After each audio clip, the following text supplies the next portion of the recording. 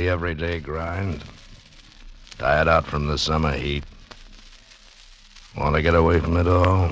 We offer you Escape.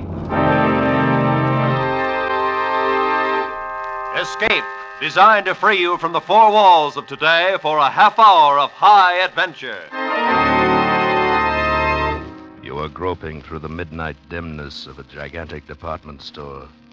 And suddenly you realize that 100 eyes are staring at you from the shadows, and 100 hands are reaching for your throat, and your most urgent desire is to escape.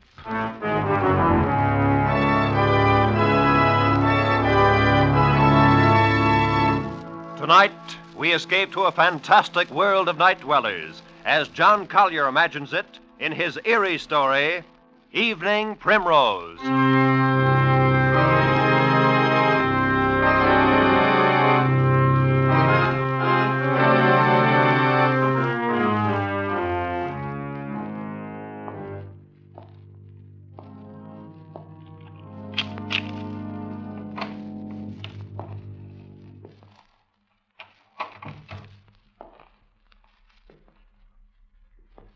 Sadie? Sadie, what's the matter? It's me. Oh, you nearly scared me to death. What do you mean coming in so quiet? Oh, I didn't mean to scare you. I thought you'd be asleep. I didn't want to wake you. Oh, Sam, I'm so glad you're home. Hey, what's the matter? Oh, it's terrible. You gotta do something, Sam. What's terrible? It's this. Just look at this. What's terrible about that? Looks like an ordinary pad of paper to me. Yeah, that's just it. That's just what I thought. But it's got writing in it. Oh, it's awful. And now, wait a minute. Maybe you better tell me what this is all about. Well, today I went shopping at Bracey's department store. Yeah? I needed some writing paper, so I picked this up. It was on top of the pile. So I bought it and I brought it home. But tonight, when I opened it, I found it's got writing in it. Well, that's nothing so terrible. Just take it back tomorrow and make him give you a new one. Nah, you don't understand. It's what's written in it that's so terrible. What do you mean, what's written in it? Here, you gotta read it. Ah, Sadie. No, right now. Now read it. Look, Sadie, I'm tired. I've been bowling all evening. Please, Sam, please, just read it. But for Pete's sake... Sam. Oh, all right. October 13th. Today, I made my decision. I decided to say goodbye to the world. To get out, leave, break away. And I have done it. Ah, Sadie, Go on, read. And now I am free. Really free. Yes, I am free at last.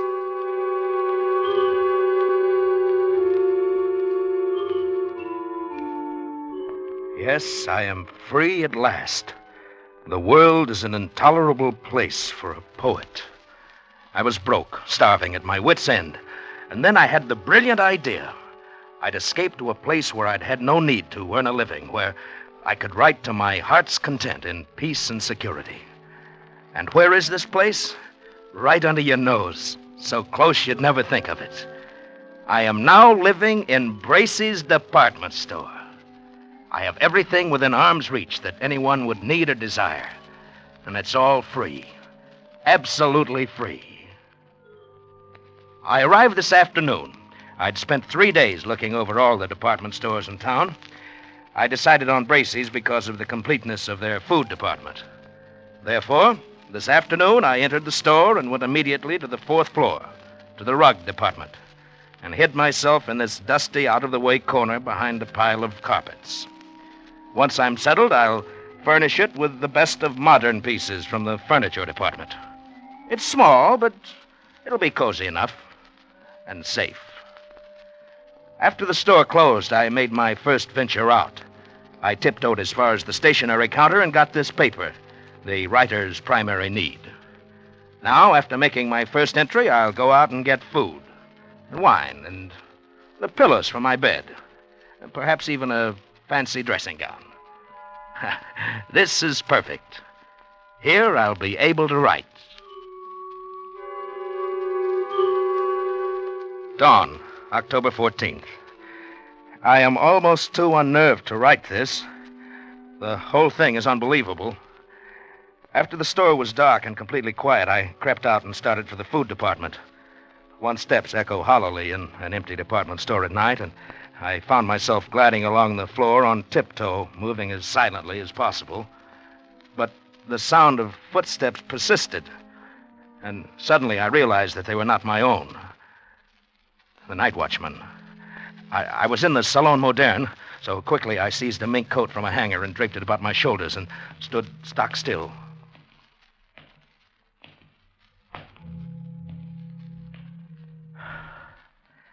I could have reached out and touched him, but he passed without so much as a glance. I started to smile, but the smile froze on my lips. There was someone else here. I was looking straight into a pair of eyes, large, flat, luminous, inhuman eyes a dozen feet away. They belonged to a creature dressed as a man, but he was as pale as something found under a stone. His hands hanging motionless at his sides looked more like the fins on a fish than human hands. And then he spoke. Not bad for a beginner. I'm sorry. I didn't know anybody else lived here. Oh, yes, we live here. It's delightful. We? Yes, all of us. Don't you see? Look around you. I looked around and saw nothing. I looked again and saw an old one come clambering out from behind a clock. And there were 3 elderly ingenues, incredibly emaciated, pale as lace, almost transparent, slumbering before a perfume counter. And a chintzy lady swam out from the curtains and the drapes. Then they came swarming thick around me. Pale, thin, wispy, moving silently, fluttering like gauze in the wind, whispering. It's close to the sun. We see. Detective, send for the dark men. Yes, send for the dark men. They were pressing around me, clawing, holding me, their pale faces contorted with venomous and human hatred. I was paralyzed. All I could do was repeat over and over again, I am not a detective. I'm not a detective. I'm not. A burglar, then. Hold him, carry him to the place. Send for the dark men. Stop. Let him speak. I am not a detective or a burglar. I'm a poet. But what are you doing here? I've renounced the world. I came here to live where I could be alone, away from the world. Why, then he's come over to us. He's just like us. He must meet Mrs. Vanderpant. Mrs. Vanderpant, she's coming now. I followed their eyes toward the balcony, and the hair on my neck rose again. There, coming down the wall, like an ancient spider, clambered an old lady, wrinkled and crackled and emaciated. She must have been at least 80, a shadowy matriarch. And the things around me bowed and scraped as she reached the floor and floated toward us. What's going on here? Where is that stupid girl? What's keeping her? Oh, Mrs. Vanderpant. Well, what is it? Who's this, Mr. Roscoe? Mrs. Vanderpant, may I present Mr. Huh? Oh, Snell. Charles Snell. Yes, Mr. Snell. He's a poet. He has come here to live. Oh, he has he? That's what he says. And I believe him. Well... He avoided the night watchman quite neatly. For a beginner. Thank you. Very well. We shall see. A poet should find inspiration here. Mr. Snell, Mrs. Vanderpant is our grand old lady. Oh? I am quite the oldest inhabitant here, Mr. Snell. 3 mergers and a complete rebuilding. But they didn't get rid of me. Oh, where is Ella? Where is my broth? She's bringing it, Mrs. Vanderpant. It will come. Terrible little creature. She's our foundling, Mr. Snell. She's not quite our sort. Oh, is that so? I have been here, Mr. Snell, ever since the terrible times of the 80s. I was a young girl then, a beauty, they said. I'm sure. And poor Papa lost his money. Braces meant a lot to a young girl in those days. So when I wasn't able to have a charge account, I came here to live. That's better than a charge account. I was quite alarmed when others began to come after the crash of 1907. Oh, but it was the dear judge, the hello. colonel, How do you Mrs. do? Bilby. How are you? Mrs. Bilby writes plays. Oh? and comes of an old Philadelphia family. You'll find us quite nice here, Mr. Snell. I'm sure I will. And, of course, our dear young people came in 1929. Their poor papas jumped from skyscrapers. They couldn't bear to be without charge accounts either. But you mean all these nice people live here? Oh, and many more. You shall meet them all later. Oh, here comes Ella with my broth. Come here, you stupid thing. Mrs. Vanderpant is waiting, Ella. Yes, ma'am. Yes, sir. I'm coming as fast as I can. Oh, here. On the table over there, Ella. Now be careful, don't spill it. Oh, but she's young. Well, of course she is a little younger than most of us. She's different. She's beautiful. That's right, old fellow. She's really not our sort. Oh, you shouldn't say such things. She can hear you. Oh, that doesn't matter. Mrs. Bilby, please. Mr. Snell, you will understand these things better after you've been here for a while. But it seems to me that... Mr. Snell, we have certain rules here. They are necessary for our survival. I'm sure you won't find it hard to observe them. Well, yes, but I should advise you that you try. If you do not, it would be most unfortunate, Mr. Snell. Most unfortunate for you.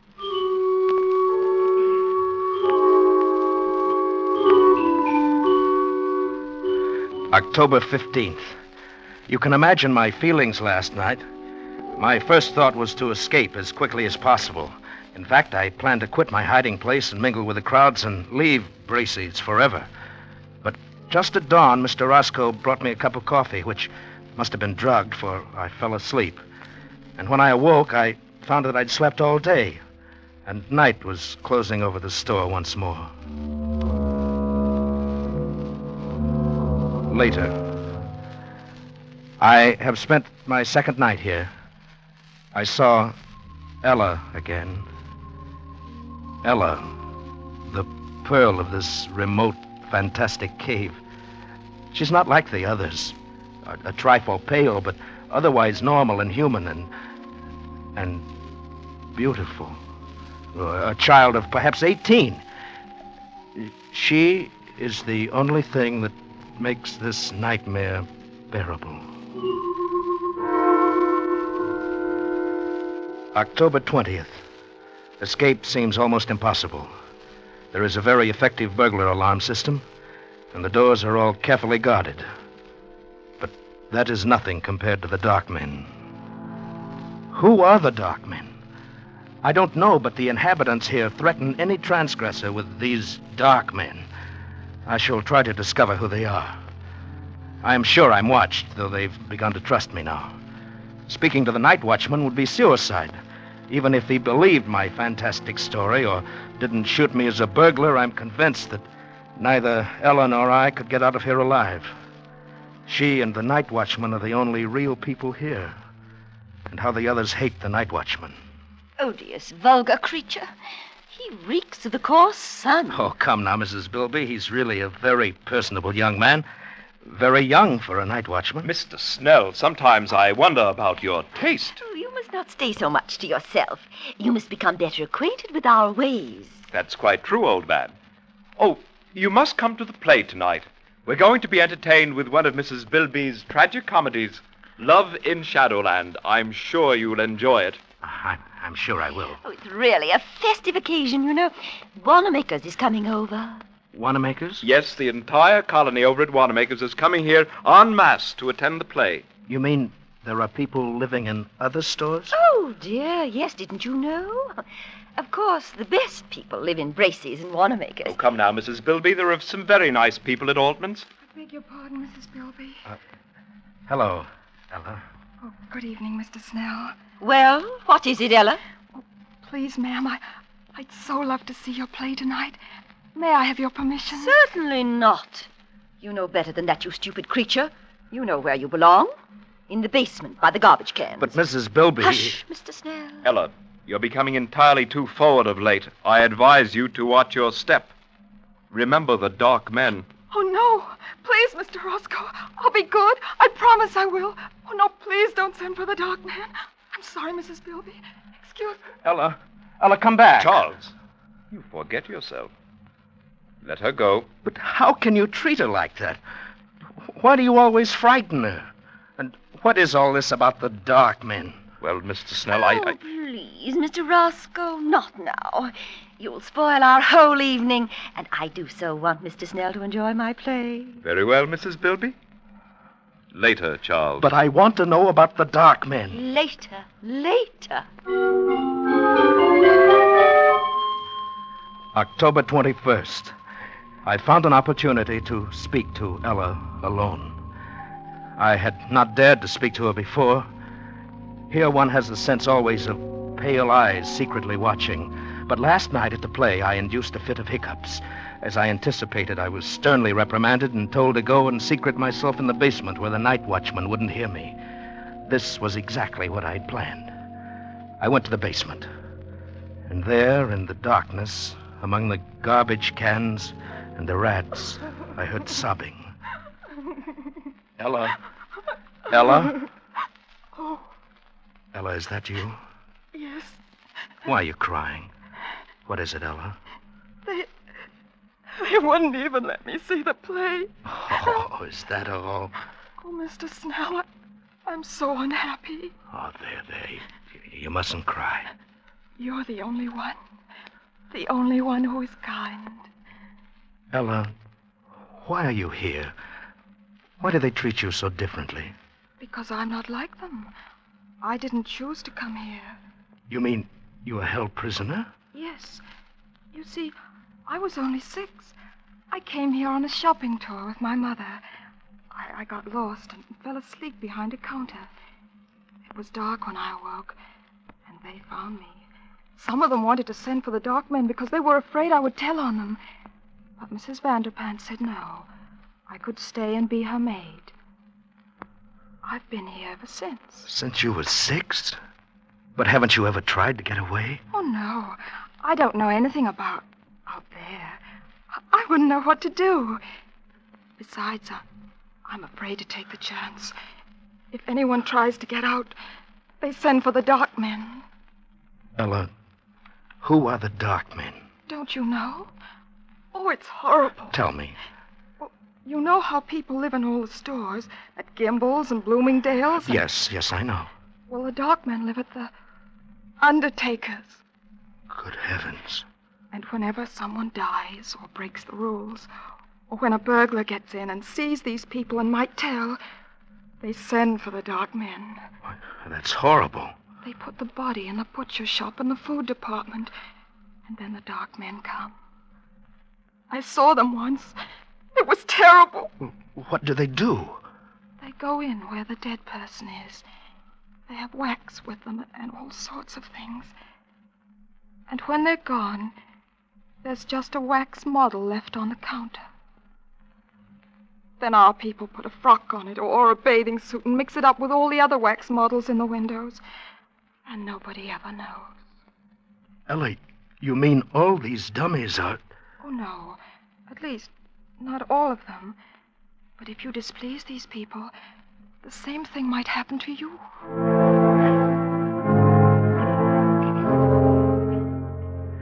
October 30th. I've not kept up my journal. Writing has been out of the question. Once more, I'm frozen with terror. Not for myself now, but for Ella. They hate her. Any time they might turn against her and send her to the dark men. My mind is filled with her. I dream of her every day.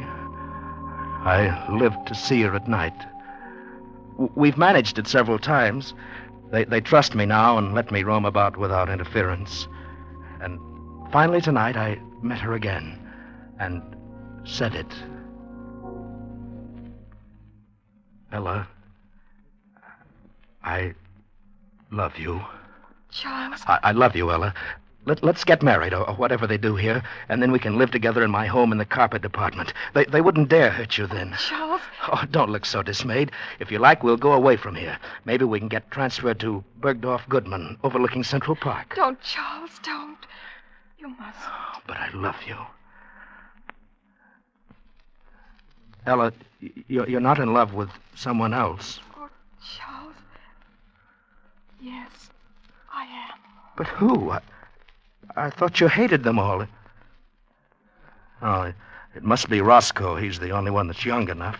Oh, no, Charles, not Roscoe, especially not him. Oh, I do hate them all. They make me shudder. Well, who is it then? It's he, Who? the night watchman.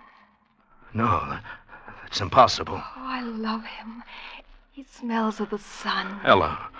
Oh, it was wonderful, the way it happened. Don't tell on me, Charles, or they'll punish me. Oh, no. I was careless. And there he was, coming around the corner in the ladies' lingerie department. I was caught. There were only some wax models in their underthings. There was nothing else to do. I slipped off nightdress and stood still. I see. He stopped near me. He looked at me. And, oh, Charles, he spoke to me. He said, "Say, honey, I wish they made them like you on 8th Avenue." Oh, Charles, wasn't that a lovely thing to say? Personally, I should have said Park Avenue. Oh, Charles, don't get like these people here. It doesn't matter what avenue, Charles. It was just a lovely thing to say. But what can you do about him, Ella? He belongs to another world. Yes, to 8th Avenue, and I want to go there. Charles, are you really my friend? Oh, yes, of course I am. Then I'll tell you. I'm going to stand there again in the lingerie department so he'll see me. And then? Perhaps he'll speak to me again. Oh, Ella, you're only torturing yourself. Oh, no, because this time I shall answer him, and he'll take me away. Take you away? Oh, no, Ella. I couldn't bear that. You don't love him. You only think you do because you think he'll take you out of here. But you don't know that he will. And I will, Ella. I've made up my mind. No, Charles. I couldn't let you do it. Even if I loved you, you couldn't do it, Charles. Why not? Because you really belong here. You've become one of them now. Ella, you mustn't say that. It's true. And, Charles. What? I've got to go. There's someone watching us. I feel it. Wait, Ella. Goodbye, Charles. No, Ella, come back. Ella! Please, old fellow, you'll arouse the night watchman. Roscoe. Yes? Love can be very upsetting, can't it? You heard? Just the last moment or so. Very touching. I was rather surprised. And yet it's understandable. I've been attracted to Ella myself. We're still young, you know. And so she loves another. Too bad, old fellow. Who could it be? Could it be that I am the cause of your heartbreak? You flatter yourself too much, Roscoe. Then who? The old judge? Certainly not. The colonel? Hardly. None of those. Not one of the customers. The staff? She loves the night watchman. Can you imagine that? She loves the night... Oh. Roscoe, I shouldn't have said that. It's not true. At least I don't think it's true. You wouldn't... You said you loved her, too. You wouldn't do anything... Tell anybody. This is a secret between us, between friends, isn't it? Of course, old man. As secret as the grave. She's young. Perhaps he'll leave and she'll forget him. In time, who knows? Perhaps she will learn to love you or me. Of course, in time. And we'll figure a way to keep her safe here. Absolutely safe. Now, don't you worry about it. Well, it's almost dawn. Time for bed. Good morning, Charles.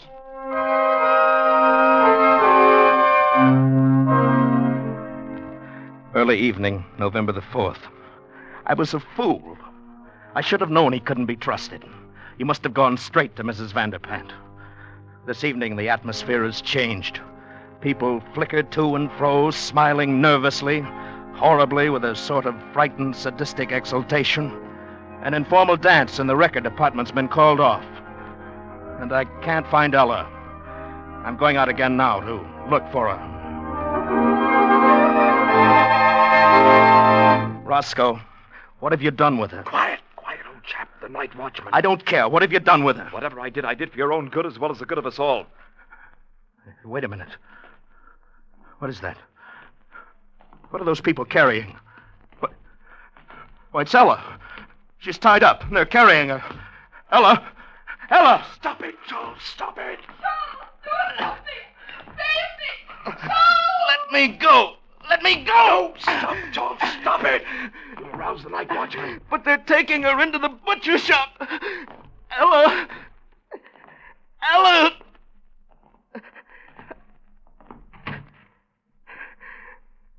Ella! Yes, Charles. Those are the dark men.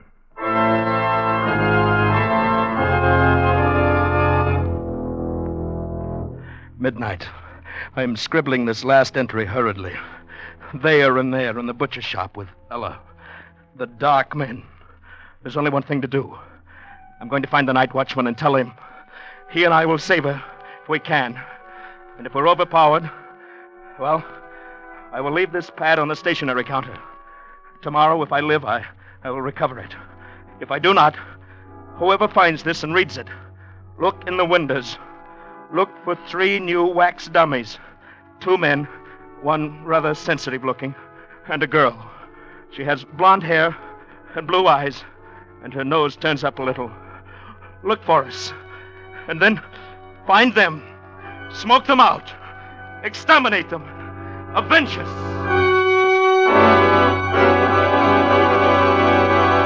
Find them, smoke them out, exterminate them, avenge us. Sam, isn't it horrible? We gotta do something. Tell somebody something. Oh, Sam, what'll we do? Do? Nothing, go to bed. Oh, but Sam. Whoever wrote this has sure got a weird sense of humor, hey? Probably some clerk down at Bracey's ought to be fired. You mean you think it's just a story? Are you kidding? You don't believe this stuff, do you? Well, I don't know. I just thought... Forget it, baby. Snap out of it. I shouldn't leave you alone. You get too many ideas when I go bowling at night. Oh, Sam. Sam, don't you think maybe we ought to just take it back and show somebody? Nuts. It's not worth the bother. They'd laugh at you, baby. Think you were crazy or something. Yeah. Yeah, I guess you're right. I guess I was silly. Forget it. Come on, let's go to bed. I'm tired. Sure, Sam. Golly, you know, for a while I was sure scared. I even forgot what I was going to tell you. What? Sam, I found the cutest dress today, only $19.95. Yeah, baby? Yeah. It was in the window at Bracey's. It was on a beautiful little wax model with blonde hair, blue eyes, and a sort of turned up nose, and there were 2 men standing.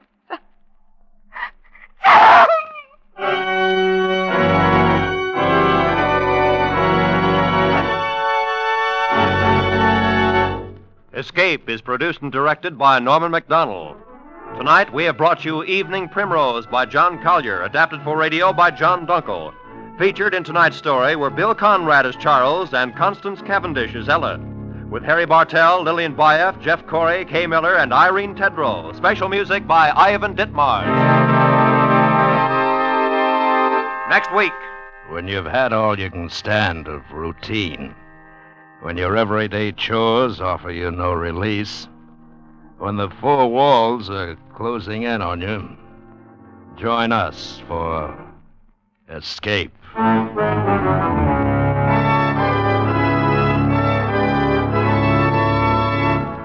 Next week, we escape with another great story by one of the world's outstanding authors.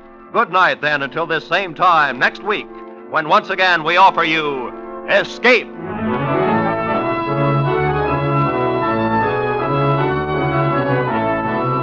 Roy Rowan speaking for CBS, the Columbia Broadcasting System.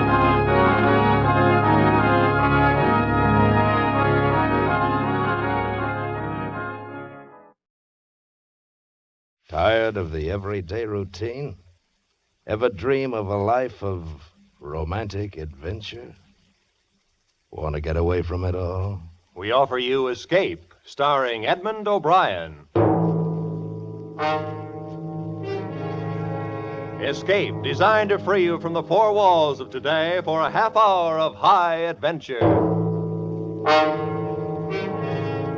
You are trapped in a remote valley in the Andes, walled in by sheer rock precipices, and surrounding you, closing in on you, is a band of blind men who want your eyes.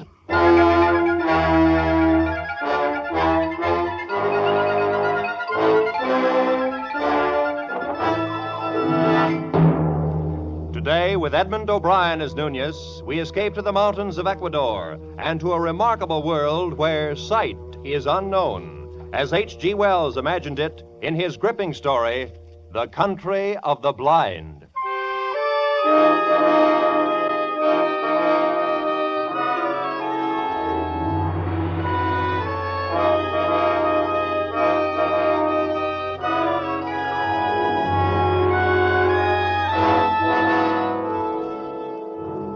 My name is Ibarra. I'm a mining engineer in Quito, Ecuador, high in the towering Andes. Up until a year ago, my chief sport was mountain climbing. My last climb was an attempt to scale the remote and forbidding peak of Parascotopetl, a 20,000-foot crag unconquered by man. It is unconquered still. 3,000 feet from the icy summit, we turned back and fled for our lives. All of us escaped except one, a guide named Nunez, who slipped over the frightful precipice and disappeared in the vast chasm yawning 10,000 feet beneath us. The horror of that man's fall has terrorized my dreams for a year. Because of it, I've forsaken mountain climbing for the rest of my life. And that decision still stands, even though today I have seen Nunez. He was sitting on the steps at my shack when I arrived at the mine this morning. At first, I didn't recognize him. He was so much changed. I thought he was some ragged beggar. Is it you, Senor Ibarra?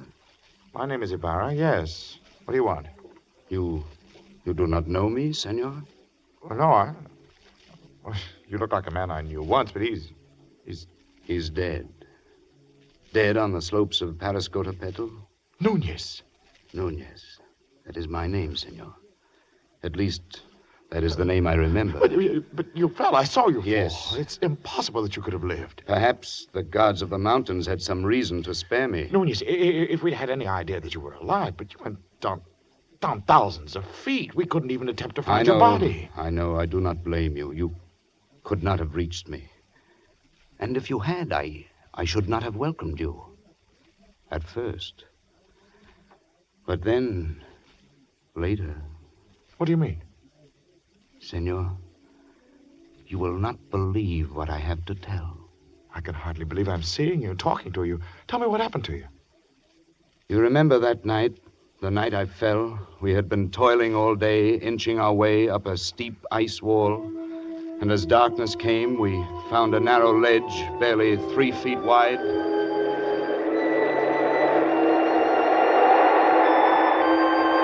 It's not very wide, but we can get our shelter wall up and cut off some of this wind. That'll be welcome. Yes, but first we will rest a moment. Look at that icy devil up there, glistening in the moonlight.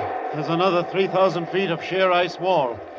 We'll have to cut our own holes from now on. There won't even be ledges like this for resting places. I can see why no one's ever made it. You think we ought to go on? I don't know. Nunez, what do you think? It is not my place to say, senor. I was hired to go to the top. I agreed. But what do you really think? If I believed in the gods of the mountain as the Indians do, I should be frightened now. Why? Because we have invaded the Forbidden Circle. This part of the Andes is unmapped and almost unknown, senor. It is an easy thing to believe strange things in this white loneliness. Some of the legends are fascinating. I've heard of one, something about a hidden valley called the Country of the Blind. Yes, it's supposed to be somewhere down there, see? Below us. A fertile valley which was settled many centuries ago and then cut off by the great landslide of a rock. But why the Country of the Blind? Well, even before it was cut off, the people developed a strange illness. All of them slowly went blind. After that, their children were born blind. The legend is that the valley was the home of the mountain gods. It was too beautiful for human eyes. Odd. But then it's all nonsense. Oh, yes, it's nonsense.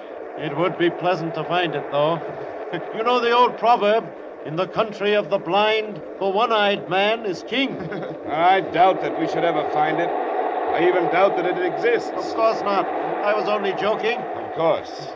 Well, now if we're rested, we'll make the shelter wall, eh? Right. I'll give you a hand in a minute. Believe me, Ibarra, for 2 pesos I give up this climb. I never realized... Senores, Senores, I'm slipping! Senores! In one horrible instant, my foot slipped on the treacherous ledge and I had gone over.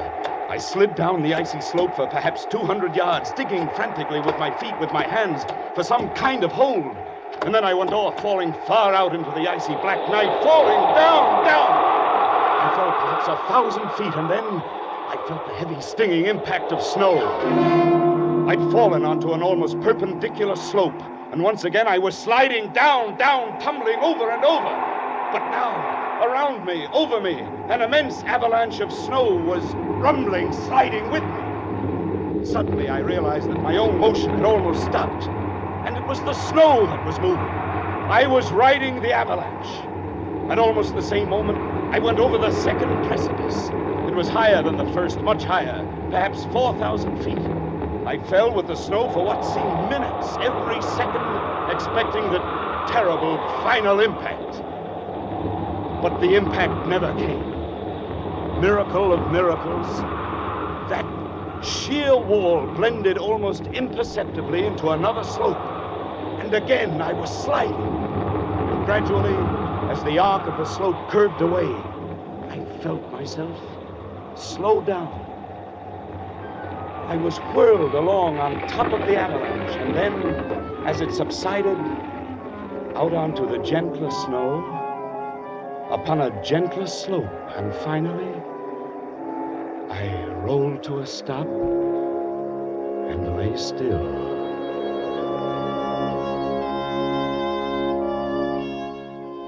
When I awoke, it was morning, and I was covered with snow.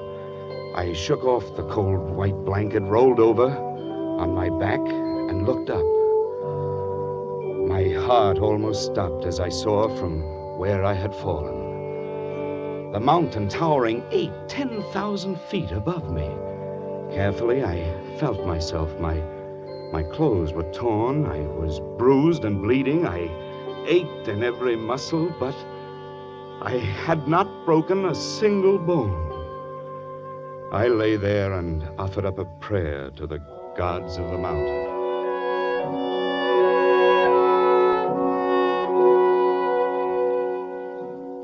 Far below me lay a lush valley sparkling in the morning sunlight. I could see the stately trees and green meadows fresh with dew.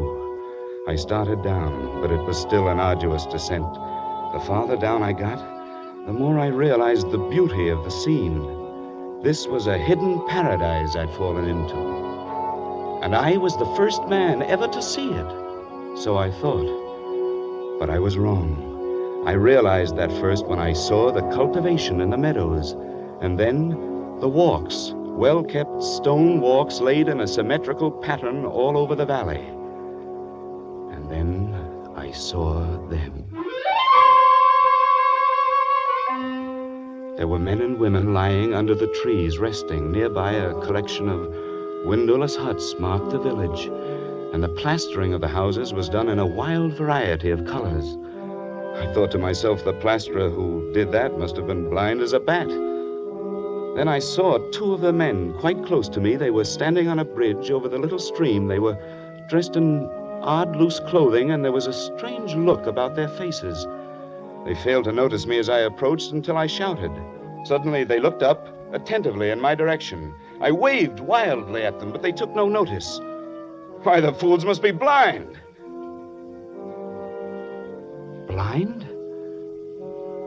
Could it be that I had fallen into the country of the blind? In the country of the blind, the one-eyed man is king. I walked towards the men by the stream, and I spoke to them. Hello! You needn't be afraid. I won't hurt you. I come in peace. It is a man. or a spirit come down from the rocks. I'm a man, all right, just like you, but I've had a miraculous escape, and now I find myself here in your valley. Valley? Come hither. Let me feel of you. Well, certainly. Here. My arm.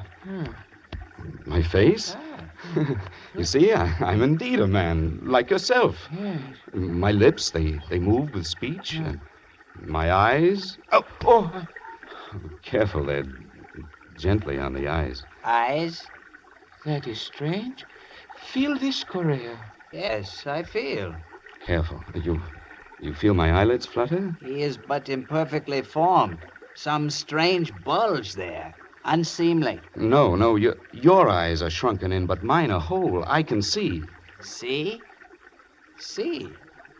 Pedro, he is a strange wild one. Where does he come from? Down out of the rock? No, from over the mountains, out of the country, beyond where men can see. From Bogota, where there are 100,000 people, and the city stretches out of sight. Sight? What strange words he uses, without meaning. And feel the coarseness of his hair, like a llama's. Yes. And you have come into the world. No, out of the world. The big world beyond the mountains. The world that stretches 12 days' journey to the sea. Our fathers have told us men may be made by forces of nature. It is the warmth of things and moisture and rottenness. Come, let us lead him to the elder. There's no need to lead me. I can see. See? Yes, of course. Oh, I didn't see a water bucket. His senses are still imperfect. He stumbles and talks meaningless words. Lead him by the hand. But look, well, all right.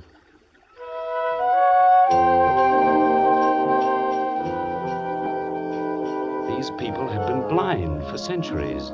They had forgotten even the words associated with seeing, and they thought I was an idiot, only half formed, especially when they led me into the pitch blackness of one of their windowless huts, and I stumbled over something. Oh, 1,000 pardons, Medina Sorote. It is nothing. He is a clumsy one. I'm sorry I fell down. I couldn't see in the darkness. Who is this, and what is he saying? He is but newly formed. He has come down from the rocks. He stumbles as he walks and mingles words that mean nothing with his speech. He is a wild man out of the rocks. No, I come from Bogota, over the mountains. You hear? Bogota. He uses wild words. His mind is hardly formed. He has only the beginnings of speech. Bogota? Yes, I come from the great world where men have eyes and see. That must be his name, Bogota. He stumbled twice as we came thither. He must be taught. Now, don't you understand? I can see, but not in the dark. To you, darkness or light, it's all the same. But to me, to us who can see, to us outside in the world beyond the mountains... Mountains? What are mountains? Well, very well, then. Beyond the rocks. There is nothing beyond the rocks. That is the end of the world. Oh, but surely you must realize that the sky above covers more than this valley. Sky? Above? There is nothing above but the roof of rock. He is very raw, my children. He shall have to be taught from the beginnings. Take him away, feed him. It shall be done. But guide him. See that he does not stumble over my daughter again. Do not fear, Father. I shall guide him myself and feed him. Very well. Come, take my hand. Well, thank you. It'll be a pleasure to get outside again out of this darkness. Come this way. Thank you. And what is your name? Medina Sorote. Mine is Juan Nunez. And I... sunlight. This is better. And now I... Well, you're beautiful. I cannot tell what a wonderful thing you are to see. Please, I'm afraid for you. Afraid? Yes. If you do not learn quickly and cease speaking such strange words, they may not be so kind to you. They might be angry. They might even destroy you.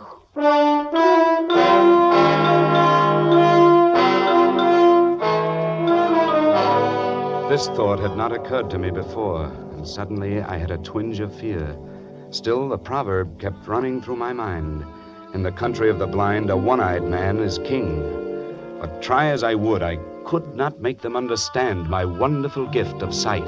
They simply could not comprehend it. Worse, they were not impressed. They thought me stupid and untaught, almost an idiot. Day by day, I learned their peaceful ways, but they could not learn mine. It was getting on my nerves, and theirs too, perhaps. Bogota? Bogota, come hither. Bogota, you move not. No, and I won't, you old beetle. I'll show you. I'll leave the path. Bogota, trample not on the grass. It is not allowed. How did you know I stepped on the grass? I heard, of course. Heard? But I didn't make a sound. Why do you not come when I call you? Can you not hear the path as you walk? I can see it. There is no such word as see. Cease this folly and follow the sound of my feet. My time will come. You will learn. There is much to learn in the world. Has no one ever told you, in the country of the blind, the one-eyed man is king? Blind? What is blind? Oh, never mind. Go on. Bogota, I must warn you. Just keep quiet and learn. And stop this nonsense about seeing. Nonsense, is it? Well, I'll show you. I've taken enough of your insults. Unformed mind, got no sense yet. I'll be king here. I can see and I'll be king. Bogota, stop it. No, I'm through with your orders. I'll show you what an advantage sight can be. I can hit you, hurt you, and you can't see me to strike back. Bogota, there must be no violence. You must come peacefully. By heaven, I'll hit you if you come any closer. I swear I will. Bogota, put down that spade and come off the grass. You don't understand. You're blind, and I can see. I can see. Now, Bogota, you must not do I'll hurt you, I swear. Leave me alone.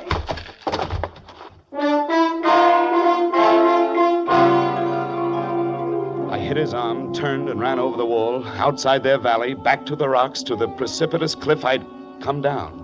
But when I reached that sheer rock wall, I knew there was no place to go. For 2 days and nights, I stayed outside the valley, hungry and cold. And then I realized the hopelessness of my position. I was trapped. I must spend the rest of my life here. There was no way out. So I went back.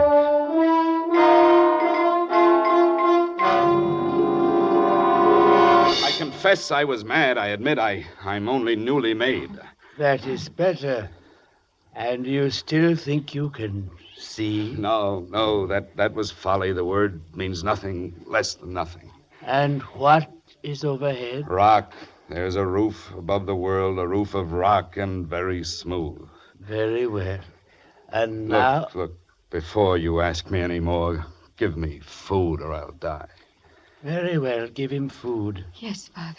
And after that, the most menial tasks in the village. Guard him well, and perhaps he shall learn yet. Thank you.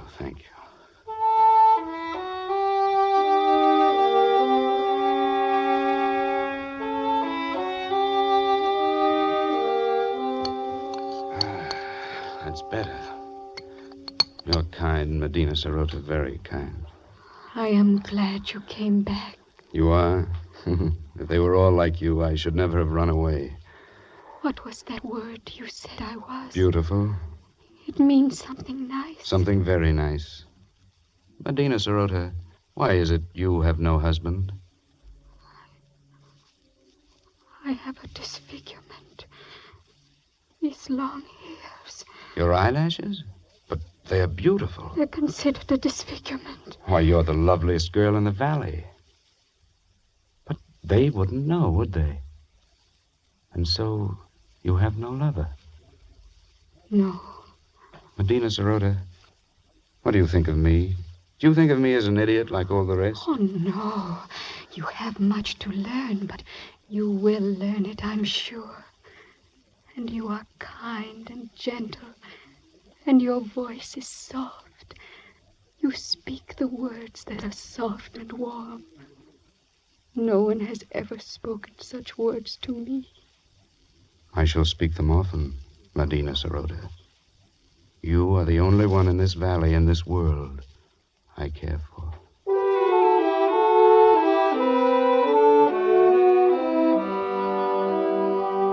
And so it began. I, the village idiot, the slave boy who dreamed to be king, I, with my eyes still whole, fell in love with Medina Sarote, the daughter of the elder of the village.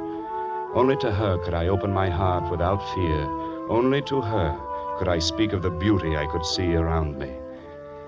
It's a beautiful valley, Medina, green with grass and yellow with sunlight and flowers, bright flowers dotting the hills. Yes. And in the cool of night, the stars gleam like diamonds in the sky. Oh, the words sound lovely. But what are stars? Well, they're... No, you wouldn't understand. And what do you mean, in the cool of the night? You still get that confused one. The night is warm. The day is cool. No, it's you here who have them backwards, because the darkness means nothing to you, so you work in the cool of night and sleep in the heat of day, but... You are teasing me. No, I'm not. Oh, what does it matter? All that matters is you. You here beside me. Medina Sarote. I love you. And I love you. I know they still think me an idiot, but you listen to what I say, and you don't think me an idiot, do you? Oh, I like to hear you speak. Then, will you marry me? I would be very happy.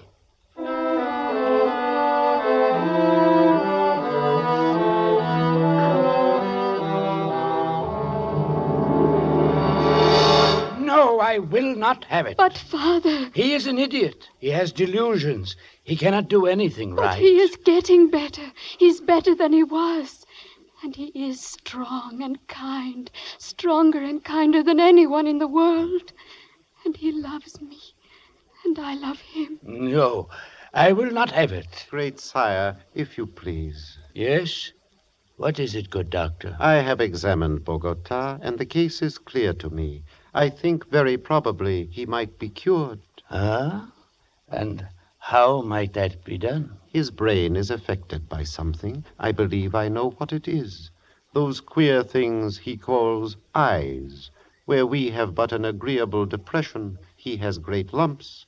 Consequently, his brain is in a constant state of irritation. But what can be done to cure him? It's a very simple surgical operation. To remove the cause of the irritation, we will merely cut out his eyes.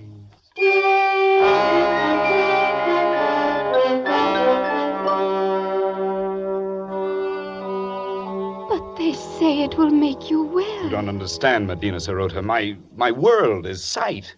You wouldn't want me to lose my most precious possession. I don't know. There are so many beautiful things to see. The flowers, the far sky with its drifting clouds, sunsets, stars, and you. Just to see you, it's good to have sight. And I would never see you again. I wish sometimes you would not talk like that. Like what? I know it's pretty. It's your imagination. I love it. But now... Now? You want me to... Medina Sarote, if I were to consent to this... Oh, if you would, if only you would. What else can I do? My dearest one, my dearest with a tender voice, I will repay you. Oh, Medina. Be brave and carry my voice in your thoughts. Now, I must go. And tomorrow... Yes? Tomorrow will be forever. Goodbye. Goodbye, Medina.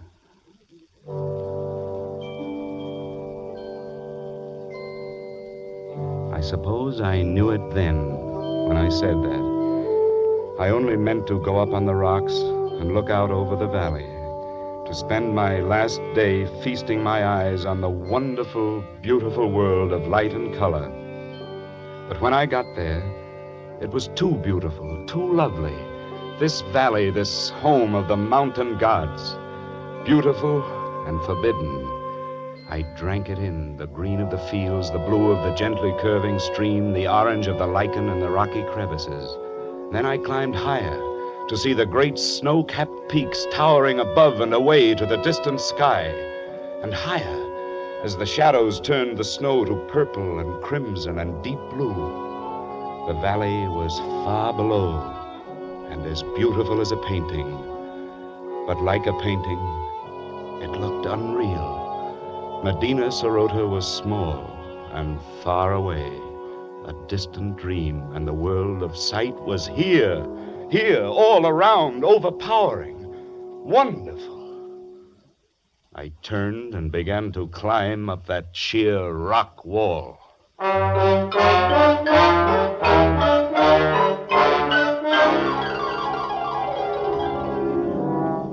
How many months it took me to make my way out over those mountains, over glaciers and snowfields and sheer precipices, I cannot guess.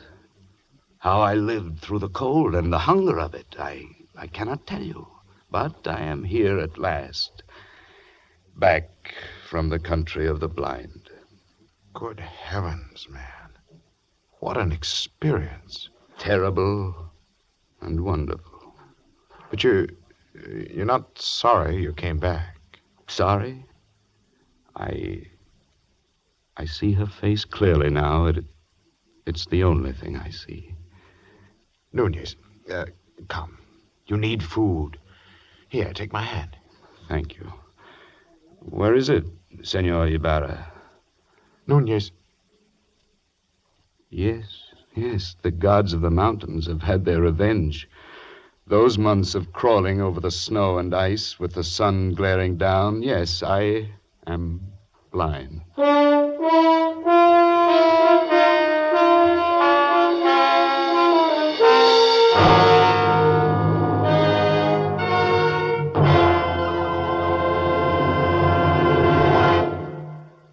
Escape, produced and directed by Norman Macdonnell, has brought you Edmund O'Brien in The Country of the Blind by H.G. Wells.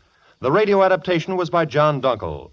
Featured in the cast were Barry Kroger as Ibarra and Peggy Weber as Medina Sarote, with Harry Bartell, Byron Kane, Edgar Barrier, and Wilms Herbert. The special musical score was conducted by Leith Stevens. Next week. You are prisoner in the magnificent mountain retreat of the richest man in the world, yet in love with his beautiful daughter. While haunting you, terrifying you, is the certain knowledge that the only sure escape would be death.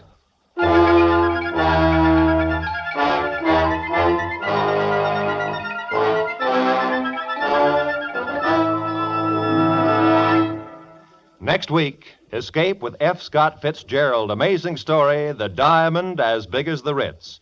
Good night, then, until this same time next week, when once again CBS offers you Escape. Edmund O'Brien appeared through the courtesy of Warner Brothers, producers of the Michael Curtiz Technicolor production, My Dream is Yours, starring Jack Carson and Doris Day. This is Roy Rowan speaking.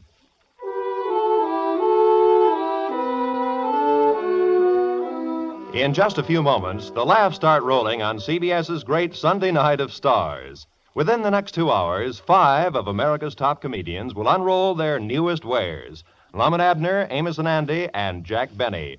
Nowhere else in radio will you find such superb and varied comedy as in this 2-hour period. Lum and Abner and Amos and Andy will be heard over most of these same CBS network stations. And now, stay tuned for the Jack Benny Show, which comes to you over most of these stations with the heartthrob of Waukegan facing the rivalry of Hollywood's Van Johnson. This is CBS, the Columbia Broadcasting System.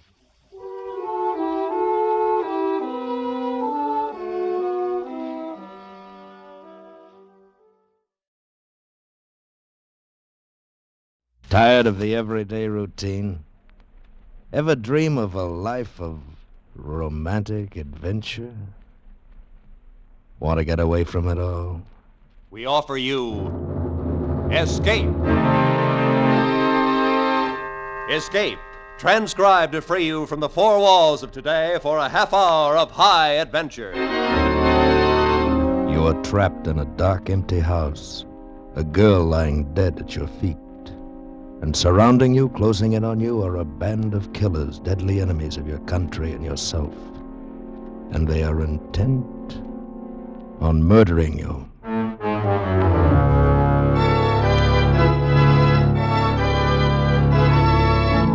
Today, with Barry Kroger starred as David, we escape to England and the story of a man whose life depended upon the outcome of his mission, as Graham Greene told it in his fascinating story, Confidential Agent.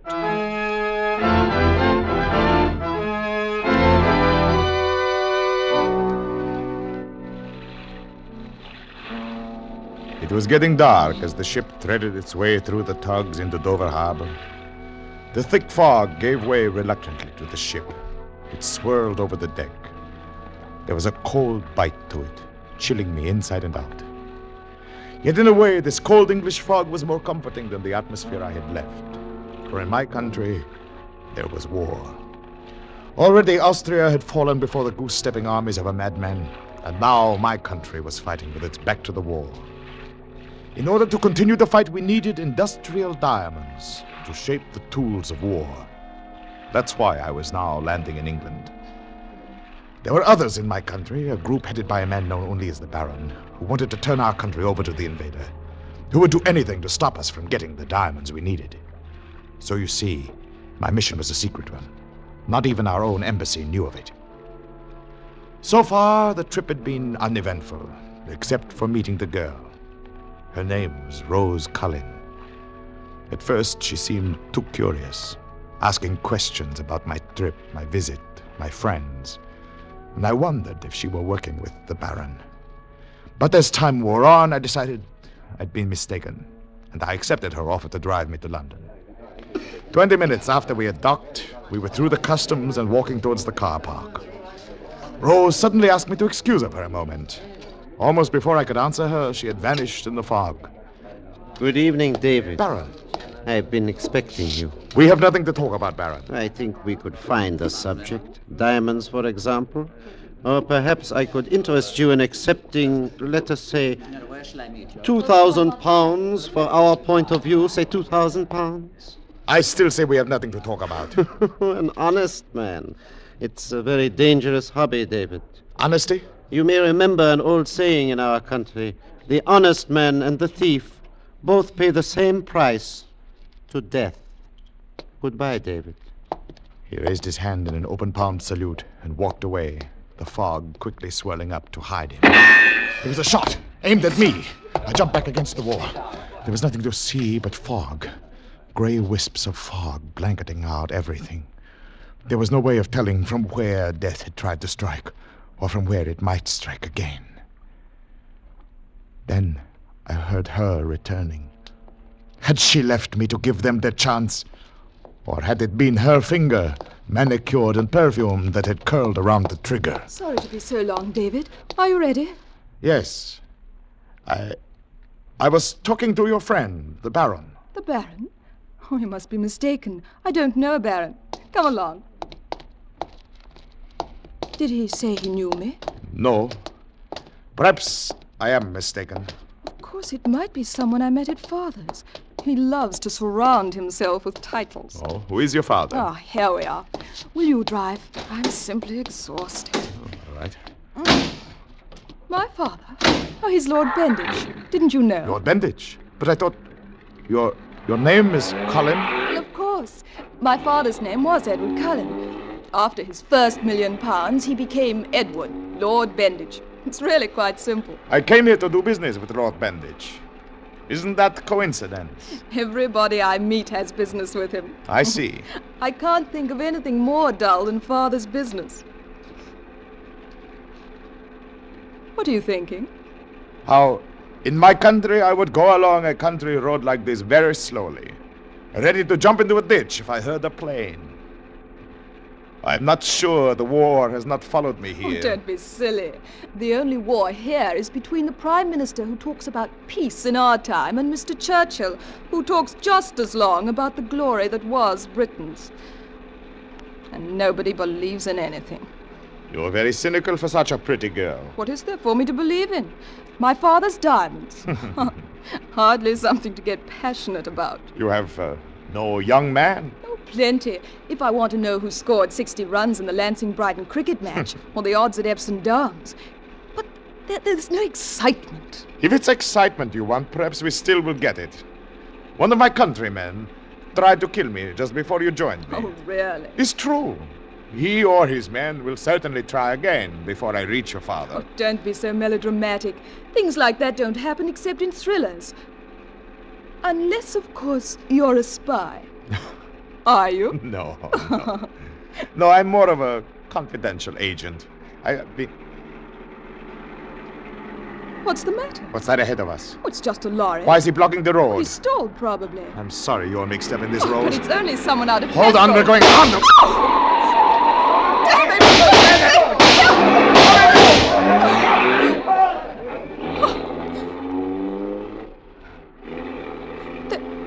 There's a bullet in the window shield. Oh, someone is trying to kill you. Yes. Oh, we must go to the police. With what? We saw no one we could identify. Oh, but we struck one of them. I felt the car hit him. Couldn't they be traced by him? All it would prove is that I ran him down. In fact, they might use that to have me arrested. Oh, no. If the Baron fails to kill me, and I think I can see to that, then it would serve him almost as much to have me arrested for murder.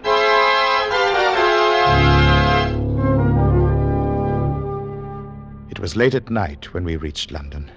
Rose wanted to drive me to my destination, but I refused. It wasn't entirely distrust, but a fear that she might lead them to me without realizing it. So she dropped me off in the West End. When she'd driven on, I stopped the taxi, gave the driver the address. He brought me to an old 2-story house, its dirty gray front bearing witness to the poverty of the neighborhood. Here you are, Governor. This is number 10 Malone End? That's right, Governor. Just over there. You up across the road and you'll be at the door. How can you be so sure, driver? It's so foggy here, I can't see the number. Ah, I counted them. Counted the houses from the corner of High Street. I see. That's number 10, all right. All right. That'll be 3 and 6pence, sir. Oh, yes, of course. Here you are. Oh, thanks very much, Governor. Thank you. Good night. Good night. I stepped closer and peered through the fog that blanketed the buildings, with only here and there a feeble gleam of light struggling through.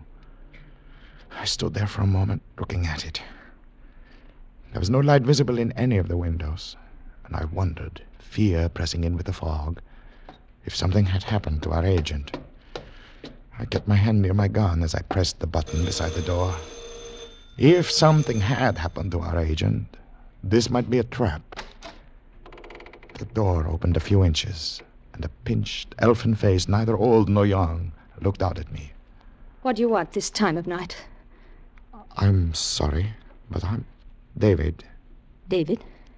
D, as in diamonds. Oh, come in. Just a minute. I'll turn on the lights. All right, thank you. You're much younger than I thought you'd be. We are using them younger these days. I was just making a spot of tea. Perhaps you'd like some. Oh, yes, I would. Very much, thank you. You see, I've been very careful with lights since I saw someone watching the house 2 days ago. One of the Baron's men, you think? I don't know. I just thought it better not to take chances. Oh, that's a good girl. The Baron came over on the same boat with me. Oh?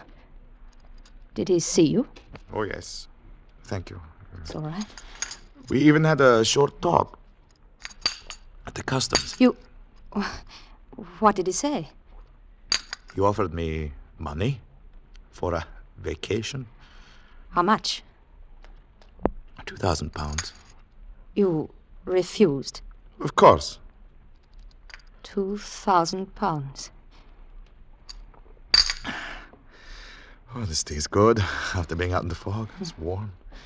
It's more money than I've ever seen in my life. How do I know you refused?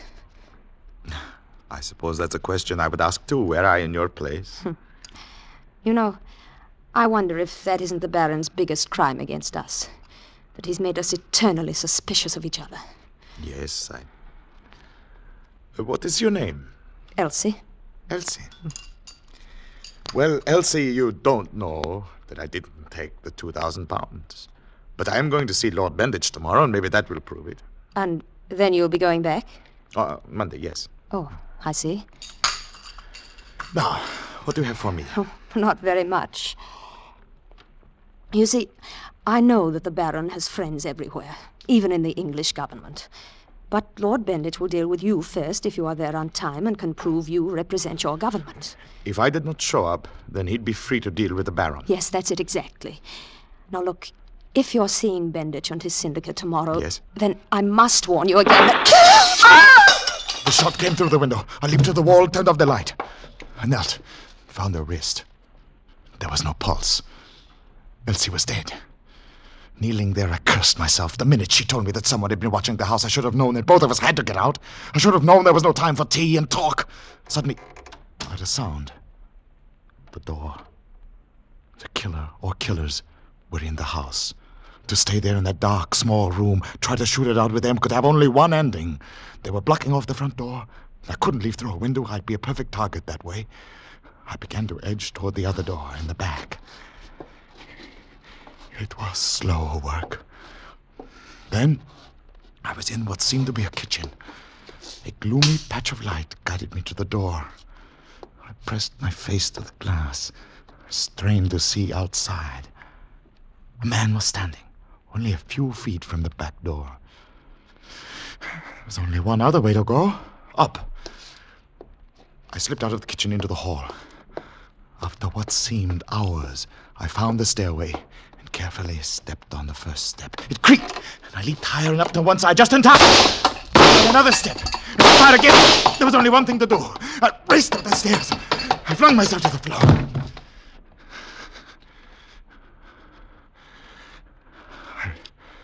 Downstairs, I heard the front door open again. More of them had entered the house. They were taking no chances. I lay there on the floor at the head of the stairs, scarcely daring to breathe. I knew I could get anyone coming up that stairs with my gun, but was there another stairway to the second floor? I knew so many of these houses had them. Perhaps this one did too. And that somewhere outside, I heard something thump against the side of the house. One of them was trying to get in. One of them was coming in through some window on the second floor. From every side, death was closing in on me.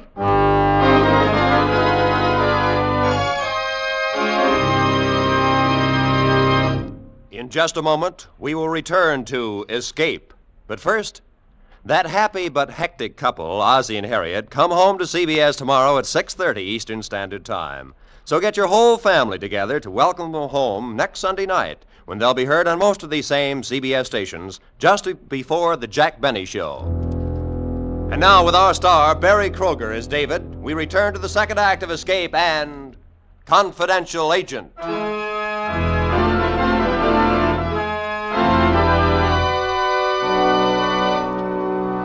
I was on the second floor of the old house on Malin End, and the Baron's men were downstairs, slowly working their way up to me, searching me out. It was a quick decision. The open rooftop presented a chance of escape, and lying here in the dark was tempting discovery. A moment later, I was through a skylight and in the night air. 5 houses away, I found fire escape and had reached the ground. And 2 blocks farther, on Blean Street, I found a cheap hotel and registered under another name.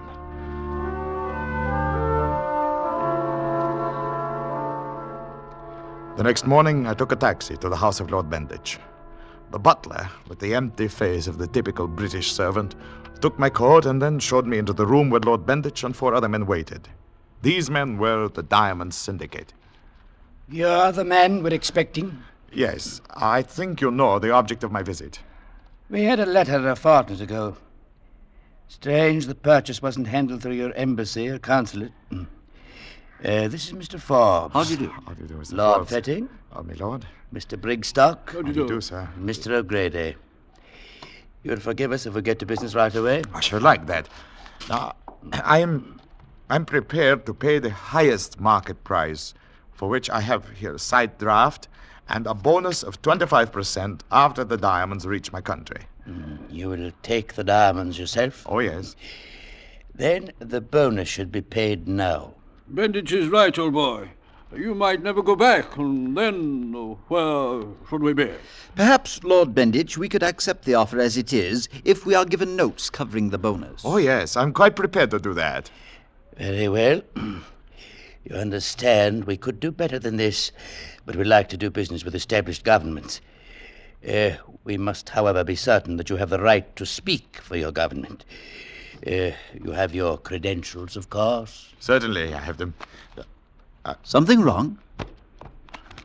It's extraordinary. I had them in my breast pocket with my passport here. Perhaps you left them at your hotel. Morning after a tacky evening and all that. I had them right here when I entered this house. If you're implying... I did have my papers. They've been stolen. I dare say.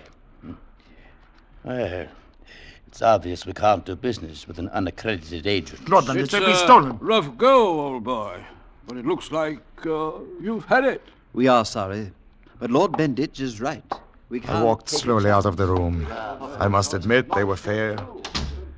The butler must have taken the papers when he helped me off with my coat. But I had no proof. I went out into the hall, took my coat from the rack. I was about to leave when I heard my name. David!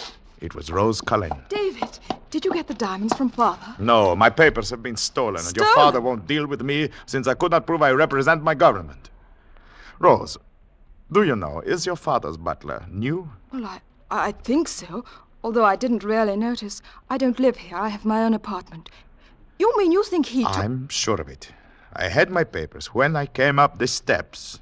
They were gone when I went to show them to your father. Then that means... Come along, David. We'll find out. No, Rose, that would do no good.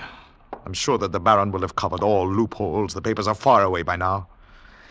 No, I must think of some other way to convince your father. Well, isn't there someone at your embassy? I don't think so. We don't trust them. Except perhaps the second secretary. But even he may have been reached. But we've got to do something. We can't just... Why do you suddenly want to help me? Only last night you were laughing at me, Rose. Maybe I was. Last night. Well, then, why? Oh, David, can't you guess why I want to help you? To be with you. Rose, look. Oh, all you think of is your stupid war. Last night I laughed at you because you were a stuffy little man from another country, filled with ideas of his own importance and briefs and papers.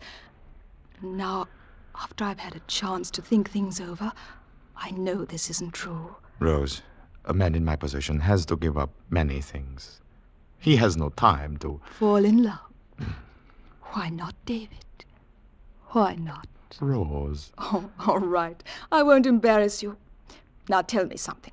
Forbes and Brigstock were with Father when you met? Yes, they were. All right, then. Brigstock is an ass, but they'll both help your country if they're sure it's all right. I'll get them, and the four of us will go to your embassy. We'll make them prove who you are.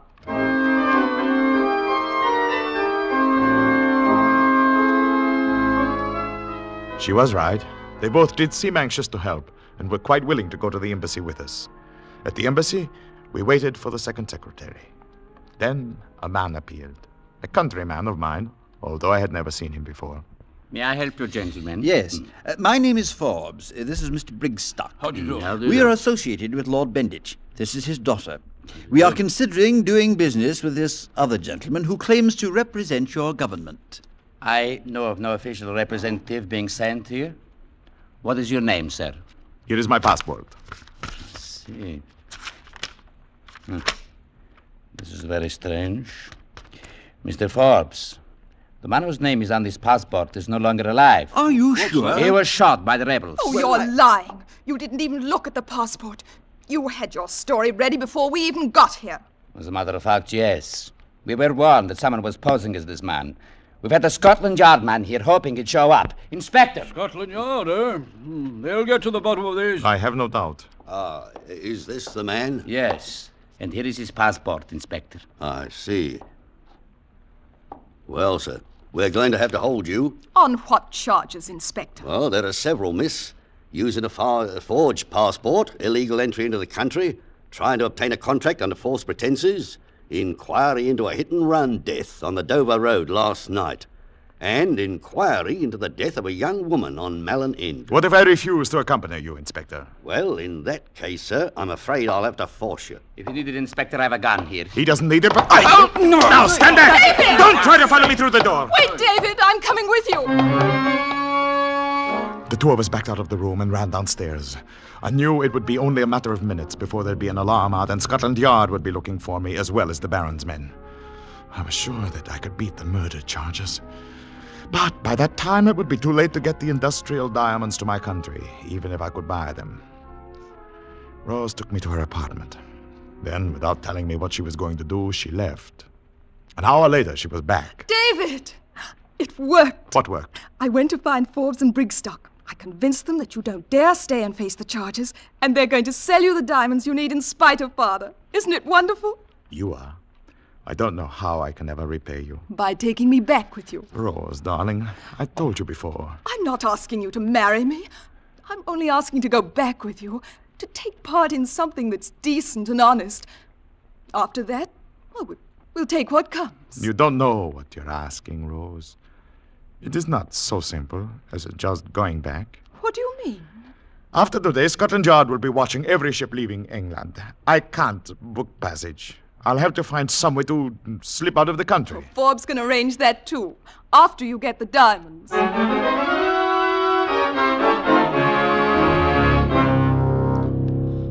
Forbes and Brigstock brought the diamonds, a small package that meant life for at least a while longer to my country. They both seemed only embarrassed when I tried to thank them, and when they left, Rose went with them. They'd not been gone long when there was a knock on the door. I hesitated to answer to it. It's Brigstock, old boy. I say, let me in. Well, Mr. Brigstock, is something wrong? Oh, not a thing, old boy. You know, it occurred to me that you're in a bit of a spot about getting out of the country. Now that you have the diamonds, an idea happily struck me, so I just nipped back. You know how I can get away? Quite. The perfect solution, old boy, is this. A gun? Astute of you to recognize it. No, don't move. I assure you I'm an expert shot. Bullseye and all that sort of thing. You're one of them. In a manner of speaking, yes. You see, I'm one of the fortunate few who recognize that democracies are decadent. Too weak, you know. Nothing for me to do but work with other Johnnies who agree.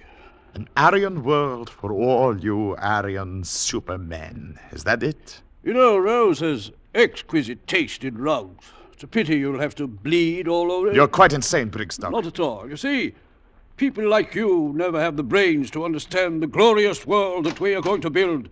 A world dedicated to joy through strength. Forbes. I say, most unfair. Hold on. They can never resist making speeches. I thought there was something suspicious about Brigstock leaving us so suddenly, so I followed him. But there's no time to talk. You have to get out of here quickly. Where shall I go? I own a resort hotel near South Crawl. I'll make a reservation for you, and tonight one of my men will pick you up there, put you on a freighter bound for your country. And Brigstock? Brigstock is our problem. I'll give them a full report of it when I turn myself in, as I must do. Perhaps my trial will help my country as much as your escape will help yours.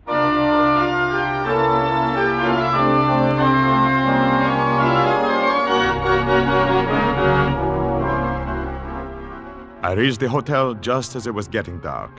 The lobby was filled with men and women in shorts and jackets, all of them talking of sports. Surely no place was safer. I went over to buy a newspaper. I say, don't I know you? Your face is familiar. I don't believe so. Foreigner, aren't you? Why, have it. Saw a photograph of you in the stock press edition of the Express. I'm afraid you've made a mistake. Can't get away from Scotland Yard. Best police force in the world. No, I remember. It was murder. Don't try to get away now. I shall take measures, you know. I thought of making a run for it, but there was no use. The lobby was filled with people. I couldn't hold up all of them. My captor sent someone to call the police. We sat down and waited. You foreigners aren't civilized, you know. Fellow told me when he was in Prague, he saw a chap shoot down the bobby right on the street. Can't do that sort of thing, you know. Anyone in here by the name of... Here we are. Are you the detective? Detective? Why, yes. Then here's your man. Oh, I see. I have a warrant for your arrest, charging you... I know the charge, officer. Don't bother with it. Well, then, come along. No handcuffs? No, I don't think that'll be necessary. I have a car right out here.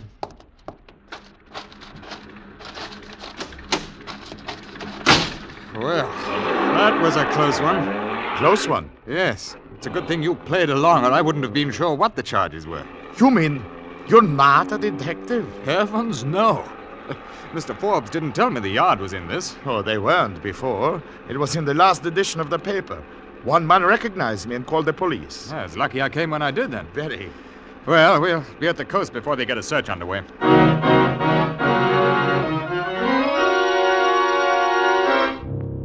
We reached the coast in half an hour, and I was hoisted over the side of a small freighter, like a piece of cargo. I stayed below until we were well underway, and then went above. The deck was uncovered, and the wind whipped the sharp spray across my face. I could feel the pressure of the package of diamonds in my pocket. My mission was over, and I was on my way home. Yet I felt neither relief nor happiness. I'd thought there was no room in my life for both war and love. But now that there was only war ahead, I felt empty. I stared off at the lights, glimmering somewhere far astern. That would be Plymouth Hoe. Rose. Oh, David. Rose, no. David. Rose, darling. This is not the time for tears. When I was a little girl, someone told me that most men don't know what they want, so they make gestures. And Forbes said the same thing this afternoon. And so I decided not to waste time. And I made the decision for both of us. Between Mr. Forbes and yourself, my darling, it seems everything has been taken care of.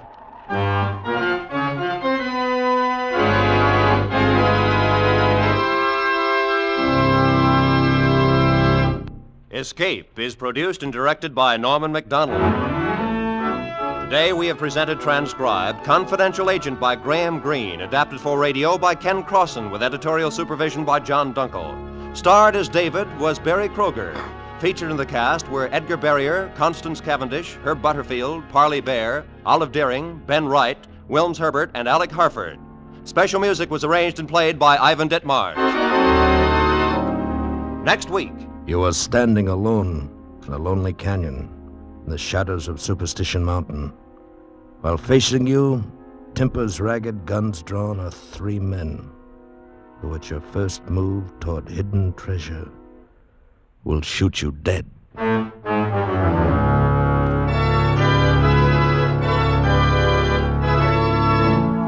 Next week, we escape with Ralph Bates' unusual story, When the Man Comes, Follow Him.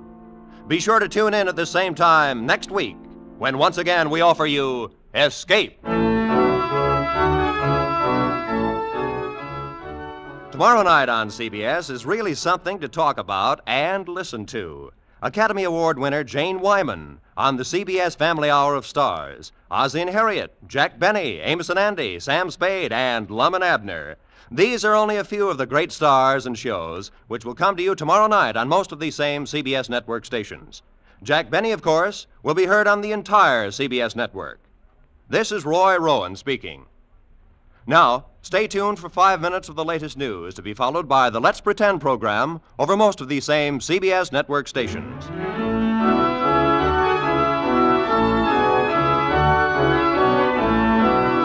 This is CBS, the Columbia Broadcasting System.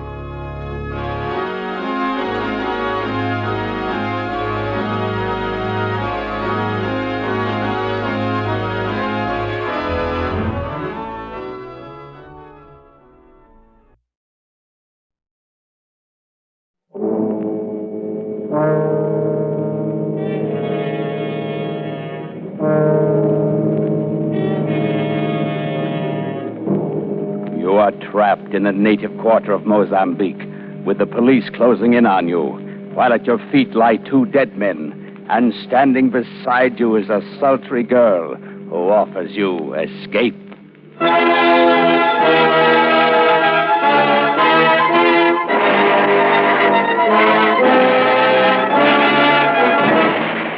We offer you Escape, designed to free you from the four walls of today for a half hour of high adventure.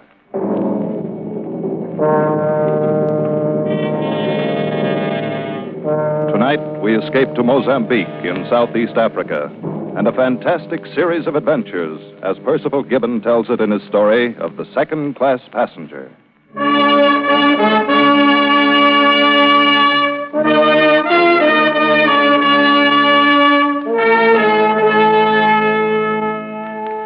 That's me, Ronald A. Dawson, second-class passenger. Oh, I could have afforded first class by pinching a little here and there, but nobody back at Ralston's department store in Cedar Rapids will ever know. The important thing is they'll say Ronald Dawson in drapery is taking a cruise around the world. And then there's really very little difference in the accommodations. And the second-class passengers are every bit as interesting as the first-class crowd. Take Miss Patterson, for instance. You'd look far to find a more charming, likable, and altogether desirable young lady. Just the life of the party. We'd gotten to be quite good friends by the time our cruise put in at Mozambique. Although the competition was always stiff, I can tell you. There were times when I wished those other two, Jones and Twitchell, had missed the boat somewhere along the line. Well, we still a good couple of hours before we sail. I say, how about a ride in one of those native carriages, Miss Patterson, what? Oh, do you think they'd be clean? Well, personally, I doubt it. Oh, really, Mr. Dawson? Well, I don't know as I'd care too much now. That wozo made me woozy. Great stuff, Owozo. It would take a Greek to think up a drink like that. Or to drink it. I say, Miss Patterson, you kill me. We might do the fort, you know. The guidebook says it's a main point of interest. No. Let's see. Built by the Portuguese in 1640. Oh, never mind the statistics. I dare say the fort's as dreary as the rest of this place. Yes. Mozambique's not at all like what you'd imagine Mozambique to be like. What? Huh? It's a one-horse town, all right. Main street and a couple of alleys. And so dirty. You know, you'd think they'd do something about it in this day and age. Well, it'll be a relief to get back on board ship and have a nice hot bath. And real American food instead of that greasy fried octopus we had for lunch at that Greek place. Oh, yes, weren't they awful? That's part of the broadening experience of travel, huh? Yes, I suppose so. Like that cute idol I bought. You know, I just can't wait till I... Oh, Mr. Dawson, Yes, Miss Patterson. where's my idol? Why, I thought Jones had it, or Twitchell. Not me, old man. Oh, no, boy. You insisted on carrying it for Miss Patterson. Don't you remember? Oh, dear. Oh, dear, I must have left it back at the Greek restaurant. I'm so sorry. I did so want that idol. Do you think you could go back for it, Mr. Dawson? Well, yes, Miss Patterson, of course. That is... Though I wonder if I'll have time before the boat sails. Oh, I'm sure you will if you hurry. Certainly, old man. You got more than an hour yet. Well, I rather thought It would be terribly nice of you. Yes, well, I'll go at once. Oh, you are so kind, my dear Mr. Dawson. Now, mind you don't miss the boat. Oh, goodness, I'll try not to. Why, chances are I'll catch up with you before you reach the landing stage. All right. And we'll wait for you till the very last minute. I could have throttled that supercilious Jones, insisting I had time. I knew there was time, but I had no desire to run off after a heavy bronze curio and leave Jones and Twitchell alone with Miss Patterson. She was too nice a person, and they were such dreadful bores. Yes, and I suspected them of being phonies, too. But there was no helping it now, so I made my way back up the main street toward Lazarus Restaurant, where we'd had our indigestible Greek lunch. Somehow this main street of Mozambique looked different now in the quick African twilight. The little saloons and the sidewalks were filling with men of every nationality and color, and many of them wore knives thrust through the belt of their thin white suits. Knives that looked as sharp as the glances they threw at me. And I must confess, I felt a little strange and unwanted. And then, lounging toward me in the crowd, I saw a large woman clad in a sort of burnous, but her brown face was unveiled. Her lips were painted scarlet, and from the corner of her mouth dangled a cigarette. Her eyes were heavily mascaraed, and when she looked at me, terror seized me. I was afraid she would speak to me, and I didn't know what I should do or say, but she didn't. Instead...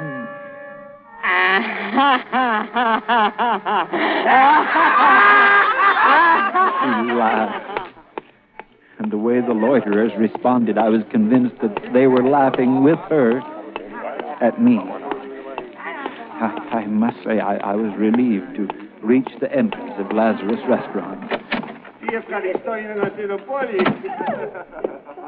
Hey, Gerete. Good evening, sir. ¿Ya la mesa? A little dinner for the gentlemen? Well, no, thank you. You see, as a matter of fact, I just lunched here today. And very good, excellent meal. Hey, Aristo. Yes, well, I left a curio here, probably under the table. Did you find it? Curio? Yes, some sort of a bronze god. It was wrapped in newspaper. Ah, yes. We got him right here for you. Oh, have you? Well, that's good. I'm in a hurry to get back to the boat. Yes. You better hurry. Pretty soon she rain. Rain? Why, there's not a cloud in the sky. You'll see. Every night she rain in Mozambique. Yes, well, you ought to know, but I still doubt it. Yes, well, here, buy yourself a cigar. Aristo. Yes. You hurry quick before she rains. Oh, don't worry about me. I'm not made of sugar, you know. Well, in just the few moments I had been inside the restaurant, night had fallen. That sudden nightfall of the tropics. I looked overhead and clearly saw the stars. Thinking what a bad weather forecaster that Greek was, I tucked Miss Patterson's silly bronze idol under my arm and started off for the waterfront. I hadn't gone 200 yards when a large, warm drop of rain splattered on the back of my neck and then two more on my hat. And before I could take cover under an arch, it was raining like Iowa in April. It didn't look like it would let up soon, and I wondered if there might not be a shorter way to the waterfront than the long walk down the main street and then the long way to the left along the docks. Surely one of these alleys that turned off to the left would lead me directly to the harbor and the landing stage. So I left the protection of the archway and turned into the alley at my left. 4 steps from the main street, and I was engulfed in darkness, wading through filth and mud over my ankles. But I was certain that I was on the right track, so I walked straight into a blank wall. I turned to retrace my steps, but I could see no light anywhere. I felt along the wall until it gave into another alley, followed it to another blank wall, and then into another one. Now it began to rain in earnest. I stopped, looked about me. Not a light, not a sound except the rush of rain. And then, slowly, a sickening fear flowed through me as I realized that I was completely, hopelessly lost.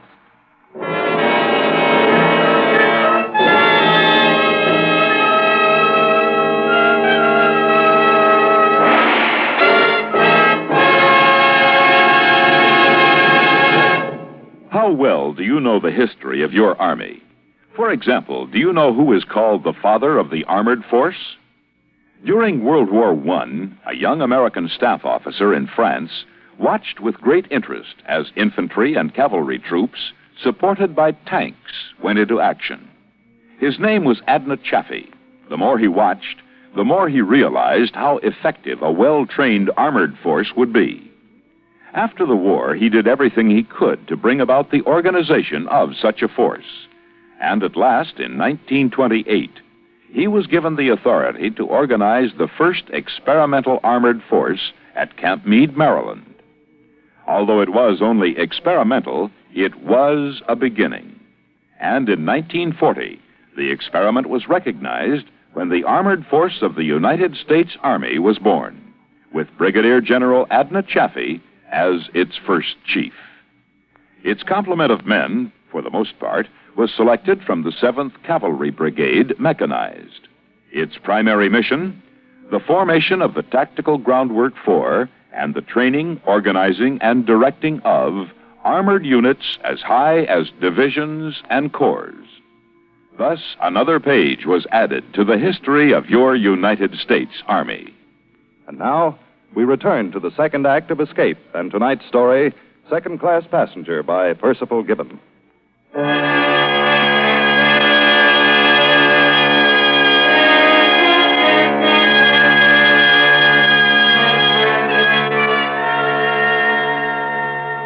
I stood alone and frightened in the tortuous back alleys of Mozambique. Alone, frightened and lost. If it was dark before, it was now black as a tomb. I struggled on through the rain. I don't know how far I walked through those foul and fetid passageways, nor for how long. But at last, feeling my way around a corner, I saw a slit of light. A horizontal flicker beckoning beneath the door. And I heard voices. I moved forward, feeling my way, hands outstretched before me. I found the door, lifted the bronze idol, and rapped it against the wet black wood. The voices stopped.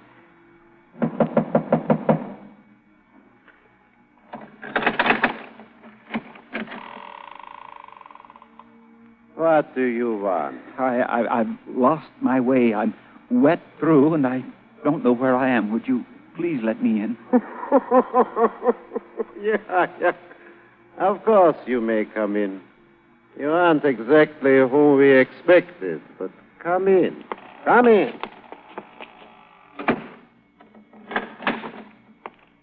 What is that? I beg your pardon?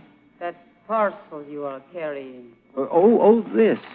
It's a curio, an idol of some sort. A friend of mine left it at a restaurant You just down... are a tourist from the cruise boat? Why, yes. Yes, that's right. How did you know? What are you doing here so late, so wet? The boat sails soon. Yes, I know. I was trying to take a shortcut to the landing stage, and I got lost somehow. You see, I came ashore with some friends from the second class. I left them to come back and fetch this idol. Give the young man a chair, Yagun. Oh, thank you. Oh, but I must go on. If you can just direct me You could to where never I'm... find your way in this rain. It will not stop for a while yet.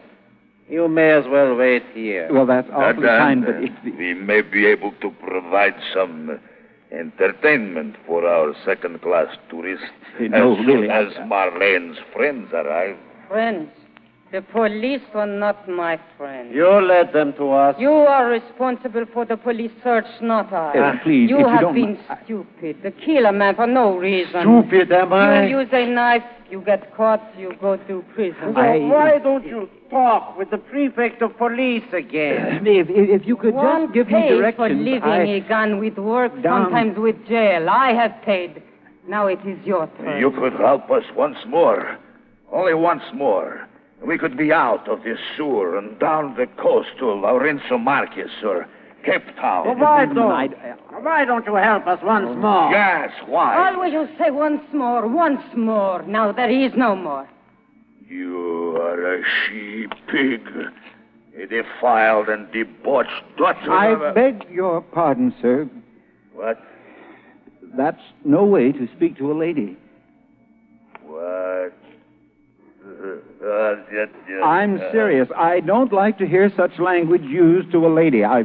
must ask you to apologize. You just came in out of the rain from the second class. Don't fight with him. There's trouble enough already. With what right does he get to come in here? Yesterday you stabbed the Egyptian. Ah, what of it? Don't stab this one. Do you want the police to find you here with a corpse? A corpse? What does it matter how the police find us?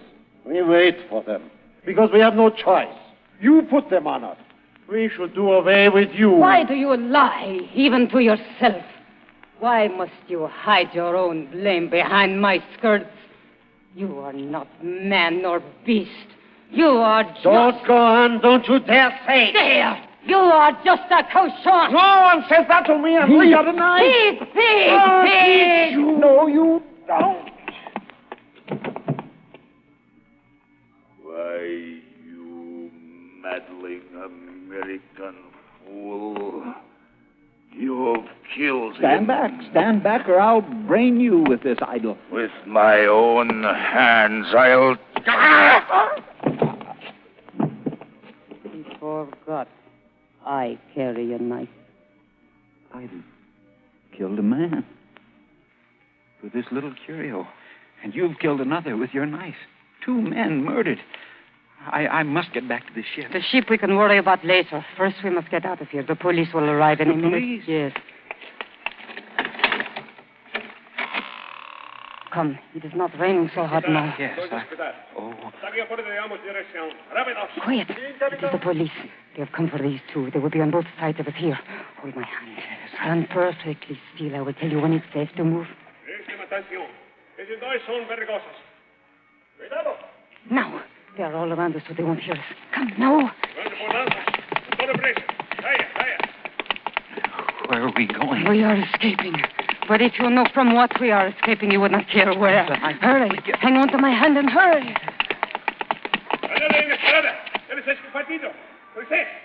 They found the bodies. Now they're after us. Well, what will we do? There is a door nearby. We must find it. Feel along the wall here. Farther. Farther. It must be here.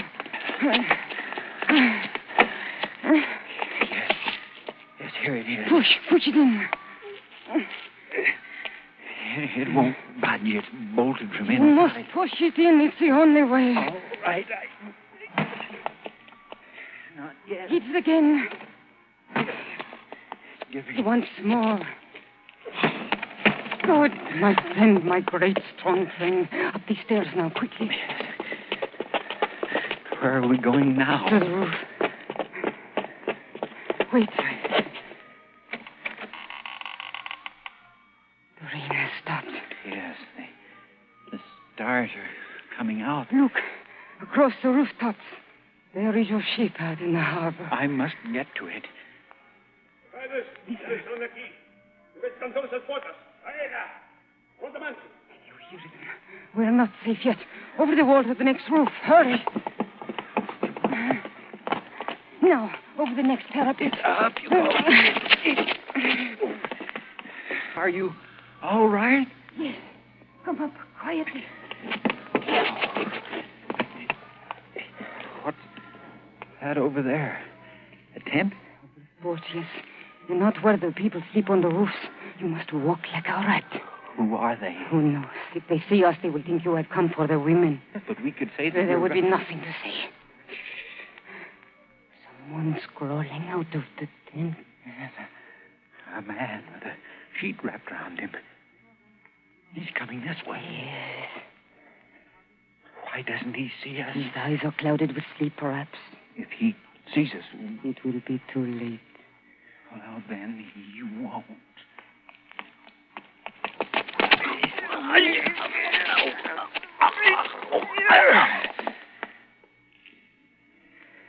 There.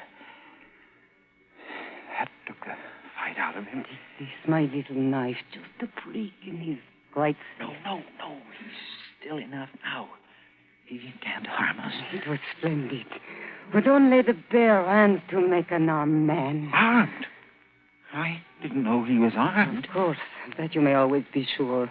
Look, there in his belt. That dagger. Yes. You are truly magnificent, my friend. You are a man. And you? Yes. You are a wonderful woman.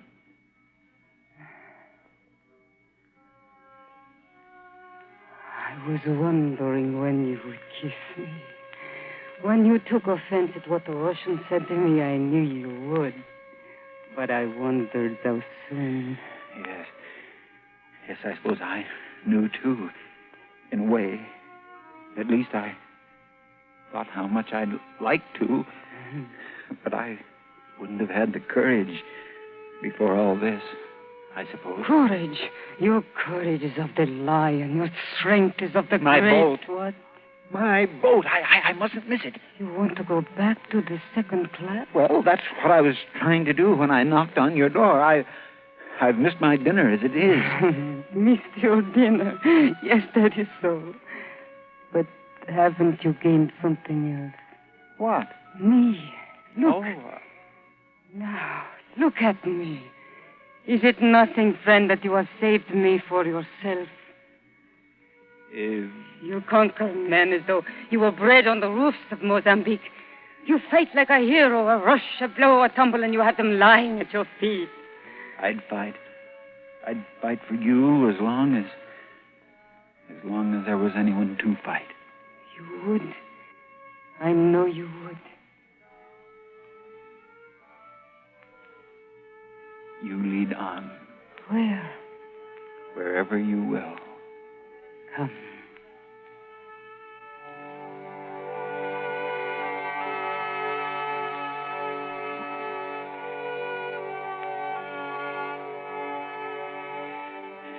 You know, I don't expect anyone to believe this.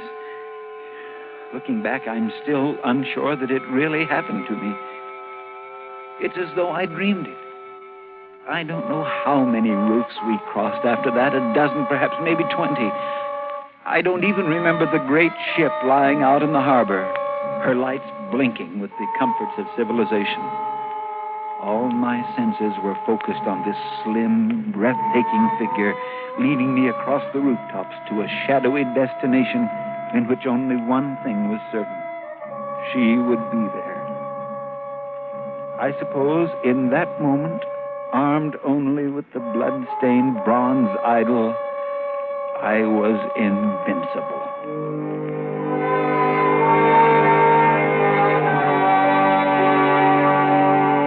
At last, she led me down a creaking wooden stair that hung precariously on the sheer side of a house. And once more, we were in the mud of a gloomy alley. We made our way down the alley and out into a little square where a night breeze rustled in the palms and smelled of the sea. And across the way, a dim light showed through a big open door. The little church of San Sebastian. Oh. Spera, ¿dónde va? The police. After all this? No traten de fugir. Che pretende vostro comim? Tem comissão de trágama, señorita. ¿Por qué ho fatto nada? Tal vez, viéramos. Ya vamos. Oh, capitane, io Pepe non possible de pensar. Non este occasione, signorina, indo con la polizia. What does he want? He says he won't let me go. Oh, the devil, he won't. What does he want you for? Oh, my friend, these little policemen, they always arrest me when they get a chance. It is tiresome. Bastante. Cali a poco. Vamos. No! Take your hands off her. Leave her alone. Otras palabras, señor. Y prisión por ti también. Run before he can get to his feet. No, not that way. Into the church to sanctuary.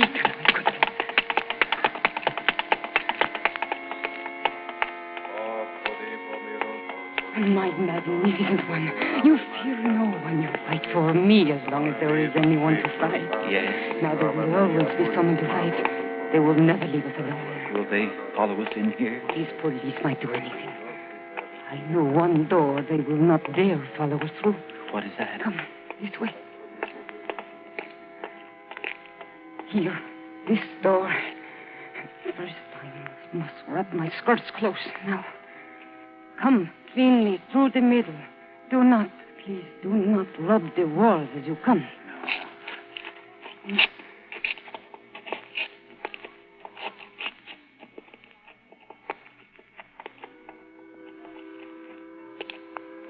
There. We are safe for a while. They will not follow us through that door. Why not?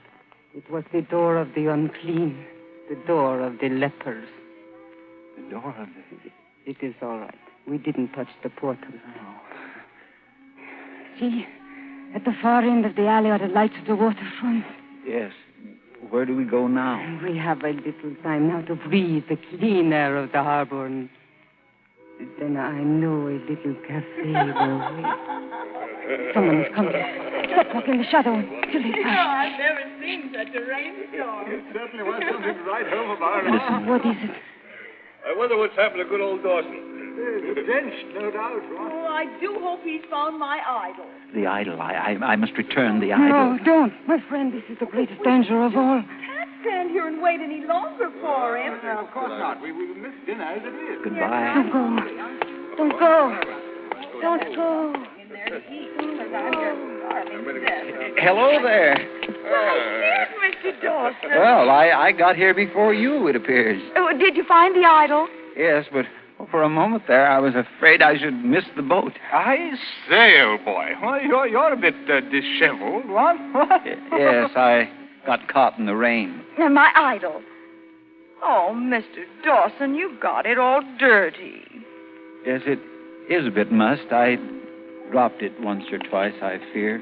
Well, that was clumsy of you. Nothing that a little soap and water won't put to rights, I dare say. Well, we better hurry along. I'd hate to spend any more time in this dreadful place. So should I. Ooh, there's the whistle. That's the last warning, no doubt. Come on, everybody. Yes. Are you coming, Dawson? Don't stand there mooning. We'll miss the boat. Yes, in just a moment. I say, is there someone standing over there in the shadow of that alley? I'm not sure. I thought for a moment... I could have sworn that I saw you wave goodbye to someone. Well, perhaps I did. To Mozambique, to adventure and romance. What? Oh, I say, that's good. That's very good. Adventure. Yeah, romance. What? In this pest hole? Mitchell, what would you say if I told you I had just killed a man, fled over the rooftops of the city, made love to a beautiful woman, fought the police, escaped through the leper's gate, and... Heavens, Dawson, I'd said that you had the wildest imagination I'd ever heard of. Nothing like that ever happens to a second-class passenger. What? No, I suppose you're right. Nothing like that ever happens to a second-class passenger. Come on, Dawson, we'll miss the boat!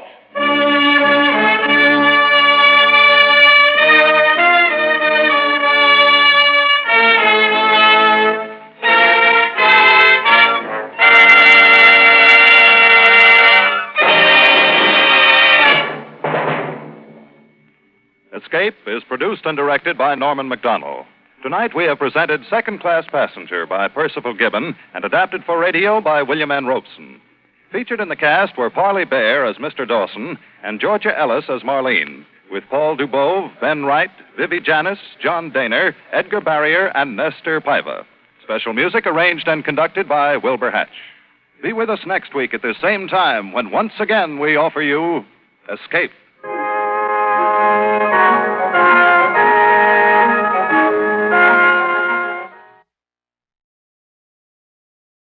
Suspense, which is usually heard at this hour on Thursday nights, is taking its customary summer holiday. Suspense returns to the air 4 weeks from tonight on Thursday, September 1st.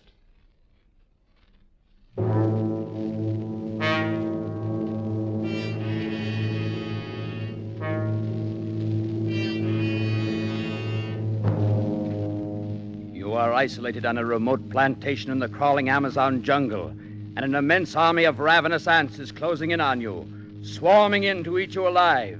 A deadly black army from which there is no escape.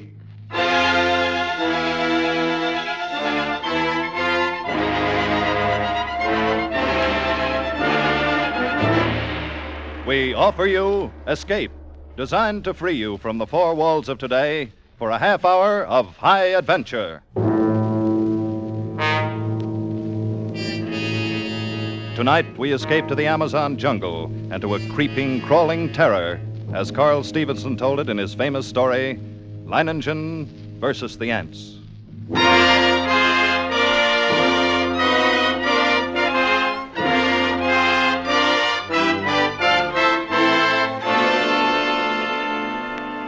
first met Leiningen while performing my duties as district commissioner. As my boat neared his plantation landing, I saw him upon the riverbank, regarding me with mild interest. A great hulk of a man with bristling gray hair, bulky nose, and pale eyes. His entire appearance somehow suggested an aging and shabby eagle. He escorted me to the terrace and had a drink brought. I came quickly to the point of my visit and issued my warning. Leiningen puffed placidly at a huge cigar as he listened, and then said, Exactly what are you trying to tell me? I'm trying to tell you that unless they alter their course, and there's no reason why they should, they'll reach your plantation in 2 days at the latest. Well, Commissioner, it was decent of you paddling all this way just to give me the tip. But tip? You're pulling my leg, of course, when you say I've got to get out. Now, look, I assure you I'm not... Commissioner, even a herd of crocodiles couldn't drive me from this plantation of mine. Oh, you don't understand. These aren't creatures you can fight. They're an elemental force, a gigantic catastrophe. 10 miles long, 2 miles wide.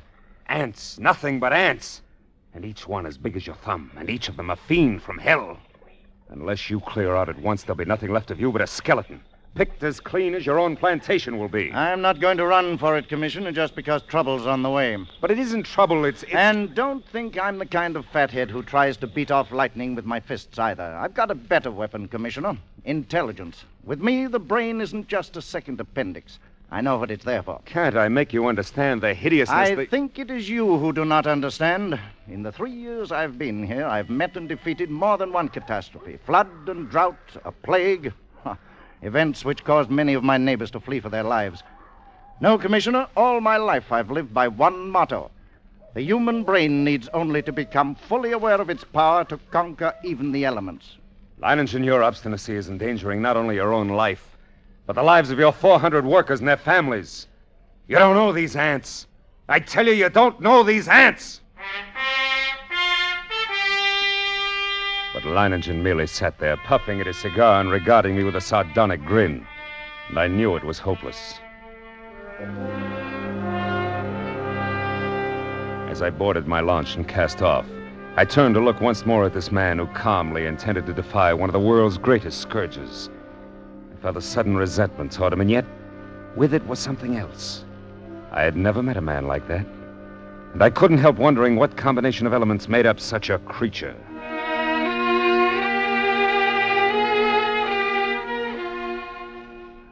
I stood on the bank of the river watching the commissioner's launch until it rounded a bend and was lost to sight. There was a strange look in the commissioner's eyes as he stood on deck staring back at me. Clearly, he thought me, the very least, unreasonable. Well, he wouldn't have been the first to think so. But I, Leiningen, knew my own powers. I was sure of myself.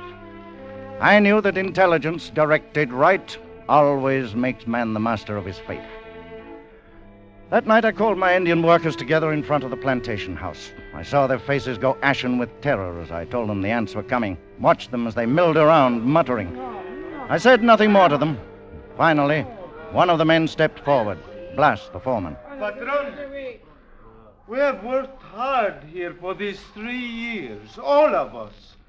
We have built the finest plantation in this district. We all share in it. It has been a home for all of us and our families. Now the ants come. So? Those ditches we dug last year, the pipe we put in the ground, that was for the ants? That was for the ants. If we moved our families across the river, the ants could not reach them. That's right. And you? The ants are mighty. We know what they can do. All of us think that you are mighty. Yes, Patron. Patron, we will stay and fight against the ants with you. I knew the men would give me that answer. I'd counted on it. Suddenly I thought of the commissioner and wondered what he'd say at such unquestioning confidence. Would he still think I was, unreasonable? All that night, I could not get Leiningen out of my mind. One man who calmly evaluated his chances against a deadly menace coolly decided that he could win and was willing to stake his life on it, to risk a horrible death for it. It was terrifying, and yet it was fascinating. When dawn came, I sent for my assistant. Together we went to the huge map of the district which hung from a wall of my office. The last reported position of the ants came in last night. They were, here, about 70 miles above this fork in the river. Traveling southeast? Yes, sir. Directly toward Leiningen. Toward whom, sir? Oh, that plantation at the bend in the river. Belongs to a man named Leiningen. Oh. When would you say the ants will reach there? Why, I don't know, sir. I imagine about tomorrow noon. Tomorrow noon, huh? Still time. Still time? What do you mean, sir? Oh, nothing. Never mind.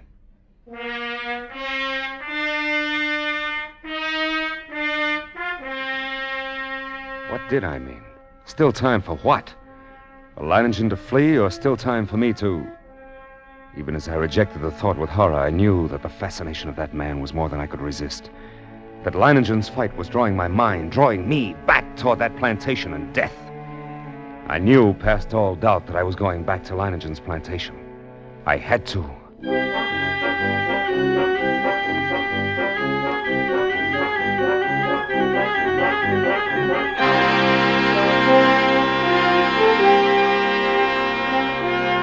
It was 10 o'clock in the morning when I rounded the bend and saw Leiningen's plantation before me. I put in at the dock and tied up the launch, and then I saw him standing on the bank above me. Arms folded, stubby cigar in his mouth, and that same sardonic grin on his face. I made my way up to him. Back for another warning, Commissioner? No. Oh, back to stay a while? Yes. You don't seem very surprised. I'm not. You expected me? I knew you'd be back. Come along, we'll get some horses. You'll want to ride around the plantation and take a look at the defenses I've rigged up. Yes. I'll want to see the defenses. And the ants. We'll be getting a glimpse of them before long, I should think. Yes, and the ants. Come along, then.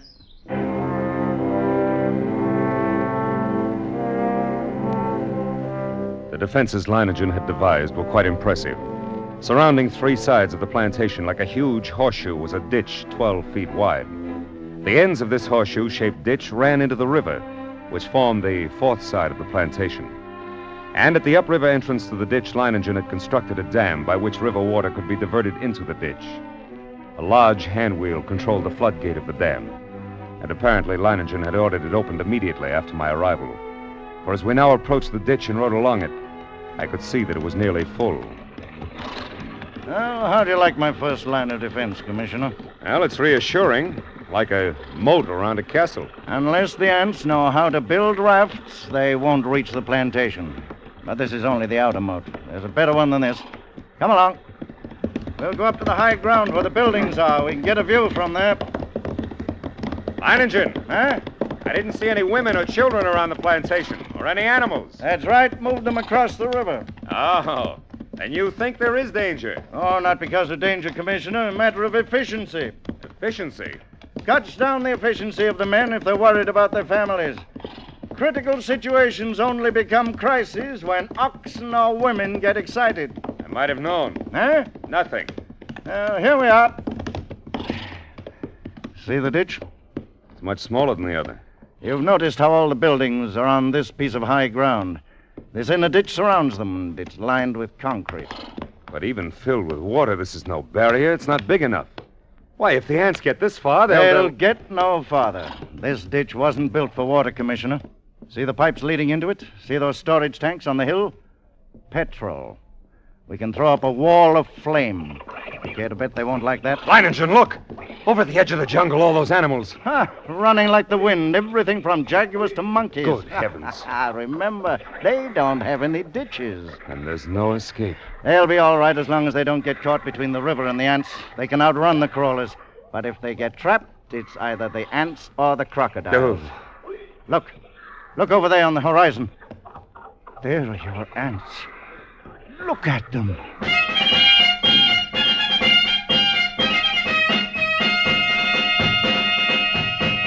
It was a sight I'll never forget. Over the range of hills, as far as I could see, crept a darkening hem, ever longer and broader, until the shadows spread across the entire slope and then downward, uncannily swift. and all the green herbage on the entire slope was being mown as by a giant sickle, leaving only the vast moving shadow extending, deepening, and always moving nearer. Oh, they're a hideous lot. Leiningen, we can't last against that. Look at them. Why, they could fill your ditches with their corpses and still have enough to destroy every one of us. We've got to run. Well, No, they haven't reached us yet, and they never will.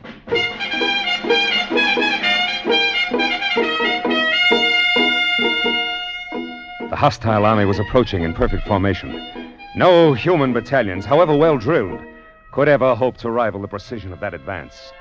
Along a front that moved forward as uniformly as a straight line, the ants drew nearer and nearer to the water ditch. As they approached, two outlying wings of the army detached themselves from the main body and started marching along the sides of the ditch, no doubt expecting at some point to find a crossing. And during this hour-long flanking movement, the main army remained still. Across the scant 12 feet of ditch, I stared at them, and they stared back at me. A solid mass, every one as big as my thumb, with a reddish-black body and long legs. Suddenly, a sound so unearthly as to freeze our blood jerked our heads in the direction of the jungle on the far side of the ditch. Coming toward the ditch at a stumbling gallop was a singular being, a writhing, animal-like, blackened statue with a shapeless head and 4 quivering feet.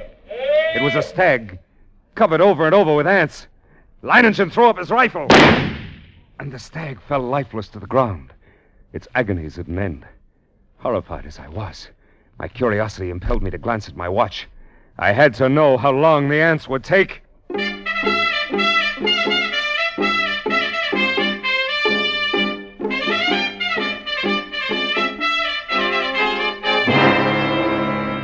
After 6 minutes, only the white, polished bones of the stag remained.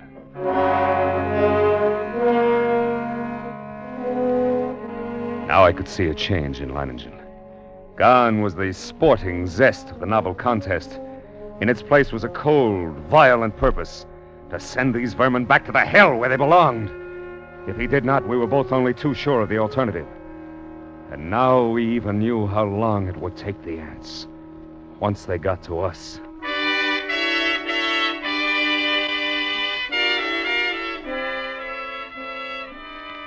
Around 4 in the afternoon, the ant scouts, having found no crossing, there was a stirring among the main army. And then an immense flood of ants, about 100 yards in width, commenced pouring in a glimmering black cataract down the far slope into the water-filled ditch. Thousands drowned instantly, but the rest began using the bodies as bridges. Leiningen immediately swung into action. Tanayo! Patron! Get to the dam. Open the floodgate more to get the water in the ditch moving faster. Si, senor. Oh, look at them drown by the thousands. Yes, but they keep coming. Even though the current carries many of them away, they're advancing. We'll fix them. Blas! Senor! How about those shovels and petrol sprinklers? Have you passed them out to the men? It has been done. Then get all hands here in a hurry. This looks like the spot for action. Si, patron. Commissioner. Yes? Beginning to see what I was talking about? What do you mean? About intelligence being more than a match for anything it tackles. Take the ants. They've got no intelligence. If they had, they'd have attacked along the whole length of the ditch instead of a narrow front like this. They'd have been across by now. Too bad for them I'm not running their campaign. You can joke about it like that with the ants halfway across the ditch? All right, men. Busy with the shovels now. Dump some sand and clods on them. See how they like that. And you with the petrol sprinklers, start pumping. They don't like it, Commissioner. They don't like it a bit. Look at them. Yes, but look at the ones on the far side of the ditch. Whole clumps of them rolling into the water. The rest are using them for bridges. What's keeping Tanayo? He should be at the dam by now. They're getting across. More of them. Oh, grab a shovel then, Commissioner. Make him regret it. What's the matter? They rolled up my shovel. They're on my arm. Into the petrol, idiot. Douse your paws in the petrol. Keep at it. Keep at it. You're lost if you stop now. The water's moving faster. Tanayo got the floodgates open. Yes. Look at the ants. They can't hold their own against the current now. They're being washed away. Look at them, Commissioner. The water's carrying them away. We've beat them. We've won out.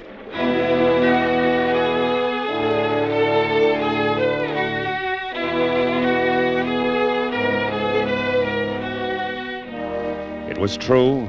Leiningen had won the opening round. The floodgates were left open to forestall any night crossing. When dawn came, the dark blanket was still there, motionless across the ditch. Then we noticed a feverish activity on the other side of the plantation. Here, a grove of tamarind trees lined the far end of the ditch, and every tree swarmed with the crawling insects. But instead of eating the leaves, they were merely gnawing through the stems, so that a thick green shower fell steadily to the ground. Blas, have all the petrol pumps brought. Get everyone over here except the lookouts on the other side, then pass out the shovels. Si, senor. Looks like I underestimated them when I said they didn't have intelligence. What do you mean? I said if they wanted to get across, they'd have to have rafts. And that's just what they've got. Those leaves are their rafts.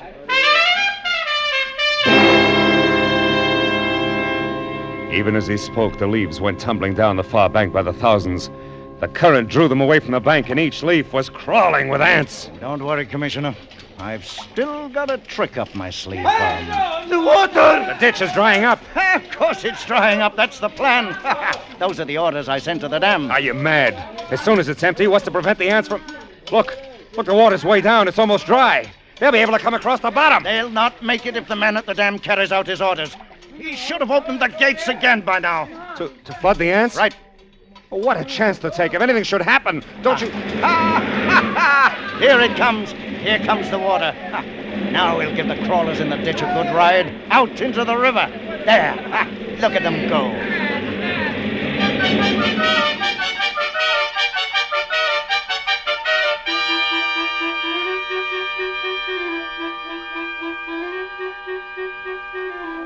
Leiningen's tactics were successful. At first, the violent flow of water at the original depth raced through the ditch, overwhelming leaves and ants and sweeping them along. 3 times the ditch was emptied. 3 times the ants raced across its bottom. And 3 times the rushing water, arriving just in time, carried them away. But the 4th time, as the level dropped nearly to the bottom of the ditch, we waited in vain for the rushing waters, and then... Senor! What's the matter? What's gone wrong at the dam? The ants, senor. Just as the man at the dam lowered the water almost to the bottom, the ants attacked. Before he could open the floodgate, he was almost surrounded. He ran. The ants kept coming. They are across the ditch, senor. Leiningen stood, motionless, absorbing the news of his defeat without a word. Then, simply, he raised his pistol and fired 3 shots into the air. The prearranged signal for all men to retreat, instantly to the second line of defense. The concrete ditches more than a mile from the point of invasion. Soon after we arrived there, the natives commenced straggling in, silently. Leiningen waited until all of them had gathered. Then he spoke to them. Well, lads, we won the first round and lost the second. But we'll smash the crawlers yet. Anyone who thinks otherwise can draw his pay and push off. There are rafts enough on the river and plenty of time still to reach them. I stay, patron. You stay then? I stay, senor. Good. Thank you, lads. And you, Commissioner? I, can't persuade you to give up the fight, huh? You cannot. Then I stay, too. I knew you would. Senor, a few of the ants have reached the ditch. They're trying to get across? No. I didn't think they would. There's plenty of food over there for them. My fields, my orchards, my work of 3 years. Ought to last them until morning, anyway.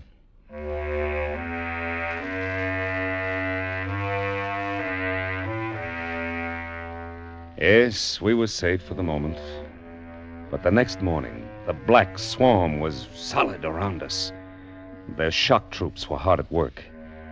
They were dropping shreds of bark and twigs and leaves into the petrol-filled ditches, forming a floating bridge across the surface of the liquid. Leiningen stood silently watching this operation, and I could see a grudging admiration in his face. Then, after several hours, the attack came.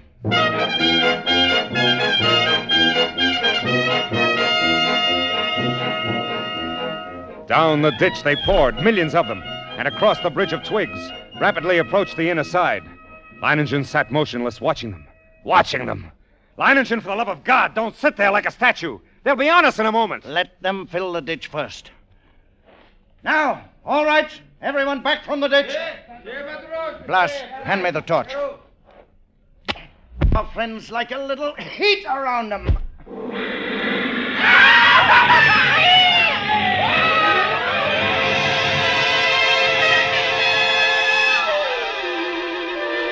flames from the ditch shot into the air, devouring ants by the millions.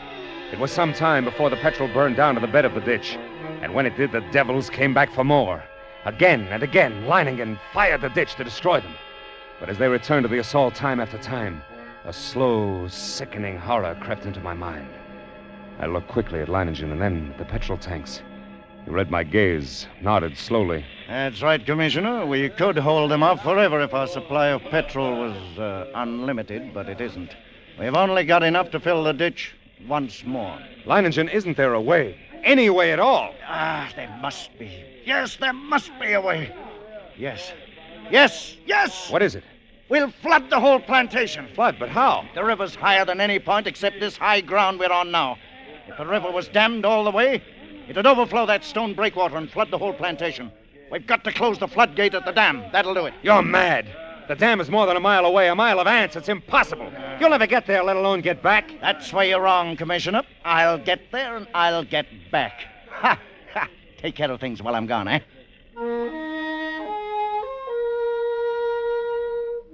I watched him as he calmly pulled on high leather boots, drew gauntlets over his hands, and stuffed the spaces between breeches and boots, gauntlets and arms, with petrol-soaked rags. He shielded his eyes with close-fitting mosquito goggles and plugged his nostrils and ears with cotton. Then the natives drenched his clothes with petrol. Bloss, who acted as doctor to the men, smeared a salve over him. And finally, Leiningen was ready. And he stood surveying the course he must take to the dam. I sensed a sudden calm.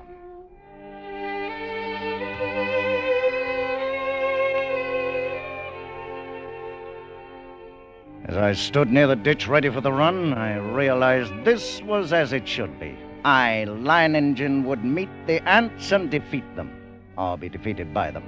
Ha! Leiningen versus the ants. Yes, it was right that it should be like this. But now there was no more time for thought, only action. I took a deep breath, then bounded across the ditch and among the ants. I ran in long, equal strides with one thought, one sensation in my being. I must get through. I dodged all trees and shrubs. Except for the split seconds my soles touched the ground, the ants would have no opportunity to light on me.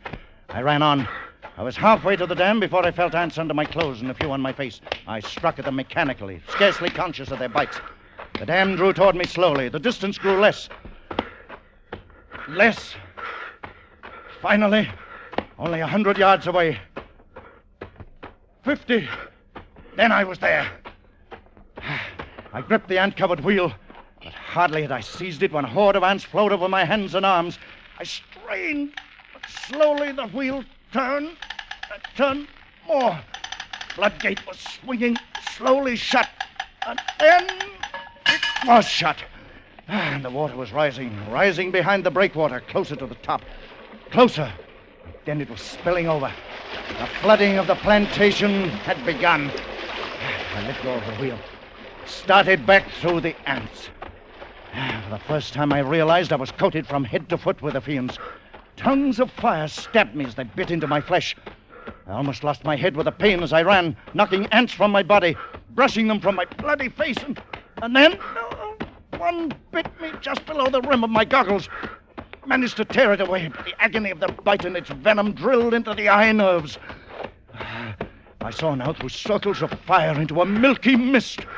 I was almost blinded, but I knew that if I tripped and fell, I ran on, my heart pounding as if it would burst, blood roaring in my ears, a giant's fist battering my lungs. Then I could see dimly that wall of flame at the ditch. Oh, but it was too far away. I couldn't last half that distance. I stumbled. I fell. I felt myself being swarmed over, devoured. Tried to rise. A great weight. Then suddenly the vision of the half-devoured stag in my brain. 6 minutes, then nothing but bones. I couldn't let that happen to me. I couldn't die like that. To my feet. My feet!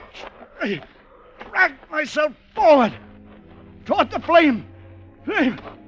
The ditch! Ring of flame! Closer now! Only a little farther. 10 steps. 8. 5.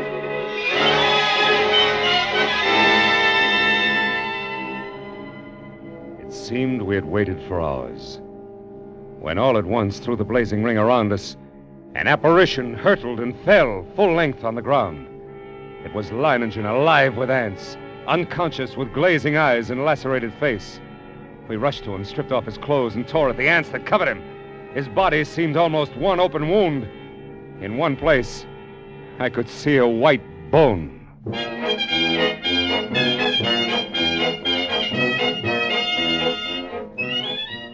Later, as the curtain of flame lowered, I looked out where that blanket of ants had been and saw only a vast expanse of water covering the entire plantation and working its way to within a few feet of the concrete ditch. The ants were gone, drowned, and Leiningen had won. He lay on his bed, his body swathed from head to foot with bandages, but alive and still in command. Everything in order? Everything's in order. I told you I'd come back. Even if I am a bit streamlined. He grinned, shut his eyes. He slept.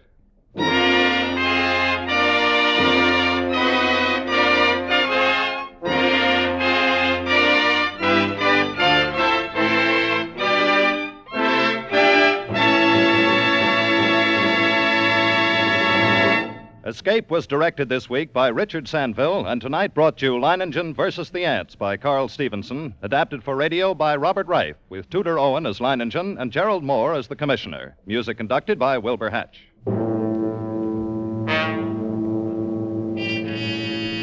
Next week, you are standing at the doorway of the cabin on Cashier Creek. Up on the ridge, the bloodhounds have caught your scent. And between you and a fortune, between you and escape, yawn the white jaws of a deadly snake, a cottonmouth moccasin.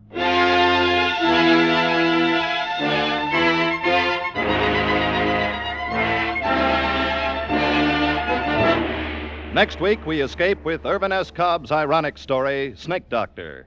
Be with us next week at this same time when once again we offer you Escape.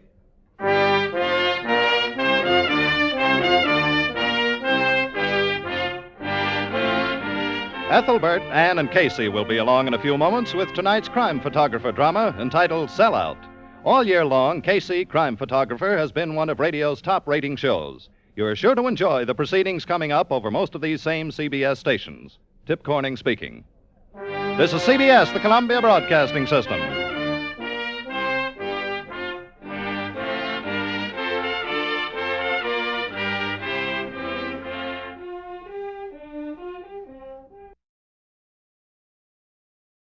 Tired of the everyday routine? Ever dream of a life of romantic adventure? Want to get away from it all? We offer you Escape.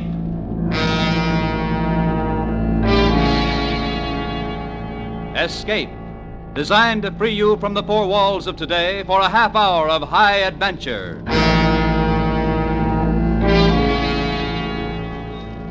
Tonight, we escape to the English Channel in wartime, and to a harrowing night, crossing those gray, cold waters in a small boat, with the threat of instant death in command, as David Devine tells it in his exciting story, Flood on the Good Winds.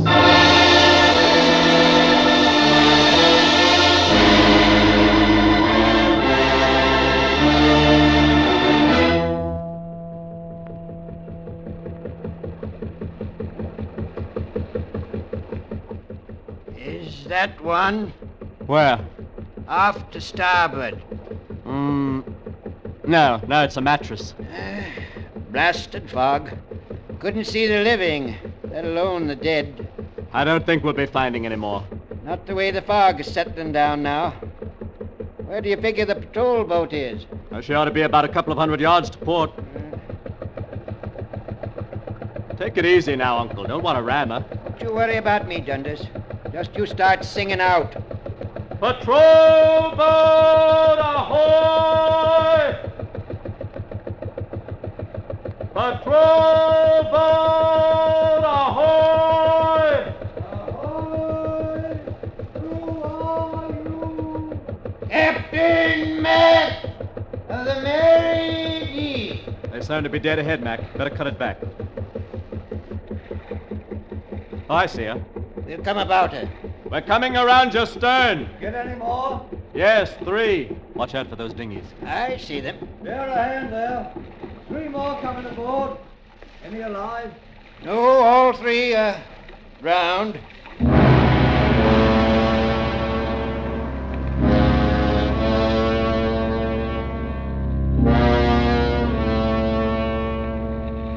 Come on, Mac. Let's get them up there.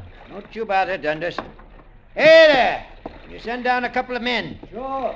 My mate here, he's only got 1 flipper. Oh, now, look, Mac, that doesn't make any difference. What's the matter? You ashamed of it? Well, no, but Forward there, men. Forward, right. I can swing my load like any man. Be sure I get my top back. Right. Don't let it get you, boy.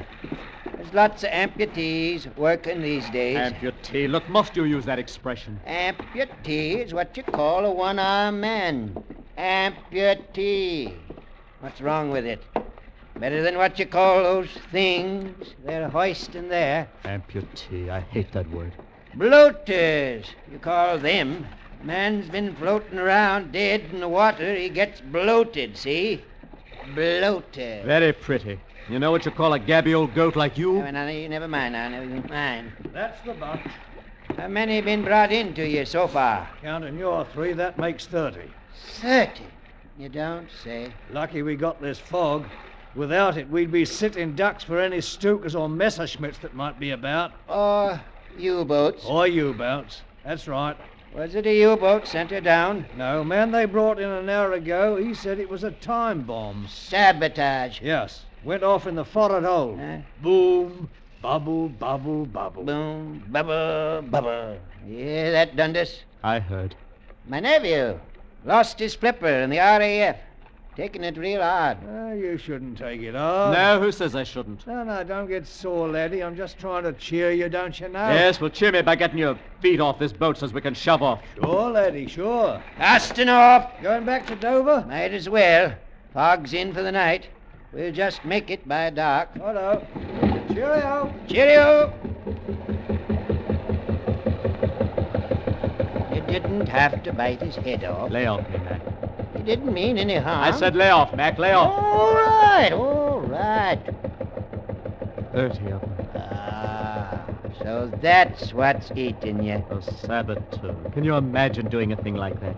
Can you see a man doing it? Well, it's war, you know. War. Fighting is war. They didn't all drown. No, only 29 of them. Didn't he say 1 was alive? Yes. It must be awful to drown. It's an awful way to die. Wonder if it'll clear tomorrow.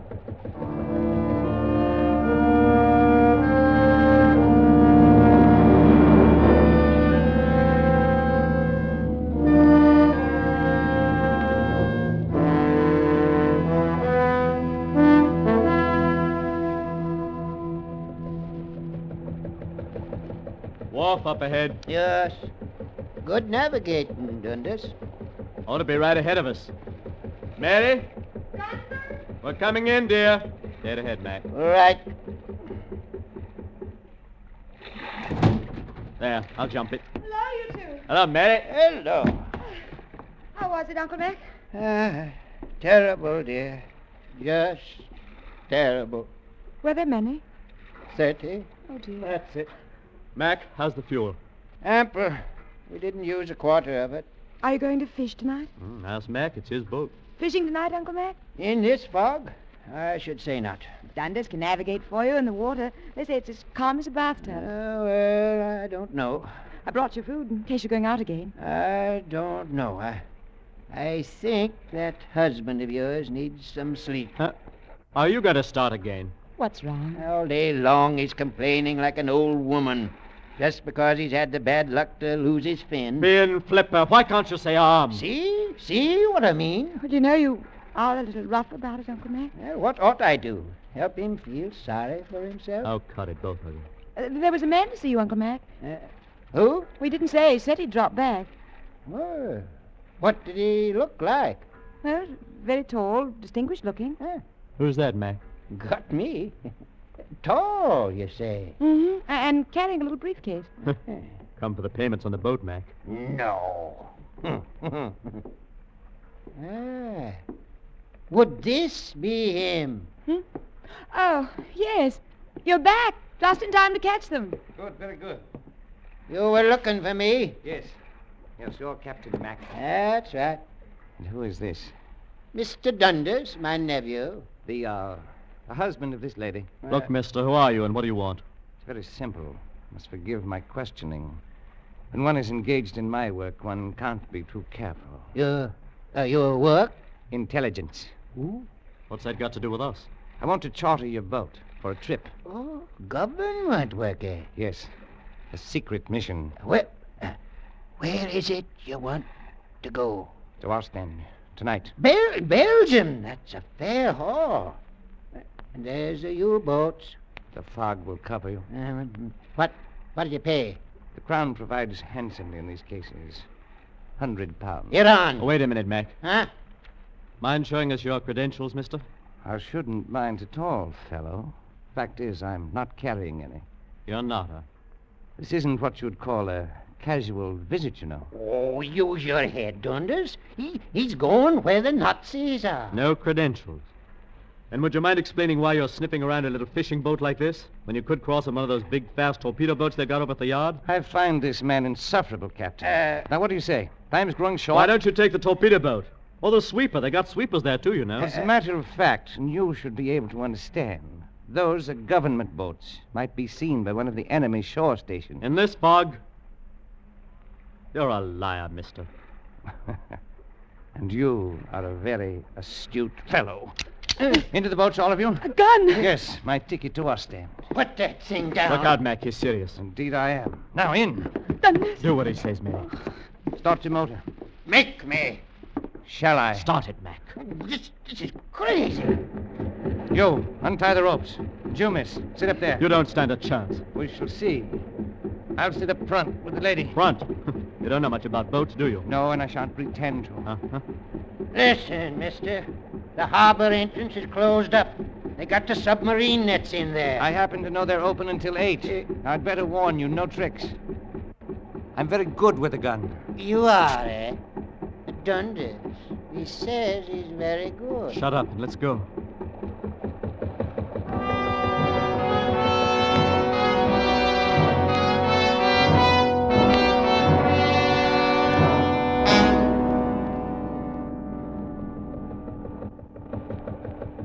So, you're a Nazi. That's right. You talk like an Englishman. Oh, really?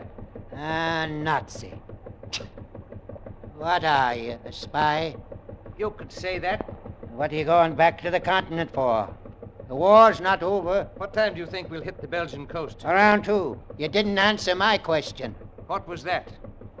Why are you leaving England? Scared? If you like.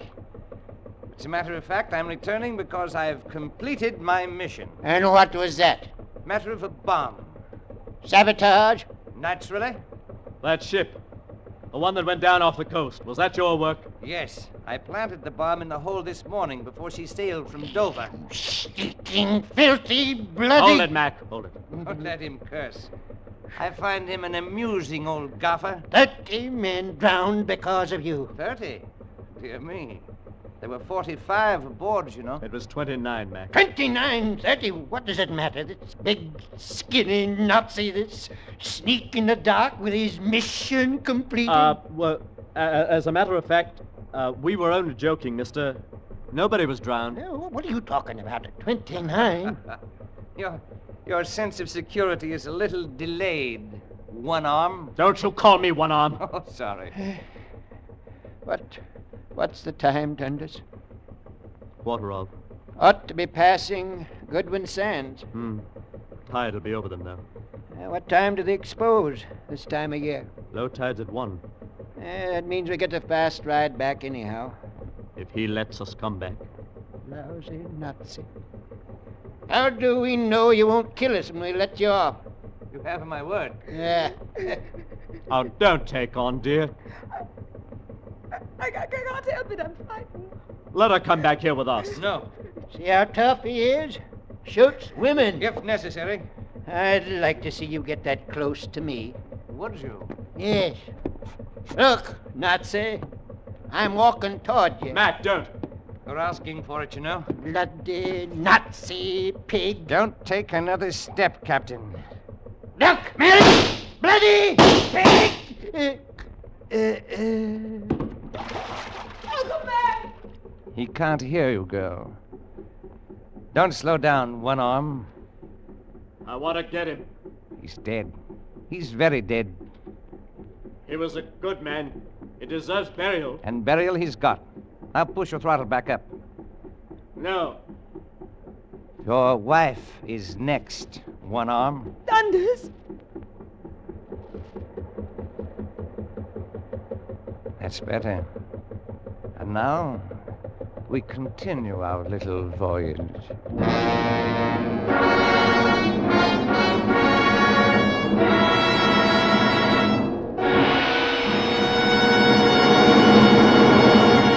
In just a moment, we will return to Escape. But first, a show that brings laughter to millions week after week. That's something to be proud of.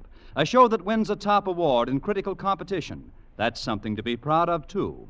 And when a show comes along that does both, CBS proudly passes it along to you. You hear it exclusively now on most of these same CBS stations. You Bet Your Life, starring Groucho Marx. And there's the Bing Crosby Show, Burns and Allen, Lum and Abner. There's the unbeatable lineup CBS has for you every Wednesday night.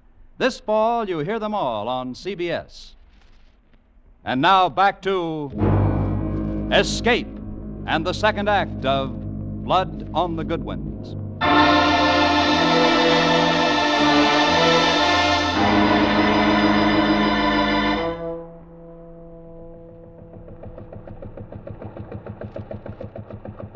How much longer, Dundas? About an hour. I notice you change course from time to time. Why is that? The channel current. You ride with it, you make better time. I see. And you'd like to be rid of my company as quickly as possible. That's right. I'm glad you're being reasonable. The old man was a fool. You think so, huh?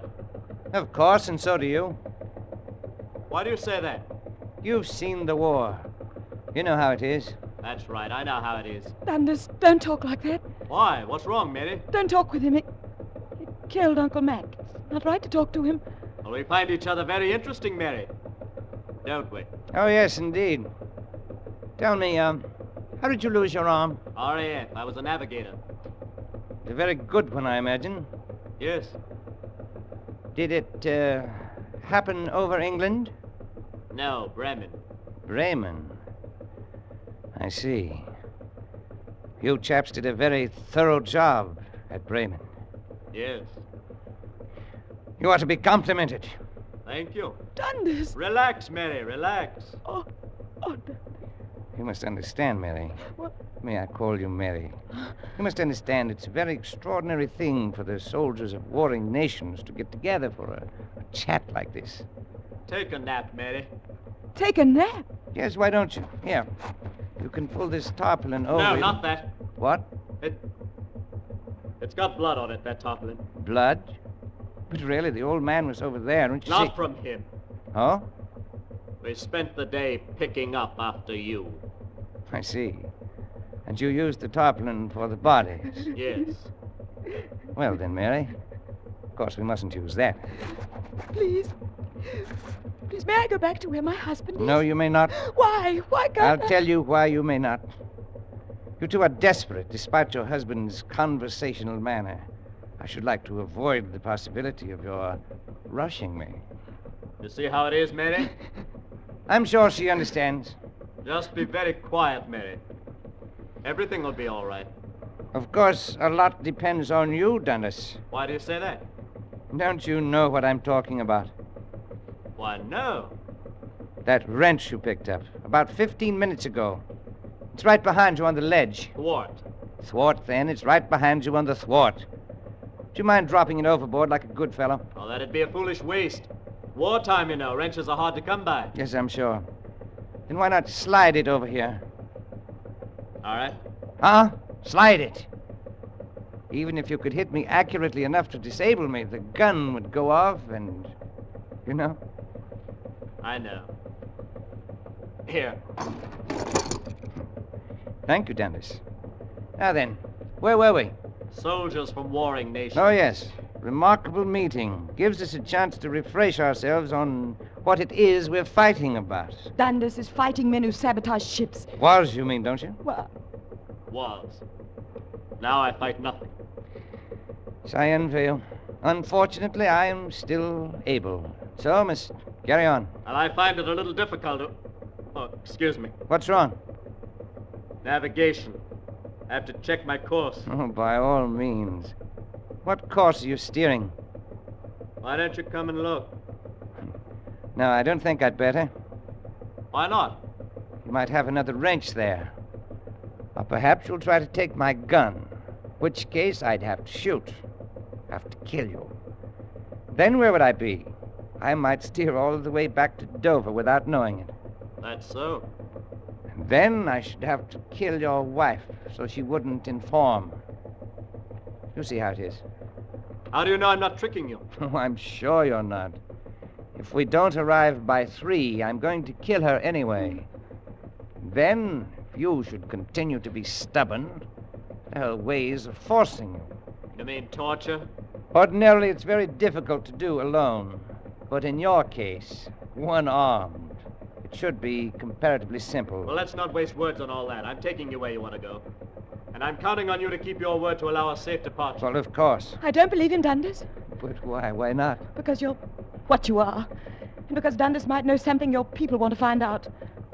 Dundas, don't you see that they'll torture you? He's lying, Dundas. Please, Mary, please, don't worry. You have my word. My sacred words. On my honor. As a gentleman. You see, Mary? We have nothing to worry about.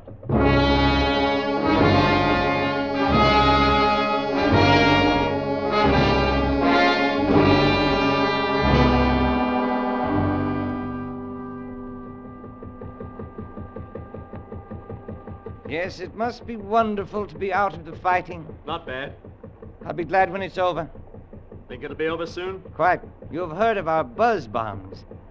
Yes. That's only the beginning. We're developing weapons 1,000 times as terrible. Oh, 10,000 times as effective. Really? Tell me about them. Your wife seems to have gone to sleep.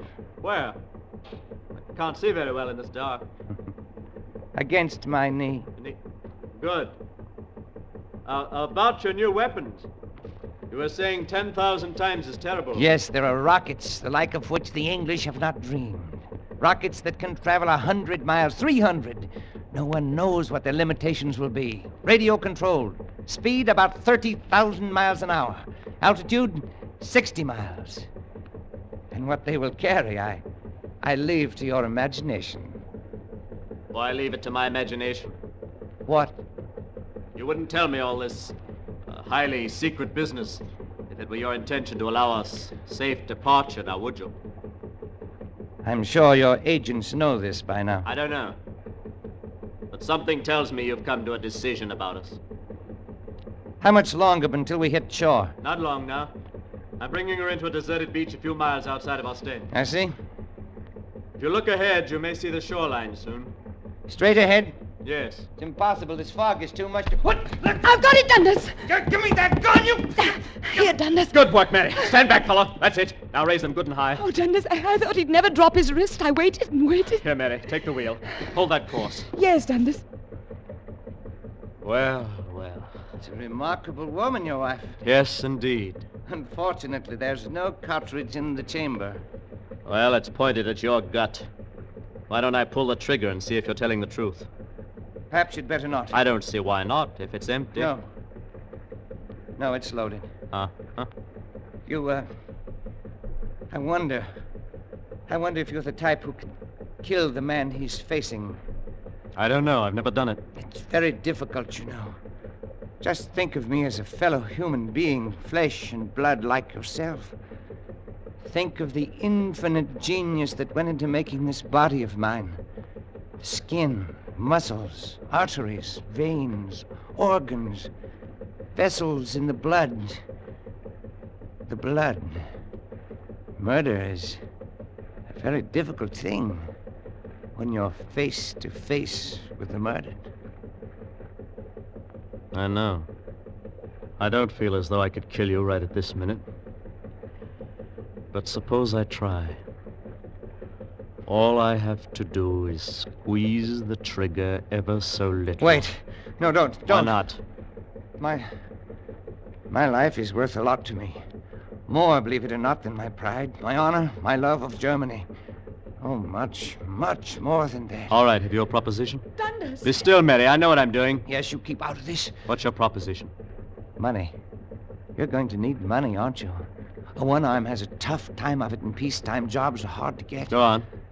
I have several accounts in London banks. Big accounts. I can write you a check. You can cash it tomorrow. How much? £1,000. I can't hear you. Dundas, don't do this. 2,000. 3. 5 then, and that's all the money I have in the world. What about on you? Yes, in the briefcase. £150. I'll Don't move. But the briefcase... I'll take care of that after you leave. Write the check for £5,000. Oh, Dundas, please. Please don't do it. Your wife doesn't understand these things. No. This is the way of the world, dear. Dundas.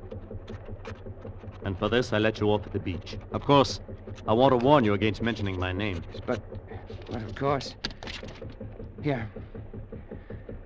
Here's your check. Thank you.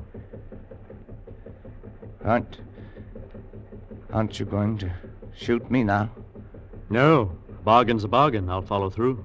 Why, you are an honest man. Deal's a deal. Yes, that's right. I'd better take the wheel. Shall I take the gun, Dundas? No.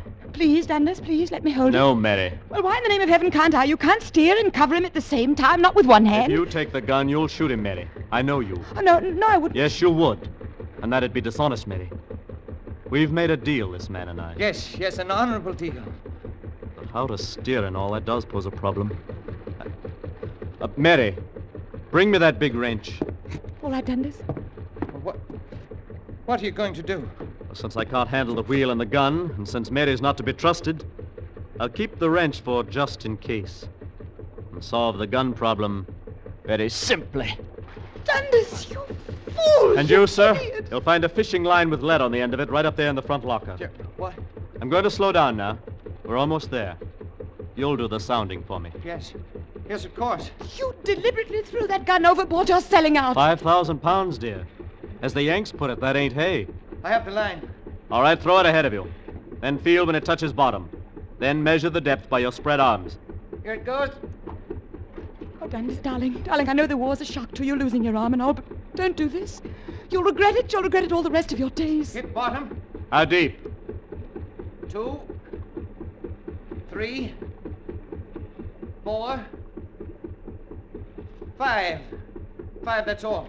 All right, we're closing in on the coast. Swing again. Right. We'll hear the surf in a minute now. It'll not be very strong. It's low tide, you know. 2, 3 and a half. All right, get ready to jump. Jump? Now, this boat hasn't got wheels. You'll have to walk the last 10 feet in. All right. Get ready. Here we are. The minute you feel a scrape bottom, jump out and push the bow around. Right. Dundas. Shh. Here I go.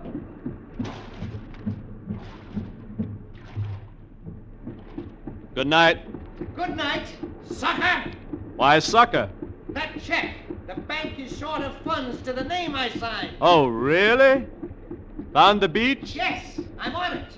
Take a few steps. Why? You'll see. It stops. There's water beyond. The bank is short of funds. That beach is short of sand. Where am I? You're on Goodwin Sands. Dover's just 6 miles that way. Which way? I didn't say. And if you're thinking of swimming, I can tell you, you don't stand a chance. You thief! You one-armed murderer! It's low tide now, but wait a while.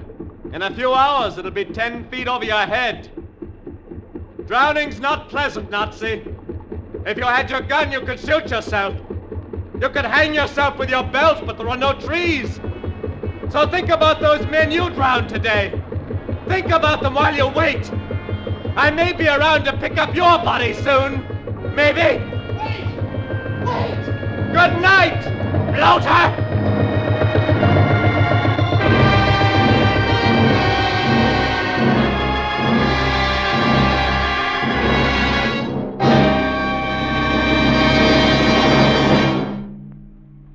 Escape is produced and directed by William N. Robeson. Tonight we have presented Blood on the Goodwins by David Devine, adapted for radio by James Poe. Featured in the cast were Jack Edwards as Dundas, Will Gear as Uncle Mac, and Barton Yarborough as the Nazi. Also heard were Betty Lou Gerson and Eric Snowden. Special music was arranged and conducted by Del Castillo. Next week. You are high in the mountains of Peru, digging frantically for a vast fortune in golden Inca relics. Upon your success hangs the fate of a beautiful woman and your own life.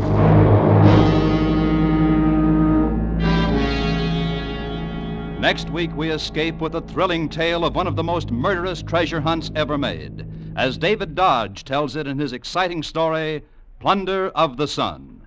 Goodbye, then, until this same time next week, when once again we offer you Escape.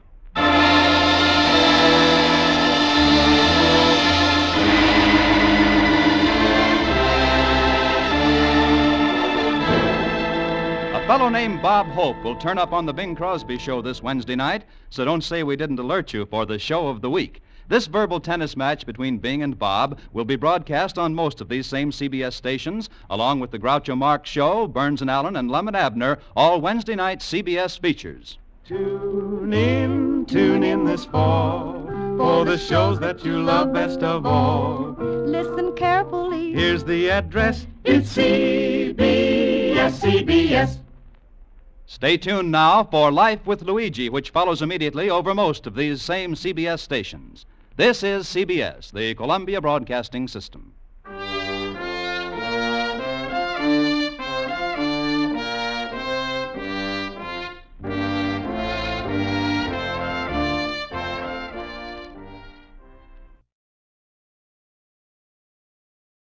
Tired of the everyday routine? Ever dream of a life of romantic adventure? Want to get away from it all? We offer you Escape. Escape, designed to free you from the four walls of today for a half hour of high adventure.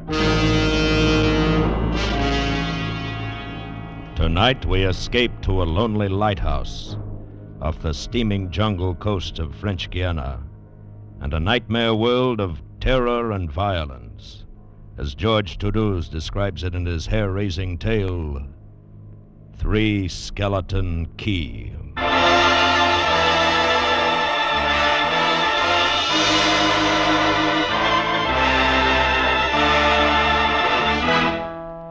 Picture this place. A gray tapering cylinder, welded by iron rods and concrete to the key itself.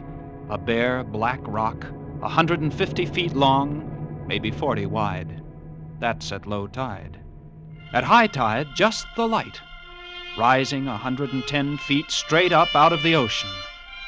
And all about it, the churning water. Gray-green, scum-dappled, warm as soup, and swarming with gigantic bat-like devilfish, great violet schools of Portuguese man-o'-war, and, yes, sharks, the big ones, the 15-footers. And as if this wasn't enough, there was a hot, dank, rotten-smelling wind that came at us day and night off the jungle swamps of the mainland. A wind that smelled like death. Set in the base of the light was a watertight bronze door. And in you went, and up. Yes, up, and round, past the tanks of oil and the coils of rope, cases of wicks, racks of lanterns, sacks of spuds, and cartons and cans, and up, and up, and up, round and round. Over the light storeroom was the food storeroom, and over the food storeroom was the bunk room where the three of us slept, and over the bunk room was the living and cooking room, and over the living and cooking room was the light.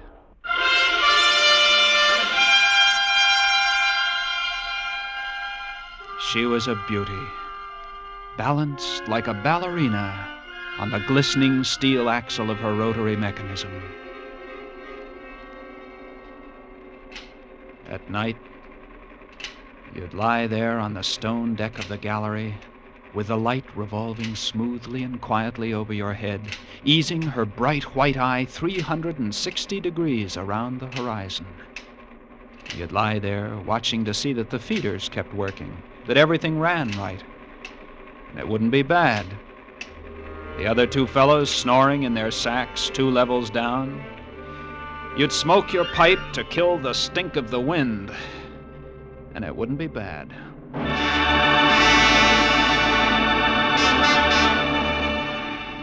About those other two, Louis and Auguste, what a pair. Louis, he was head man, was a big fellow from the Basque country, black beard, little hard black eyes, and a pair of arms that, I tell you, those arms were as big around as my legs. Yes, head man he was, and what word he let go was law. A silent fellow, and although I spent my first 2 weeks trying to strike up a real conversation, the most I could ever get out of him was... I took up this profession because I don't like people. They talk too much. It's quiet work, light tending. Let's keep it that way. You're getting to be as bad as August. I thought maybe for once they'd send me somebody That was who would Louis. keep his mouth. And when he accused me of becoming like Auguste, I quieted down, because Auguste was the talkingest man I've ever met. The talkingest and the ugliest. He was hunchbacked, stood 4 feet high, had red hair and big blue eyes. It seems he'd been an actor in Paris. Over 200 different productions, dear boy, at the Grand Guignol. Oh, but it was monstrous, horrible. The way we used to scare the audience. I was hated. Yes, they used to throw things and hiss and bare their teeth at me. Finally, it got too bad. I couldn't stand it any longer. I gave up the theater. My nerves, you understand, yes, gave it up completely. I really did. I couldn't It all started one morning at 2:30. I was on watch, lying on the cool stone deck, pulling on my pipe, staring out at the blackness, the phosphorescent combers and the big yellow stars, when, out of the corner of my eye, I noticed something show up for a second, something the light had touched, far off. I waited for her to come around again, and when she did, there it was. A 3-master, a big one, about a half-mile off, and coming down out of the north-northwest, coming straight for us. You must understand, our light was where it was for a very good reason. Dangerous submerged reefs surrounded us, and ships kept clear. But this one, this sailing vessel, was coming straight on. I went over to the gallery door and yelled down. Louis! Louis! What is it? Ship! Headed for the reefs! I'm coming right up. I had the glasses out now. I couldn't read her name, but I could see her quite plainly. All sails set, the foam creaming away under her bow, her beautiful lines. A Dutch ship, I guessed her. But why didn't she turn? Every time it passed, our light hit her with the glare of day. Ship? Where? North-northwest. The light will touch her in a moment. Well, can't she see us? Look at her. She just keeps coming on. The square heads. What is it? What is it? Watch. North-northwest. I know what it is. What? The Dutchman, the Flying Dutchman. We did a play about her. What a performance. You ghastly galleon, hag-ridden, curse-driven, must on... Shut up, will you? Yeah, she's luffing. Yes. It's a sloppy way to come about. She's derelict, that's it. Derelict? Abandoned. Crew left her for some reason or another. But instead of sinking, she's gone on, running before every wind. She'll not run long. Not with these reefs to break her up. A beautiful ship. Now, why would men leave a beautiful ship like that? She didn't ram us, although we all expected it. But as we waited for the crash, she luffed again, caught some odd gust, and went about. We watched her the rest of those black hours, heeling and rocking, pushed and pulled by every stray wind, every freak current. Watched her until the dawn came, till the sea turned from black to pearly gray. And on she came again, heading for us. We all had our glasses trained on her now. August, you can kill the light. Right, Chief. She doesn't look so good by daylight. Think she'll ground this time? I say, do you think she'll ground this time? This is impossible. Absolutely impossible. What? Here, take my glasses. They're better than yours. All right. What is it, you're... I had to focus. And then my breath froze in my throat. The decks were swarming with a dark brown carpet that looked like a gigantic fungus, but undulating. And on the masts and yards, the guys and all, were hundreds, no thousands, no I don't know. An inestimable number of tremendous rats.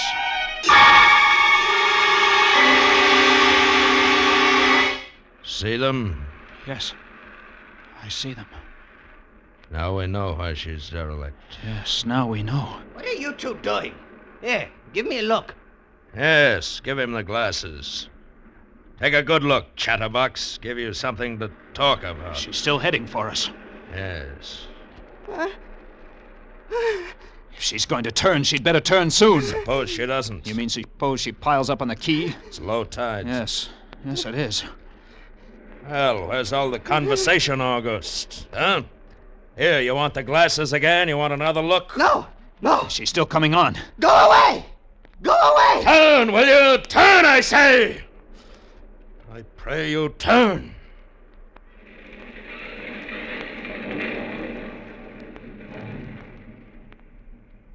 Cracked up. The rats! Look! On the water! Like a carpet! They're swimming. Sure, they're swimming. Those are ship's rats. But they're swimming for the rocks. The door below! It's open! Well, come on! And down we went, racing down the stone stairs, taking them 3 and 4 at a time. Scared? You bet we were scared. August, you get the windows. Maybe they can climb. We don't know. Right, Chief. But hurry! Hurry! You see them? No. Oh, yes, I do. Up at the other end of the rock. Look at them. Millions. They smell us. Here they come. Oh, close the door. I can't. It's stuck. Here, let me. Move, you. Hey. Made it. Holy, that was close. One got in. Look, there. Well, get him. Watch it. Kick him. What a brute. He was as big as a tomcat, bigger, and his eyes were wild and red, his teeth long and sharp and yellow.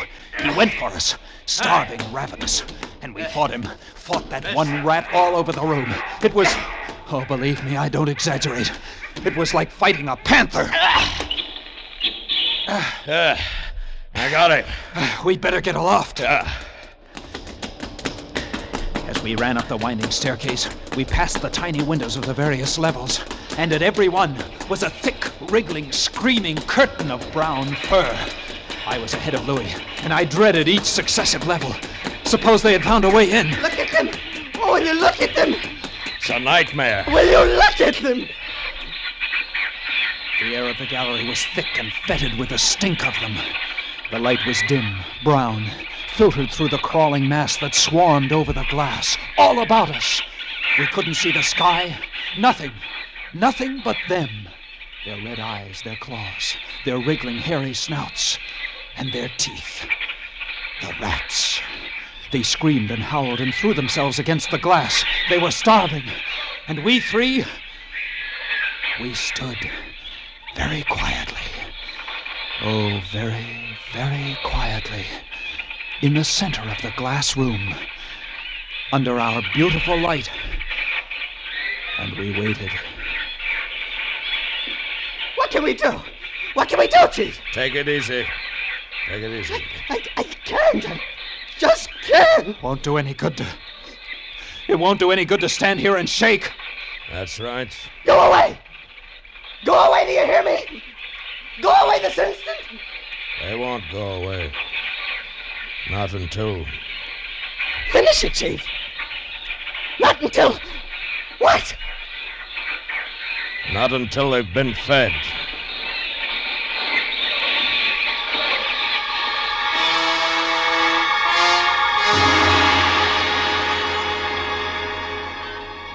You can take just so much horror, and then you get used to it. And they were interesting to watch, you know. They couldn't understand the glass.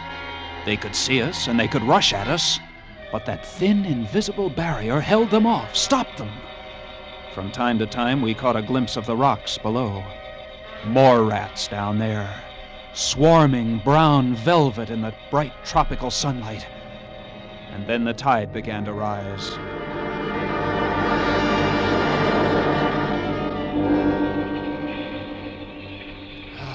If only it had drowned some of them. Ship's rats don't drown. No, sir. You can't drown one of them. They're all climbing up the tower. This bunch around us is getting thicker. Say, what's the time? 6:15. You've got first watch, Sean. All right. Wake me at 10. I will. Come along, August. It was getting dark. One side of the room was lit a soft, filtered red. Sunset through the rats. Oh, very pretty. I set the wicks, checked my fuel, and then lit the lamp. It caught them, lit them in their gigantic wriggling web of pale, hairless bellies, twitching red tails, bright eyes. And then I started the rotary motor. The light drove them mad. As she swung slowly and smoothly about, she blinded them in the fierce, stabbing bar of light, moving continually about, ever turning, ever touching, ever moving around and around. And they, twitching and shuddering, eyes flaming when they were struck by the light, the bright light moving. And behind, on the dark side of the room, so close, I dared not turn my back. But you can't help turning your back when you're in a room made of glass. On the dark side of the room, you couldn't see them, but only their eyes. Thousands of points of blank red light, blinking and twinkling like the stars of hell.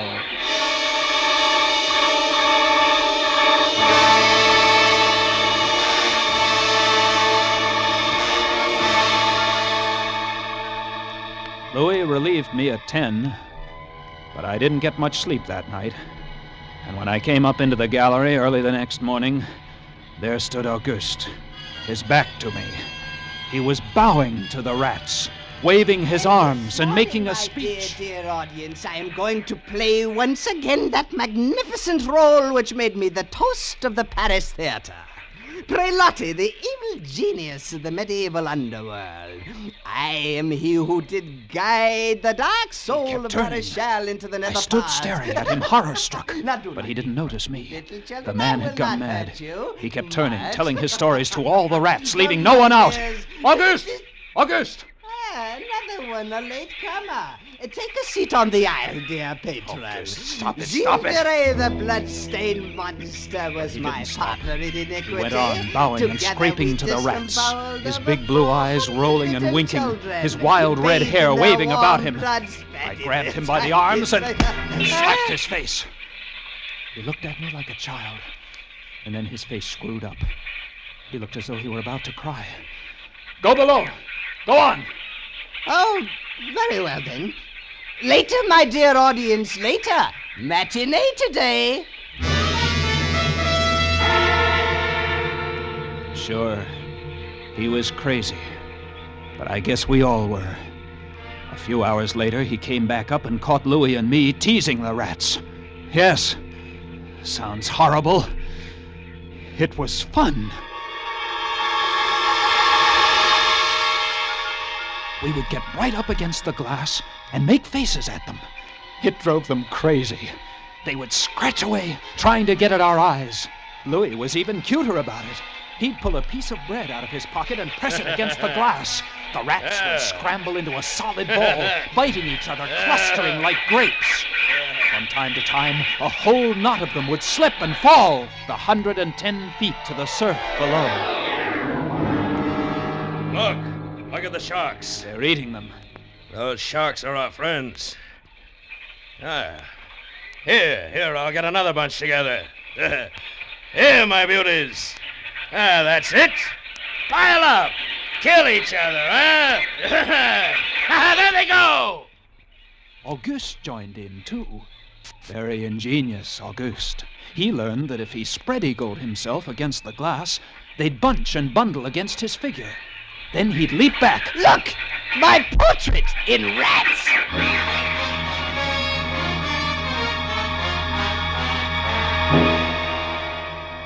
It went on all day. And then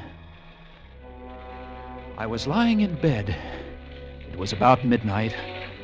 I was very tired, and I was just beginning to fall off to sleep when I became conscious of a new sound. I couldn't figure it at first. I got up, lit the lamp, and went to the window. Even as I looked out, I saw one of the panes begin to sag in. They had eaten the wood away. Louis, come quick! What? What is it? They found a way in! I held the glass with my hand. Now they were all going crazy, and assured of the success of this maneuver, were all nibbling away at the wood. Louis ran below and then returned with a large sheet of tin. We spread it against the window and hammered it into place. Even as we did so, we felt the heavy bodies thudding against the other side as the window gave way. There! That ought to hold. If it doesn't, we're done for. Rats can't eat tin. No, they can't. But what was that? I don't know. Came from below. The storeroom window.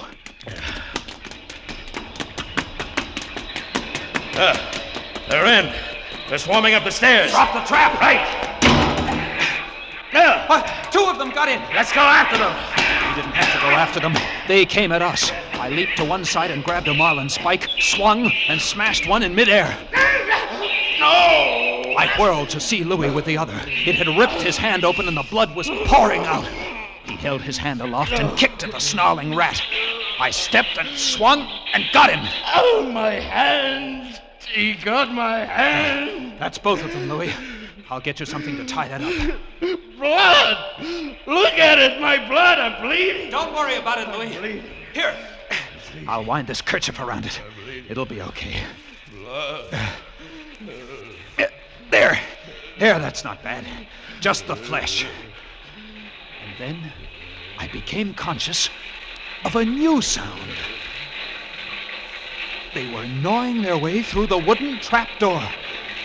I watched the wood, fascinated. And even as I did, it began to give way. And a bristling, whiskery nose showed through. Louis, we've got to go up!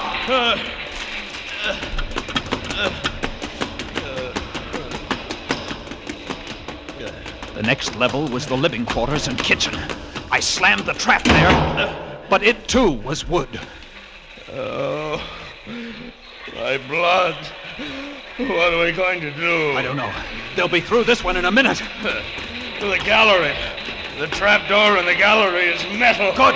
Come on! We made it.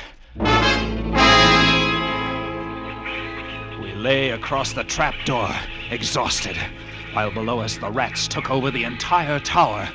I could hear them howling and fighting over our food supply, our water, our leather.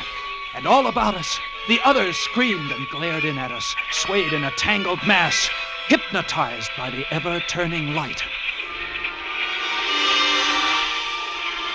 By morning, the air in the little room was horrible. Until now, we'd been getting air from the tower below.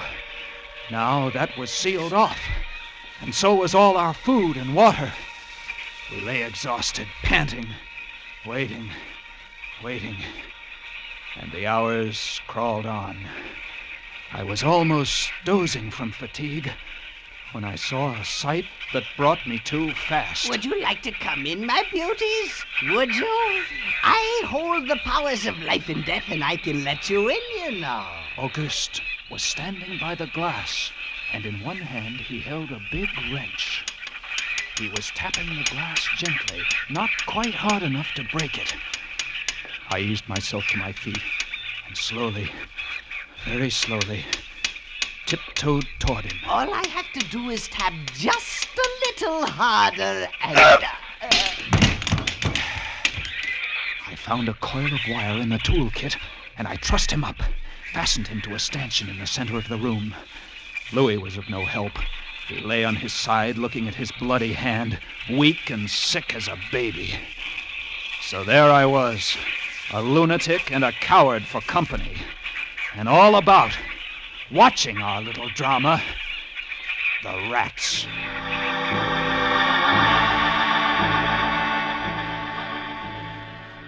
The day dragged by.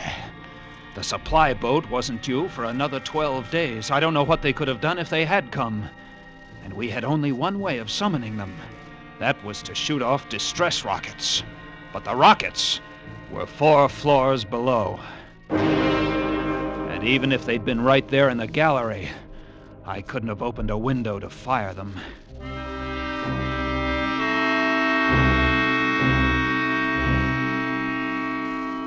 That night, I tended the light, but its flame was devouring our oxygen. The following day, we lay thirst-tormented, starving, waiting. And the following night, I again tended the light. But the small supply of spare wicking we kept in the gallery had become exhausted. And quite suddenly, at about midnight, the light went out. There was nothing I could do. Wicks were stored 3 levels below. Nothing I could do, nothing. From time to time, I'd strike a match to see the clock. And when I did, it lit up the million red eyes about us. All about, watching, waiting. Below, it had grown quiet. They'd cleaned us out, and now they, too, were waiting. All waiting. And then, the rats, quite suddenly, were silent. And then I heard it.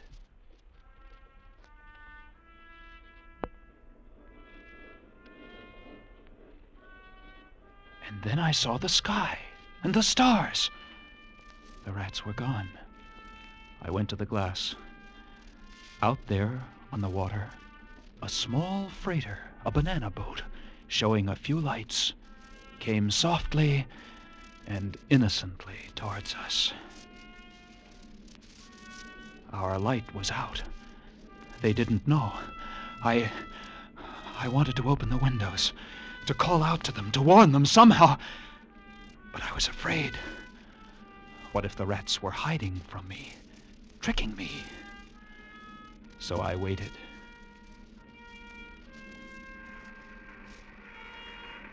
She grounded very softly on a reef not 200 yards from the quay.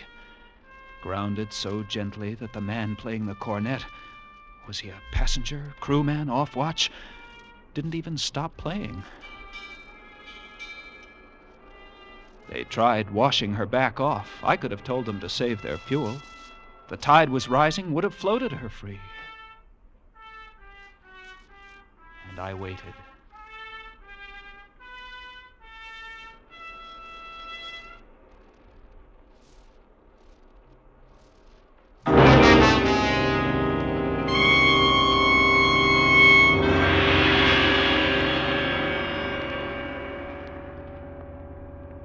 that's all. That's the story. The sun came up, and there wasn't a rat on the whole quay.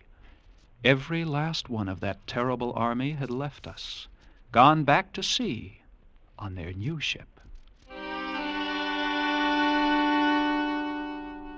Auguste, insane asylum. He never recovered. And Louis, they took him into Cayenne, where he died of blood poisoning from his bite. Yes, that's the whole of it. And if you'll excuse me now, I must go set my traps. No, mouse traps. No rats in this lighthouse. I should say not. Life in the lights isn't bad. But sometimes, when I see a strange vessel approaching, I get a little nervous. Sure, somewhere on the seas, there's a little banana boat without a crew. That is, without a human crew.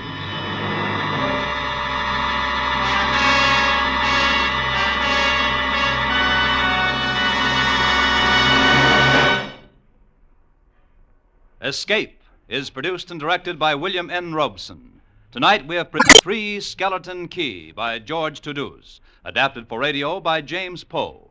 Featured in the cast were Elliott Reed as Jean, Bill Conrad as Louis, and Harry Bartell as Auguste. Special music was arranged and conducted by Del Castillo. Next week. You are standing on the deck of a ship headed on an illegal mission to Central America. Before you, holding a gun in your stomach, is a desperate man who has just given you the choice between being killed or becoming a murderer yourself.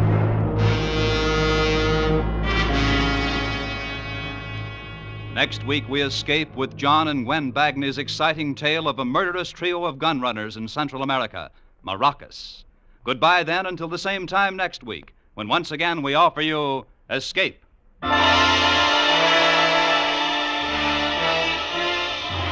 Stay tuned now for Life with Luigi, which follows over most of these CBS stations. This is CBS, the Columbia Broadcasting System.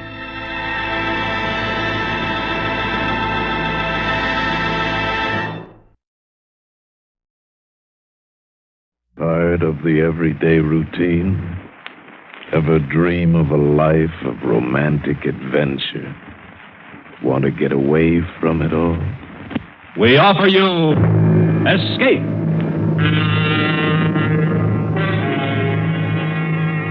Escape, designed to free you from the four walls of today for a half hour of high adventure.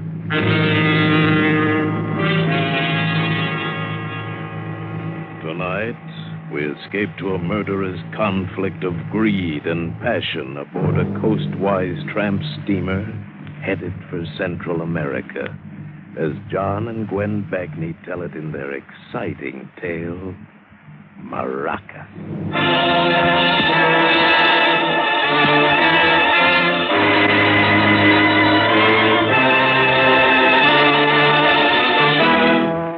I am standing in the little patio of a cantina near Maracas. The air is heavy with the scent of tropical vines, tequila, and gunpowder. There's broken glass everywhere, and the most appalling silence. Captain Kelso is standing here with me. So is Estelle. And General Topaz and his men, their swarthy faces serious, completely erasing their earlier gaiety. The party is over. We're all waiting for General Topaz to give the order. And then... But maybe I'd better start at the beginning.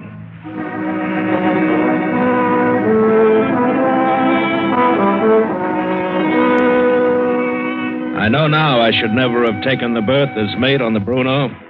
She's a coastwise tramp out of San Diego, but at the time I figured working under that loudmouth, sadistic, slave-driving Kelso was better than the seaman's mission.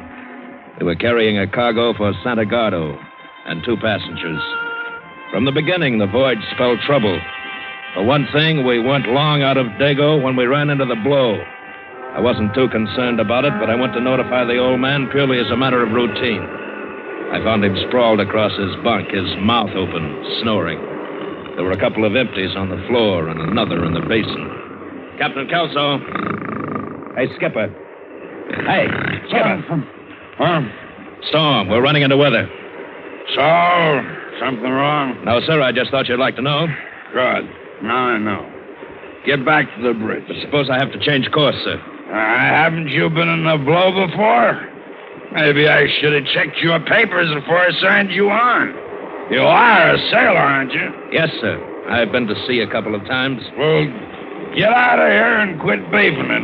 And don't bother me again. I got a headache. You should have.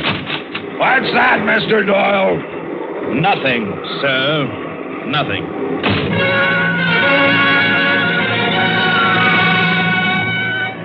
Back in the wheelhouse, I watched the well deck below disappear completely again and again beneath the angry white water. And then, if I didn't have enough on my mind, it was the passenger, George Miley. I hate passengers. They don't belong on freighters, always underfoot, always asking fool questions. And Marling was no exception. But what was worse, he was also the shipper of all that cargo in number 2 hold. Farm equipment from Marling and Gavin, Los Angeles. Mr. Doyle. So we had orders to be polite to him. Mr. Doyle. You shouldn't be running around the ship in this kind of weather, Mr. Marling. You'll get yourself hurt. I want to see the captain. He's not here, sir. Well, where is he? He's in his quarters, asleep, sir. Asleep in a storm like this?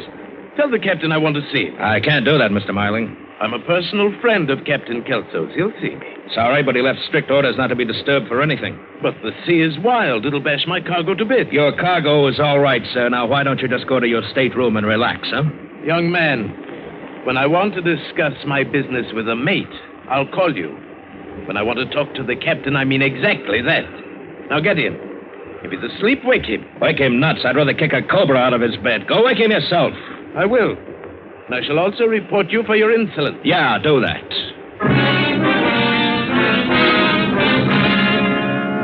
What did he think? Somebody was going to steal his precious cargo?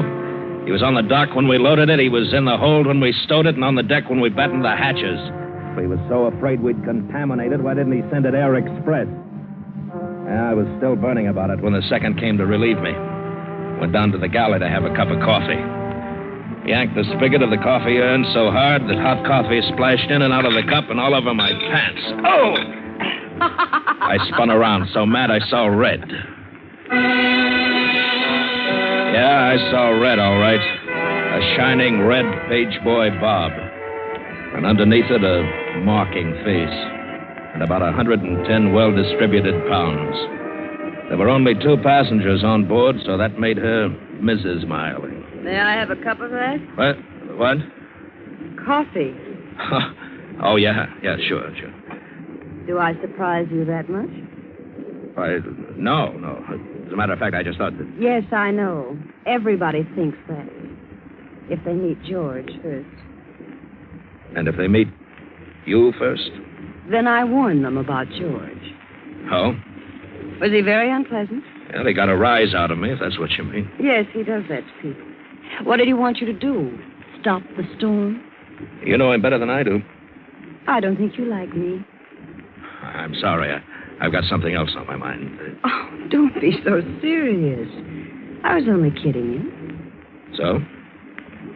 So? It's going to be a long trip? Excuse me, Mrs. Marling. I've got to get back to the bridge. Everybody calls me Estelle. What do they call you? They call me Doyle, Mr. Doyle. Excuse me. Oh, Mr. Doyle. Yes. I hope I haven't rushed you.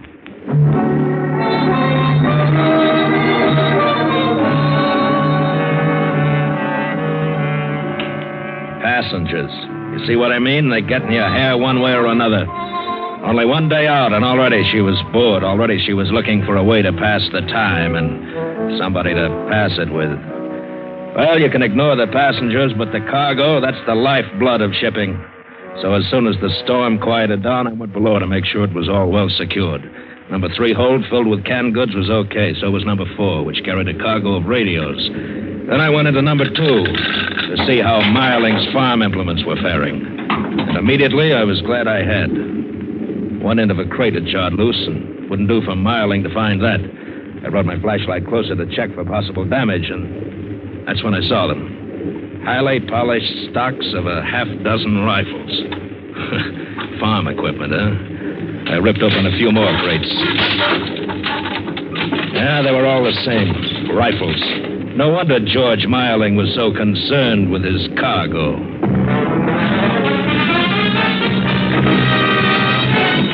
Captain Kelso. I told you to keep out of here. You know what we're carrying in number 2 hold? Sure, cargo, farming equipment. Well, the only digging it'll be doing is for graves. What do you mean? The crates of rifles Miling's transporting.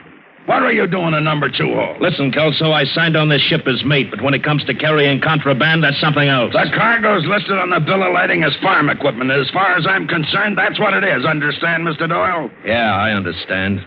What's your cut? What are you talking about?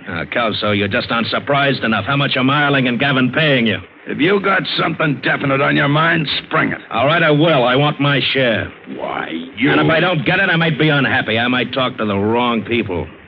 Like, say, port officials. Why, you punk. What do you think you are? Get out of here. Get out before... Get that straight, Kelso. If I'm going to help carry trouble, I'm going to get paid for it. And you can tell that to that jerk Miling. Why don't you tell me yourself? All right, Miling, so you hurt me. Well, it wasn't my fault. He was snooping around the hold, Mr. Marling. I didn't know anything about it. Naturally you didn't. You were asleep. Drunk. He's a meddling fool. He had no right. Don't upset yourself, Captain. Huh? There's enough profit in my cargo for all of us. No reason why we can't let the man share with us, now is there? You're making a mistake. Why don't you let me handle him? You had that opportunity, Captain. We'll do it my way now. And what's my share your way? We'll talk about that. I want a third. A third? Oh, you are greedy. No, I'm afraid we can't let you have that much. Why not? There are already 3 of us in the deal. My partner Gavin in Los Angeles, myself, and the good captain here. All right, then I'll settle for a 4th. How about, shall we say, $3,000? Oh, you're really off your rocker. That hold is loaded with those crates. You better take it, Mr. Doyle. Your threat about informing the port officials won't do much good unless you get to port. See? Afraid you're not in a very good position to bargain. I'd say I was. Because you see, Miling, you either give me a 4th, or every man in the crew will know what we're carrying before night. You know what happens then? You got a big split on your hands. Everybody shares. You're a very smart man. Well, Miling, is it a deal?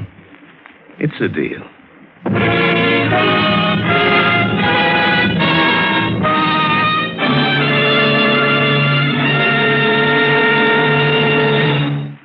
In just a moment, we will return you to Escape. There's a fellow who makes a nice little thing singing popular songs, a fellow named Crosby, Bing Crosby. Then comes another fellow named Frank Fay and begins to analyze the words to the songs this man Crosby has been singing. Is it justice? Well, who knows? But it's one of the funniest sessions on the air, if you heard their broadcast last month.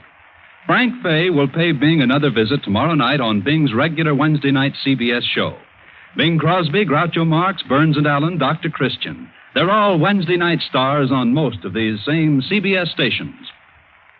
And now we return you to Escape and the second act of Maracas.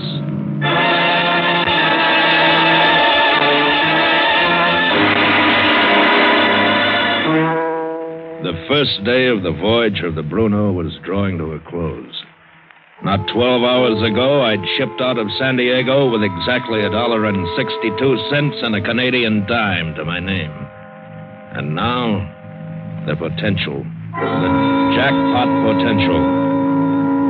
The night was clear and dark as I came off watch. There was no moon. The storm had blown itself out to the southwest, and now only a light wind across our port beam marked its passing. Yeah, it was the kind of a night I always liked at sea. Quiet and dark. But this night I would have felt a lot happier if there'd been a moon. There were too many dark places where a man could be ambushed on a ship, and the sea is a handy repository for unwanted ballast, including the human variety. So I moved warily, conscious of every sound around me. Mr. Doyle! I almost jumped out of my jacket when I heard him. Mr. Doyle! What? Where are you? Up here on the boat deck. May I see you a moment? All right. Sure. I went up the steps, one hand on the railing, one hand on the pocket that held my gun. I stopped. Took a bearing and squinted in the darkness. I could just make him out, Marling, standing near number 3 lifeboat. Over here, Mr. Doyle. Yeah, sure. What's on your mind? I want to talk to you. Yeah, I gathered that. It's, about our partnership. What about it? I like you, Mr. Doyle. I think you're a fine addition to our little enterprise. But, there's a little problem. Ah, the fine print, the hidden clause in the contract. Huh? Oh, it's nothing that can't be worked out. I'm afraid I was a little hasty, spoke inadvisedly in the captain's quarters. Oh? While my partner, Tom Gavin, is a very reasonable man, I feel sure he would never endorse a 4-way split. You know, there's a lot of overhead to a proposition like this. It isn't all clear profit. Get to the point, will you? Isn't it obvious? We have one too many partners. One has to be liquidated. Which one? That's a decision I'll leave up to you. Captain Kelso wouldn't hesitate to do it to you if I gave him the chance. That's a charming idea, but no thanks. I'll run your guns, but you handle your own liquidation. Then I'm afraid you leave me no alternative, Mr. Doyle. What? Keep your hands up and be good enough to move back. Hey, now, wait a minute. Get over there between the lifeboats. I hadn't even seen him reach for a gun, yet there it was, pointing into the pit of my stomach as he forced me backwards between the lifeboats where there's no railing. If only I could get to my gun, I'd have a shooting chance. I didn't know what the sound was, but it startled Marling just enough for me to pull my gun and hit the deck. His bullet went mild, mine found its mark. But he'd made the choice for me. Murder or be murdered. And I'd have to explain it. I wondered what I would tell them, but nobody saw it. Maybe nobody even heard it. Maybe I could just keep my mouth shut. Maybe the wind had carried the sound away. I moved quickly across the boat deck and stumbled over a davit crank handle. This must have been the cause of the sound that startled Marling. This was the thing that had saved my life. I stooped down to pick it up and became conscious of something else. A foot. A foot in a spiked-heeled sandal. Mrs. Marling. She stared at me without expression. I didn't know how long she'd stood there in the shadow of the ventilator. I tried to bumble out some kind of an explanation of how it had happened, how it wasn't my fault. I didn't know how much she'd seen, but I stopped abruptly when I heard him coming up the ladder, bellowing like a bull. Who's out there? What's that shooting about, huh? Oh, it's you, Doyle. What are you... Miss Marling, what are you doing up here? Where's Mr. Marling? What happened? George had an accident. He fell overboard. What? He was drunk. He didn't know what he was doing. He would have killed me if Mr. Doyle hadn't happened along and interfered. Yeah, but I heard shots. That was George. When he lost his footing, his gun went off. Twice? Yes, twice. I suppose you'll have to make some kind of a record of this in your logbook. Yeah. I'd better lower a lifeboat and look for him. Oh, it wouldn't do any good, Captain. George can't swim.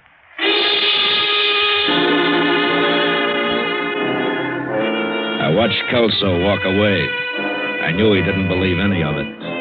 The minute he was out of earshot, I turned to her. What did you lie for? Why didn't you tell the truth the way it happened? What do you care? You're in the clear. I don't like the way you did it. Well, it's done, so forget it. You ought to be grateful to me. What for? I saved your life.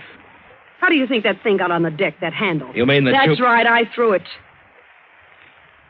George would have killed you if I hadn't. Hey, wait a minute. That means that you wanted him dead. Earlier tonight in the galley, I thought you were just passing the time with me. I thought that You thought what? Let's just say I did you a favor and you did me a favor. Now we're even.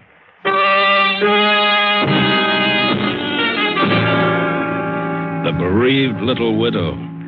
She made that sea scum Kelso look like a choir boy. I don't know what she had in her vicious mind, but it wouldn't be good. Not that it made any difference to me. I had only one interest only, my share of the loot. Now that Marling was dead, the split should be bigger. And then I remembered. I'd done a stupid thing. I'd ripped open quite a number of those crates in my hurried inspection of the cargo, and I hadn't crated them up again. Those shiny rifle butts were visible. We couldn't risk port officials seeing them. I hurried into number 2 hold and was busy nailing up the cases when Kelso came down. Counting your chickens? Just protecting my investment. You've gotten around an awful lot tonight, Joel. I'm an active partner. Yeah? Well, if you want to stay that way, you'll take orders from me. Marling's gone. It's every man for himself now. I don't like you, Joel. That's mutual. That was some cock and bull story you and her cooked up. You heard her tell it? I've known Marling for years. I know he never touched a drop of liquor. Talk to her about it. That's the trouble. I can't prove a thing. But you watch your step, Doyle. Don't you get any idea you can cut me out like you could cut him out? Yeah, well, I'm going to watch you too, Kelso. I'm going to watch you close. You can quit fighting over it, boys. There isn't going to be any money to split. What? The cargo's already been paid for. Tom Gavin collected for it in Los Angeles before this ship ever sailed. Marling told me it would be paid for at the end of the run. Marling promised George promised a lot of things. And George isn't here. You never intended for him to reach the end of the run. Is that it, Mrs. Marling? Oh, smart boy. You and Gavin had a cute little thing cooked up between you, didn't you? And I stepped in and washed your dirty linen. You haven't anything to squawk about. You're alive, aren't you? And neither have you, Captain. You'll get paid for the freight. Freight? For that measly amount, I took a chance on losing my license and my ship? Freight? I ought to... Keep away from me! All right, leave her alone. I said shut up. If she thinks she's going to get away with it... Shut up! Now listen. You hear that? Listen, it's ticking. Only 2 things tick, a clock and a time bomb. Here we've been shouting, screaming at each other as the minutes ticked away. And now we wildly fanned out with flashlights, trying to track down the source of the sound. Fighting time. Minutes, maybe seconds. I was the one who had found it. Planted in one of the cases of rifles I'd opened. Enough TNT to blow the whole ship apart, and us with it. We held our breath, white and tense, as I pulled the clock mechanism away from the detonator, dismantling the bomb.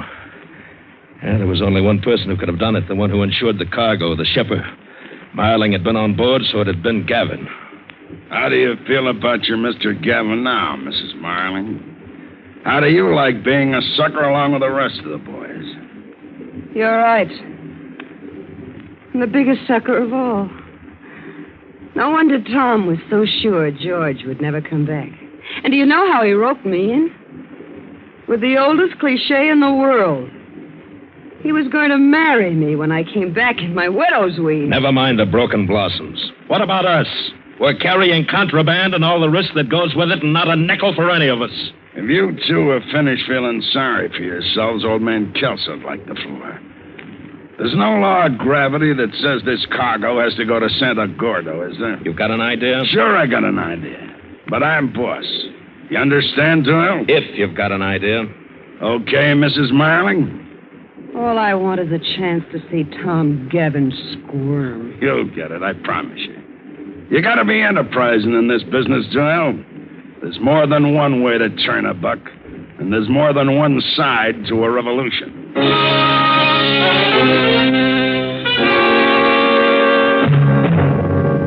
Like Kelso said, no reason why our cargo should go on to Santa Gordo.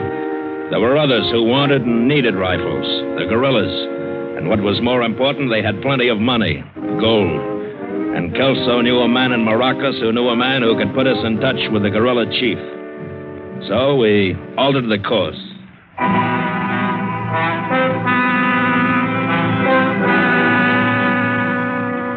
Ten days later, we steamed through the Gulf of Teresa and entered the obscure little Bay of Maracas. Estelle, we were partners now. I dropped the Mrs. Marling. Kelso and I, 3 ill-assorted people, went ashore to make the rendezvous. We walked up a steep, winding hill to a little cantina. And just as Kelso had promised, his friend's friend had made the contact. All we had to do was wait. Yeah, it was a hot night, so we sat in the picturesque little patio. And then we heard them. First, it sounded like a roar of thunder from over the horizon. And then it took form. First a boisterous cloud, and then distinct shapes. Horsemen, a dozen or so, shooting and whooping as they galloped up. A gang of renegades, unshaven, sweat-stained, each fiercer looking than the other. all wearing crossed cartridge belts, sombreros, and sporting firearms of assorted caliber and make.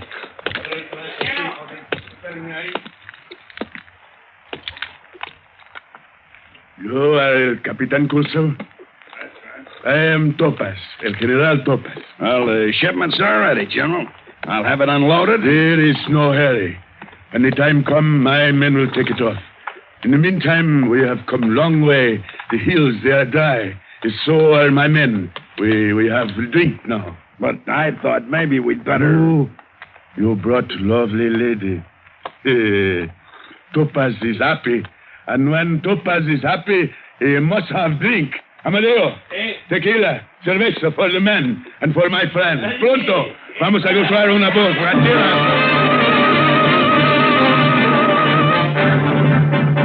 I've never seen so much liquor consumed so fast. Tequila and cerveza, a violent combination. And it had a wild effect on them. The more they drank, the more uncontrollable they became. Shouting and shooting glasses and promptly at the cobblestone parapet. We began to have an uneasy feeling. We wanted to conclude our business quickly, unload the rifles, get paid, and get out. Even Kelso began to be uneasy. Look, General, fun is fun, but we can't hang around here all night. Plenty time, my friend, plenty time. More tequila. Diego, play for us.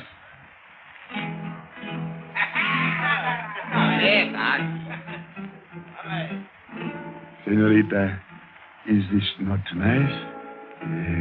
You are lucky.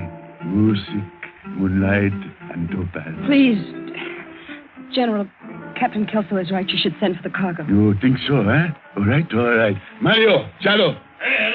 Get the men. Unload the rifles. You are happy now, senorita? Descansate, lindita. We have drink, no? No, Oh, you think Topaz drink too much, eh? Amadeo, hold the bottle up.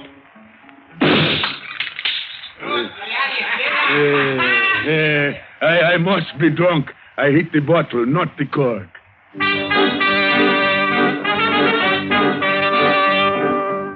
He was a good enough shot to make my blood run cold. All of them were.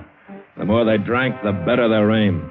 General Topaz was having a riot at the time with his cannon of 44 shooting gourds of smoke. And it was a relief when the cases of rifles began to pile up. And suddenly, the general's mood changed. He was bored with his marksmanship. Bring me one.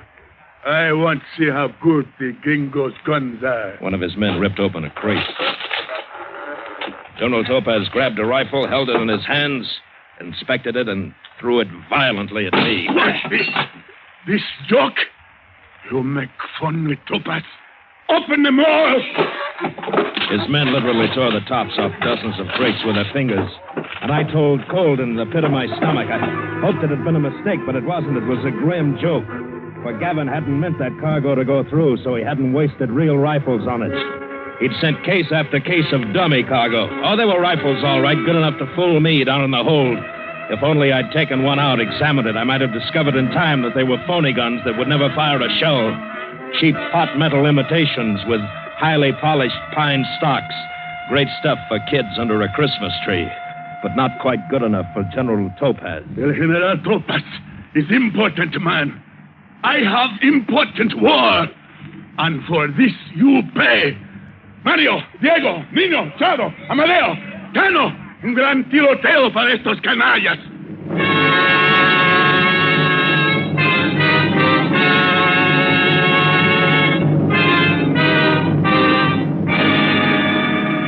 And so it's dawn. And we three, Estelle, Kelso, and I, are standing here in the patio. General Topaz and his guerrillas are drunk, but not dead drunk.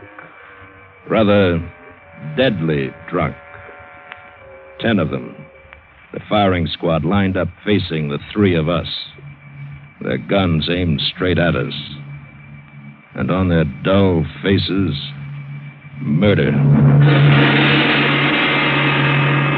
The general, with his flamboyant sense of drama, raises his gun just as the first rays of the sun streak through. Listo! He has a sense of the drama, General Topaz, but no sense of humor. Apunten! If it weren't so final, it might be funny. A double cross. Fuego!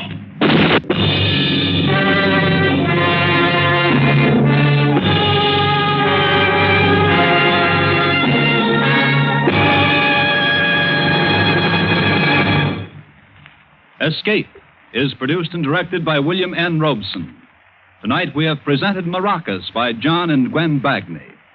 Featured in the cast were Bill Conrad as Doyle, Ted DeCorsia as Captain Kelso, Joan Banks as Estelle, Paul Frees as George Marling, and Juano Hernandez as General Topaz. Special music was arranged and conducted by Del Castillo. Next week. You are on a schooner in the South Seas, and dead ahead lies the island of Falota, and the most desperate man of this lawless region. You have never seen him, but you have sworn to kill him.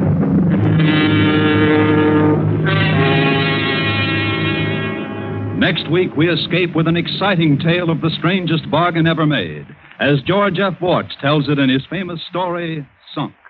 Goodbye, then, until this same time next week, when once again we offer you Escape.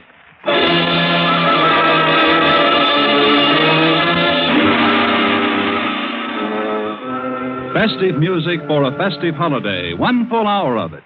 That's the treat in store for you when you tune in the Thanksgiving Day Festival over these same CBS stations. The Choraleers and the Symphonette combined talents for this great show, plus Leonid Hambro, pianist, Oscar Shumsky, violinist, Bambi Lynn, young Broadway star, and many other favorites. Remember, 5 p.m. Eastern Standard Time on Thanksgiving Day for the whole family, the Thanksgiving Day Festival over the entire CBS network. Now stay tuned for Hit the Jackpot, which follows immediately on most of these stations. This is CBS, the Columbia Broadcasting System. 10 p.m. WLOBA, Boulevard Watch Time. Tired of the everyday routine? Ever dream of a life of romantic adventure? Want to get away from it all? We offer you Escape.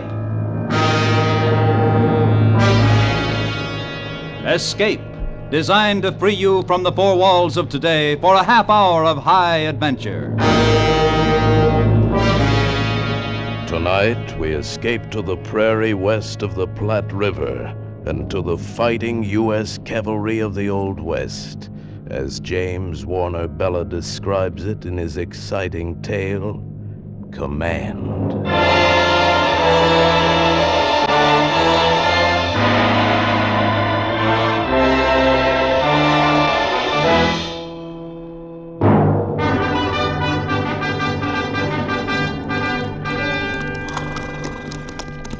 Captain Brittles. Yes, Sergeant? Here comes Lieutenant Cole back with a patrol. Yes, I see him. Call to column. Yes, sir. Column!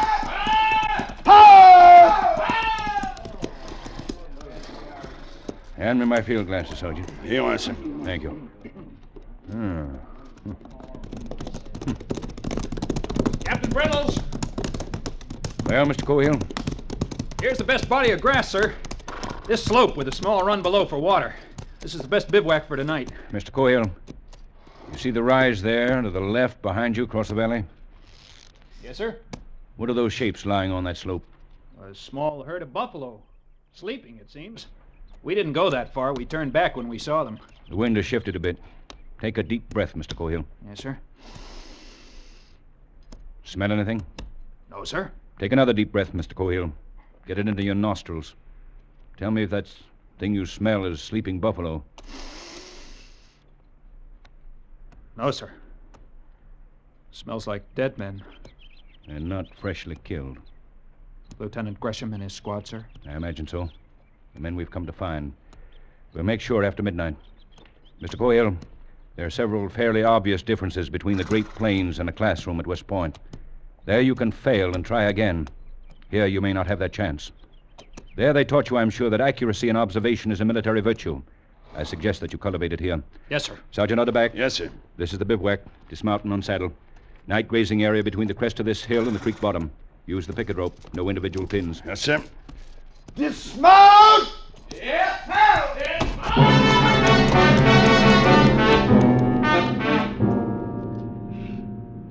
Yes, sir, Captain Brittles. No, sir, Captain Brittles.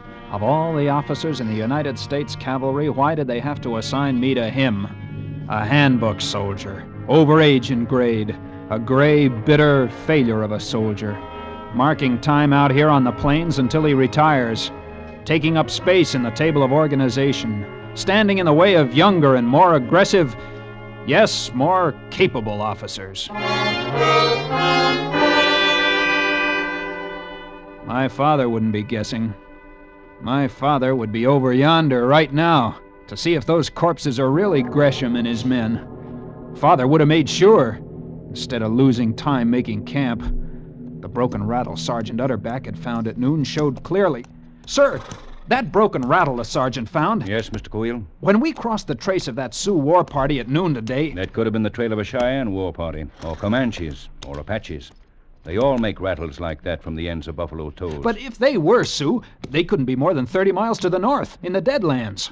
They're afraid of ambush, so they'd be camping away from timber and near water.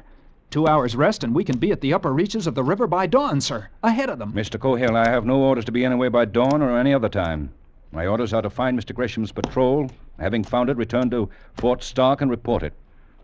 I think I found him. I'll know as soon as the moon rises and I go over and take a look. Water the mounts in half an hour. Saddle blankets to be left on until they're watered.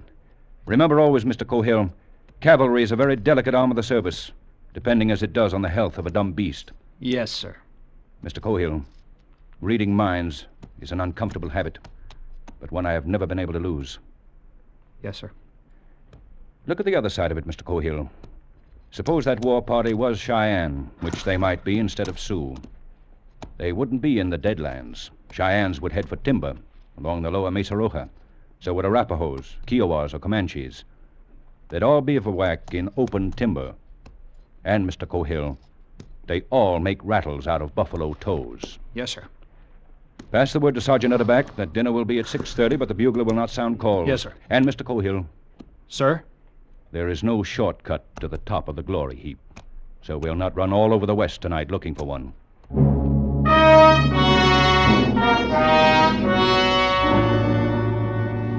But if death in battle is a soldier's path to glory, Mr. Gresham and his patrol had found a shortcut. Yet what we looked upon that night on yonder slope was not glorious. 10 bodies, stripped naked, pin-cushioned to the prairie with arrows, their feet and their right hands hacked off. They sold their lives dearly. The empty cartridge cases said that.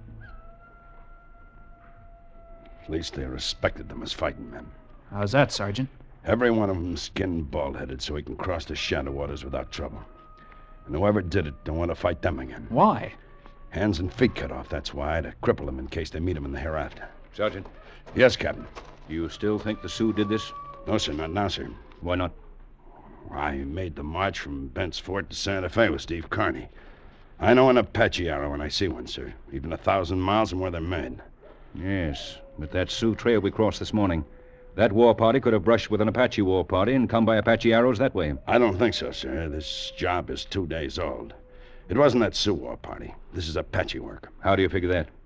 Well, mostly because the captain knows it's Apache work, too. Lieutenant Cohill. Sir? Take the grave detail. Yes, sir. Sergeant. Yes, sir. We shall move the company out 10 tonight. Yes, sir. We will return to Fort Stark to report this massacre as fast as we can. Yes, sir. So he's showing me. Makes his lieutenant first grave digger and confides his plans to the sergeant in exchange for flattery. He's an old woman in blue fatigues. Can't hide his bad temper. And worse, he's a frightened old woman. Instead of striking when he has the advantage, he's going to cut and run. In a stiff action, I'd probably have to shoot him and take over the command.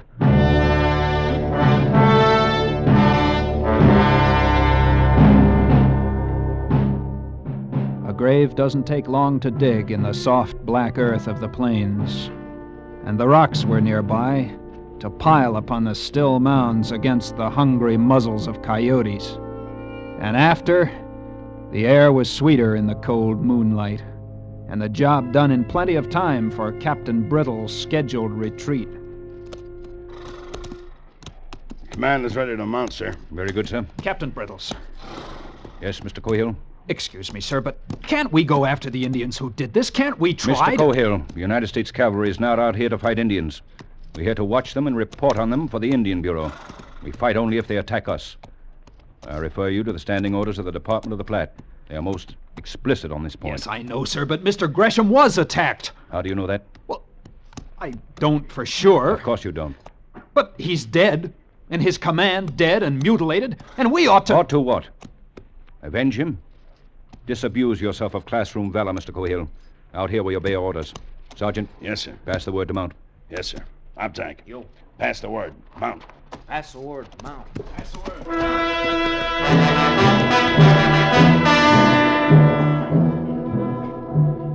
30 miles already today, and who knows how many miles ahead of us tonight. The men are tired, the horses are tired. Cavalry is a delicate arm of the service, Captain Brittles. Hour after hour, as the moon threw our lengthening shadows ahead of us. Hour after hour, walk 30 minutes, trot 5 minutes, dismount and lead 10 minutes, unbidden graze 15 minutes every hour. Hour after hour. You got a chore eating tobacco, Mittendorf? I ain't got much. Well, give me a loan of some, huh? You can get some more at the fort tomorrow. Ah, here. Why don't you ever have any of your own? I don't approve of chewing tobacco. My ma don't, that is. Thanks. Godfrey mighty, Gettysburg wasn't like this. Well, do tell. No, sir. We rode up to Gettysburg on the steam cars. Hey, Mittendorf.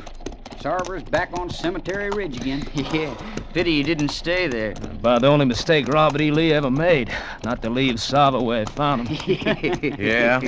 Just the same, the Army was the Army in them days. Slept in tents, and you got a furlough, there was girls. Not squaws, girls. Yeah. Well, if you like it so much, why don't you go back where it's girl? 'Cause I was gold-bricked. That's why. Yeah? I joined up again 'cause they said there'd be fighting out here. Yeah, fighting.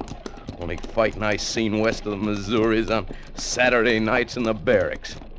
Yeah, it sure ain't like the old Army, I'll tell you that. I remember a girl in Richmond, time when I was with Grant when we took Richmond. Prettiest little Virginia creeper you ever did see. She fried me 43 chickens. Sergeant Utterback. Yes, sir. I'd like to ask you a question. Yes, sir. How did you know the captain thought they were Apaches that killed Mr. Gresham's detail? I've been his first sergeant for a long time, sir. You get to know. I see. Do I get to know? Well, sir, this is a different kind of service out here. Like Sarver up there was saying a minute ago, this ain't Gettysburg, it ain't full-dress war. But it's the only kind the captain and I ever served in, sir. And, well, you get to know it just like you get to know siege operations or saber charge by company front after you've had enough of it. During the war between the states, didn't... No, sir, neither Captain Brittles nor I saw service in the States, sir. While the North and the South were fighting each other, the West still had to be held, and, well, somebody had to do it. I see.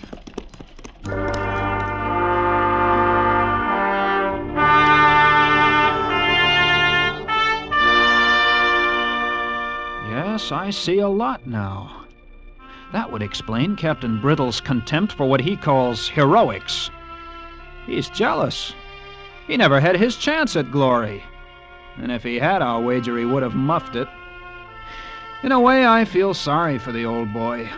Sitting a sweaty horse on these endless prairies while the great words exploded across the country. Vicksburg, Chancellorsville, Antietam, Appomattox. The policeman on the corner, while history rolled across Georgia to the sea.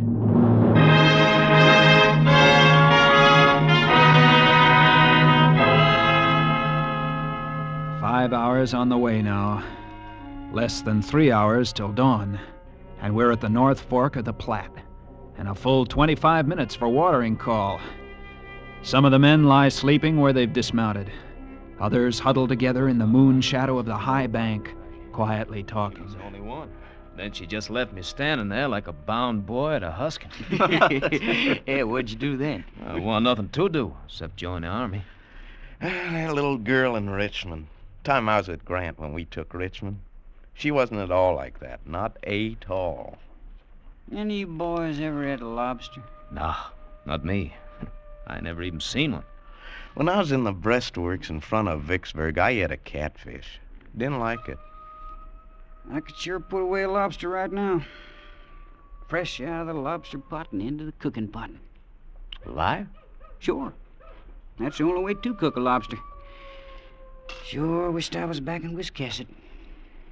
I get you back in the state of Maine and you'll be pining away for buffalo steak. No true word was never spoken. Some people just ain't never satisfied. I ain't never satisfied for a fact. Tell you that. That's how you get someplace in the world, know that? Never be satisfied. Yeah, it sure got you a long way, didn't it? Got me a stripe. Yeah, well, looks like you can plan on getting even further, Sarver. Captain's getting fidgety again. Oh, well. Another day, another dollar. All right, men, fall in. Here we go. Prepare to mount, pass the word. Prepare to mount, pass the word. Mount. Mount. Rod, step forward. Rod, step forward. Hands. Yo.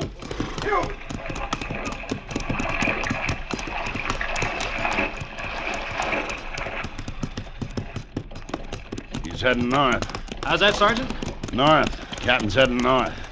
You're right, Sergeant. Red Mesa should be to our left. Instead, it's dead ahead. That doesn't make any sense. Yes, sir. My father would have done things differently. In the cold, dying moonlight, I could imagine him. Young Major Cohill, riding out of St. Joe to convoy the wagon trains bound west on the Oregon Trail. What a figure he must have been on the old frontier, when the Missouri River itself was the jumping-off place. Killer Cohill, his men had called him, but the wide-roaming Arapahoes had another name for him. Blue Devil with eyes in the back of his head. By this time, Father would have cut those Apaches into coyote meat as they lay sleeping around their smoldering campfire. Mr. Kyle? Mr. Kyle, sir. Yes, Sergeant? Were you dozing, sir? No, of course not. I was just thinking. Captain Brittles wants you, sir, at the head of the column. Thank you, Sergeant.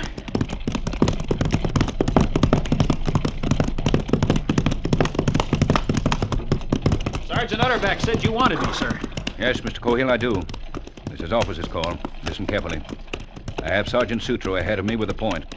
You will relieve him with 8 men and push forward fast. Yes, sir.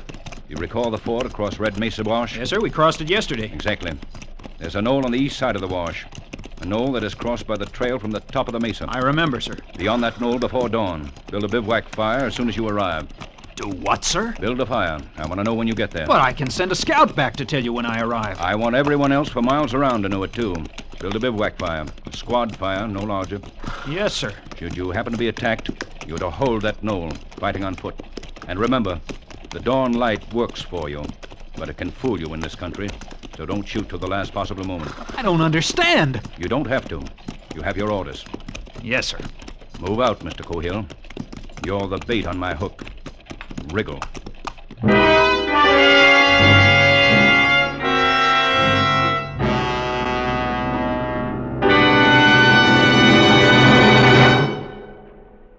In just a moment, we will return to the second act of Escape. But first, look what's cooking on CBS tomorrow night.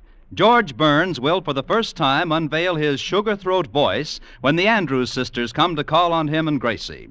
Bing Crosby will go west, young man, go west. For William Boyd, alias Hopalong Cassidy, will be Bing's special guest. And Bing will become Sagalong to team up with Hopalong for a hilarious Western sketch. You'll also hear the antics of top comedian Groucho Marx and another Dr. Christian drama tomorrow night. So make Wednesday nights a stay tuned to CBS night, for these great shows are heard on most of these same CBS stations. And now back to Escape.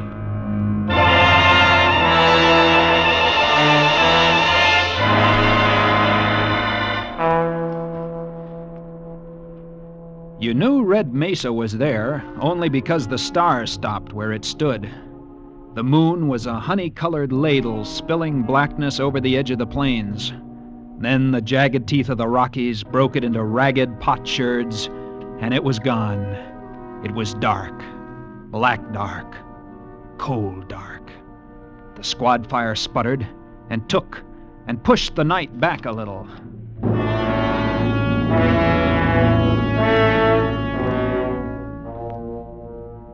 This was different. This was command.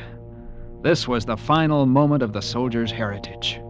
To stand ready to fire and be fired upon. To kill and be killed. And it wasn't at all like you expected. It just plumb scared you. Hey, don't stand still, Mittendorf. Keep moving a little all the time. And slap those mounts. Keep them moving, too. Yes. Hey, Lieutenant. Sir? Yes, Sarver? How come that captain sent us up here to sashay around the top of this little hill? He said we're the bait on his hook. Huh? The decoy. If there's an Indian war party, we're to draw them out. Better put on some bacon to fry, Lusk. Make it look natural. Yes. Meaning we uns may end up like Mr. Gresham and his patrol? There's always that possibility. Tain't a prospect that pleases, sir. That's what a soldier lives for, Sarver. To die. It is? Yes, sir.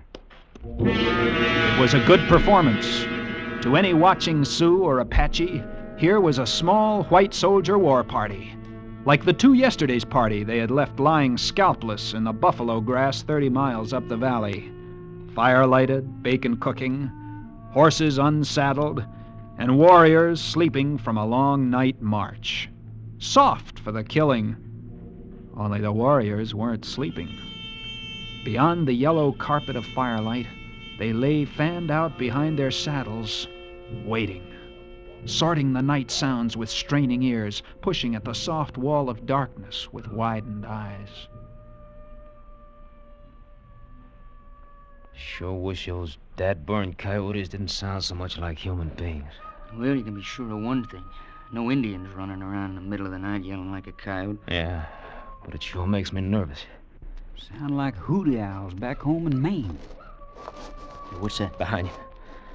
Don't get in a fret, boys. It's only me. Oh. General Grant's chief of staff. You know you're lucky I didn't put a bullet through you? Nah, you wouldn't do that. Lieutenant said not to fire till commanded. Any of you fellas ever ate Injun pudding? What? No. I ate sweet potato pudding when I was with Sherman at Atlanta, but I didn't like it much. Was you with Napoleon at Waterloo? Nope, but I've been talking to Lieutenant. Naturally. What's the word from headquarters? It's made of cornmeal and molasses. What? Injun pudding. Oh. Seen any savages yet? No, and don't expect to yet. Why? There ain't an Indian in the west of the Missouri that'll come out and fight at night if he can help it. That's right. They're afraid to take a chance of being killed at night. They believe if a warrior's killed at night, he'll be blind when he gets to the happy hunting grounds. Well, then what are we worrying about? Who's worrying? Not me. Oh. Yeah, then you can start worrying. Huh? Storm's coming. You can make out the mesa plainer. Sure would like some Injun pudding for breakfast.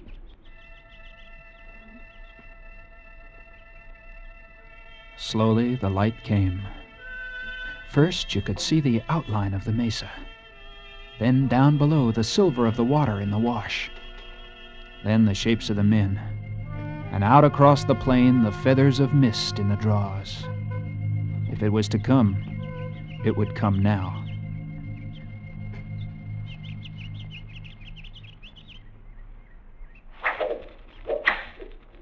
Hold your fire, men. Arrows. They're shooting arrows. What'd you expect? They're Indians. Hey, what's that? Hit one of the horses. Here they come.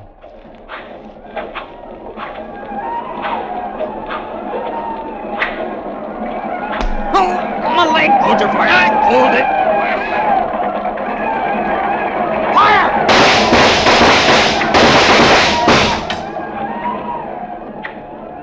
They are Apaches. I got one of the heathen. I got two. Look at them lying yonder. Yeah, one of them's still wriggling. I'll fix that. Hold your fire. Well, I was just... They'll be back. That was only the beginning. Yes, sir. You all right, Coffin? My leg, sir. Bone shattered. Hurt much? A little, sir. Those arrows sure wicked. Go right through 'em, man, if they don't hit bone. Do tell. No action in the new army, huh, Sarver? Well, it ain't exactly like Gettysburg. Here they come again. Hold fire. Yeah, light's better this time. Makes no difference. Hold your fire. They're the ones that did Mr. Gresham in. Look, that one's wearing corporal chevrons. And here's one with the U.S. Cavalry saber. Where's Captain Brittle? That's what I want to know. Most likely having breakfast at the fort. Decoy. We're just... Lord of fire!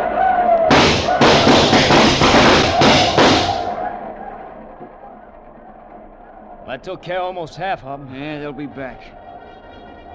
No, they won't. That's Captain Brittle's now. Yeah, attacking from the flank. Hey, Sarver, Captain Brittle's got him on the run. Say, can you pull this tarnation arrow out of me? Down below the knoll, the remains of the Apaches were streaking for the open plains, with Captain Brittle's men overtaking them, cutting them down with thirsty sabers, and pistoling the ponies as they ran. And then it was quiet, and not an Indian or his pony was left alive.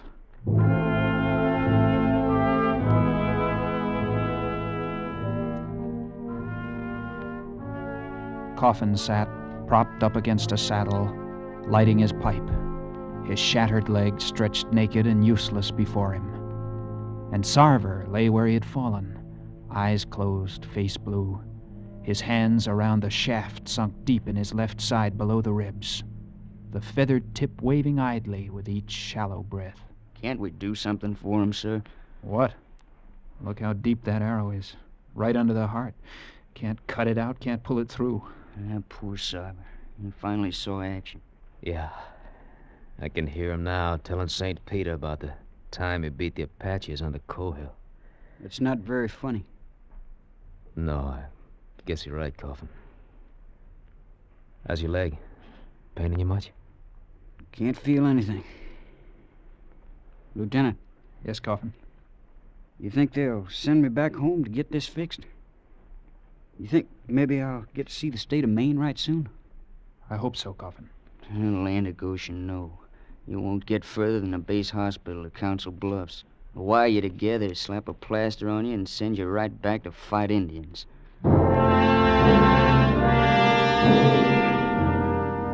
It was a strange feeling, a mixture of pride and guilt, watching a man die whom I had commanded into action, looking at the shattered leg of another, and a feeling of helplessness, too.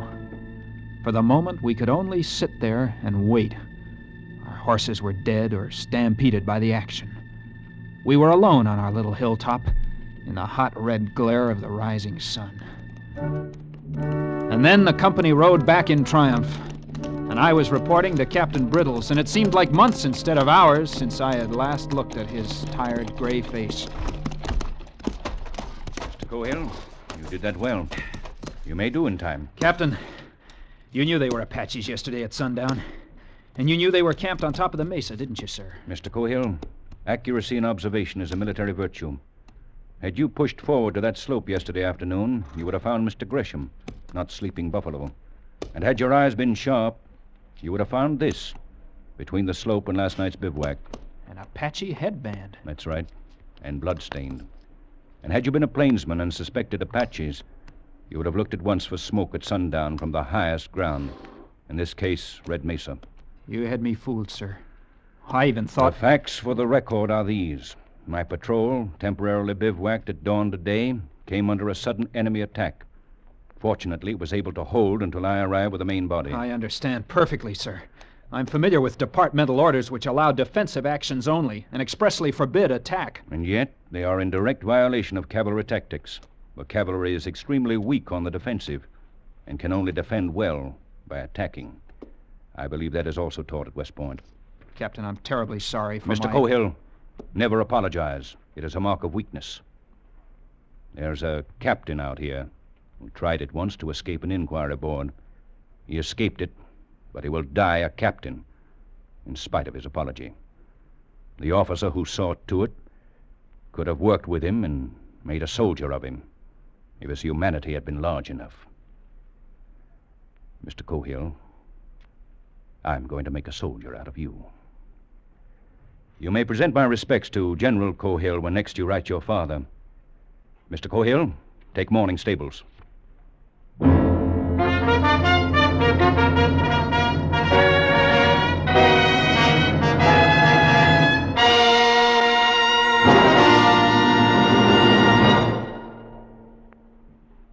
Escape is produced and directed by William N. Robeson. Tonight we have presented Command by James Warner Bella, adapted for radio by Mr. Robeson.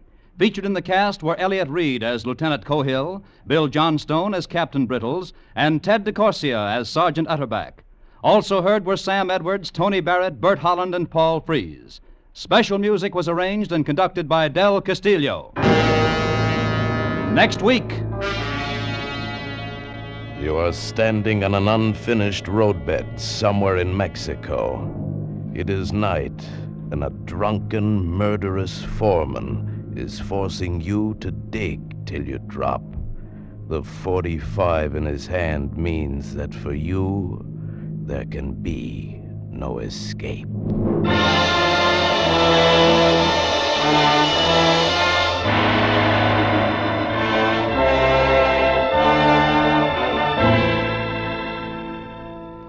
Gracie Allen's campaign to make George Burns a real singing rival to Bing Crosby, his Wednesday night neighbor on CBS, is reaching its climax. Tomorrow night, backed by the beauty and talent of not one, but all three Andrews sisters, George Sugarthroat Burns will definitely try out his tonsils in song. Bing or Sugarthroat, it's really no choice for CBS fans, for you can hear each Sugarthroat following Bing every Wednesday night on most of these same CBS stations.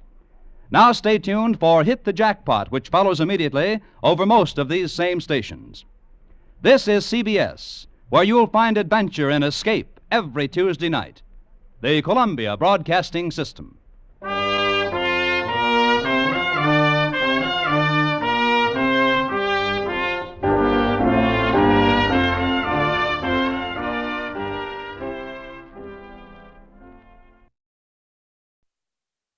Tired of the everyday routine?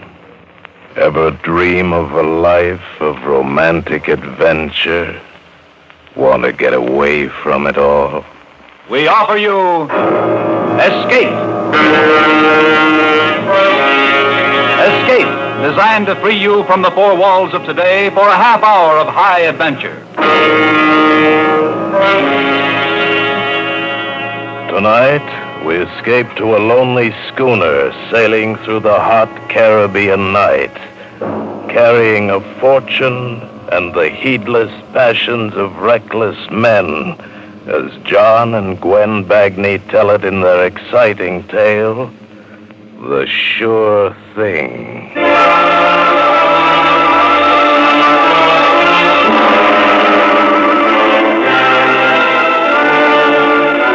Before we hear tonight's story, a brief message from the Ford Dealers of America. Over 140,000 delighted motorists are already driving the new 50 Ford. Here is what Mrs. William M. Kirby of Kansas City, Missouri, who breeds the rare Sealyham and Dandy Dinmont Terrier, says about her new Ford. I think my new Ford station wagon is just wonderful. It has such style and beauty. I use it to transport my terriers, and they love it.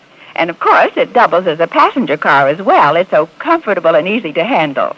I've had station wagons before, but this one is the strongest, safest, and best I've ever had.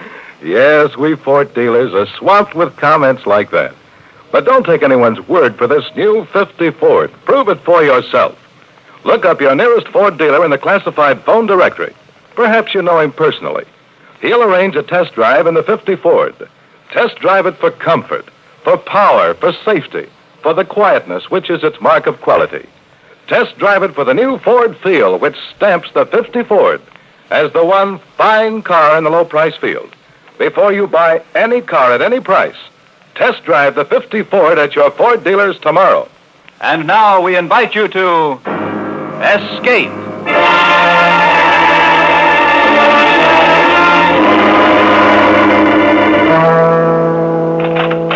This way, senor. Thank you. If you would please wait in here in the President's office. Fine. You understand, senor, I have not the authority to handle the matter myself. Yes, of course, I understand. You see, a bank draft of $2 million, it is a matter of such importance. Senor Jose Perez, the president of the bank, he is the only one. That's perfectly all right. I'll wait for Senor Perez. Gracias, senor, gracias. Wait. Yes, I could wait. I'd come this far, I could afford a few more minutes. It was hard to believe. Just a short while ago, I'd been ship doctor on the SS Martina, the gilded ferryboat of the Caribbean. And now I sat back in a comfortable chair and went over the whole thing again in my mind, just the way it happened, from the beginning. We had just cleared the Straits of Yucatan on our way to Havana when the 23-word message came that started the whole thing. That's the same thing, Doc. SOS, latitude 23 north, longitude 85 west. Accident case on board schooner Sidon, en route Havana. Urgently need doctor. Can you board us? That all? No answer as to the type of injury? I don't get it, Doc. She's standing just off to starboard, and they still keep sending the same message. Lifeboat's ready, Doctor. Coming. Got all your gear? All set. Let's go. As we pulled away from our ship, I could just barely make out the schooner heeling to a wandering current in the growing dusk. She was a 42-footer, and from her high bow, she sloped away neatly in a sweeping sheer line to a trim square stern. The Sidon. The name seemed to fit her. Aloof and aristocratic. As we pulled alongside, a huge, swarthy fellow helped me aboard. Watch your step. Easy. There you are. Yeah, thanks. Now, where's the patient? He's below. What'd you bring the stretcher for? Who are you? I'm the owner, Felix Rouge. You can't take him off this boat. He's too weak. I'll decide that. Come on, Olson. Coming, Doc. We went below, and in the forward stateroom, I found my patient. An old man. And with him, a girl. Oh, Doctor, thank heaven you're here. He had an accident. He's terribly ill. I've been so worried. Bad shock. Pulse pretty slow. You're not going to take him away, are you? Away? No, Kent. Easy now. Have you enough oil aboard to reach Havana if the wind doesn't hold? Yes, I think so. Okay. Olson. Yeah, Doc? You go on back. This man is in no condition to be moved. What about you? I'll meet the ship in Havana. We ought to be there in some time tomorrow. Yeah, but the skipper... I'll take the responsibility. Okay, you're the doctor. All right, let's have a look here. Easy now. No. Don't try to talk. Okay. How long has he been this way? 2 days. 2 days? Doctor, the wound. I'm afraid that... Yes, it's badly infected. Who did the surgery on him? Surgery? Who probed for the bullet? Bullet? There was no bullet. He was injured splicing a backstay with a marlin spike. He was what? You see, he was carrying the marlin spike in his hand when Felix had to come about it, threw him off balance, and he fell. I've dug out too many bullets not to recognize the kind of mess they make. It was a marlin spike. Yes? Well, you can yell marlin spike all the way to Havana, but it isn't going to change my report. Report? No bullet. Marlin spike. Marlin. Lie back. Now, this won't hurt. What is it? Just a hypodermic. No, dope. I don't want it. But I've got to probe. You can't take it if you're conscious. No anesthetic. Only brandy. Doctor, give him the anesthetic. Oh, no. You'd like that, wouldn't you, Stephanie? You're out of your mind. Joseph, I just want to save you the pain, and the doctor... Get in the brandy. But, Doctor... It's his body. If that's what he wants, that's the way he'll have to have it. Now get the brandy. Oh, thank you. And, Doctor? Yes? Send Stephanie away. Don't want her around me. She went away, but she didn't like it. And I got to work. For the next couple of hours, I was pretty busy. It was well after 10 o'clock when I felt it was safe to leave the old man and go up on deck to catch a smoke. Halfway up the companionway, I ran into Felix on his way down. Well, Doc, how's the old boy? Is he going to kick off? I'm sorry to disappoint you, but I think he's going to be all right. You think? What do you know? I'm only a doctor. I've done everything I can for him. Hey, wait a minute. Where are you going? I want to see him. I got to talk to him. I wouldn't advise him. Now, since when are you giving the orders around here? Since I came aboard. I don't want him disturbed. He needs to rest. Oh? You got any objections if I get myself a cup of coffee? No. So long as you stay away from my patient. Oh,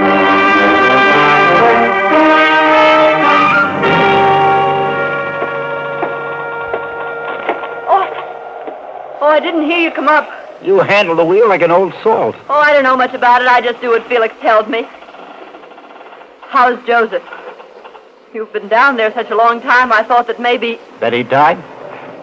That's a horrible thing to say. Of course not. Who is Joseph? Your husband?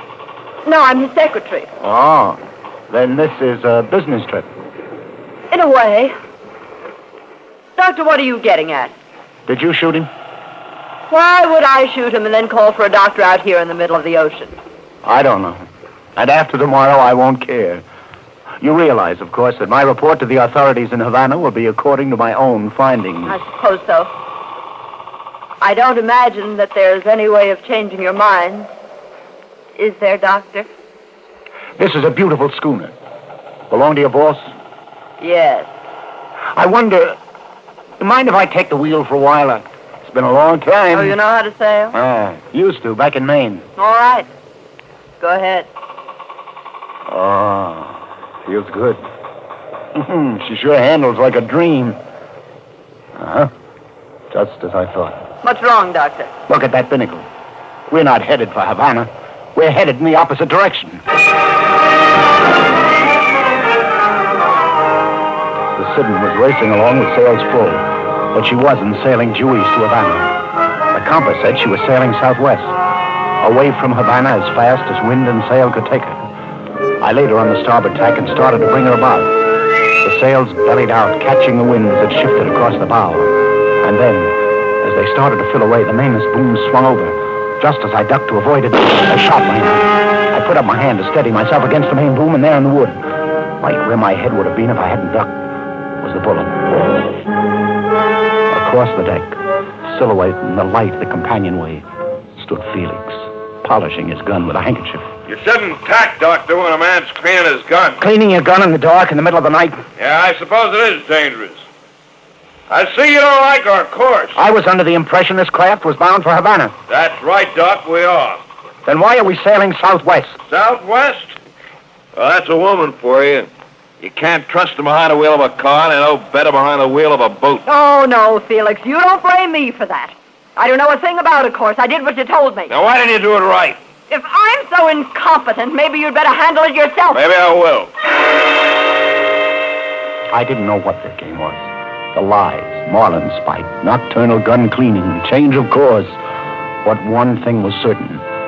I intended to get to Havana if it was the last thing I ever did. And to make sure it wasn't the last thing, this was one night I wouldn't sleep. I went down to the old man's stateroom where I'd left my bag to get some Benzedrine. While I was there, I checked on him. He was sleeping quietly. He wouldn't need me. I opened the bag, took the tablets, and suddenly my hand stopped in midair.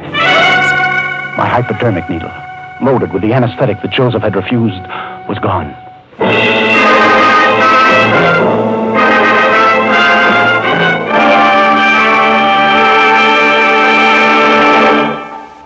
In just a moment, we will return to Escape. But first, a message from the Ford dealers of America.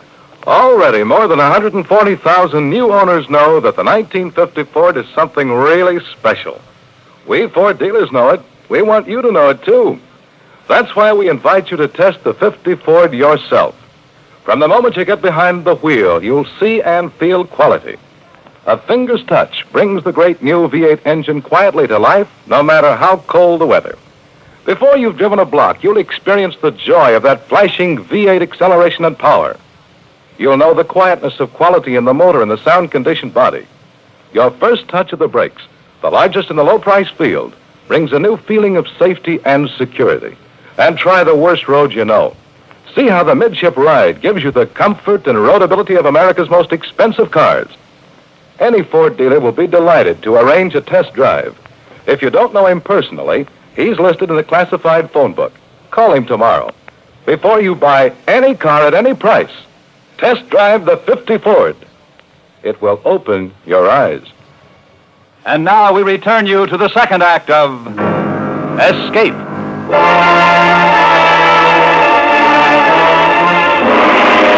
Can't you sleep? Are you still worried about the course? See, we're sailing due east. Very commendable. Mind if I take the wheel a while? No, I don't mind at all. Keep her due east, Doc. I want to get to Havana. I watched his truculent broad back as he moved across the deck and disappeared below. The moon was as bright as day and as reassuring. And then the sail swung out, covering it, throwing the deck into blackness. That's why I didn't realize at first anyone was approaching until I saw the glow of the cigarette. I tensed myself. My hand clutched at something in the cockpit. It was a wrench. The cigarette moved closer. I waited. The sail bellowed back, and I saw her, full in the moonlight. I have to talk to you. Go ahead. Talk. I'm afraid I haven't been very honest with you. I'm afraid you haven't. I lied to you, and I realize now how foolish it was, but... Doctor, I'm afraid of Felix. Are you trying to tell me it was Felix who shot the old man? Yes, and he made me lie about it. Like you lied about the course. You'll never get to Havana. He's letting you think that you're going there now, but he'll figure out something. I'm sure he will. If that target practice a few moments ago was any sample. Oh, he wasn't trying to kill you. Felix wouldn't kill you now, not as long as Joseph needs you. I mean... Well, you're not making sense again. Felix wants me to keep Joseph alive, and yet Felix shot Joseph? It was just a fit of anger, an argument. Felix has a terrible temper. Why, he'd be a fool to kill Joseph. Well, what makes Joseph so valuable? Well? I suppose I should tell you all of it. It might be a good idea. I told you the truth about one thing, at least. I am his secretary. Only his name isn't just Joseph. It's Joseph Ingram. Ingram? No wonder his face was familiar. He's the big aviation tycoon. But Ingram was killed 2 weeks ago. I read it about it in the papers. A transcontinental airliner crashed into a mountain. That's the luck of Joseph Ingram. We were on our way to Washington. He'd been subpoenaed to have his war contracts investigated. He was guilty of sin, and the public was really worked up about it. He was a cinch to be indicted. And his wife, who'd put up with his selfishness and greed through 20 years of marriage, couldn't take it anymore and left him. But we had got off the plane at Albuquerque to answer a wire from his attorney. But the radio and newspapers obituaried him to death. I know. That's how things happen for him. Apparently, there was just no record of us leaving the plane, and they only found half of the survivors. Some of those they couldn't identify. Go on. Well, when Joseph realized that he was officially dead, he saw the way out. He'd been looking desperately for a chance to disappear, and now he had it. He phoned Felix in Florida to have the sit-in ready, and we took a train down and boarded her there. I see. Well, why do you think I'm on this boat? Do you think I wanted to come? Do you think I wanted to leave my whole life behind? I was forced to come. I was the only one who knew that Joseph was still alive. And now you know. What about Felix? Felix is Joseph's handyman, so to speak, and Joseph owns Felix, body and soul, just like he owns everyone who works for him. And you? I saw a chance to go further with Joseph than with any other man. Then maybe the needle isn't meant for Joseph. Needle? What needle? A hypodermic needle loaded with anesthetic. It's missing from my bag. And it looks now like it's meant for you. Oh, no. Oh, no, he can't. He wouldn't. I'm afraid we'll have to be more realistic. We? If you'll forgive the pun. I'm afraid we're both in the same boat. There was desperation in her face. I felt sorry for her. She was in this mess up to her neck, and she was afraid. And yet it was good having her beside me there in the cockpit. It was pleasant to be with her. Just the two of us. The moon and the sea. Well, anyway, the hypodermic needle was the farthest thing from my mind when I took her in my arms. And then it happened. I felt the sting of it pierce my flesh. Oh, the needle you... What are you talking about? The needle you stuck me with. Needle? Oh. Oh, I'm sorry. It was just my brooch. It's always coming up. Brooch? Oh. I thought that... Oh, silly. Here. Fasten it for me, will you, please? Yeah. Yes, of course. Why, you're shaking. It's that missing hypodermic. It has me rattled. I've got to get it back. You'll get it back. Yes, but when? How? Right now, Doctor. Like this. She used the needle deftly. In one motion, plunged it in my arm. I tried to struggle to my feet. Her face was mocking me. I grabbed for her, but the drug was warm and deadening. And after a blurred moment, I was gone.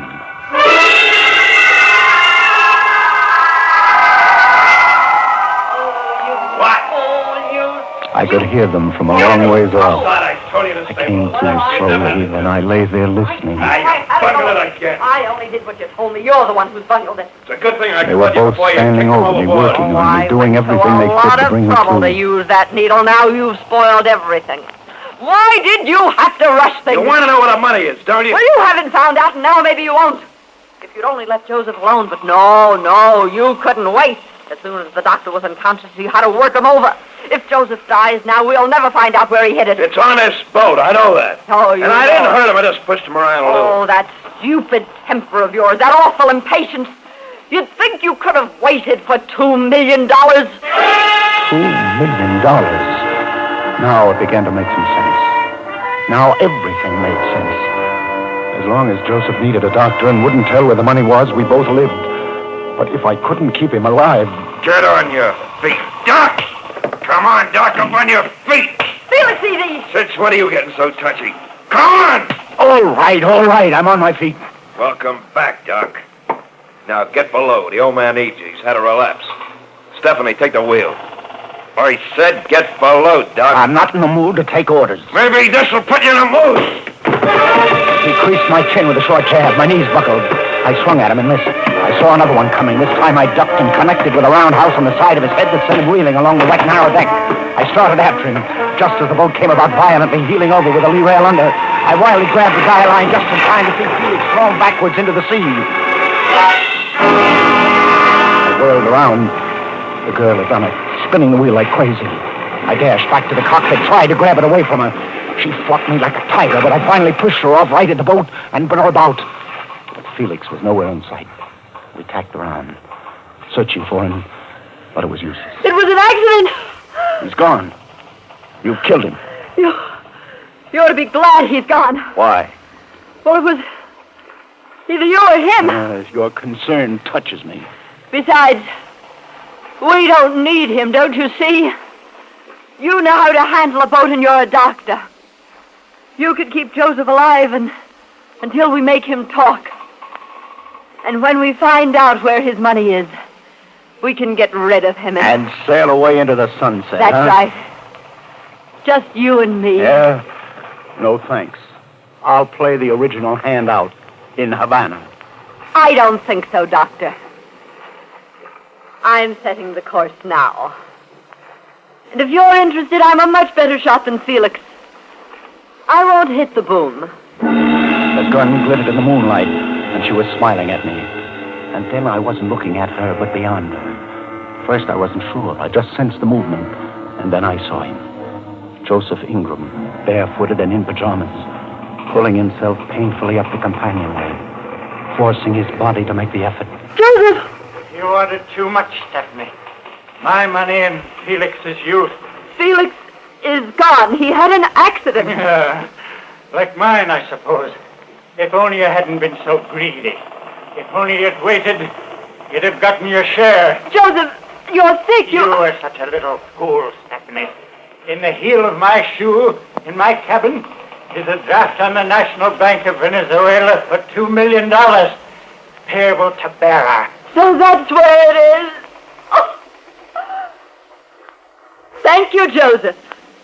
That's very generous of you. I wouldn't have believed it if I hadn't been watching.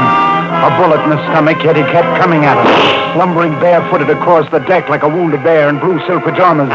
So easy. She backed away from him, emptying her gun into him. But he kept coming. Not so easy! No, Joseph! He was at the edge of the deck as he collapsed against her, his heavy arms in a death grip around her like a cartwheel. They spun together over the side into the inky blackness of the sea.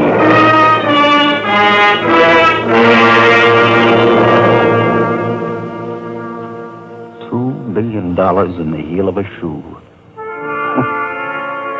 It was in the heel of the shoe, all right. I went below and found it. Just a piece of paper that 3 people had died over. $2 million. Certified backwards and forwards. Payable to bearer. In just a few hours, it would be daylight. I could be in Havana by noon, back to the Martina, back to the dispensary, back to the endless round of seasick pills, hangover remedies, and When I'm lucky, maybe a sprained ankle. Or Venezuela. The choice was simple. There was no risk at all. It was a cinch. It was a sure thing. It was payable to Bera.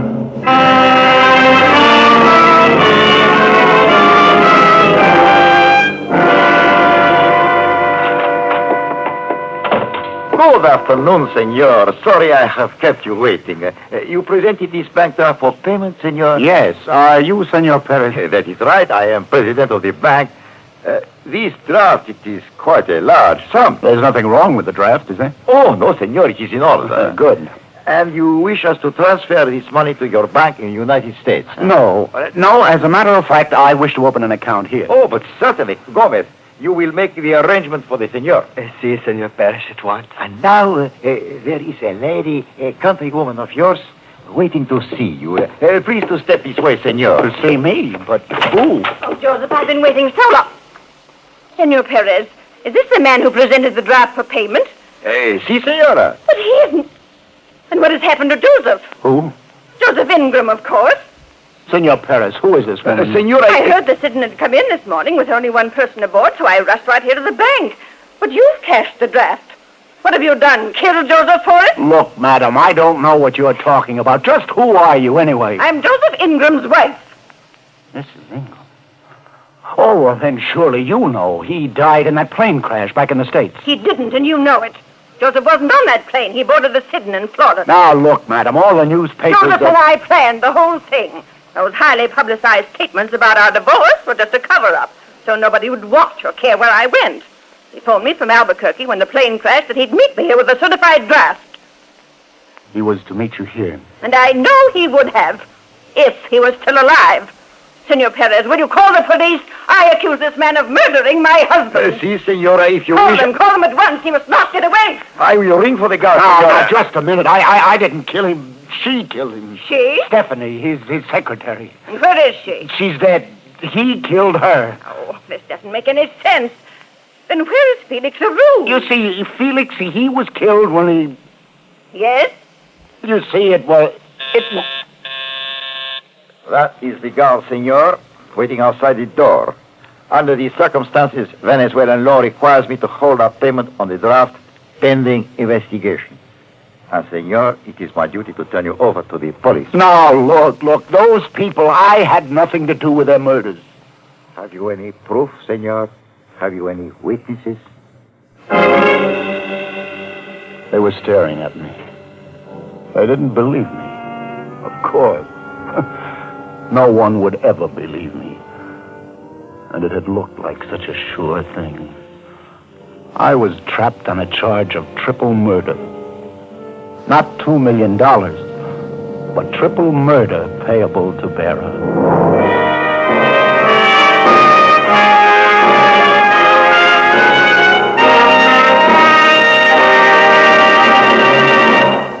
In just a moment, a word about next week's exciting story of escape. But first, a message from your local Ford dealer. More than 140,000 delighted motorists are already driving the new 50 Ford. Here is what J.B. Spurlock, a salesman, says about his 50 Ford. Anyone who's on the road as much as I am will sure appreciate the relaxing ride of the 50 Ford. You just take the wheel and sail away for hundreds of miles, and you end up almost as fresh as you were when you started. It's not just the comfortable seats alone that are relaxing. It's the quietness of the Ford engine and the fine riding qualities, too. Actually, it feels and holds the road like a much higher-priced car. I wouldn't trade my 50 Ford for anything anywhere near its price class. We Ford dealers hear comments like that every day. But you don't have to take anyone's word for it. Just test drive the 50 Ford yourself. Look up your nearest Ford dealer in the classified phone directory. Or perhaps you know him personally. He'll gladly arrange a test drive in the 50 Ford. Then you can test drive it for comfort, for power, for safety, and for quietness. Test drive it for the new Ford feel, which stamps the 50 Ford as the one fine car in the low-price field. Before you buy any car at any price, test drive the 50 Ford at your Ford dealers tomorrow.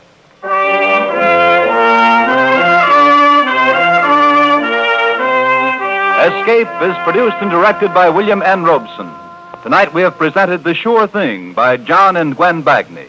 Featured in the cast were Anthony Ross as the doctor, Jeff Corey as Felix Arouge, Faye Baker as Stephanie, and Ian Wolfe as Joseph Ingram. Also heard were Harry Bartell, Ruth Parrott, Ramsey Hill, and Paul Frees. Special music was arranged and conducted by Adele Castillo. Next week. You are trapped with a lovely but dangerous woman on your own island of paradise. Trapped by overpowering greed for a huge buried treasure. And from the woman and the greed, there is no escape.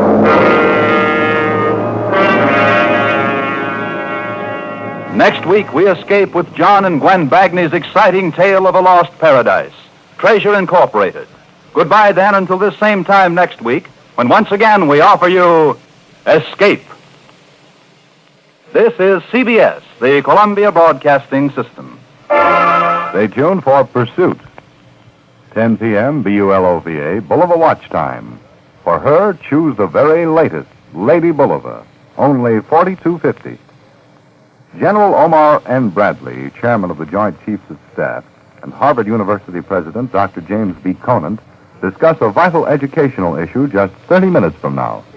WCBS AM and FM. Tired of the everyday routine?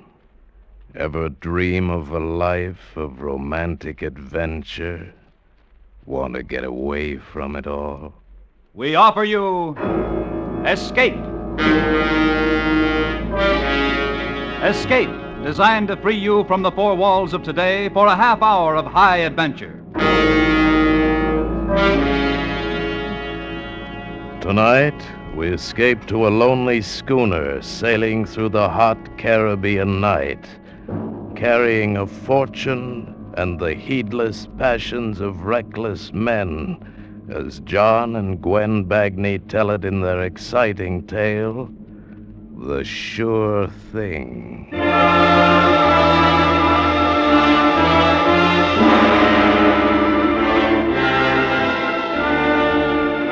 Before we hear tonight's story, a brief message from the Ford Dealers of America. Over 140,000 delighted motorists are already driving the new 50 Ford. Here is what Mrs. William M. Kirby of Kansas City, Missouri, who breeds the rare Sealyham and Dandy Dinmont Terrier, says about her new Ford. I think my new Ford station wagon is just wonderful. It has such style and beauty.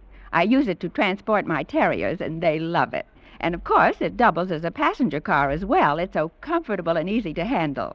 I've had station wagons before, but this one is the strongest, safest, and best I've ever had.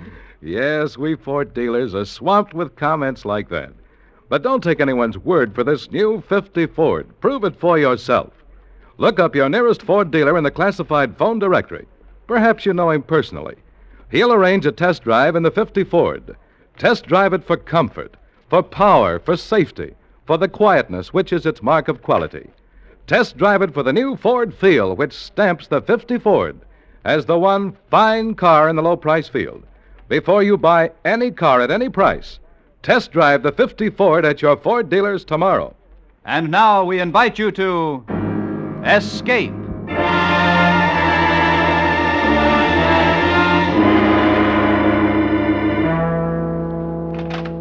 This way, senor. Thank you. If you would please wait in here in the Presidente's office. Fine. You understand, senor, I have not the authority to handle the matter myself. Yes, of course, I understand. You see, a bank draft of $2 million, it is a matter of such importance. Senor Jose Perez, the Presidente of the bank, he is the only one. That's perfectly all right. I'll wait for Senor Perez. Gracias, senor, gracias. Wait. Yes, I could wait. I'd come this far, I could afford a few more minutes. It was hard to believe.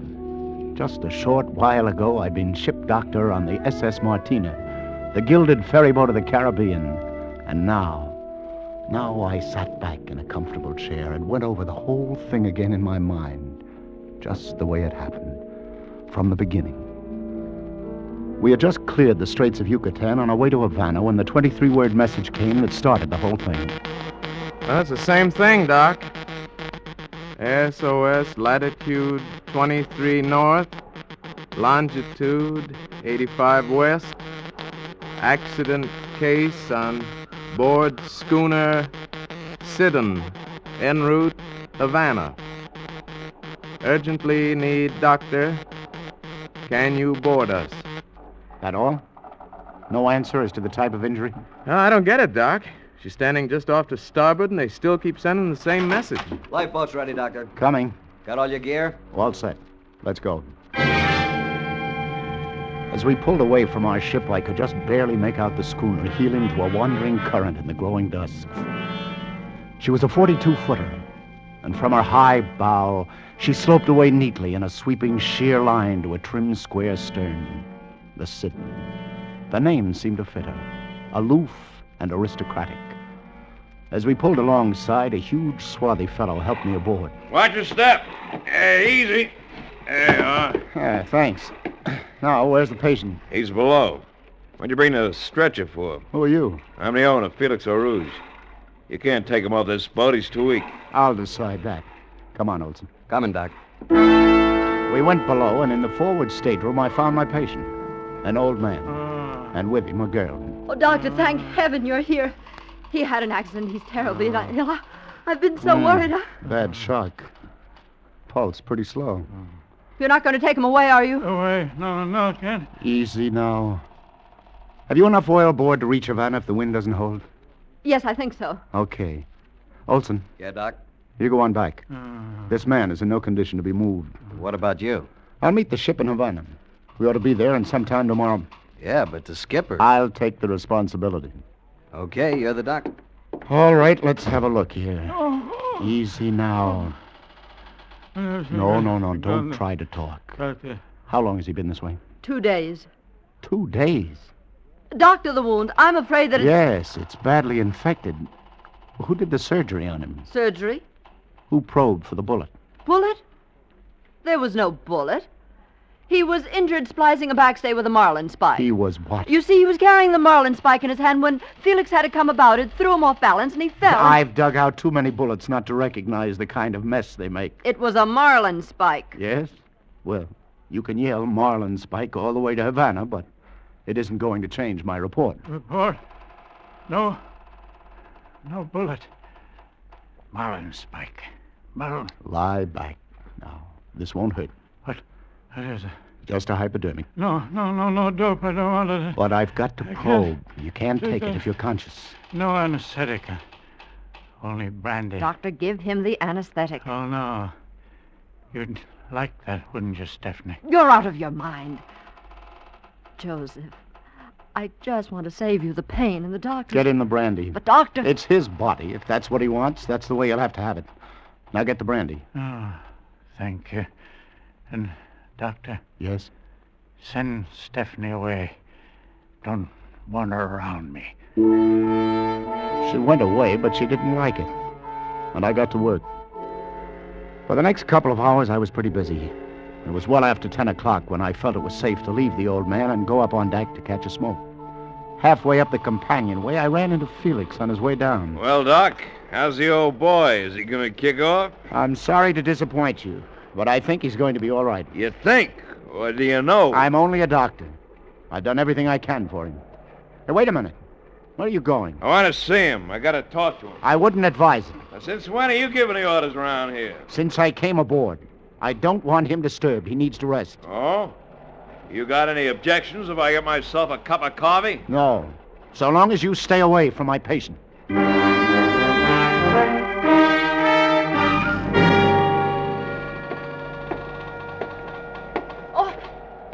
I didn't hear you come up. You handle the wheel like an old salt. Oh, I don't know much about it. I just do what Felix tells me. How's Joseph? You've been down there such a long time, I thought that maybe... That he died? That's a horrible thing to say. Of course not. Who is Joseph? Your husband? No, I'm his secretary. Oh, then this is a business trip. In a way. Doctor, what are you getting at? Did you shoot him? Why would I shoot him and then call for a doctor out here in the middle of the ocean? I don't know. And after tomorrow, I won't care. You realize, of course, that my report to the authorities in Havana will be according to my own findings. I suppose so. I don't imagine that there's any way of changing your mind. Is there, Doctor? This is a beautiful schooner. Belong to your boss? Yes. I wonder... You mind if I take the wheel for a while? It's been a long time. Oh, you know how to sail? Used to, back in Maine. All right. Go ahead. Oh, feels good. She sure handles like a dream. Uh-huh. Just as I thought. What's wrong, Doctor? Look at that binnacle. We're not headed for Havana. We're headed in the opposite direction. The Sidon was racing along with sails full, but she wasn't sailing due east to Havana. The compass said she was sailing southwest, away from Havana as fast as wind and sail could take her. I laid her on the starboard tack and started to bring her about. The sails bellied out, catching the wind as it shifted across the bow. And then, as they started to fill away, the mainmast boom swung over. Just as I ducked to avoid it, a shot rang out. I put up my hand to steady myself against the main boom, and there in the wood, right where my head would have been if I hadn't ducked, was the bullet. Across the deck, silhouetted in the light of the companionway, stood Felix, polishing his gun with a handkerchief. You shouldn't tack, Doctor, when a man's cleaning his gun. Cleaning your gun in the dark in the middle of the night? Yeah, I suppose it is dangerous. I see you don't like our course. I was under the impression this craft was bound for Havana. That's right, Doc, we are. Then why are we sailing southwest? Southwest? Well, that's a woman for you. You can't trust her behind the wheel of a car, and I know better behind the wheel of a boat. Oh, no, Felix. You don't blame me for that. I don't know a thing about a course. I did what you told me. Now, why didn't you do it right? If I'm so incompetent, maybe you'd better handle it yourself. Maybe I will. I didn't know what their game was. The lies, marlinspike, nocturnal gun cleaning, change of course. But one thing was certain. I intended to get to Havana if it was the last thing I ever did. And to make sure it wasn't the last thing, this was one night I wouldn't sleep. I went down to the old man's stateroom where I'd left my bag to get some Benzedrine. While I was there, I checked on him. He was sleeping quietly. He wouldn't need me. I opened the bag, took the tablets, and suddenly my hand stopped in midair. My hypodermic needle, loaded with the anesthetic that Joseph had refused, was gone.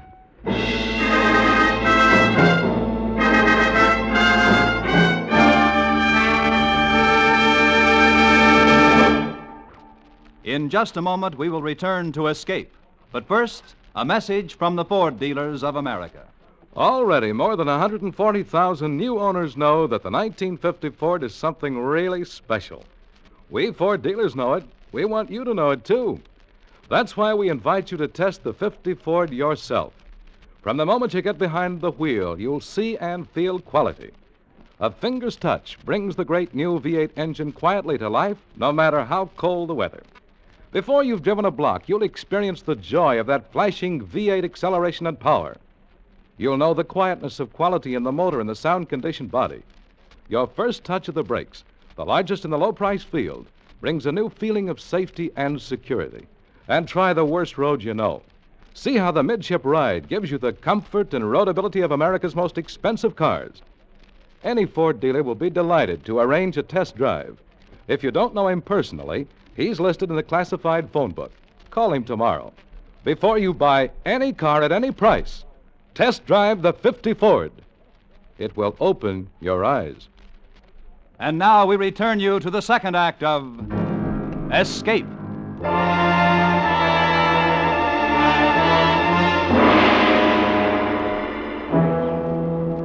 I tore the bag apart, took everything out, but the hypodermic needle wasn't there.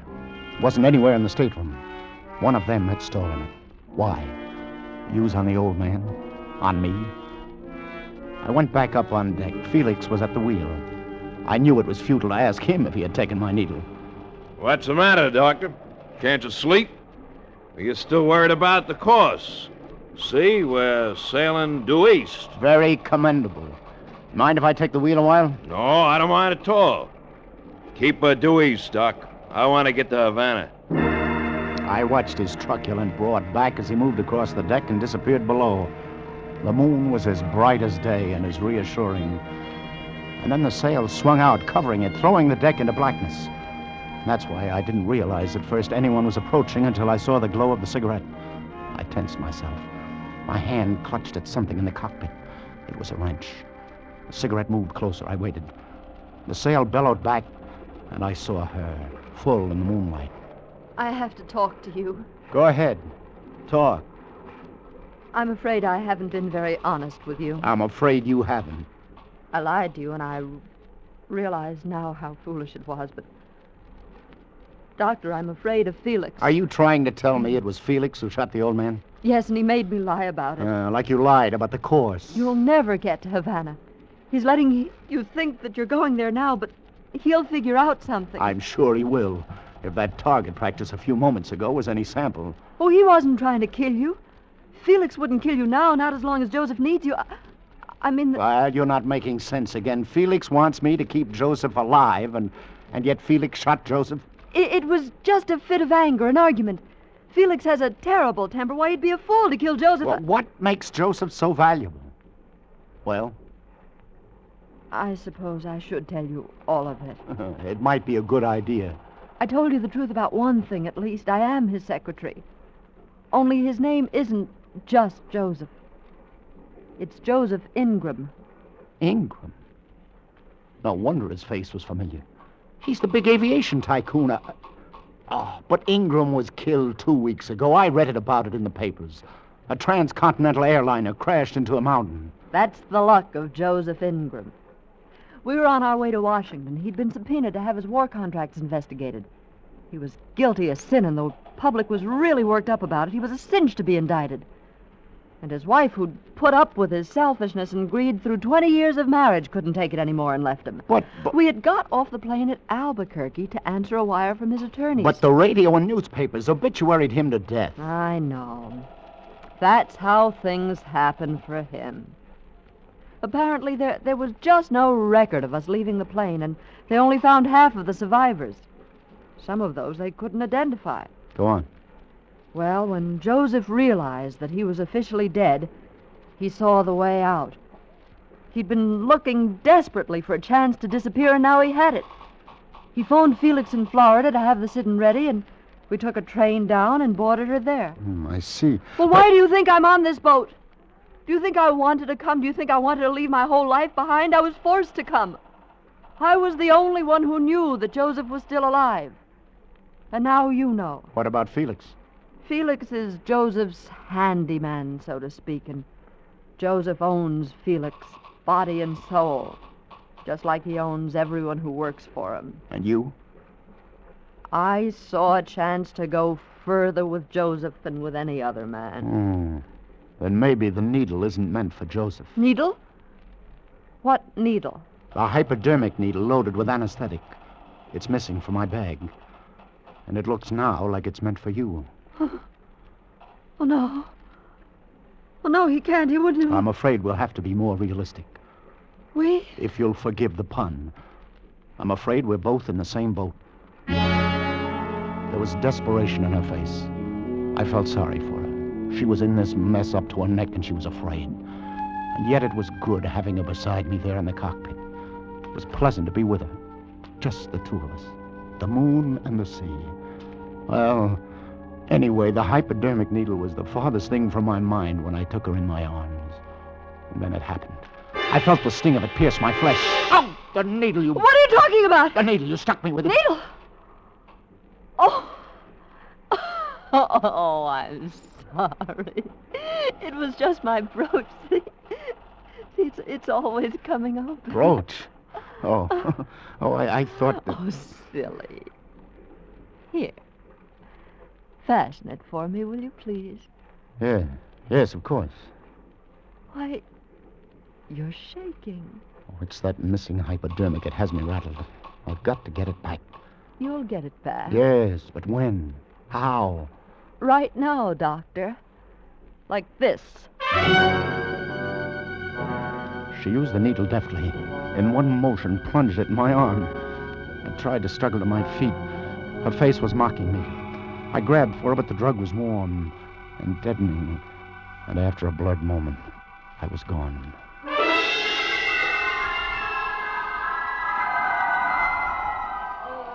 What? I could hear them from a long ways off. I told you to I came to slowly, then I lay there listening. Bungled it again. I only did what you told me. You're the one who's bungled it. It's a good thing I They were caught you both before you standing kicked him over me, overboard. working on me, doing everything they could to bring A me lot of trouble to to. use that needle. Now you've spoiled everything. Why did you have to rush things? You want to know where the money is, don't you? Well, you haven't found out, and now maybe you won't. If you'd only left Joseph alone, but no, you couldn't wait. As soon as the doctor was unconscious, you had to work him over. If Joseph dies now, we'll never find out where he hid it. It's on this boat, I know that. Oh, you And I know didn't it. hurt him, I just pushed him around a little. Oh, that stupid temper of yours, that awful impatience. You'd think you could have waited for $2 million. $2 million.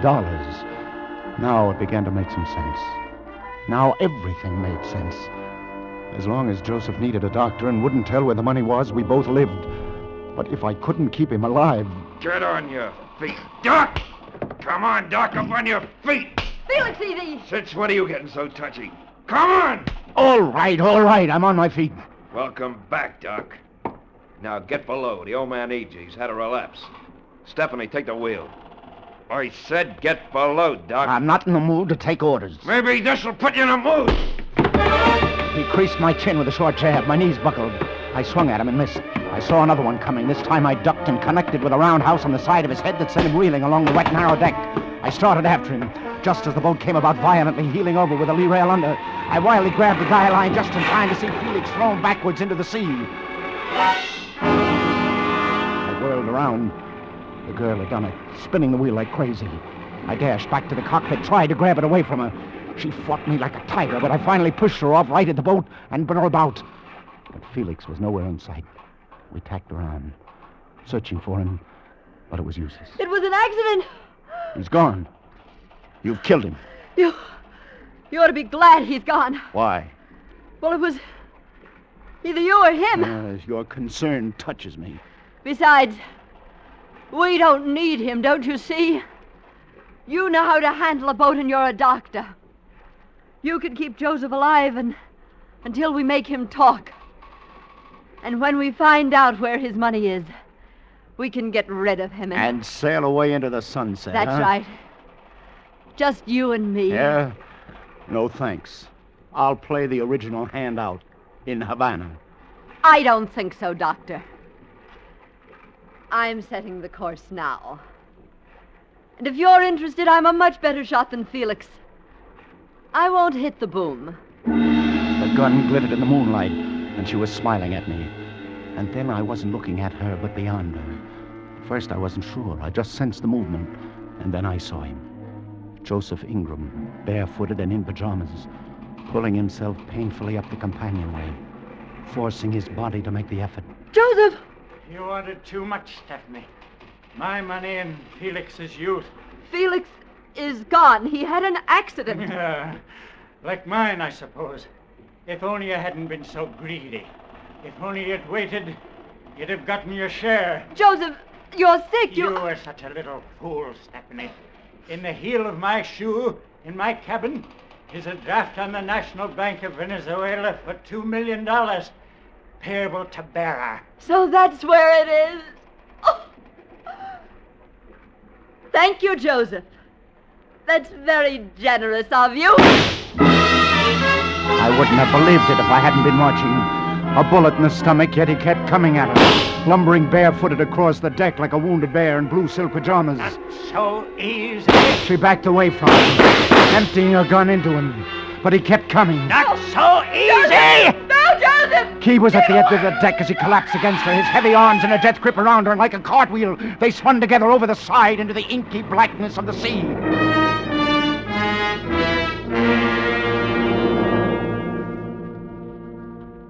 $2 million in the heel of a shoe. It was in the heel of the shoe, all right. I went below and found it. Just a piece of paper that 3 people had died over. $2 million. Certified backwards and forwards. Payable to bearer. In just a few hours, it would be daylight. I could be in Havana by noon, back to the Martina, back to the dispensary, back to the endless round of seasick pills, hangover remedies, and, when I'm lucky, maybe a sprained ankle. or Venezuela. The choice was simple. There was no risk at all. It was a cinch. It was a sure thing. It was payable to bearer.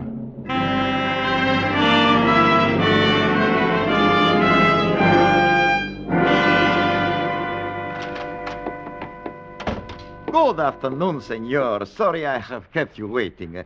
You presented this bank draft for payment, senor? Yes. Are you Senor Perez? That is right. I am president of the bank. This draft, it is quite a large sum. There's nothing wrong with the draft, is there? Oh, no, senor. It is in order. Good. And you wish us to transfer this money to your bank in the United States? Huh?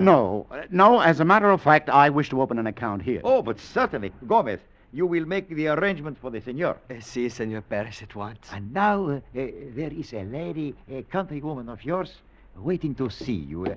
Please to step this way, senor. To see me? But who? Oh, Joseph, I've been waiting so long. Senor Perez, is this the man who presented the draft for payment? Si, senora. But he isn't.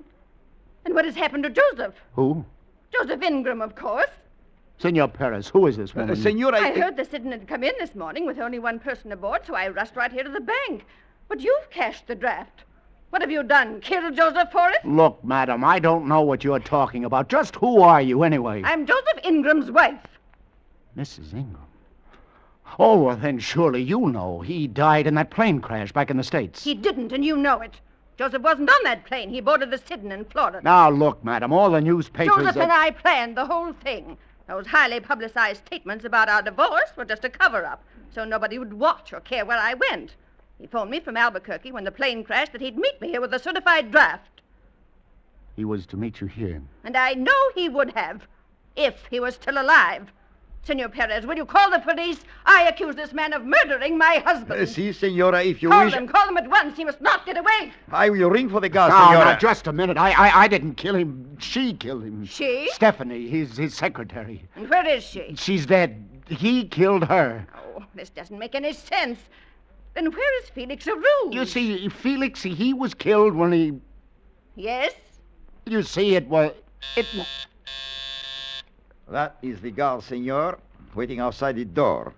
Under these circumstances, Venezuelan law requires me to hold up payment on the draft pending investigation. And, senor, it is my duty to turn you over to the police. Now, look, those people, I had nothing to do with their murders.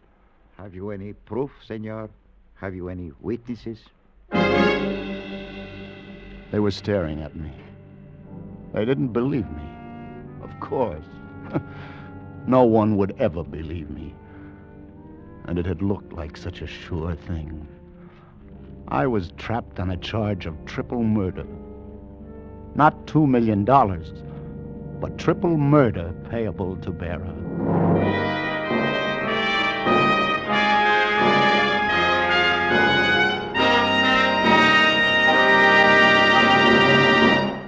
In just a moment, a word about next week's exciting story of escape. But first, a message from your local Ford dealer. More than 140,000 delighted motorists are already driving the new 50 Ford. Here is what J.B. Spurlock, a salesman, says about his 50 Ford. Anyone who's on the road as much as I am will sure appreciate the relaxing ride of the 50 Ford. You just take the wheel and sail away for hundreds of miles, and you end up almost as fresh as you were when you started. It's not just the comfortable seats alone that are relaxing. It's the quietness of the Ford engine and the fine riding qualities, too. Actually, it feels and holds the road like a much higher-priced car. I wouldn't trade my 50 Ford for anything anywhere near its price class. We Ford dealers hear comments like that every day. But you don't have to take anyone's word for it. Just test drive the 50 Ford yourself. Look up your nearest Ford dealer in the classified phone directory. Or perhaps you know him personally. He'll gladly arrange a test drive in the 50 Ford. Then you can test drive it for comfort, for power, for safety, and for quietness. Test drive it for the new Ford feel, which stamps the 50 Ford as the one fine car in the low-price field. Before you buy any car at any price, test drive the 50 Ford at your Ford dealers tomorrow.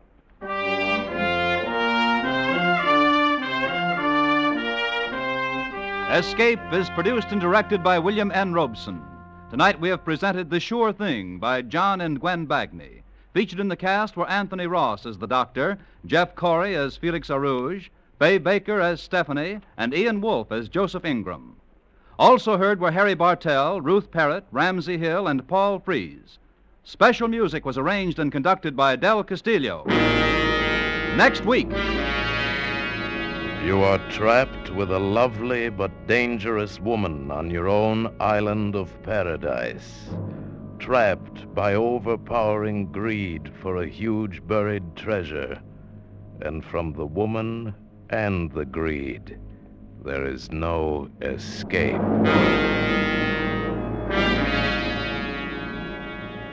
Next week, we escape with John and Gwen Bagney's exciting tale of a lost paradise, Treasure Incorporated. Goodbye, then, until this same time next week, when once again we offer you Escape. This is CBS, the Columbia Broadcasting System.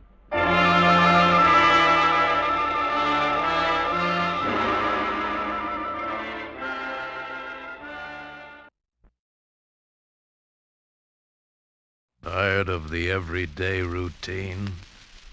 Ever dream of a life of romantic adventure? Want to get away from it all? We offer you Escape. Escape, designed to free you from the four walls of today for a half hour of high adventure. Tonight, we escape to a lush tropical island in the Caribbean. A paradise lost through the overpowering greed of a lovely woman and a dangerous man, as John and Gwen Bagni tell it in their exciting tale, Treasure Incorporated.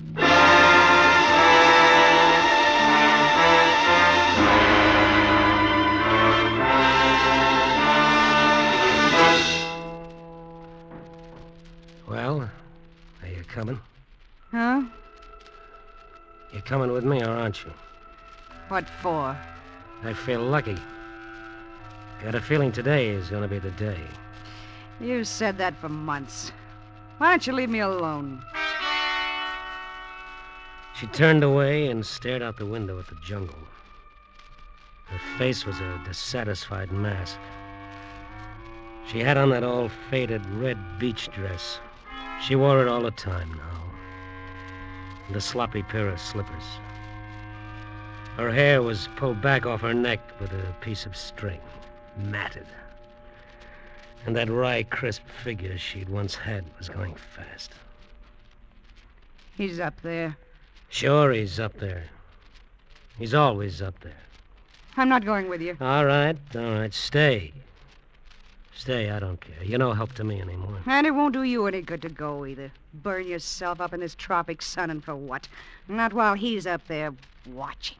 Always watching. Who are you trying to kid? You know you'll sneak up there to see him the minute I'm gone. And he'll just kick you out again. Shut up. Look at yourself. Not even good enough for that beachcomber. Shut up. Shut up! That was Amanda. And I'd once thought her beautiful. And I'd thought this island was beautiful. A paradise. It seemed 1,000,000 years ago when I first told Brewer about it. All right, Eddie. So you found a pretty island in the West Indies. Now what? Oh, you should see the island, Brewer. More than a square mile of tropical paradise, just as nature made it. Complete with native village and volcano. With enough money, I can get a 25-year lease. I've got it all figured out, Brewer. I can make it the best-paying resort in the Caribbean. Oh, I don't know, Eddie. There's so many resorts. What do you think, Amanda? It sounds intriguing. Why not, Paul? Believe me, it's surefire with a gimmick like mine. Gimmick? Buried pirate treasure. How do you like that for tourist bait? Eddie, I'm afraid you're dreaming. There's never any treasure in those places. Oh, I know that. That's what makes my gimmick so good. I'm going to bury the treasure myself. You are? Oh, sure, nothing too valuable, just bait, you understand? You know, old Spanish coins, pieces of 8, daggers, bits of old sea chests. Can you get that sort of thing? Oh, I can get it. I know a guy who handles antiques. He can get it for me. Well, what do you think of it? Is that a gimmick or is that a gimmick? Eddie, you're a genius. You like it, Brewer? Well, it sounds good, but I'd have to think about it. How about a drink? Okay. I'll fix this one. Is scotch all right? Oh, yeah, it's fine. Think you'll go for it, Amanda? He'll go for it. You sure? He didn't sound so positive. Relax, Eddie. Don't worry so much. I'll get your island for you. Not for me, baby. For us. Eddie, take it easy. Remember, I still belong to Brewer.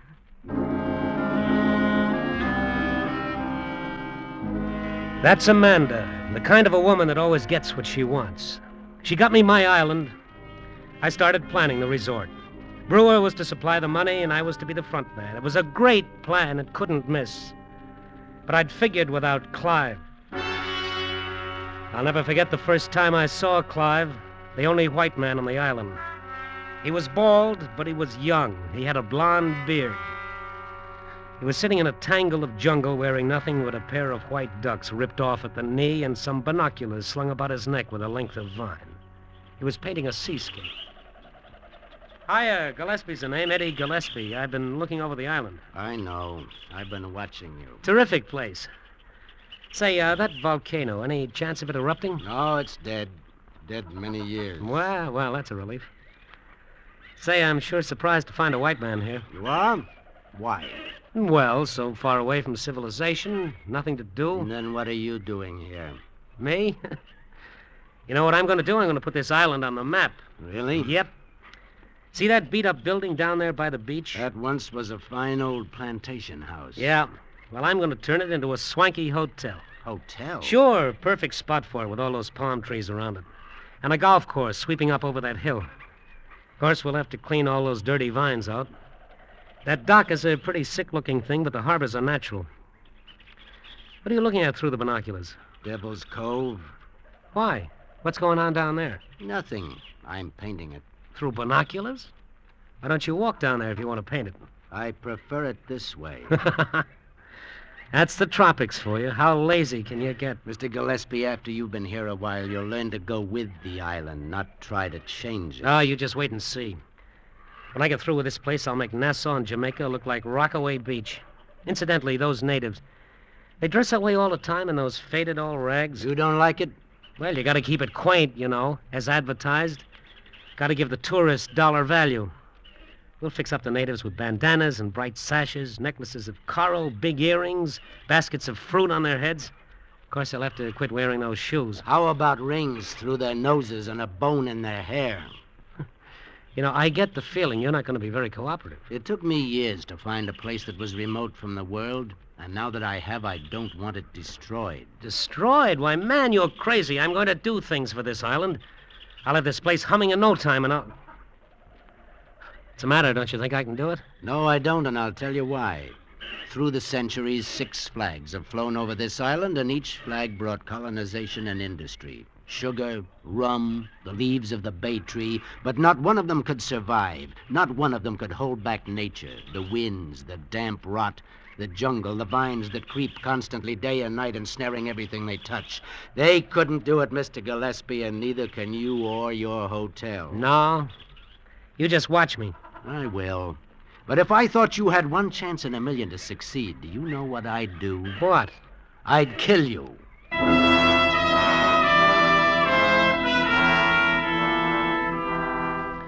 In the beginning, he stayed up on top of that hill of his like he owned the world. He ignored me completely until my tractors and bulldozers went to work.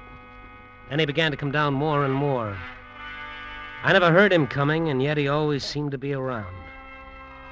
And as I ran into trouble, wind, rain, rot, rats, I had to fight them all. It seemed to amuse him to watch me.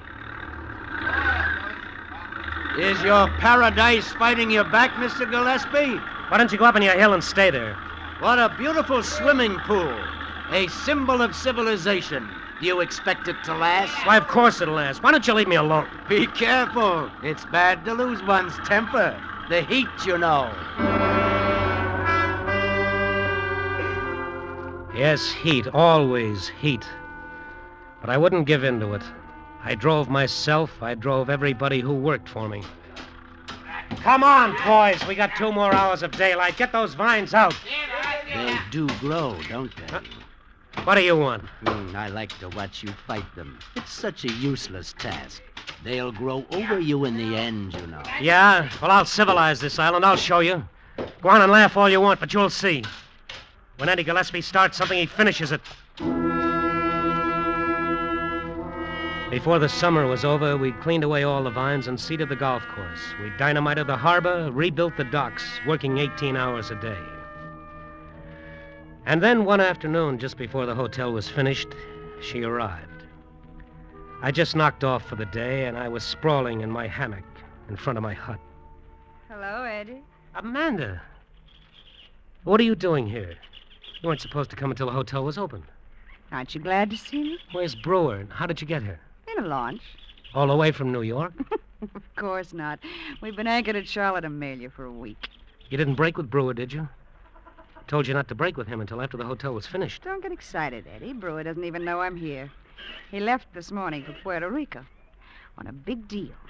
Oh, You haven't said you're glad to see me. I'd forgotten. It's been so long, I'd forgotten how beautiful you are. Eddie?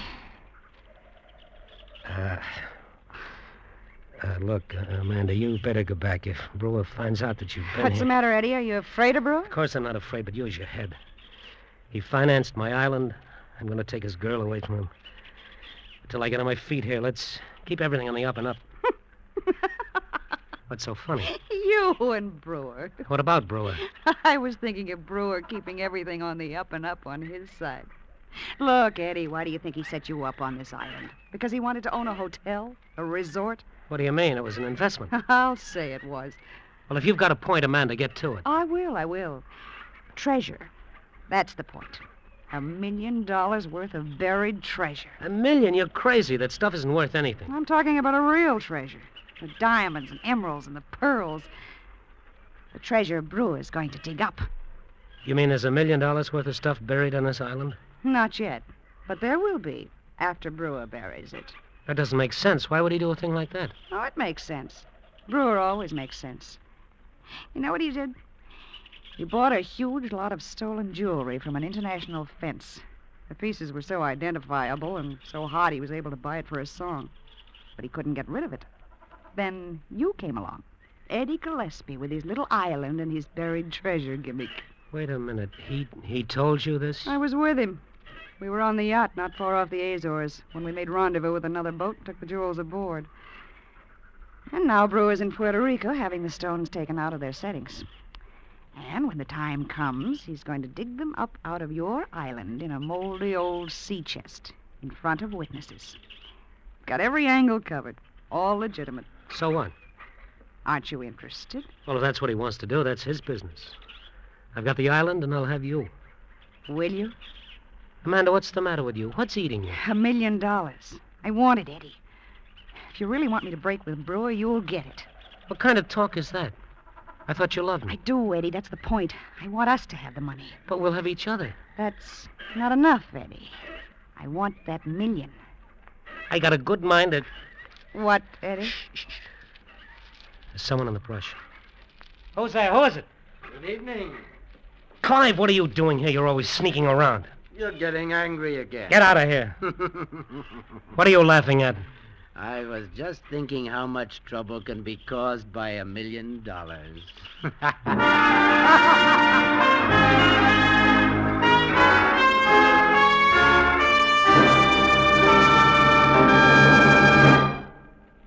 In just a moment, we will return to Escape. But first, it's a long time between fun on the weekends, but it's a lot shorter if you find the midweek fun that's here on most of these same CBS stations every Wednesday night. Midweek fun with Groucho Marx, Bing Crosby, and Burns and Allen in 1, 2, 3 order.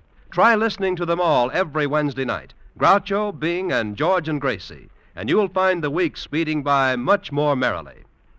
And now we return you to the second act of Escape.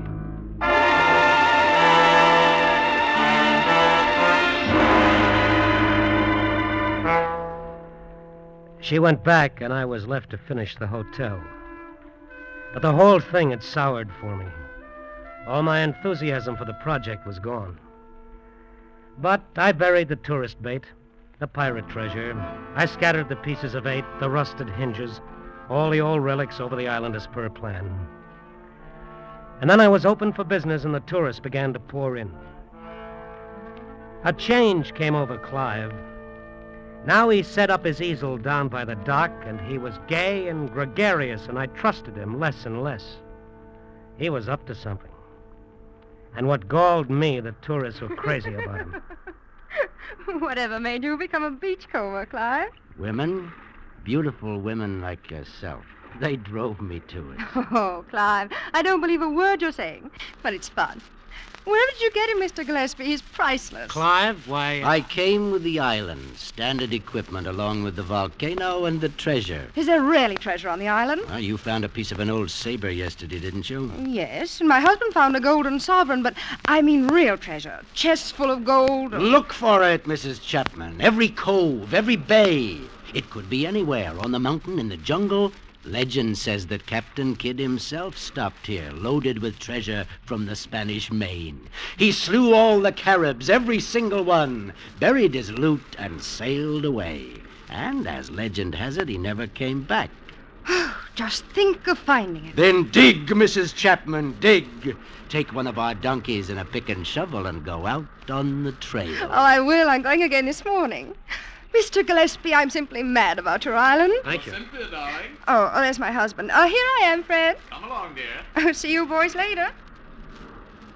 Aren't you overdoing it? I'm just being helpful, adding local color. All that stuff about a legend. You didn't talk that way when I first came here. Things are different now. By the way, when is your pirate coming? Pirate? Brewer, I think you called him. It was 2 days later that Brewer and Amanda arrived. I was on the veranda watching as the seaplane settled on the water. I watched them walk up to the hotel. Oh, yes. Clive was on the dock painting. He watched them, too. Hello, Eddie. Hello, Eddie. Hi. Good to see you, Eddie. You've done a great job with the hotel. Paradise. That's the name for it, all right. It's the best investment I ever made, Eddie. Why, I even read about your island in the New York papers. You got a big spread about tourists finding old pieces of 8 in an old sea chest. There was positive inspiration, Eddie. Wasn't it? What's the matter? Don't you feel well? You look tired. You've been working too hard. Come on up to the room. We'll have a drink. He was so charming and so relaxed, I began to wonder if Amanda had told me the truth. For the next week or so, I watched him all the time. But he was just a guy on vacation having a whale of a good time. Look at him. The life of the party. Come on outside. I want to talk to you. You know, I think you lied to me. I don't think there is any treasure. Don't be a fool. Of course there is. And when is he going to bury it? I don't know. We'll just have to wait. If I find out that you lied... Eddie, you don't believe I... Maybe you're trying to pull some kind of a double cross on me. Let's go back, Eddie.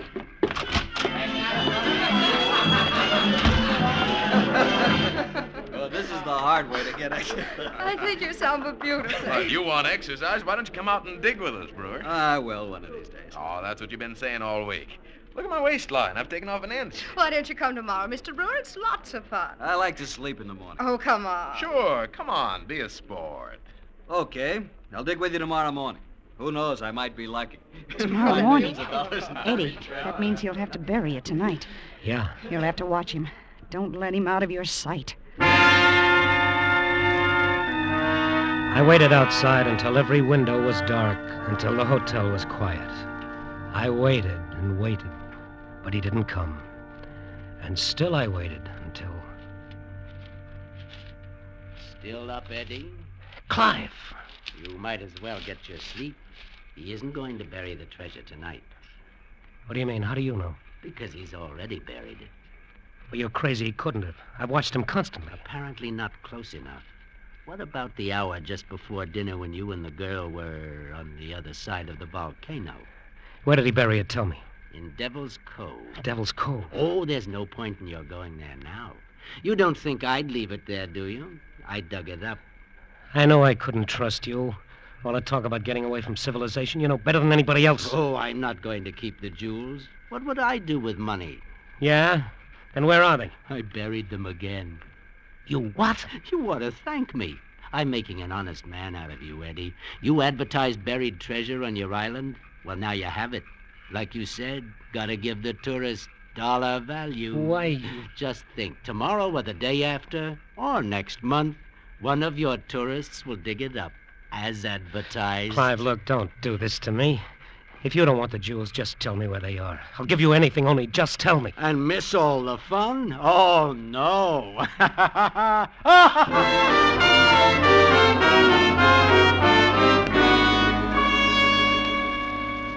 Morning, Eddie. Good morning. Great day, isn't it? You coming out the diggings with us? No, Brewer, I've got some work to do here. Say, you look tired, Eddie. You work too hard. You ought to take it easy. Have some fun, relax. Relax? I wondered how relaxed he'd be when all he dug up was dirt. I watched him go off down the trail with the other guests. I tried to concentrate on my work. The hotel was quiet. Everyone was at the diggings, but I couldn't think. I was checking supplies in the wine cellar when Amanda came back. You should have been there, Eddie. Oh, you should have seen his face when he found it was gone. Where'd you put it, Eddie? I haven't got it. Of course you have. I told you I don't have it. What are you trying to do? Double-cross me?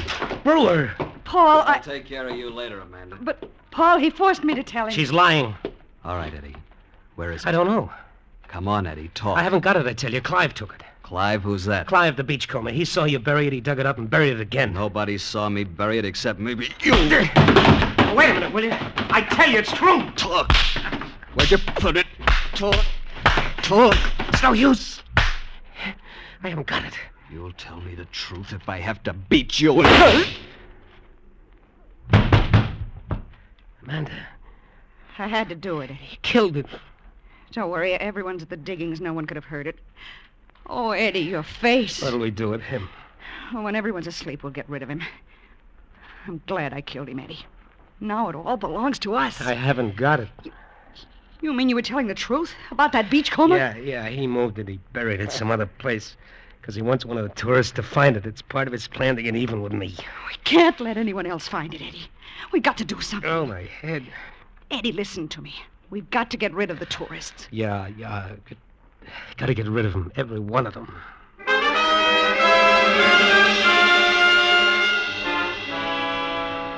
We waited until siesta, when all the guests would be asleep in their rooms. Then we went to the construction shed for the dynamite that was left over from blasting the harbor. We loaded it and Brewer onto a donkey and went up the back trail to the volcano crater. I pushed Brewer into the crater, planted the dynamite inside the top edge. Amanda strung the wire down the slope to a cave on the east side of the island. I went down to the cave. My island was asleep. I had my hand on the plunger. I was ready to throw it, and then I realized fully what I was about to do. With one gesture, I'd be destroying everything I'd worked so hard for. Eddie, what's the matter? I can't do it. Give it to me. No, Amanda, no!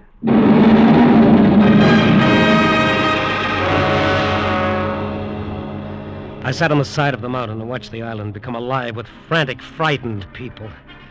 They streamed out of the hotel half-dressed, clutching their belongings. They tripped over one another in their frenzy to get to their boats, terrified of a dead volcano. Our threatened eruption was a complete success.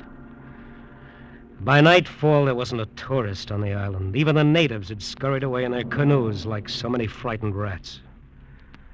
And there were just the three of us left, Amanda, Clive, and me. How will we get the treasure? We can't dig up the whole island. We won't have to. Any man that's got that much loot stashed away will dig it up himself. You can't tell me money doesn't mean anything to him. We'll wait. And we did.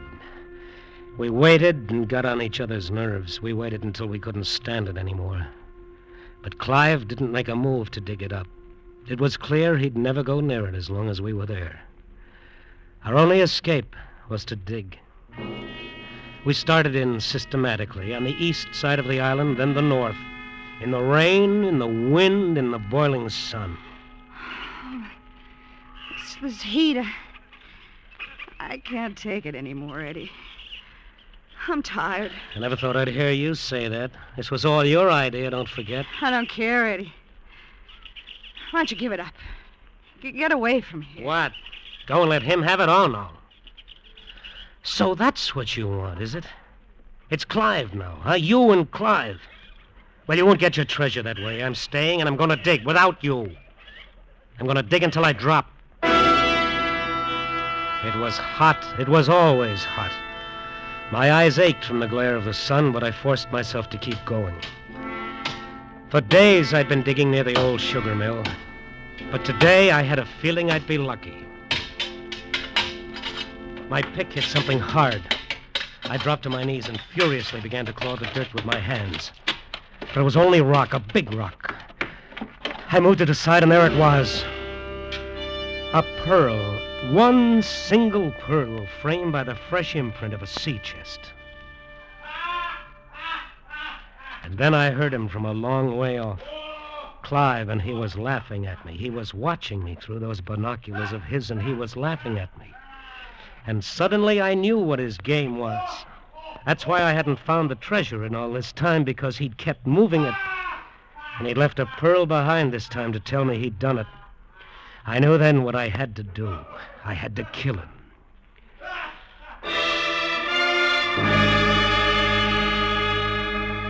I went up the hill by the back trail. And just at the top, I stopped and took a firmer grip on my pick. Clive's back was to me. He was sitting exactly the way he had been the first time I saw him, in a tangle of vines painting through binoculars. I crept up to him. I raised my pick and brought it down with all my strength. But it was too late. He'd sensed me and ducked the blow. The pick had ripped through the canvas. In fury, I raised to strike it again, and my hands froze in midair as I stared at the torn canvas. It was a picture of me, and the pick had pierced my chest. Me, holding a pearl in my hand, and the look on the face he'd painted was horrible. The pick slid out of my hands. Here's your pick, Eddie. Take it. You'll need it. Take it, Eddie, and dig. And by the way, I had to kick Amanda out again today. Keep her home, will you?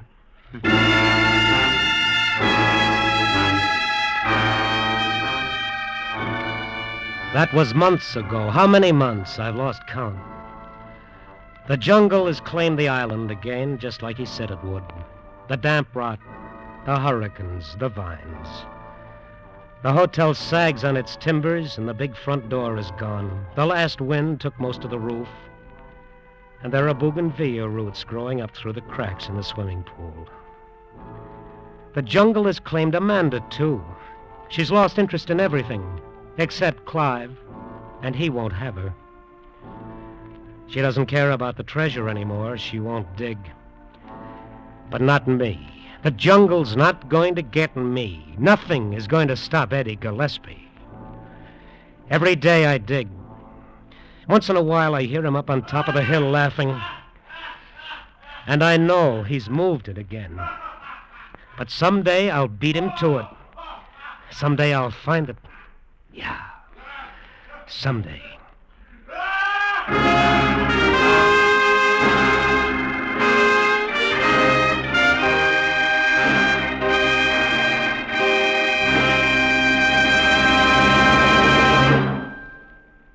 Escape is produced and directed by William N. Robeson. Tonight we have presented Treasure Incorporated by John and Gwen Bagney.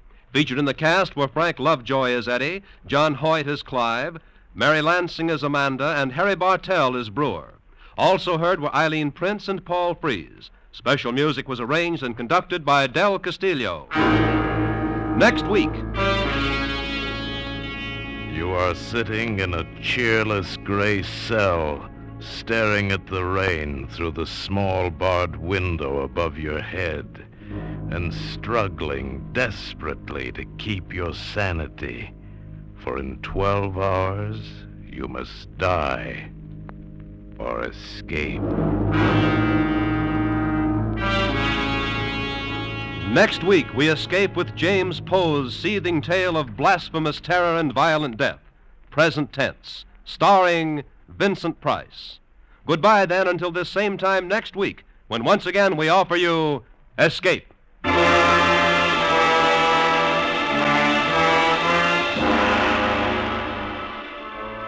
It's no joke when an accident happens to you, and an accident can happen to you. This winter, take time to be careful. Whether you're driving or walking in traffic, be cautious. Cross streets with care. Drive safely. Keep your wits and windshield clear. In traffic, walking, or driving, be careful. Be sure to join us at this same time next week when we offer you Escape, starring Vincent Price. And now stay tuned for Pursuit, which follows immediately over most of these same CBS stations. This is CBS, the Columbia Broadcasting System.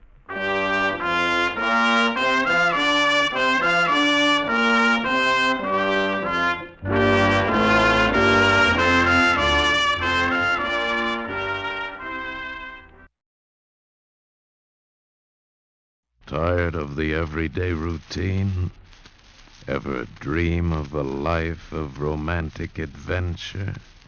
Want to get away from it all? We offer you Escape. Escape, designed to free you from the four walls of today for a half hour of high adventure. Tonight, we escape to Soviet Russia and to the story of a man and a woman who dared to defy a social system in order to be together. As Roger Bax tells it in his tale of intrigue and excitement, To If by Sea.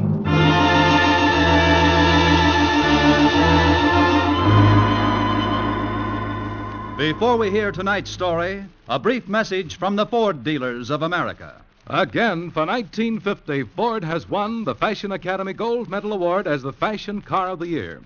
Listen to what Mr. Ralph Shaughnessy of Evanston, Illinois, one of the more than 220,000 delighted owners, says about his 50 Ford. I've been a Ford user for many years, but my new 50 Ford has made me more enthusiastic than ever. That quiet V8 engine is packed with pickup and go, and it gives the feel of real extra power performance. As for appearance, inside and out, it is a style leader. The smart, clean lines of the body design are particularly appealing to me. No wonder it was picked again this year as the best-looking car on the road. Yes, comments like that are heard every day by Ford dealers. But we want you to prove for yourself that the new 1950 Ford is the one truly fine car in its field. The classified phone directory will give you the name of your nearest Ford dealer, or perhaps you know him personally. Call him tomorrow and ask for a test drive in the new 1950 Ford. Feel its comfort. Hear the purr of its mighty V8 or 95 horsepower 6. See its many big car features. Yes, see, hear, and feel the difference yourself. Test drive the new 1950 Ford tomorrow. And now we bring you Escape.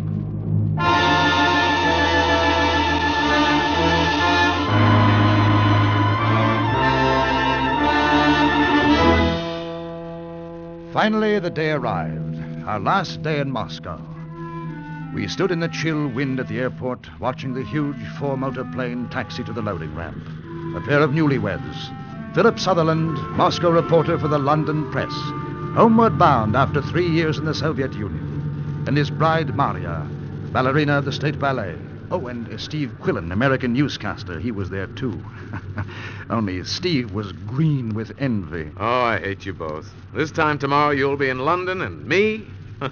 I must remain to languish midst the caviar and vodka. But don't forget, Steve, you've got a vacation coming soon, and you're to spend it in London with us. Yes, that's right, Steve.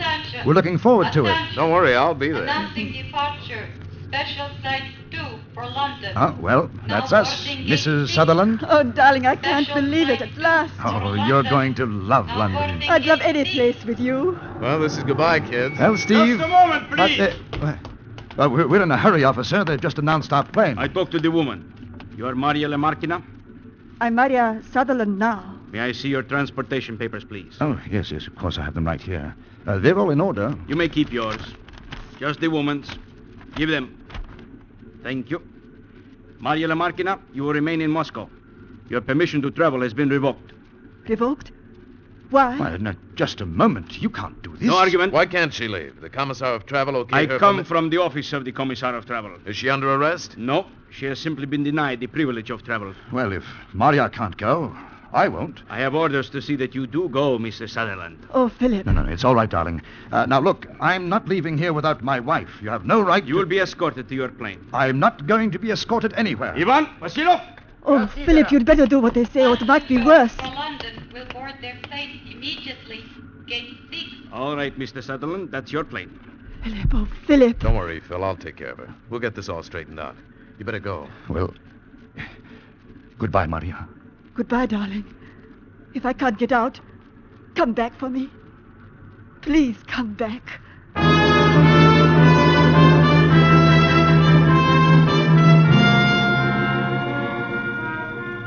For the next couple of months, those two words rang in my ears 1,000 times a day. They never let me rest. Come back. Come back.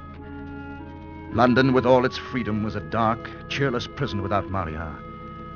I wrote every day, and when, as the weeks passed, I heard no word from her, it became unbearable. And finally, my newspaper arranged a personal interview at the Soviet embassy.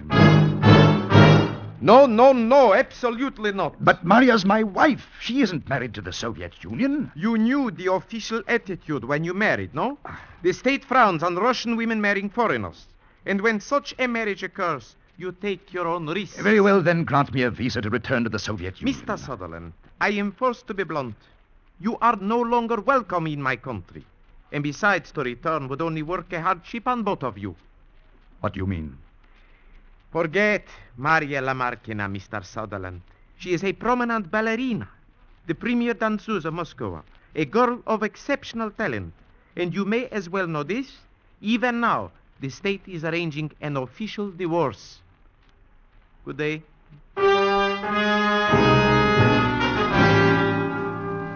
It was monstrous. Incredible. Never would I believe that Maria had requested a divorce. I was sure of the love we had shared all too briefly, even though I never received a single letter from her. No. It was something bigger than the frowning labyrinth of bureaucracy. It was a giant conspiracy to keep us apart. I used the influence I could bring to bear on the people in high places. The matter went at last to the British Foreign Office. Red tape, it would seem, was not a monopoly of Red Russia. No. We grew a vigorous and hardy variety in Whitehall. So I made my own plan. And by the time Steve Quillen arrived on his vacation, I was ready to put it into action. Oh, Phil, you're crazy. It can't be done. Oh, yes, it can, Steve. Here, look at this map. Now, here. A small boat could sail out of Southfleet, cross the North Sea, work into the Baltic, through the Skagerrak, and then sail northeast into the Gulf of Finland. Phil. Yes? I know how badly you want Maria, but that kind of a trip would be impossible. It can be done if it's planned right. All right. Look, suppose you get as far as the Gulf. Yes? And suppose no patrol boat or observation plane uses you for target practice. What then? Maria's in Moscow. That's in the heart of White Russia. Ah, yes, but every summer her ballet troupe goes on tour through the north, and they always hit Pirita, a summer resort. Here, look here on the map. It's right here on the coast. I was there once. It's just a little town, no harbor. The small craft could put in there one night and pick someone up with no trouble at all. At night? Yes. How could you possibly get in? We'll follow the Vimsy Light about 4 miles up from the main beach at Pirita, somewhere in that dark stretch. Do you realize how that would have to be timed? Well, you'd have to be there not only on the right day, but almost at the right minute. And you have no way of knowing exactly when Maria will be in Pirita. Well, I was sort of counting on you for that, Steve. I'd be glad to write and tell you, Phil, but suppose there were some last-minute changes in her schedule and you were out at sea waiting to... Now, you have a schedule that doesn't change, Steve. What? Now, here, you broadcast from Moscow to New York once a day. That's your job. Now, perhaps some way we could work out a code system and I could tune in on your newscast from aboard ship and keep informed. What ship? Oh, well, the boat, the one I bought yesterday. What? Yes, the Dawn. I spent every shilling I had on her. She's a small schooner with an auxiliary engine, but she can make that trip. Phil, do you mean you're actually going through with this? Well, of course, Steve. Look, I love Maria and she loves me, and this is all I can see to do about it. All right, Phil. If you're willing to take such a chance, I'm with you. Oh, thank you, Steve. Thanks. But, Phil, you can't sail all alone. I know you're a good sailor. Oh, no. I don't intend to. I have a friend who knows the Baltic waters like he knows his own bathtub. And he's going with you? You've already talked to him. Oh, yes. He's a fine chap. Oh, that must be he now. I asked him to come over tonight. Hello, Philip. Denny, good to see you. Come this in. Must be Mr. Quillen. I'm Denny. Hello, fellow conspirator. Oh, it's going to be something, don't you think? That, Mr. Denny, is the understatement of the week.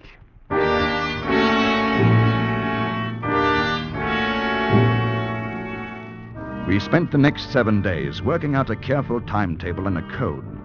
And when Steve went back to Moscow, we rehearsed the code. And it worked.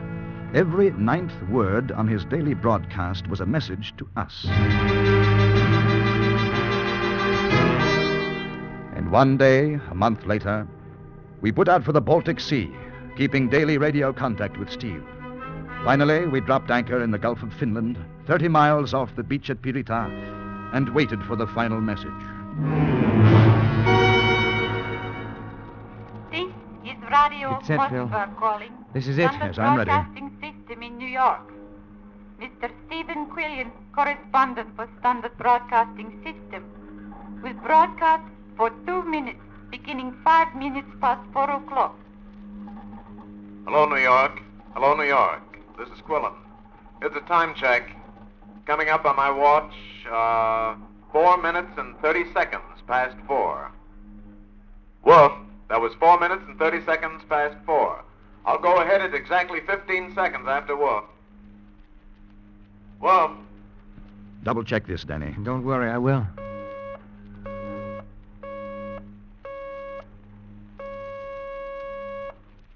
This is Steve Quillen reporting to you from Leningrad. I've been touring this battered city, studying all the reconstruction work in progress. Leningraders have certainly set themselves tremendous tasks.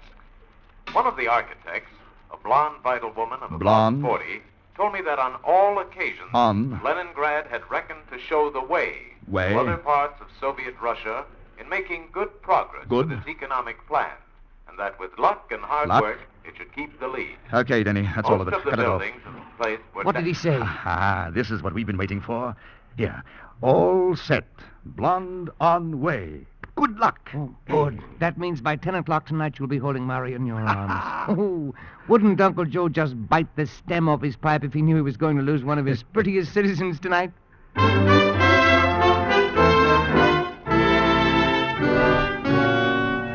The seconds ticked slowly into sluggish minutes. The minutes stretched into unending hours until sundown, when we would start our dash for the beach. I had waited too long and traveled too far to let any hitch upset our plans. But to wait those long hours was pure agony. At last, darkness fell and we turned over our engines and started to the beach, our running lights extinguished. There it is, Phil. Yeah? Over there. Yes.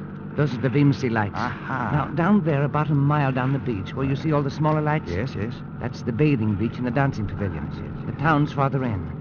Maria should be right opposite us now, on the dark stretch straight ahead. Denny, I can hardly believe it. Maria, only a mile away. Well, come on, let's drop the hook and get the dinghy over the side. We rowed silently toward the shadowy shore, and I strained my eyes for the sight of Maria standing on the beach, but it was too dark to see anything but the line of sullen, brooding hills against the sky. And then suddenly I made out a figure standing alone, quiet, waiting. Did you see something? Maria, she's there, you see? Be quiet. Sit down, you'll capsize us. It's only a few yards. We can... I can't wait, Denny. Phil, you fool! Be careful. Maria, here I am. Oh, Maria, darling, you... You are Philip Sutherland? Why, you... Where's Maria? Do not be afraid of me. I am a friend of Maria Lamarkina. Well, where is she? Maria cannot meet you tonight. Why? What has happened? Listen to me carefully, Mr. Sutherland. She tried desperately. Yes. But it was impossible, so she sent me to give you message. What? I repeat, word for word. There is no hope of ever getting out of Russia. I will never stop loving you, but this must be. Goodbye forever. Phil, come on, you two. You can talk later. Let's get out of this place. Denny, this isn't Maria. This is a friend of hers. She says Maria's not coming, that she'll never come. What? Why not? I don't know. Tonight, Maria Lamarkina is with ballet at Pritina. She has been commanded to give special performance, honoring Colonel General Oblomov of Red Army. There was no possible way she could... Where is this ballet? A theater in Purita, 3 miles from here. Oh, no. Now, I must go before they find me. I am sorry. My heart goes out to you. No, wait. Let it go. Let it go. She risked her life to come here at all.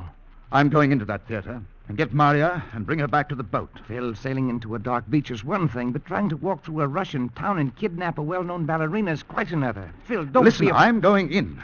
And if I'm not back here in 4 hours at 2 a.m. with her, then leave by yourself, Denny. Oh, Phil, I couldn't. Look, I'll be here with her by 2 o'clock, or I won't be back at all.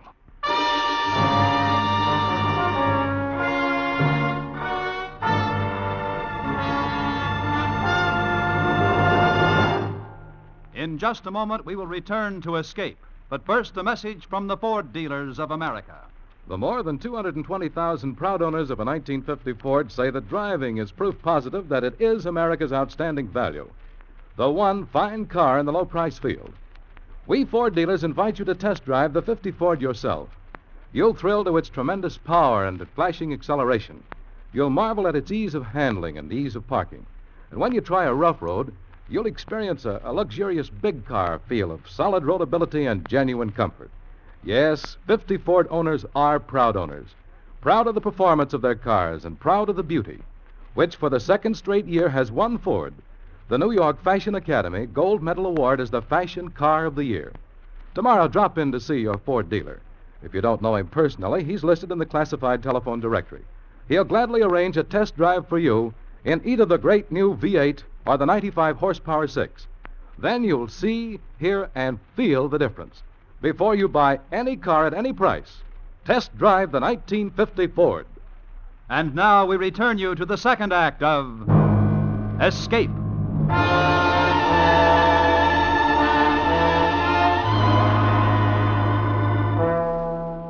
It was 3 long, dangerous miles into the town of Purita. And somehow I had to get Maria out of the ballet theater and back aboard our schooner. But in spite of the fact I spoke Russian fluently, dressed the way I was in soiled sailing clothes, I didn't stand a chance. For the next half hour, I walked steadily, passing a few night swimmers along the beach. Then I came to a crowded area where there was a dancing pavilion, and a sudden idea came to me. I walked over to a man in uniform standing by a pile of clothes, on top of which was a Red Army cap. Oh, Corporal. What is it you want, comrade? Oh, I'm glad I found you. There is some trouble on the road back there. Someone tried to steal a car. Where? Yeah. What sort of car, Tovarish? It was a Black Army Zis. A Zis? Oh, no, It's no. not yours, is it? The militia are making trouble about the missing chauffeur. Tovarish, help me, I beg you. Keep your eye on the colonel's uniform while I go see. The colonel's in swimming now, and if you fall down... I didn't hesitate a single minute. As soon as he got out of sight, I grabbed the bundle of clothes, stepped into the shadows behind the pavilion. In 3 minutes, I was wearing a loose-fitting uniform that told the world I was a colonel in the 12th Guard Division, wearer of the rarely conferred Order of the Suvorov, and a hero of the Soviet Union. And also, there was a billfold in my pocket, fat with Russian currency and military papers. I was now prepared to make my entrance in the ballet theater of Purita. I would like a ticket, please. Oh, Comrade Colonel, I'm so sorry, but there's not one to be had. Not one in the entire house. Yes, there is, clerk. Huh? The colonel is invited to sit in my box. His collar insignia and his decorations glittered in the light of the theater lobby. I recognized him immediately as Colonel General Vladimir Oblomov, a famous soldier of the Soviet. I had interviewed him back in 1945 and written a long story about him for my newspaper. He looked straight into my face, and his eyes seemed to say, "Well, Philip Sutherland, when did you join the Red Army?" I see you wear the Order of the Suvorov, even as I. I would be pleased if you would join me in my private box. Well, thank you just the same, General, but it wouldn't be right. Nonsense, I insist. I am alone, and you can still see the last part of the ballet. Maria Lamarckina is beautiful. Come, take a look at her. He took me by the arm and led me conspicuously down the aisle to his box. It was easy to see that he was the guest of honor. The whole thing was like a dream. I couldn't believe that I was really sitting there, watching my Maria, looking so incredibly beautiful, I almost stopped breathing.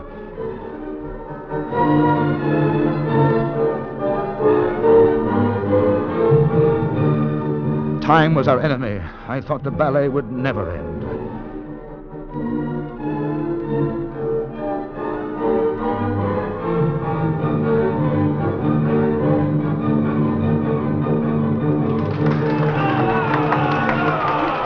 When it was finally over, I knew I had to do something to make my presence known to her, or she might be lost to me forever. Maria! Maria! Maria! You know her, Comrade Colonel? Yes, sir. I know her, sir. Rather well. Really? An old lover, perhaps? Well, I'm her brother, Sergei. Ah, brother. Well, that is good. It would not do for two Russian soldiers, two orders of the Suvorov to fight over the same woman, huh? No. Come, brother Sergei. Let us go backstage and talk to little Maria. She will be most anxious to see you and me. I am having supper with her tonight.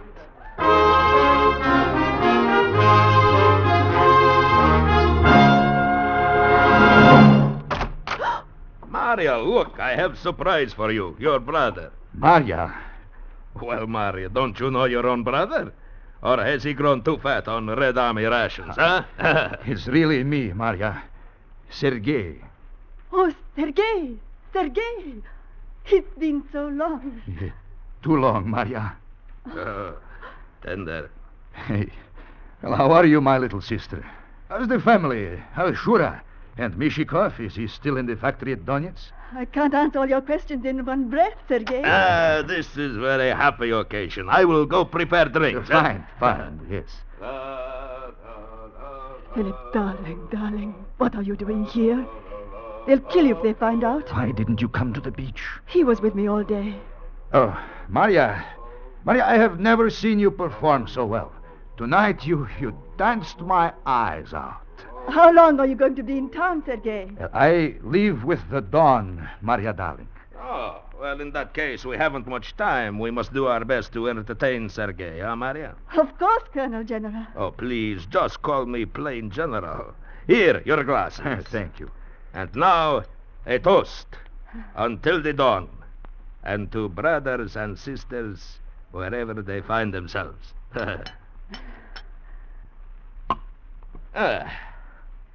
Brother, huh?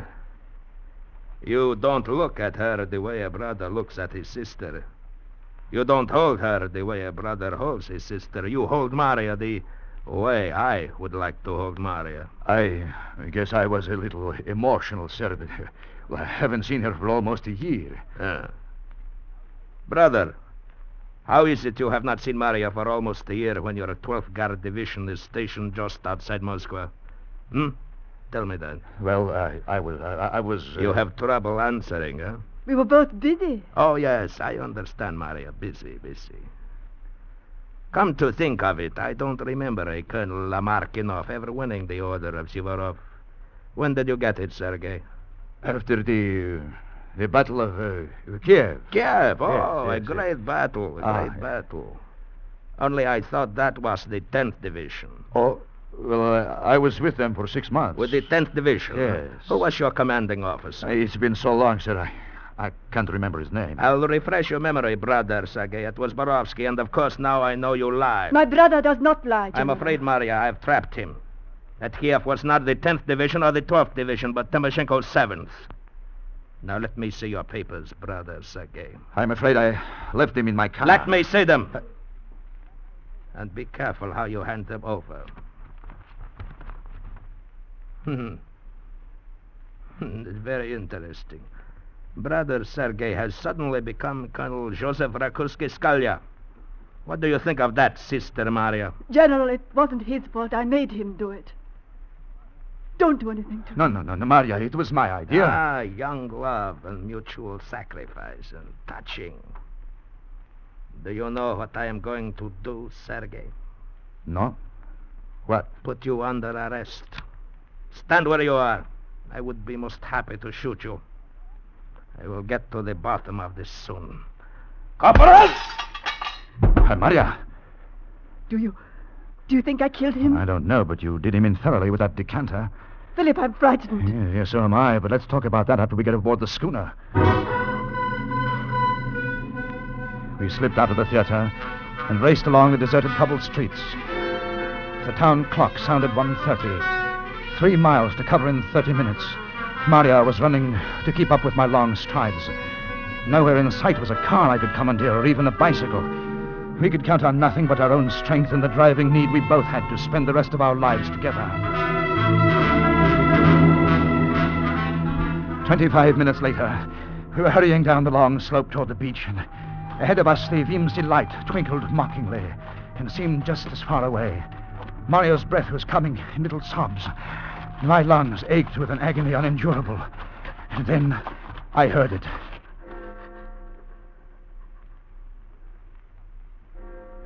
The town clock struck 2. We had failed. So near to the beach and yet too far. The planning of months lost by seconds. Oh, Philip, I'm sorry I couldn't go any faster. No, dear. It wasn't your fault. There was just too much against us. Philip. Shh, quiet. I apologize for bothering you, comrade, but I have orders to check all persons along the beach. The colonel's uniform has been stolen. I hit him with all the strength I had left in me. As he fell, I dived after him. He rolled down the hill onto the rocks. I couldn't feel any pain or blows. All I wanted to do was get my hands around his throat and squeeze the life out of him. He fell away from me. I crawled over to where Maria lay, her breath coming in painful sobs, and I collapsed beside her. I could barely lift one arm to put it around her. And then another man's figure loomed up out of the dark, walking slowly towards us.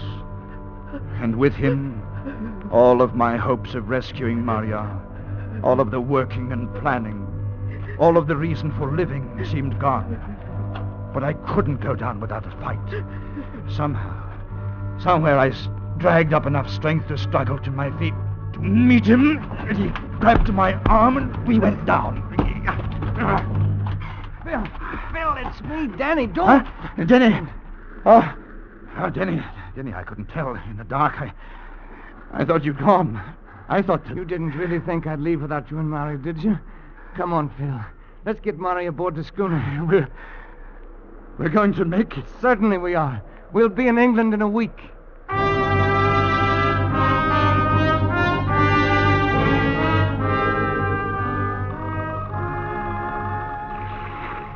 Phil. Yes, darling. Where are we? Far enough. You can stop looking over your shoulder. Really? Really? Yes, really. We're going home, Mrs. Sutherland.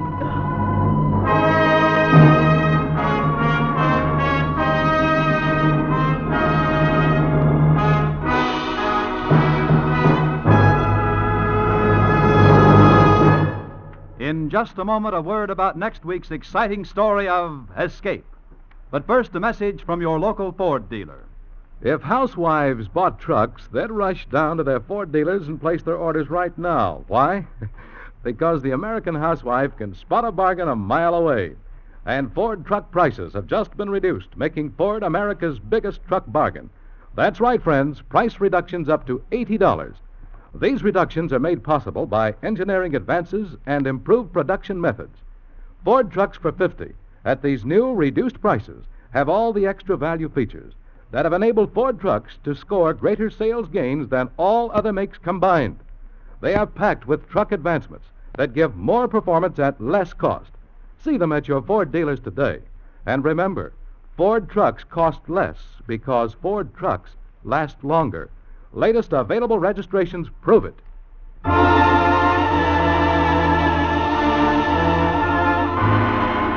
Escape is produced and directed by William N. Robeson. Tonight we have presented Two If by Sea by Roger Bax, adapted for radio by E. Jack Newman and John Michael Hayes. Featured in the cast were John Daner as Philip, Barton Yarborough as Denny, Paul Frees as Steve Quillen, and Marta Mitrovich as Maria. Also heard were Inga Yolis, Jack Crucian, Bill Conrad, and Paul Dubov. Special music was arranged and conducted by Del Castillo. Next week. You are within a few days of your release after 8 years of horror on the prison island of New Caledonia. But between you and final freedom stands the love of a beautiful girl and the monstrous figure of Monsieur Deneux, the official executioner. Next week, we escape with John Russell's terrifying story, The Red Mark. Good night, then, until this same time next week, when once again we offer you Escape. This is CBS, the Columbia Broadcasting System.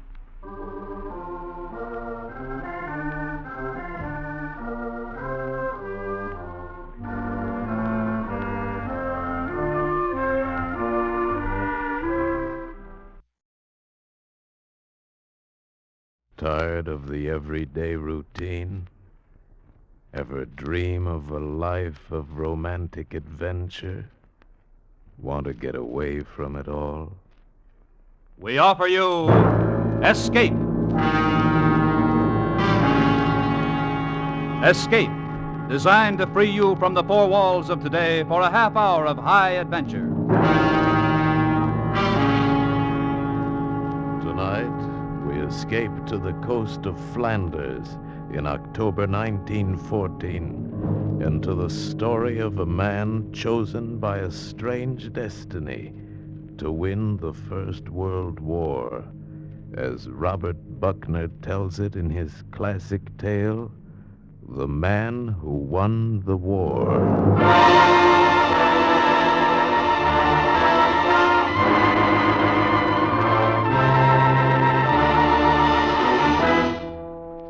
Gentlemen, I've asked this board to meet by the authority vested in me as chairman of the Naval Committee of the House of Commons. A great wrong has been done, gentlemen, and I have been asked by my colleagues of the House to see if it cannot be righted. An English naval officer was found guilty of treason by this board 10 years ago. I've asked you, gentlemen, to meet and reconsider his case. I ask you to remove the stigma from the name of a man whom I consider to be one of England's greatest heroes. I refer to Commander Edward Bradman. Now, see here, Mr. Ordway. Yes, Admiral. I am compelled to say, Mr. Ordway, that it is a waste of the Admiralty's time and a sorry commentary upon the times in which we live, when the Royal Navy is brought to heel by a parliamentary committee. Bradman had a thoroughly fair court-martial, and no single piece of evidence came to light to substantiate his fantastic story. There is no record of his action in the Belgian War Office. There is not a single witness to his weird adventure upon the Flanders beach that night in October 1914. Why, damn it, man, the Royal Navy itself tried to find the evidence, but we couldn't. And why couldn't we? Because it does not exist. I have evidence, gentlemen. New evidence. That is why you have been asked to meet. And as for the Navy's attempt to clear Bradman's name, I would like you to meet a young man and listen a moment to him. Edward, would you kindly tell the gentleman your name? I'm Edward Bradman III. How old are you, Edward? 13 years and 6 months. Who is your father, Edward? Commander Edward Bradman, sir. And your grandfather? Who was he? Admiral Edward Bradman. And your great-grandfather? Lieutenant Edward Bradman, sir. He was killed in action aboard the Victory at Trafalgar. And you, Edward, what do you wish to become? A midshipman, sir. I shouldn't be surprised. And have you made application? Yes, sir. At the Royal Naval College at Dartmouth. And were you accepted? No, sir. Why not? Well, they said there was no place in the Royal Navy for traitors or their sons. Well, gentlemen. This is scarcely added proof, and I must censure you, Mr. Ordway, for bringing this lad in here wrapped in the Union Jack, so to speak, subjecting him to such an ordeal, a disgraceful cheap show. Admiral, I am not on trial here. The Royal Navy is. You want added proof of Commander Bradman's innocence, you shall have it. Here. Here is a letter from the commander, brought to me 3 days ago by the gentleman sitting here beside me. Commander Bradman is lying ill at Newport across the Channel in Belgium. Seriously ill of a tropical fever he contracted during those years when he fled the disapproval of Navy men throughout the Empire. This may be the last word you will ever hear from Commander Bradman, gentlemen. I charge you, listen carefully. It is dated October 24th, Auberge des Deux Matelots, Newport, Belgium, gentlemen. It is 10 years ago tonight that I first set foot upon this Flemish beach. I have returned here tonight under a sort of compulsion, like a criminal returning to the scene of his crime. But I am no criminal, and what I did here 10 years ago was no crime. I am tired of saying it and of being disbelieved. I am tired, and I am ill. I shall not make this statement again. I make it this last time at the encouragement of the man who brings it to you, the proprietor of this little inn, and the one man in the world who has ever believed my story.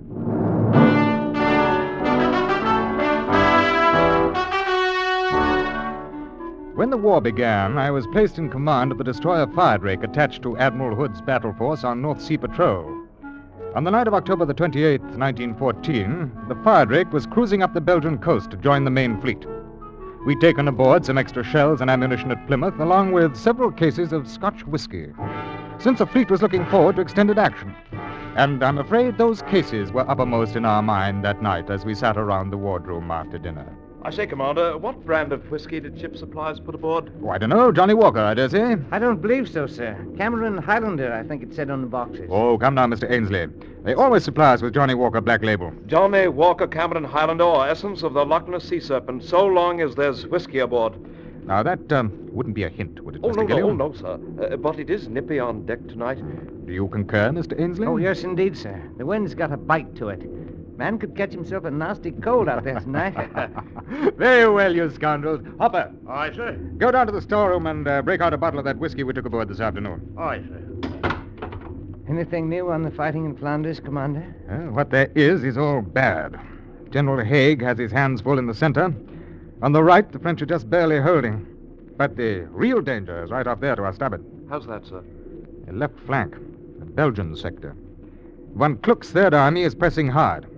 If he breaks through the Belgian line, you can write off France. I don't understand, sir. Well, if the Belgians don't hold, Von Kluck will cut off the Channel ports, Calais, Boulogne, and Le Havre. There's nothing to stop him until he reaches the Atlantic. And that will also cut off our supply line to our troops. Precisely. It's the Clausewitz strategy for the conquest of Western Europe. Paris would be bypassed and caught between giant pincers, to be taken later at the Kaiser's leisure. Beg your pardon, sir. Here's Hopper with our wee drop. Yes, well, you needn't have brought the whole case, Hopper. I wanted you to see it, sir.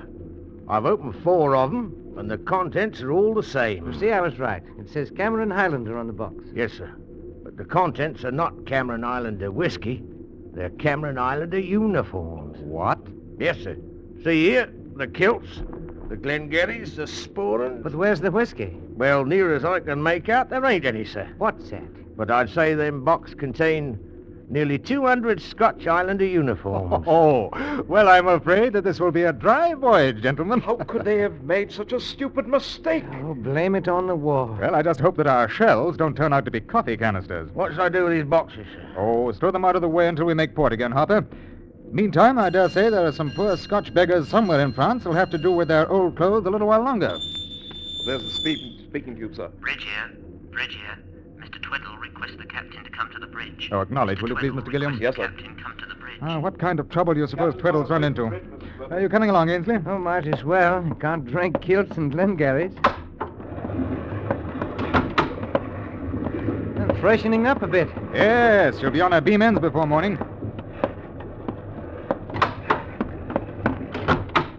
Yes, Mr. Tweddle? I thought you ought to see this, sir. What? Look out there on our starboard quarter. A tiny light. Oh, yes, I see it. Yeah, take a look through the night glasses. Yeah. Flashing on and Yes, off. According to my reckoning, we're off the mouth of the Isa River. Now, if you look at this chart, you'll see that there are no lighthouses along this stretch of coast. Yet there's a flashing light where no light ought to be. Perhaps it's a signal of some sort, sir. Yes, undoubtedly, but whose? Germans can't have gotten this far. How can you be sure, Mr. Ainsley? Now, wait a minute. That light's flashing a message in Morse code. G-R-O-G. G-R-O-G. Quartermaster. Aye, sir. Change course to 110. Change course to 110. Aye, sir. What you going to do, sir? I'm going to take a closer look. But, sir, this might be a trap. Yes, it might. But don't you recognize the code word grog, Mr. Tweddle? No, sir. You You didn't serve in the Royal Navy as a midshipman, did you, Mr. Twiddle? No, sir. My apprenticeship was in the merchant service. Well, then, of course, grog wouldn't mean anything to you. I don't understand, sir. Well, Mr. Twiddle, G-R-O-G is a midshipman's joke. It means good rum on goose days. I still don't understand, sir. When is Goose Day? That's the joke, Mr. Twiddle. Goose day never comes. Ah. It's juvenile, I admit, but fascinatingly esoteric when you're 14 years old. But why would anybody be sending a midshipman's code word from the coast of Belgium in the middle of a war? That, Mr. Ainsley, is what we're going in to find out. Be good enough to tick off a landing party, will you? Number 2 power launch. We'll go ashore in 10 minutes. What? But, Captain. You have your orders, Mr. Ainsley. Yes, sir. You can't be serious, Captain. I am, Mr. Twiddle. This might be a trap. We have no way of knowing whether the Germans have advanced beyond this point or not. Yes, it might be a trap. Or it might be some poor beggar trying to escape the advance. Well, it's well worth looking into. If they were sending a plain SOS, I might be suspicious, but the choice of that half-secret snotty code word makes me think it's worth looking into. But suppose it is a trap? Mr. Twiddle, it would be somewhat the reverse of the classic rules of warfare for a land force, no matter how large, to attempt the capture of a naval vessel on the high seas. Nevertheless, the enemy's devilishly clever. Well, don't you worry, Mr. Twiddle. I'm not asking you to go ashore. I'm leading the landing party myself. Well, it's not a matter of fear, sir. Naturally. But one of caution. Yes, of course. Half speed ahead. Half speed ahead, fleet orders clearly state... I am quite aware of the contents of the fleet orders, Mr. Twiddle. And they state that elements of the Royal Navy are to give all possible aid and assistance to shore positions. They also limit such aid to ship to the class of the Mercy in 7. That is very true, Mr. Twiddle. Then we'll stretch the limits of that portion of the orders a little, shall we? Furthermore, we're under specific orders to rendezvous with the flagship at dawn. Then we may be a little late. Sir, I protest that Mr. this Twiddle! is not... Apparently things are different in the merchant service. But in His Majesty's fighting ships, an executive officer does not protest to his commander. You will heave to and drop anchor. Now, if I've not returned within an hour, you will proceed to the fleet rendezvous. Is that clear? Yes, sir. Carry on.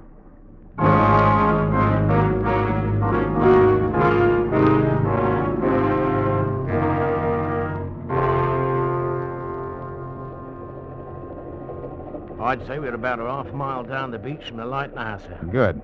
Swing her inshore. Aye, sir. That light is getting dimmer and dimmer. Yes, it's probably only a pocket torch. Battery's burning out. All right, men. Now then, listen to me. Yes, sir. When we get to the beach, we'll spread out 10 feet apart and proceed toward that light. Now, you'll keep well down and walk with the utmost quiet. If you encounter a sentry, you try to knock him out before he challenges you. Use your firearms only as a last resort.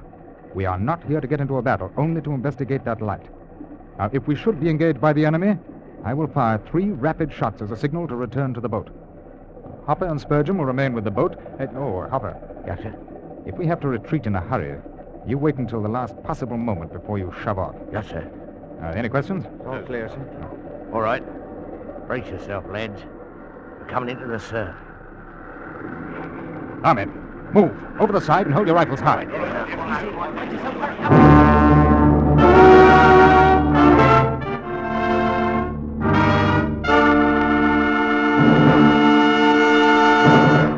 In just a moment, we will continue with the second act of Escape. But first, you'll be hearing double on the CBS Crosby Show this Wednesday night. For Bing will be joined by Brother Bob, who soon comes back to CBS with his own show. They'll team up for a couple of swell duets, and Bing will solo with Chattanooga Shoeshine Boy and A Dream is a Wish Your Heart Makes. The Bing Crosby Show is a regular Wednesday night feature on most of these same CBS stations. And now we return you to the second act of Escape.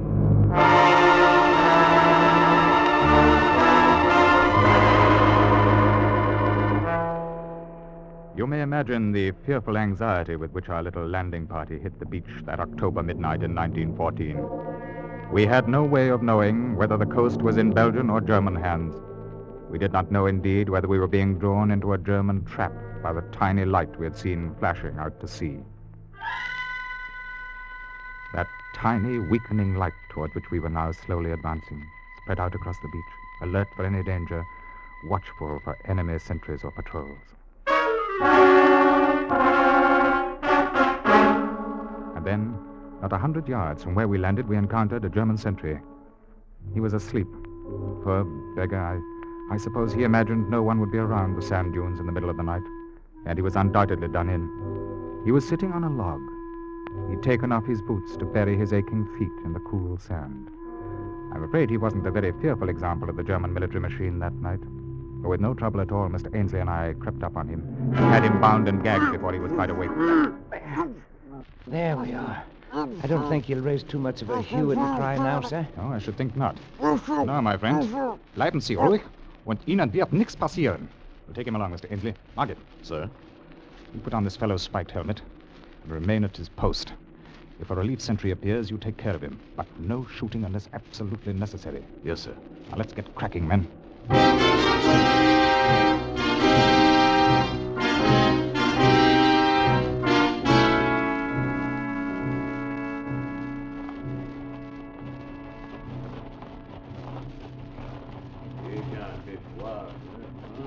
Hold up, sir. What's that? I thought I heard voices. All right, men. Halt. They're speaking French. Then they're allies. Still, we must make certain. You take 2 of the men and come up on them from the rear. Yes, sir. I'll approach from the side. Now, I'll do the talking. If it's a trap, I'll give the signal to fire. After 1 volley, you break for it and rendezvous at the launch. Yes, sir. Evans, Stanley, come with me. Aye, sir. Wilkins, Rodman, no. Aye, sir. You follow me quietly. Keep your heads down.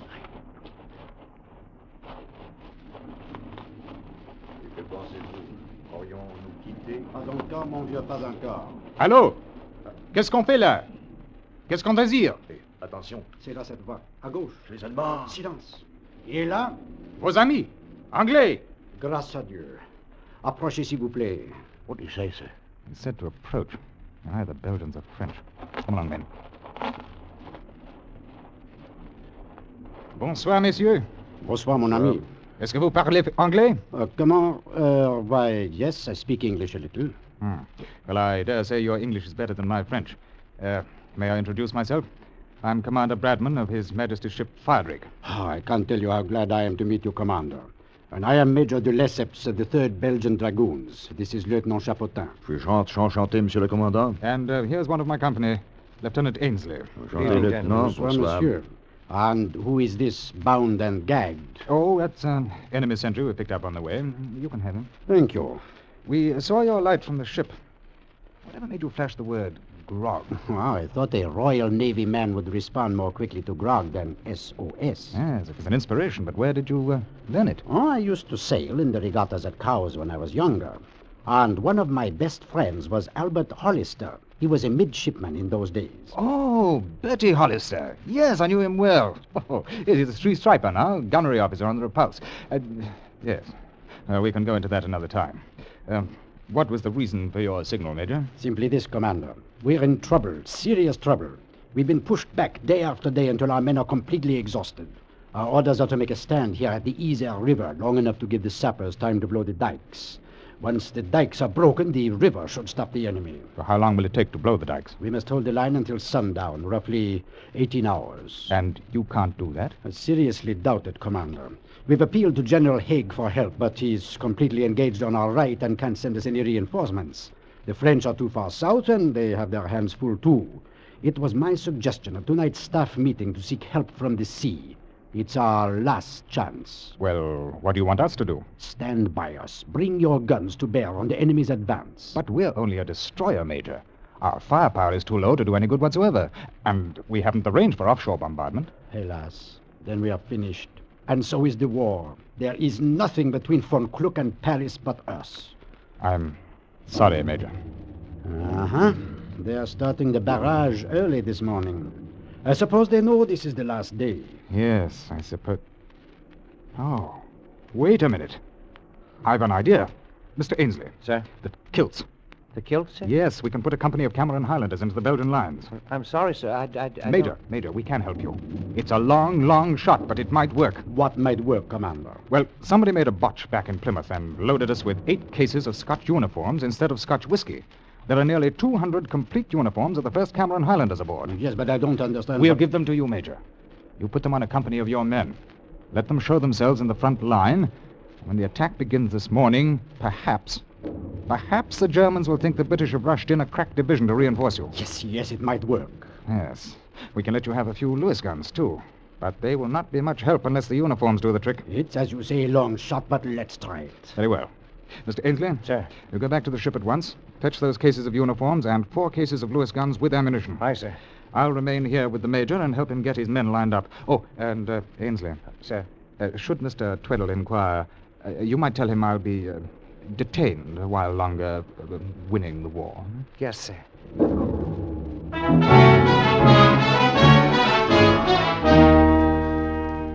It was a sight I shall never forget. 200 men solemnly changing their battle-dirty green uniforms for the gay kilts and tartans in the pale light of the setting moon. Everything was done with the utmost dispatch and in utter silence. And it seemed to me that the bright plaid put new energy as well as hope into the battle-weary Belgians. They look like the real thing, don't they? Yes, they certainly do.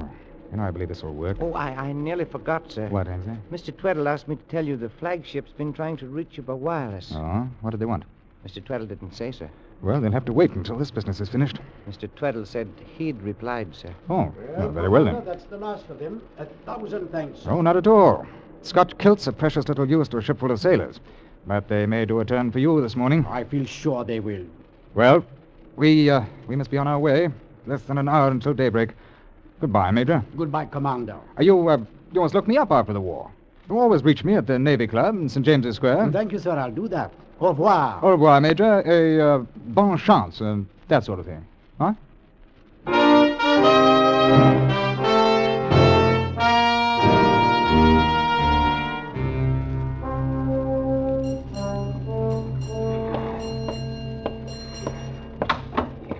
Well, Mr. Tweddle, I think we can get underway now. Finished with your visit ashore, sir? Scarcely a social call, Mr. Tweddle. I think we may have been of some help to our allies this morning. Of course, sir. Captain, the flagship's been trying to reach you. Yes, Mr. Ainsley said something. I signaled him that you'd gone ashore. Oh, you did? Well, that must have intrigued them. Well, I shouldn't say they were pleased. I just received this reply from them. As senior officer present aboard, you are ordered to take command of Fire Drake and proceed to fleet rendezvous immediately. Well, that's a neat double cross, Mr. Tweddle. I'm sorry, Mr. Bradman, but my responsibility is to the ship on which I serve. Yes, I can see it is. However, since you're once more aboard... Oh, no, Mr. Tweddle. You have your orders from the flag. Follow them.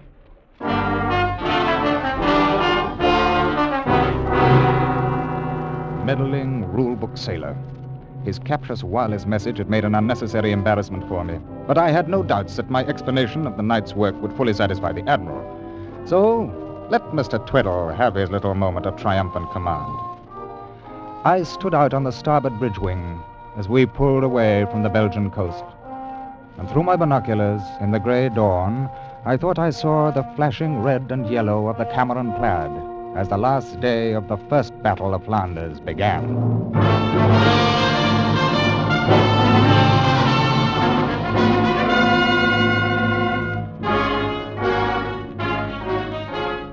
As I expected, the Admiral made a thorough investigation of the matter, and a few days later I faced him in his quarters aboard the flagship. Mr. Bradman, your little adventure of a few nights ago involves some very serious breaches of discipline. You disposed of war material without authorization. You left your ship without authorization. You deliberately violated the fleet orders regarding assistance to land forces. And I managed to stop the German advance dead in its tracks, sir. Mr. Bradman, we know that the German advance has been stopped, but it was stopped by opening the dikes of the Yser River, a plan which has been part of the Belgian and French grand strategy for years. Sir, the dikes would never have been opened if the Belgian lines hadn't held that last day of the battle. And they were held because the Germans' attack was slowed down. And it was slowed down because the Germans thought the Belgians were reinforced by the 1st Cameron Highlanders. Mr. Bradman, I have given your story the benefit of every doubt. I have even queried the Belgian General Staff to try to substantiate it. I have their reply. They have no record of any unit being outfitted in Highlanders' uniforms. But this wasn't a General Staff matter, sir. It was on a regimental letter. I may say there is even some doubt on the part of the members of your crew whether or not the men who received the uniforms were Belgians. What? Yes, Mr. Tweddle says... Mr. Tweddle? That meddling fool from the cargo ship... That is enough, Mr. Bradman. It is the decision of the Fleet Inquiry Board that you be relieved of your command, placed in irons, and be returned to Hull to face court-martial at the earliest possible moment.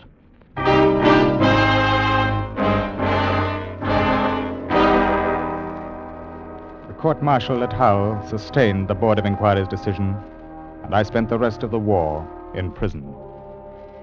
Afterwards, naturally, I had to leave England, and wherever I went, Cape Town, Vancouver, Singapore, Melbourne, sooner or later, their story followed me.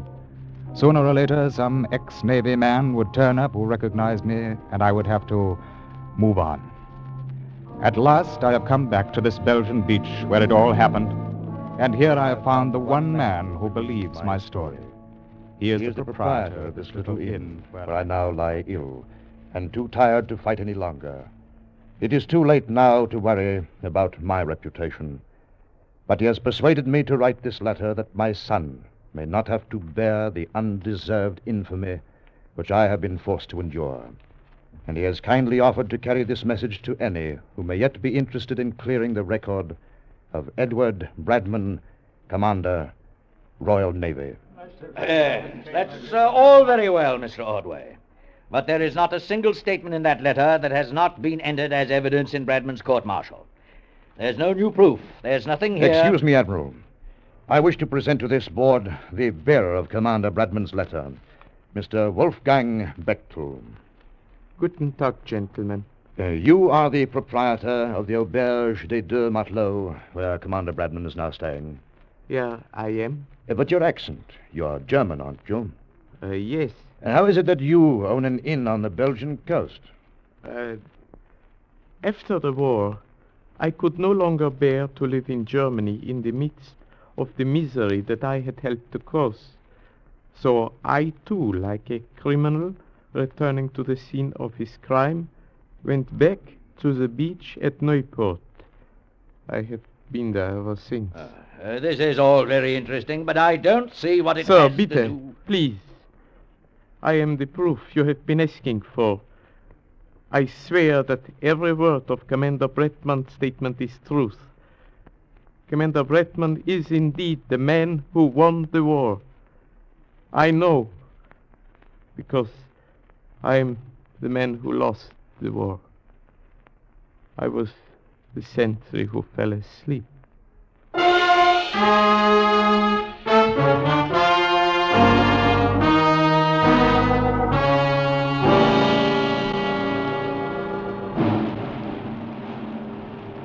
Midshipman Edward Bradman. Yes, sir. Advance 3 paces. Midshipman Bradman, as Commandant of the Royal Navy College, it is my honor, by order of His Most Gracious Majesty George V, to ask you to receive this Victoria Cross, awarded posthumously to your late father, Commander Edward Bradman, for gallantry and intrepidity beyond the line of duty, and to try to accept the humble apologies of a belatedly grateful empire.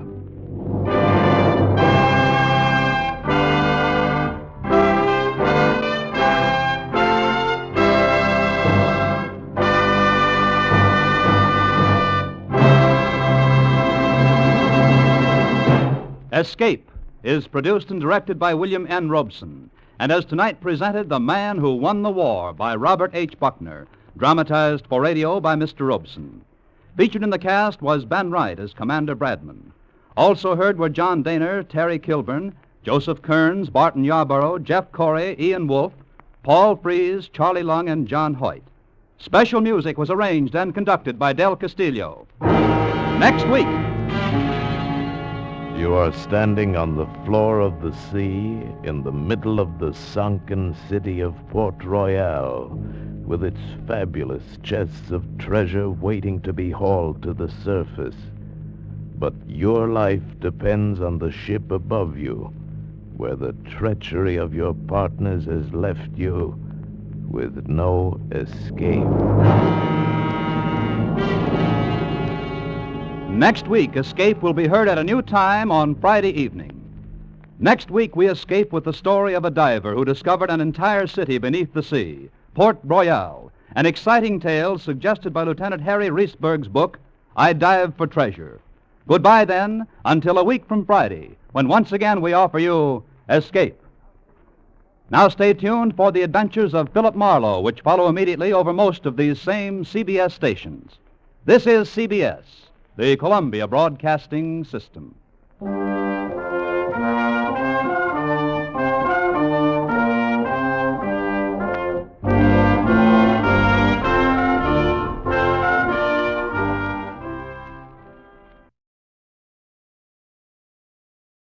Tired of the everyday routine?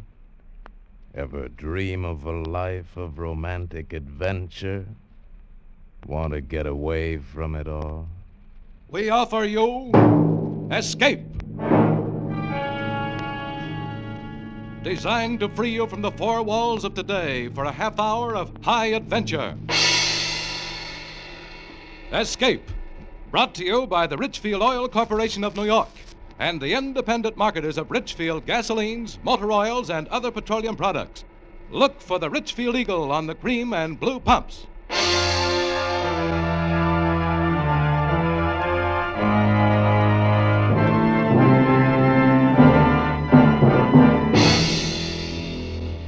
Tonight, we escape to the interior of China and a journey of terror down the Yangtze River from Chongqing to Shanghai, as John and Gwen Bagney tell it in their gripping story of a people in turmoil, The Shanghai Document.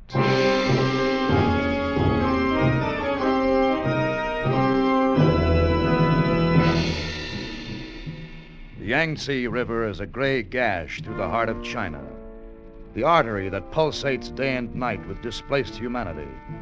From Chongqing to Shanghai, it's 1,500 crooked miles through deep-gutted gorges.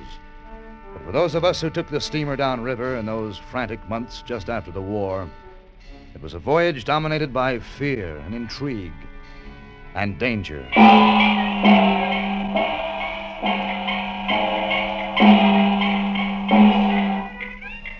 It started in the saloon of the 10 Golden Pieces over a glass of gin, in the company of the man whose face wore many racial strains, but no pride of ancestry and no hope for his descendants, and no name, as far as I could discover, other than the Eurasian.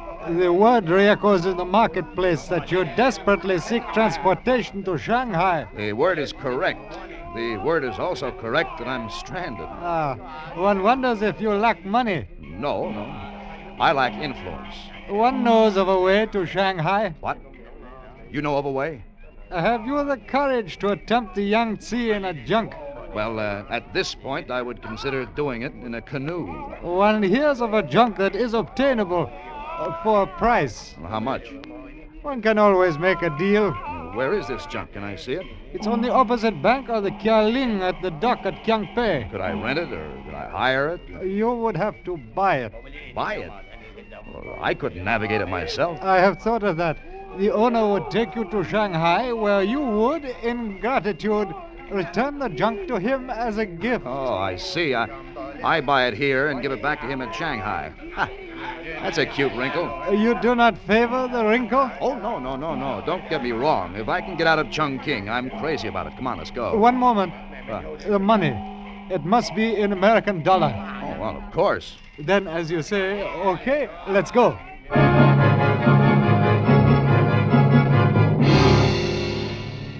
We slogged through the slime of the gutters. The night was misty. The chill wind carried with it the stench of the river. It carried, too, the unforgettable stench of poverty and death. The Eurasian led me down the 1,000-stone steps to the waterfront, where a sampan ferried us across to the suburb known as Kiangpei. There, at an ill-lit makeshift dock, the Eurasian talked to a wizened coolie while I inspected the junk.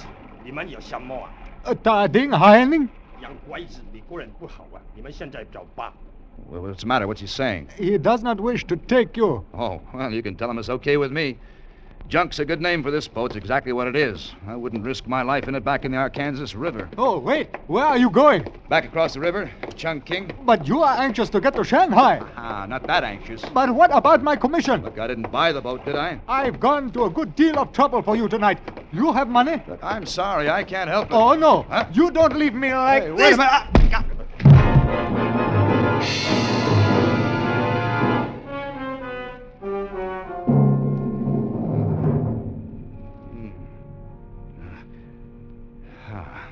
Lie still. Huh? I said lie still. Who are you? Where is that? Oh, my back. He broke my back. Your back's not broken. Take your shirt off. Huh? I'm a doctor. Oh, how did I get here? A dirty man in a white suit brought you. Yeah, the Eurasian. He said he found you in the street. He did, huh? Why, Hey, wait a minute. My money. My money is gone. Turn over on your stomach. No, wait a minute. Lie face down, please. Huh? Now, where does your back hurt? All over. Here? Yeah. Mm-hmm. What about here? No. Well, it's nothing, just a pulled ligament. Oh. Sprain. I'll get my bag and tape it for you. You're an American, aren't you? Mm-hmm. Kansas. No kidding. So am I. Wichita. What happened to you tonight? Saloon brawl? No. I guess I was just a little too anxious to get to Shanghai. I was even considering a leaky junk down the Yangtze. Why do you want to go to Shanghai? I'm correspondent. That's where the big story is today. Well, if you want to go, why don't you take the river steamer? Oh, that's funny. I've only been trying for months to get a ticket on the thing. Lie still, please. Now inhale. All right. Exhale. Hold it. All right. I want this adhesive to be good and tight. Yeah. You know, I'm taking the boat to Shanghai tomorrow. You are? Don't talk, please. All right. I didn't have any trouble getting a ticket. Yeah, but... Hold still, please. Mm-hmm. If this tape isn't tight, it won't do you any good. Got to have connections in China today. I was lucky. I've been out here 6 years. I know a lot of people. There. Is that too tight? Well, it's tight. And that's the way you want it. Well, feels a lot better. That'll do the trick, though. You'll have to keep it on at least a week. Yeah. Well, how much do I owe you, Doc? Oh. Make it a pack of cigarettes. Ow. That's pretty high. As a matter of fact, I haven't got quite a full pack, but well, you can have it. Here. Thanks. What do they call you back in Kansas? Well, in Kansas, they call me Jane Roma. In China, I'm known as Girl Doctor. You know, I was just thinking, if you're really serious about wanting to go to Shanghai... Serious? I can get you a ticket on the downriver boat tomorrow. Well, it's almost impossible to get a ticket. How? Does it matter how I get it, as long as I get it? Lady, if you can get me out of Chungking, nothing matters. I'll pay you back in Shanghai. What's your name? Tony Daner. Well, Tony Dana, there'll be a ticket waiting for you at the steamship office tomorrow morning and a little money for traveling expenses. What? I can't believe it. What are you looking at me so funny for? You're amazing. Why? You're the first man I've ever met who didn't comment on my being both a woman and a doctor. Oh, well, now, don't get me wrong, girl doctor. The combination fascinates me, but what I like most is your ability to pull a steamer ticket out of the hat. Oh, I have many talents. Well, let's kick him around. No. You go to your room and rest. Take care of that back. Okay, you're the doctor. But I can tell you this. What? I'm glad you're going to Shanghai with me.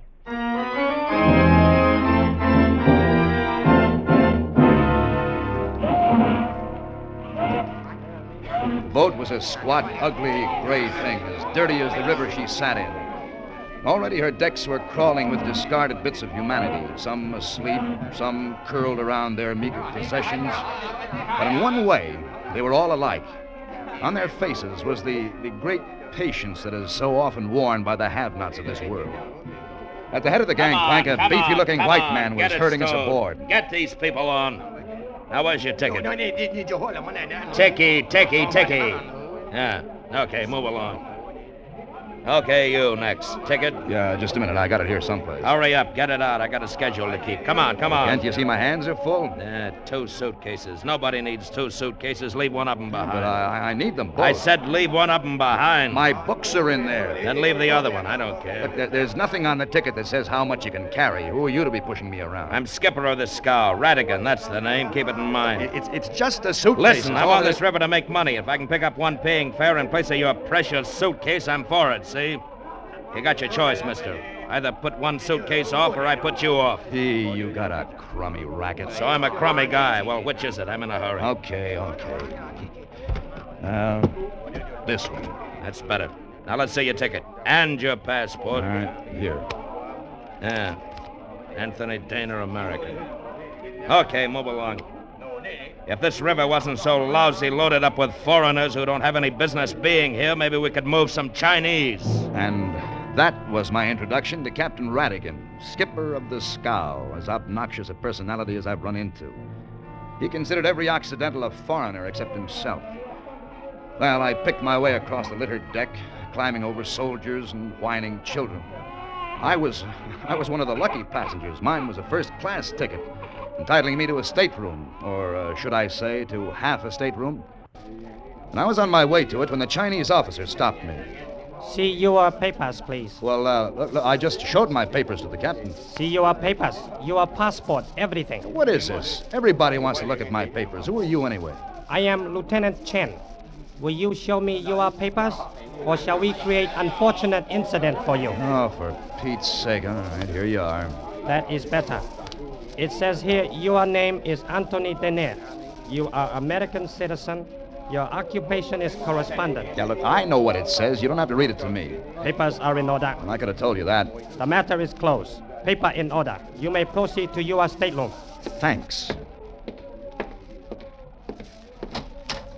Hello there. Ah, hello. Well, I guess we're roommates. I'm Daner. Oh, I am? I mean, you are? Oh, yeah, well, I'm Vickers. Come in. Welcome, my friend. Thanks. Yes. You know, I've just been wondering what sort of a chap I'd draw to bunk with. Oh, of course, I don't mind, you understand, when I'm out in the field, a missionary gets conditioned, if you know what I mean. I mean conditioned, what? Yeah, stable, a bit of straw, bare ground. But indoors, I remember, I'm an Englishman. I like comfort, you know, pleasant company. Well, I hope you like cockroaches because they've got us outnumbered. Oh, yeah. Oh, yes, well, cockroaches and I are old friends. I say, look here. Why don't you stow your gear and come up on deck? You know, it's quite something to see when Ratigan starts his old steamer downriver. You would think it was the Queen Mary. You would, really. All the ceremony he puts into it. I wouldn't watch Ratigan launch a rocket to the moon. Well, that's not likely, you know. I mean, what happened? The old sea dog get your back up or something? Well, he made me leave a suitcase behind. It was full of books I've been years collecting. Well, that sounds like him. Are you coming? No, you go ahead, Vickers. I'll see you later. Yes, right-o. As I unpacked what I needed for the trip, I could feel the old boat gather all her strength together and move, groaning into the deep water channel, and I forgot about my lost books. I was on the Yangtze, on my way at last to Shanghai, on my way to the big story, and I felt a curious kind of thrill. I was part of China on the move. The cabin was close and stuffy. I went up on deck to get some air. I was kind of hoping to run into Girl Doctor. Then I saw her, standing at the prow of the boat, talking animatedly with my roommate, the missionary. Ah, there you are, Dana. Glad you came up. Come on over and meet a charming fellow passenger. Dr. Roma, may I present Mr. Dana? How do you do? Dana, did you say? It's an odd name. Have you been in China long? Well, wait a minute. He's an American, you know. One of your countrymen, Dr. Roma. Oh, really? Yeah, Kansas. Oh, is that so? I say, we're lucky, aren't we, Dana? Having such a beautiful doctor aboard, huh? It might make it worth a man's while to be ill or something, eh? Well, I hope that won't happen. And now, if you'll excuse me, I have some unpacking to do. Awfully nice to have met you, Mr. Daner. Oh, yes. I'll see you later, Mr. Vickers. She smiled at me like you smile at a stranger you've just met. There was no sign at all of recognition. And from then on, she avoided me. Well, at first, it made me a little sore. My male ego was wounded, I guess. I thought she'd gotten me a ticket because she wanted to see me again. Now I wondered, why had she gotten it? There was something wrong with this whole business. We were scheduled to tie up at Yichang overnight, and I was looking forward to breaking up the trip by night ashore. I was on my way to my stateroom to get my bag. Girl Doctor. Dr. Roma. It's Tony Daner. What's wrong? Go away. No, I'm coming in. Please. What's the matter? What's happened? Nothing. Nothing happened.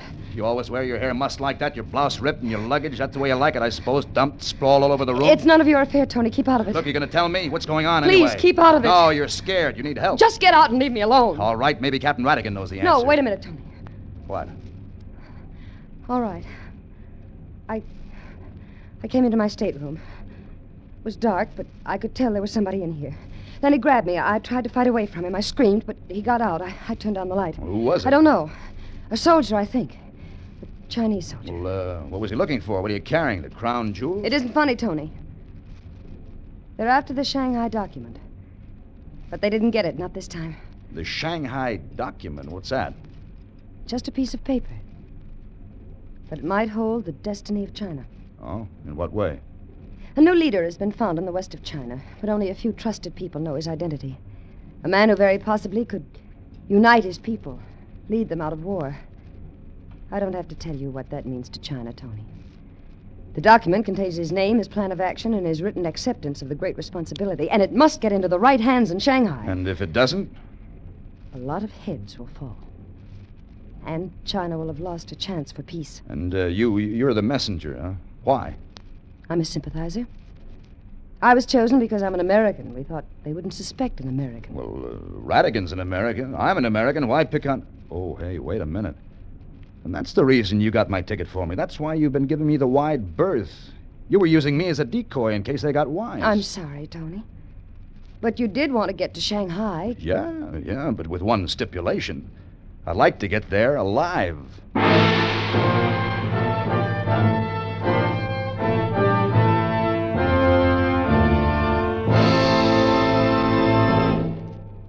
Attention, motorist.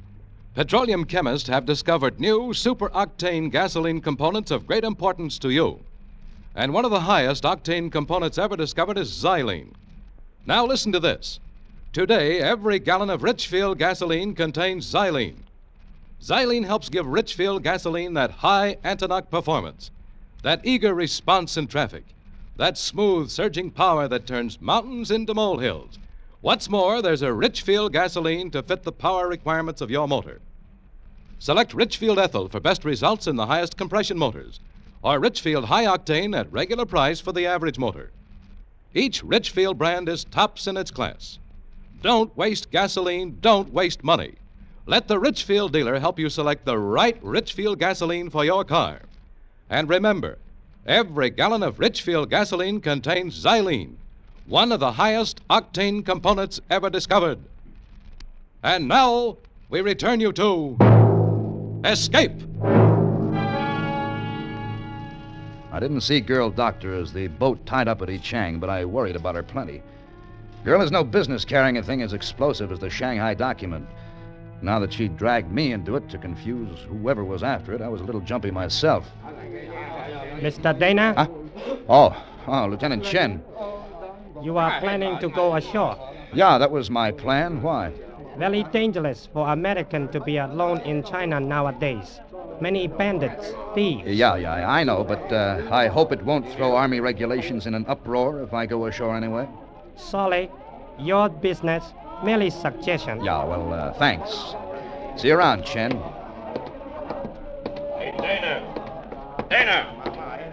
Now, where do you think you're going? Sure, do you mind? Matter of fact, I do. When I start out with a boatload of people, I like to deliver them. I don't like no trouble, and your going ashore is just asking for it. You trying to tell me I can't go ashore, Captain Radigan? Look, sweetheart, the only thing I'm trying to tell you is watch your step. So you've told me. I've been warned. Now I'd like to get going. Okay, bilgehead. It's your neck. Oh, I say, Dana! Oh, Dana! Here we go again. Are you going ashore? And what's your objection, Vickers? Objection? Yeah. Well, I don't get it, old boy. I was going ashore myself, and I thought we might make a party of it. You know I speak the dialect, and I thought it might come in handy. Well, I thought for a minute... You thought what? Oh, never mind. Come on. You know, the last time I was in Yichang, there was a very nice hotel. Let's try it. That is, of course, if it hasn't been bombed. What? Oh, the proprietor, Chinese, very good friend of mine, serves the Vickers, wait a minute. What's that? What's what? Where? There at the foot of the gangplank, a whole platoon of soldiers. Oh, they're probably on the lookout for a deserter. Yeah. Well, come on, let's get off the boat. Yeah. Oh, I say, look, they're going to stop us. Your passport, please. Certainly. Right here. Oh, passport in order. Proceed. Oh, thanks awfully. And I see your passport? Look, I've been checked and double-checked. You better do as he says, old boy. Yeah, okay. Here. It's messy, this red tape. Necessary, I suppose, but sometimes I do think they overdo it. Oh, your passport not in order. Not in order? No, please, better you come with me. Well, wait a minute. Where to? What for? Impossible. Proceed to Shanghai. Papers not clarified. What are you talking about? But I say, you can't take him off the boat like this. Oh, Dodgina. Passport not in order. Complete. He took me to a command car, which drove me to field headquarters on the hills above Yichang. No matter what I said to him, no matter how much I argued, all I got out of him was, passport not in order. Well, they gave me a place to sleep and something to eat and a couple of guards to watch me. The river steamer was scheduled to leave Yichang at dawn. I was hoping they'd release me by then, but the dawn slipped in and the steamer slipped out. And I heard it in the distance, the whistle. I felt sunk. How was I to explain to these guys that I was just a decoy?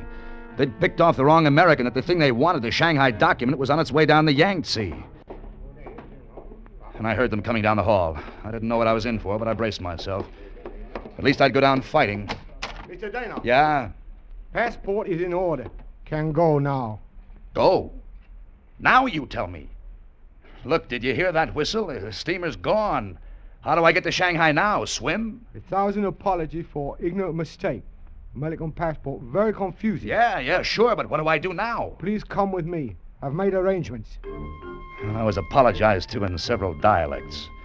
Then I got back into the command car and was driven down past the river landing to a secluded spot where a sampan tended by 2 coolies was waiting.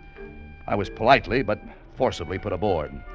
I turned around to protest, but it was too late. The coolies had pulled the sampan away from shore into the center of the river, and back on shore, the Chinese officer was smiling broadly. Well, anyway, I was on my way to Shanghai again. And I sat back to smoke a cigarette, but I was out of matches, and I nudged the coolie in front of me. Hey, you, catch him, matchy, you know? Certainly, Mr. Dana. Huh? Here you are.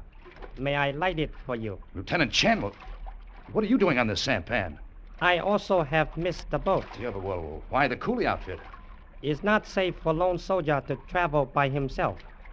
I am, as you Americans say, coming along for the ride.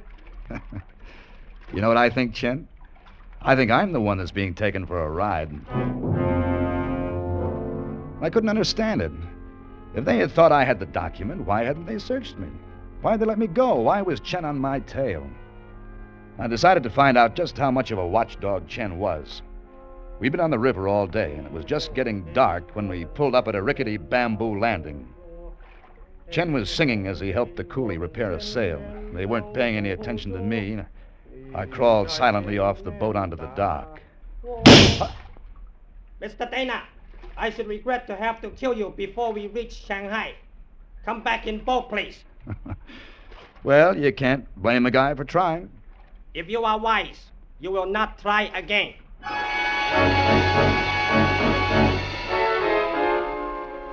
We passed Nanking, turned off the Yangtze into the Yunho Canal. Chen never seemed to sleep. He watched me constantly. But as he and the other coolie maneuvered the sampan into Suchow Creek on the Shanghai waterfront, I realized that I had one final chance. It was dusk.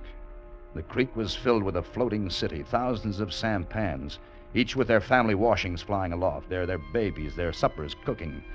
They were on either side of us, within scraping distance. And suddenly I leaped across the one on the left.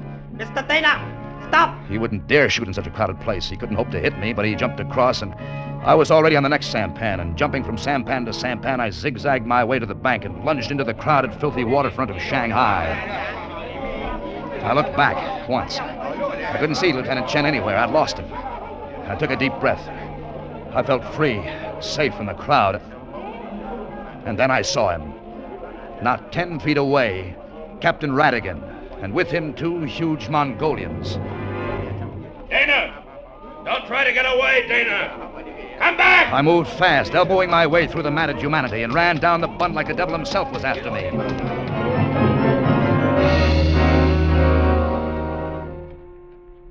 And I finally stopped, out of breath in a cluttered back alley. It was dark. Radigan was no place to be seen. Neither were the Mongolians. I was quite alone. Well, I had one friend in Shanghai, Vickers, the missionary. He'd given me his address. I found a rickshaw driver who knew where it was, and he took me there. It was one of those old Chinese dwellings with a high wall around it. I knocked at the gate, but nobody answered. And I opened the gate, walked into the garden. Well, it's about time you showed up, Dana. Radigan. We've been waiting a long time for you. Radigan, what are you... It took me a minute to recognize the smell of the cloth on my face. Chloroform.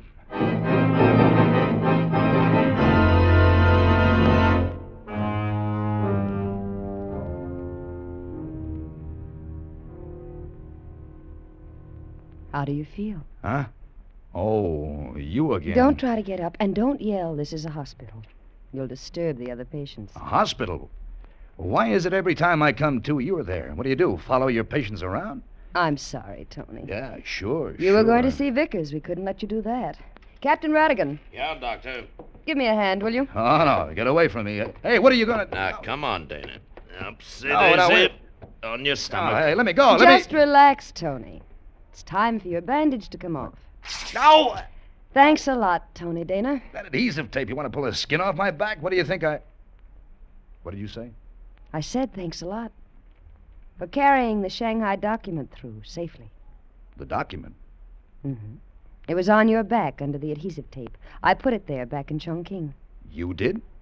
Then Radigan? Radigan and Lieutenant Chen and the soldiers who took you off the boat were all working under orders, protecting you. Yeah, well, I ran away from them. I thought that they were... Yeah, you sure gave us a bum time. Well, what do you want me to do? Apologize? Oh, Tony, please. We treated you badly, I know, but we couldn't let you go to Vickers. Vickers, the missionary? Anyone can wear his collar backwards. Vickers was the one who was after the document.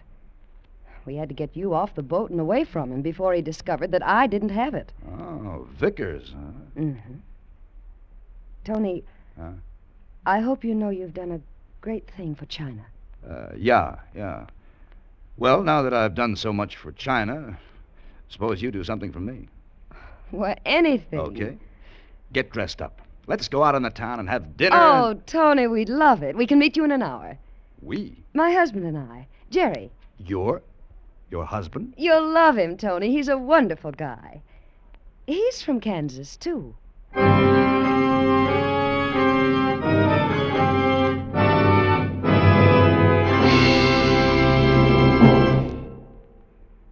This is the age of science, an age in which science has made vast strides in medicine, in nuclear energy, and in the field of petroleum chemistry. For example, petroleum chemists have discovered new superoctane gasoline components of great importance to every motorist. And one of the highest octane components ever discovered is xylene. Now, listen to this. Today, every gallon of Richfield gasoline contains xylene. The xylene component of Richfield gasoline helps give your car that high anti-knock performance, that extra zip in traffic, that velvet smoothness under the hood. Try Richfield gasoline with xylene. Take your choice of Richfield high octane at regular price for the average motor, or Richfield ethyl for best results in the highest compression motors. Stop where you see the Richfield Eagle on the cream and blue pumps. Get Richfield gasoline containing xylene tomorrow.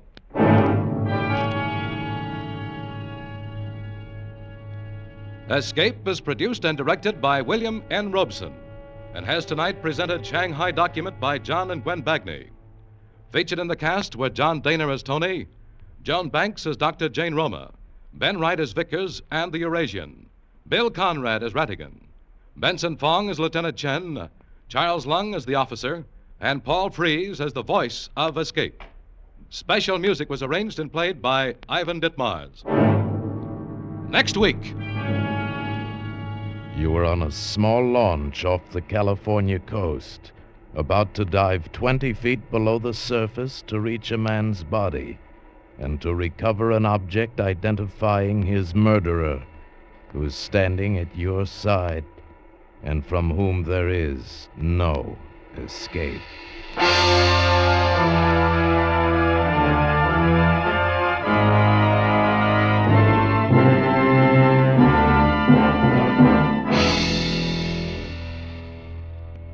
Next week at the same time, the Richfield Oil Corporation of New York invites you to escape with the story of a man who stumbled onto what seemed the easiest way in the world to make $1 million.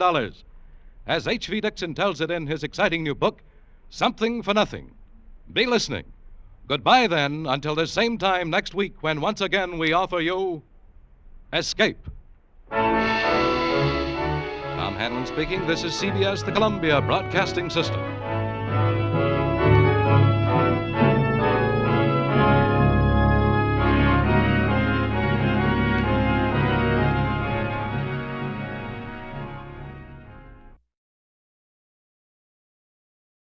Tired of the everyday routine?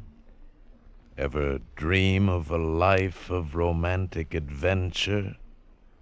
Want to get away from it all? We offer you Escape. Escape, designed to free you from the four walls of today for a half hour of high adventure.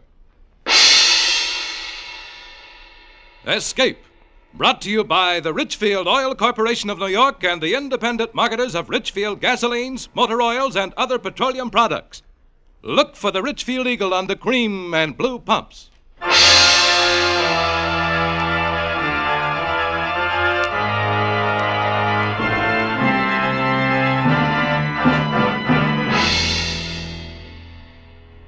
Tonight, we escape to New Orleans during Mardi Gras, behind the gaiety of which lies a nightmare world of terror and death, as John and Gwen Bagney tell it in The Man Who Stole the Bible.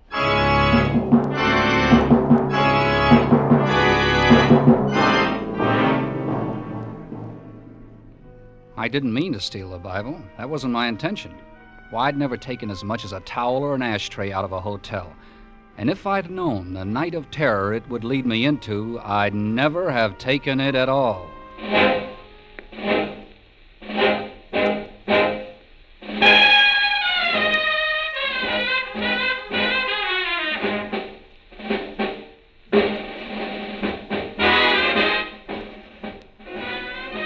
Mardi Gras, New Orleans, a gay time, a lot of laughs, if you're in on it.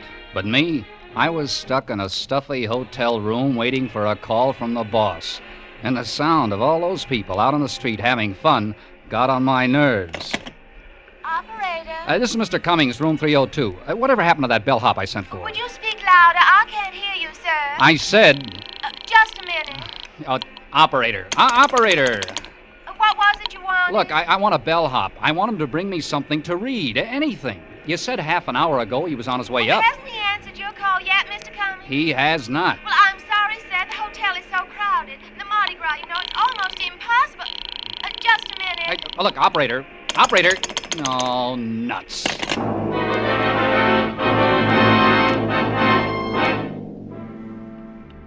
I paced back and forth, wishing the boss would call me so I could get out of the room.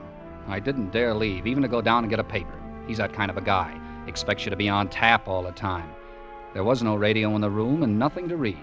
I went through all the drawers, hoping somebody had left behind a magazine or a seed catalog, anything. And then I found it. The Bible. The Gideon Bible. For years I've seen them in hotel rooms, but I'd never paid any attention to them. And now I opened the book. 1 Samuel, chapter 19. I lay down on the bed and I started to read.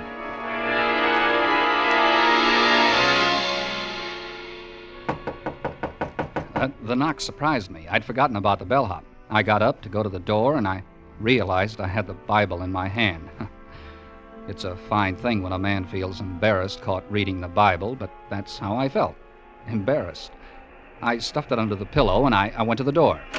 You sure took your time. Oh. I'm a house detective. I'm sorry to disturb you. Well, that's all right. What's the matter? Well, it seems that the woman who had this room before you lost her pocketbook. She thinks she left it here. I haven't seen it, but, well, you can come in and look. Why, thanks. It doesn't seem likely that the maids would have overlooked it, but once in a while something gets left in a drawer. Yeah, I know. It's amazing, the things you find left behind in hotels. Yeah, it sure is. Oh, no, it's not here. Sorry to have intruded on you. That's all right. Good night. Good night. I lay down again and went back to reading the Bible. Once I got used to the old-fashioned language, I found it pretty interesting. The story of David, anyway. A guy being chased by everybody, not knowing who his enemies were, every minute expecting to get killed. I was down to the part where David's wife puts a dummy in his bed as a decoy to save his life when I was interrupted again. This time I automatically stuck the Bible under the pillow and went to the door. Hello. Oh. Hello. I'm having the most awful time. I've tried and tried, but it just won't work. And the room's so stuffy. How's that? The window in my room, it won't open. Oh. Would you open it for me? Oh, I should. Just show me. Which room is it? Right next to yours. Just around this corner, room 300. I have the same trouble on buses. The windows never open. It drives me mad. You can see how stuffy the room is. Mm-hmm. This window? Mm-hmm. Well, isn't that odd? It opened for you. Yeah, it did. And easy, too. And so does this one. I can't understand it. You sure you tried? You don't think I'd come to your door and ask you to come over here if I didn't need something, do you? Well, it's been done. I won't argue with that. But now that you're here, wouldn't you like to have a drink? For your trouble, I mean? Oh, no, I don't think I You can. can watch the parade much better here than on your side of the building. Oh, no, I can't. What's the matter? Oh, sorry, I have to go. That's my phone. Wait, don't go. You can have the call transferred here. But it's silly to go all the way back to your room. Hello, Cummings. Oh, yes, sir. I've been waiting for your call. Now, listen, I've covered the whole territory down here, and things look pretty healthy. You see, the main difficulty has been that I stared at my briefcase. I had left it on the dresser. Now it was on the bed, and everything had been pulled out of it. The closet door was ajar, the drawers in the bureau were open. My Gladstone apparently hadn't been touched, but everything else had. I talked with the boss about trends, business conditions, but my mind was on a girl who wanted a window open. A window that wasn't stuck, while somebody searched my room. Calmly, I finished my conversation and hung up. There was no reason now for me to stay in the room. I gathered up my stuff, and I took the Bible from under the pillow. Funny. I had gotten interested in it. I wanted to go on reading it, so I stuck it in my topcoat pocket and walked out of the room. On my way to the elevator, I got a sudden impulse. I stopped in front of room 300 and knocked. Where's Nobody here now, mister. The lady checked out. Oh, but that's impossible. I was just here. I don't know anything about that, but she checked out a couple minutes ago, and I got to clean up after her right now. I'm gonna be glad when Mardi Gras over. Everybody goes crazy. Hotel goes crazy. People check in, check out. They steal everything that ain't tied down. Steal? Yeah, I said steal. Ashtrays, bath towels, soap. I wouldn't be surprised if they take the beds, nay. The Bible in my pocket suddenly felt like a pound of uranium. I wondered if the cleaning woman could read the guilt on my face, but she put her wastebasket down in the hall and went back in to clean the room. For a second, I considered taking the Bible back to room 302, and maybe I would have if it hadn't been for the discarded book jacket in the wastebasket. It was gaudy, red and yellow. I grabbed it up, put it around the Bible. The title read, You Will Die Tonight.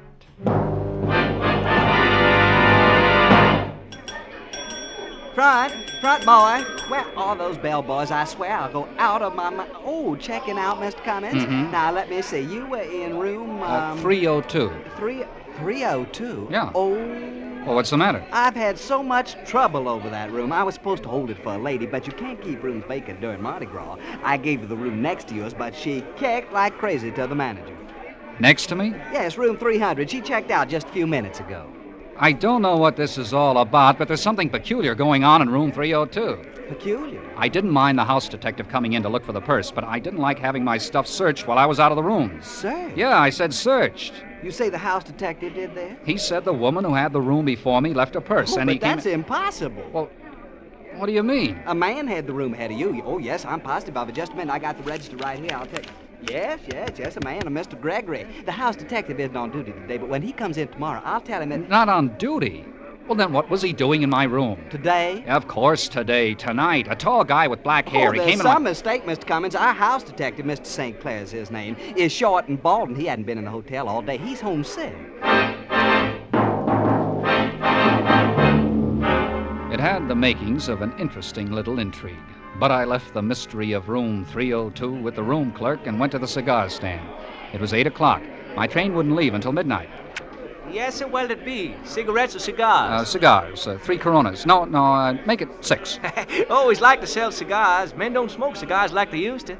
Cigarettes, that's the fashion today, but give me a good cigar every day. Sounds like somebody's having a good time. Oh, they all have a good time during the carnival. Say, I wonder where I could check my bag and briefcase for a little while. Oh, going to see the parade? Yeah, I thought I would. Mill around a little bit. I've got a couple hours to kill. Well, I'd be glad to keep it for you. I'm on duty till midnight. Oh, would you? Well, it's mighty nice of you. Oh, don't mind it at all. Mardi Gras is something to see. You shouldn't miss it. But you'll have more fun if you rent a costume. The hotel's got them for rent, you know. No, thanks. I'll go as I am.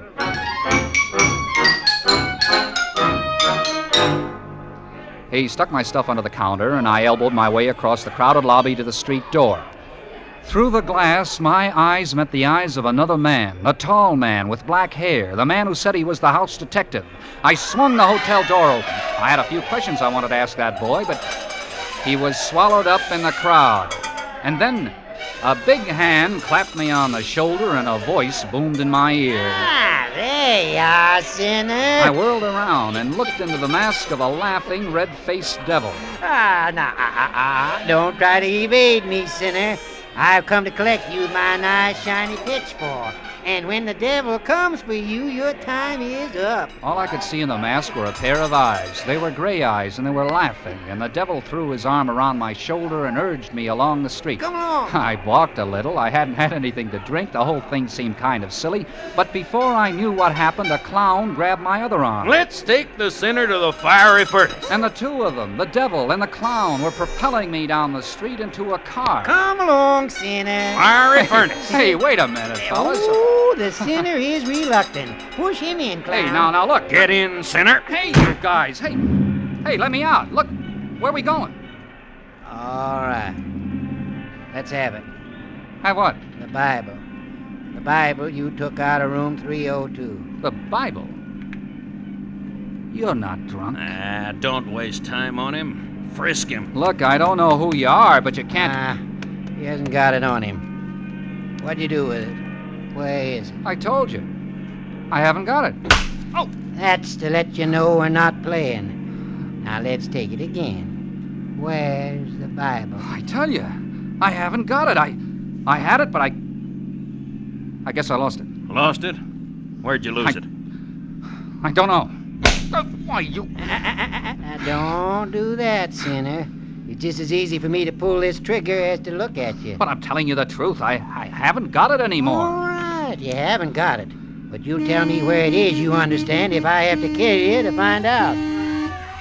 Hey, what are you stopping for? Well, can't you see? The crowd, I can't get through. Oh, come on, let's get moving. Get on out of here. Oh, what do you want me to do? Drive over him? Look, fellas, a shortcut. A bunch of revelers, drunk and out for beer, opened the back door of the car and started climbing over us. Nothing would stop them from weaving through. They thought it was fun, pushing and shoving each other. One of them fell, sprawled across the devil's lap, and they began to pile up. And suddenly I knew this was escape. I climbed out of the car. I ran blindly away from them. I saw a cab at an intersection. I ran out. I opened the door and... There he was, in the back seat. The phony house detective. I slammed the cab door and bolted across the street. There was a policeman on the corner directing traffic. I ran up to him. Hey, where do you think you're going? Hey, look, they're trying to kill me. You gotta help me. Kill you? Who's trying to kill you? The devil. He's after me. The devil, you say? Yeah, and the clown, too. Oh, not Mickey Mouse? No, I mean it. I'm serious. You're drunker than you look. I haven't had a drink, I tell you. They're trying to kill me. Why would they be doing that? Because they want the Bible. The Bible? Yeah, look, you see, I stole the Bible, and here they come now. Who? The devil and the clown across the street. You've got to get me out of this. You've got to stop them. They'll kill me. Yeah, sure. Now take it easy, young fella. Oh, there you are, sinner. Come on. What are you trying to do? Get us in trouble? Trouble? Sure. He's gonna miss the party. Look, it's all a trick. Don't listen to him. This young fella claims you're trying to kill him. Me? Oh, no, not me. But if he doesn't get to that party pretty soon, his wife will kill him. I haven't got a wife. There isn't any party. They're lying, I tell you. They're lying. Oh, now be good, boys. Go someplace else and settle your squabble. I gotta keep this traffic moving. Please, officer. Please. Oh, now you heard what the policeman said. Come on, sinner. Let go of me, officer. Go on, bear it now. Go on now, here. I demand to be arrested. I demand it. Go on now, I said. Now go on. Officer, you're a fool. You're a fool. Wait, if it wasn't for this Mardi Gras, I'd run you in right now. And you won't arrest me? Okay, but remember, I didn't want to do it. Oh. That does it. Striking an officer. All right, fella. You're under arrest.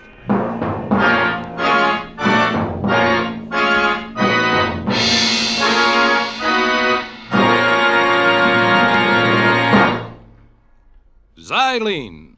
That's a word to remember, for xylene is one of the highest octane gasoline components known to science. And xylene benefits you when you buy Richfield gasoline. Why? Because today, every gallon of Richfield gasoline contains xylene. That's right. Xylene in Richfield gasoline helps give your car that high anti-knock performance. That swift surge of power when you step on the accelerator. That smooth as silk action along the highway. Furthermore, your Richfield dealer offers you a choice of 2 great Richfield gasolines with xylene. Richfield Ethyl for best results in the highest compression motors. Or Richfield High Octane at regular price for the average motor. Each Richfield gasoline is tops in its class. Each contains xylene. For the finest performance at lowest cost per mile, let your Richfield dealer help you select the right Richfield gasoline to fit your motor's power requirements.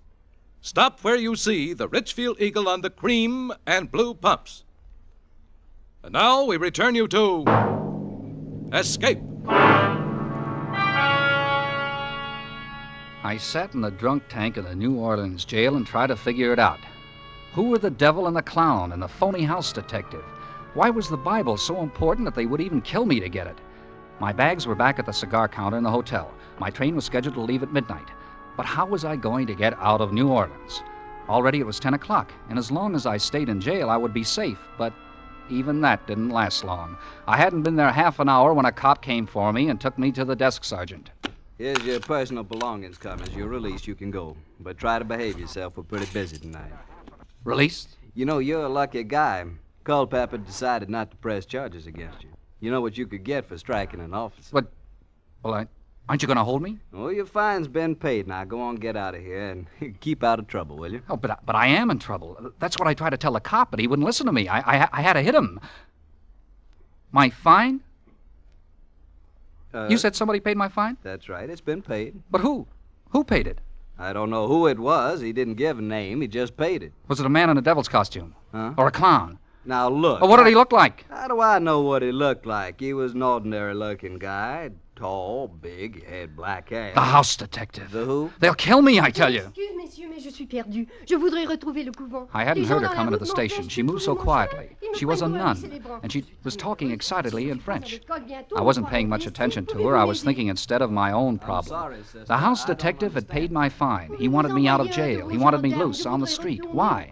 And the devil and the clown. Were they with him? Were all of them waiting outside that door for me? Yeah, well, please, sister, I wish I could help you, but I can't understand a word you're saying. Monsieur, les gens dans la route m'empêchent de trouver mon chemin. Ils me prennent pour un des célébrants. English. Can you speak English, sister? Oh, pardon, monsieur. Masquerade. Costume. The people think masquerade. Non masquerade. Huh? I think she's trying to say the people on the streets think she's wearing a masquerade costume. Merci bien, monsieur. I am loose. You mean lost? Oui, monsieur. Lost. I am expect at convent, the Vieux Carré. The Vieux Carré? Oh, that's in the French Quarter. Exactement, oui. Mm-hmm. I try for taxi cab. The crowd, how you say, push me around. Pouvez-vous envoyer un de vos gendarmes? What? A gendarme. She wants you to send a policeman to help her to get to the convent. Oui, monsieur. I'm sorry, sister. I'd be glad to, but I don't have anybody in right now. If you don't mind sticking around for a while, I'd be very... Sticking around? The sergeant, the prefect, he says he's sorry. If you will wait, there is no one available right now to help you. Wait a minute. The nun stood there, frightened and bewildered, out of place in the police station. But for me, it was a miraculous break. Sure, I could walk out of that police station with her. And if they were waiting outside, waiting to get me, I could walk right by them. They wouldn't dare touch me as long as I was with a nun. I could take her to the convent, and once there, I'd be safe. I'll take the sister to the convent, Sergeant. It's okay with me if it's okay with her. Merci, monsieur. Merci mille fois. As we walked out of the police station, I took her arm. To help her, yes. but also to study my own fear. Any minute I expected to see one or all of them, the devil, the clown, the house detective. But they weren't in sight. There were people milling about on the street, but not the three I feared, and strangely, not finding them there frightened me more than ever. I found a cab and gave the driver the address of the convent. The nun and I didn't try to talk. I realized this whole thing was difficult for her, and I didn't feel like talking. Too much had happened to me for one night. The cab pulled up in front of an ancient building in the French Quarter, crumbling cement and wrought ironwork, and we got out, and I walked with her to the big front door. The nun raised the knocker, and I knew I'd been had. What is wrong? Fingernails. Red, polished finger... You're not a nun. Well, it's Hurry, boys, get him in. He's wise. Come along, sinner. Get in here. It was the devil and the clown. They yanked me into the house. And the girl, I stared at her. Back in the police station, I hadn't really looked at her face. Her black robes had spelled freedom to me. That's as far as I had thought. But now I knew I'd seen her before. Only before, she had worn a green dress and a scarlet mouth to match her fingernails, and her hair had been blonde and long. And she wanted a window opened. A window that wasn't stuck. You given us a lot of trouble. Look, I'm sorry. We've been very patient. Now we want the Bible. I told you before, I don't have it. You had it? Yeah, I had it. I took it. I don't know why I took it, but I lost it. All right. Who sent you to get it? I'll handle him. All right. Who you working for, Poloni? Look, there's some mistake. I'm a salesman. I sell washing machines. You're lying. Look, I tell you. Where's the stuff? Has Poloni got it? What stuff? I don't know any Poloni. What are you slapping me around for? That won't get you any points. Oh. Let me talk to him. Look, if you're lying for Poloni... Who's Poloni? I don't know any Poloni. Poloni wouldn't take a beating for you. Oh, look, I tell you... Whatever he's paying you, we'll pay you more. We'll pay him nothing. You hand over that Bible, or tell us where the dope is stashed, or so help me, I'll kill him. Dope? So, that's what it is. Dope? Yeah, Mr. Innocent. That's what it is. Dope. Stop it. You kill him, we'll never find it. Listen to me. What's your name? Cummings. You work for Poloni, Cummings. Oh. Nobody but Poloni knows about that Bible. No. You came to hijack the stuff. No, I tell you, I don't know Poloni. Stop lying. Poloni knew our carrier was hot, that he had to drop the stuff somewhere in New Orleans. Oh, you're wasting time, baby. I'll make him talk. You going to talk? I don't... You want the butt of this gun right across your face? Look, you've got to believe me,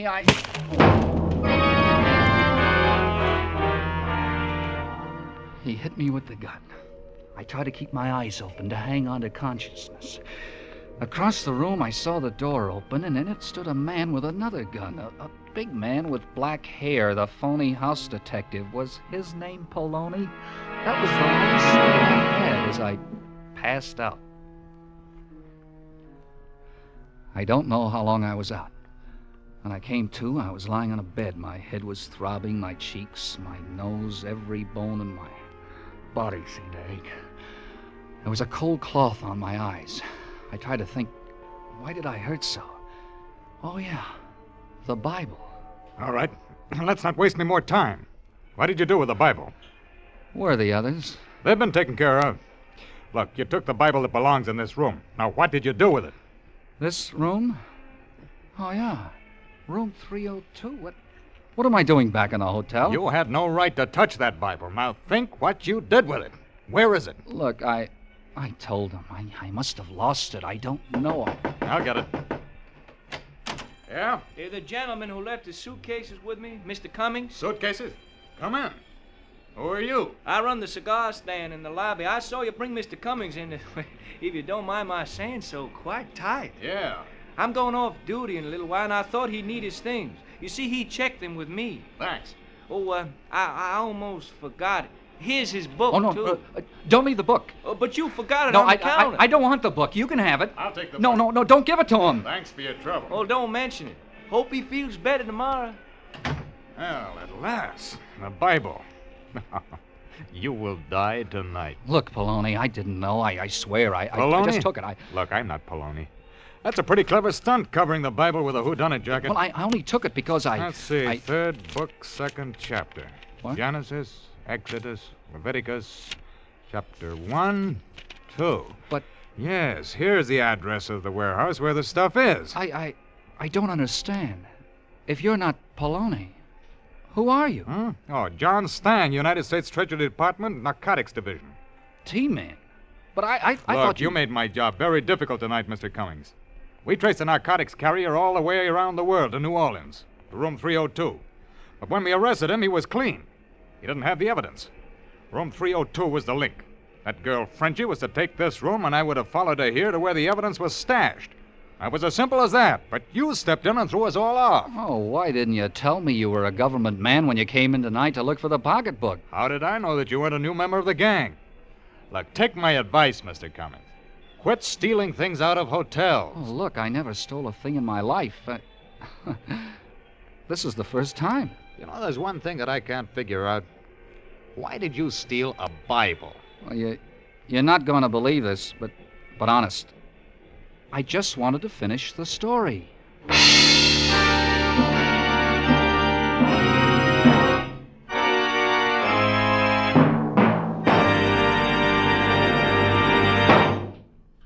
Attention, baseball fans.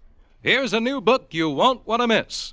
The new Richfield Baseball book, hot off the press.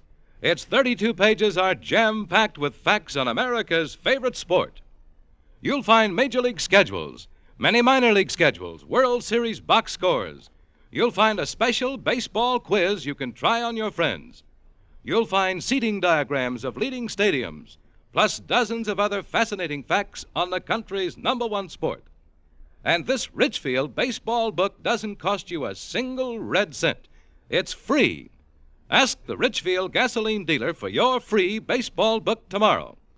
Ask him, too, about Richfield All-Point Safety Service, a special service that will save your car trouble this spring. Stop where you see the Richfield Eagle on the cream and blue pumps.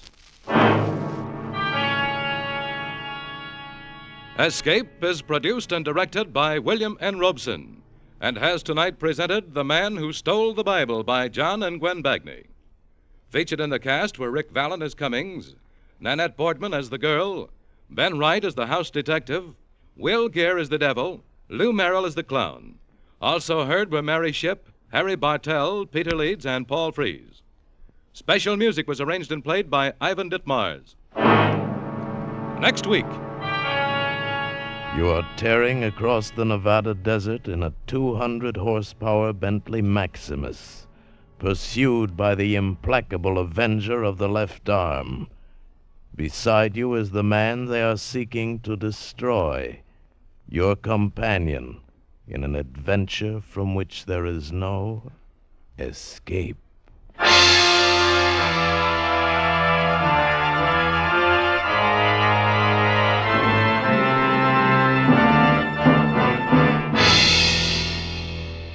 Next week at this time, the Richfield Oil Corporation of New York invites you to escape with the story of a foreign spy who sought to renounce the left arm and become once again an American citizen.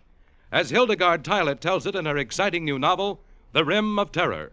Be listening. Goodbye then until this same time next week, when once again we offer you Escape.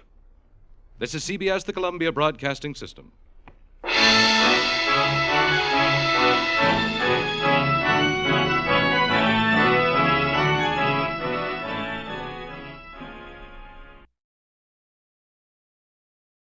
Tired of the everyday routine? Ever dream of a life of romantic adventure? Want to get away from it all? We offer you Escape. Escape, designed to free you from the four walls of today for a half hour of high adventure. Escape. Brought to you by your Richfield gasoline dealer and the Richfield Oil Corporation of New York, marketers of Richfield gasolines, motor oils, and other petroleum products. Look for the Richfield Eagle on the cream and blue pumps.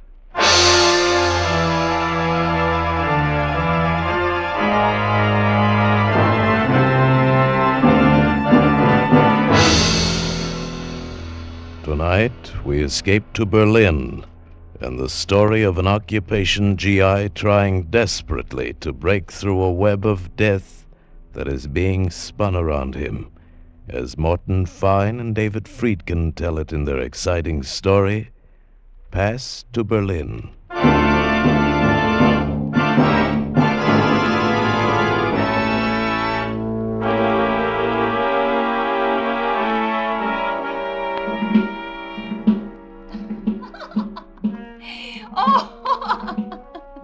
Greta was laughing. For me, there was no joy in it anymore. I looked through the window at Berlin, spread out like a half-buried skeleton. Berlin after a war, shock-carved in jagged concrete, and reflected in the window, Greta. Greta standing behind me with a drink in her hand.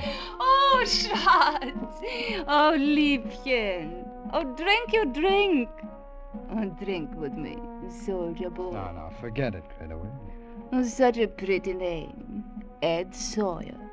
Such a handsome face. But such a frown. Now, come. Make Greta laugh. That's all Greta wants. To laugh a little. To forget her loneliness. Sure. Laugh and forget, just the two of us. Me and Greta, and let the rest of the world go by. Well, you made your loneliness, baby. You and Hitler. Oh, you. I'm funny, huh? A real funny man, huh? Oh, Greta should have met you a long time ago. Greta likes you, soldier boy. Well, nurse a broken heart, kid, because I'm leaving. Like that. Leaving. Greta remembers when you said love to her. Yeah, I remember, too. Only now I remember why I'm in Berlin wearing a soldier suit. American! Amerikanisches Schwein! Candy bar American soldier! The conqueror from the cigarette democracy! Now just dream it, kid. Dream your dream about how an American soldier was once nice to you. Right now, that's all. Wait. Oh, wait a minute. Come on, Greta, get out of my way, will you? Oh, Greta is sorry. See? Look, Greta is sorry. She's sorry. Please, don't go. Well, the mood moves you real fast, kid. All right, so now you're sorry. Oh, kiss me, big soldier boy. Handsome soldier Come on, boy. I said out of my way. Dirty American, you Dreckschwein, Saukerlschweinehund, you murderer of my country, you democracy weakling. Hey, oh, I could kill you. Listen, I said get out of my way. Take your hands Get off. out of my... Take this off. No, don't.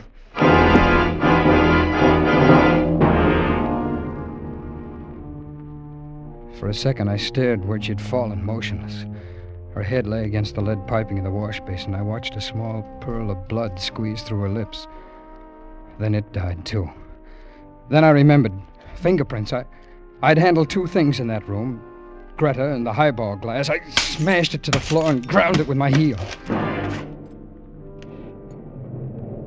Outside, it was raining. That was a break. Because the rain had washed away the human rubbish that litters the Berlin pavements at night, and no one saw me leave the house. I walked, turned some corners, walked some more. Then a splash of neon smeared across the wet pavement, and I looked up. A theater. A theater for the amusement of GIs and the rehabilitated natives. I bought a ticket and went inside and found a seat. Ladies and gentlemen, the headline attraction of the evening, the most astounding mind-reading act of the century.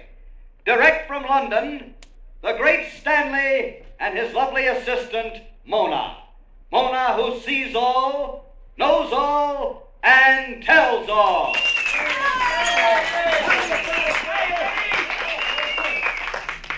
Ladies and gentlemen, there are those among you who will disbelieve what you are about to witness.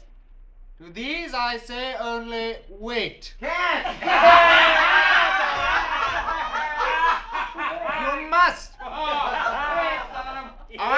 descend among you, walk down the aisle, and here I ask one of the audience for some small object whose description is known only to himself.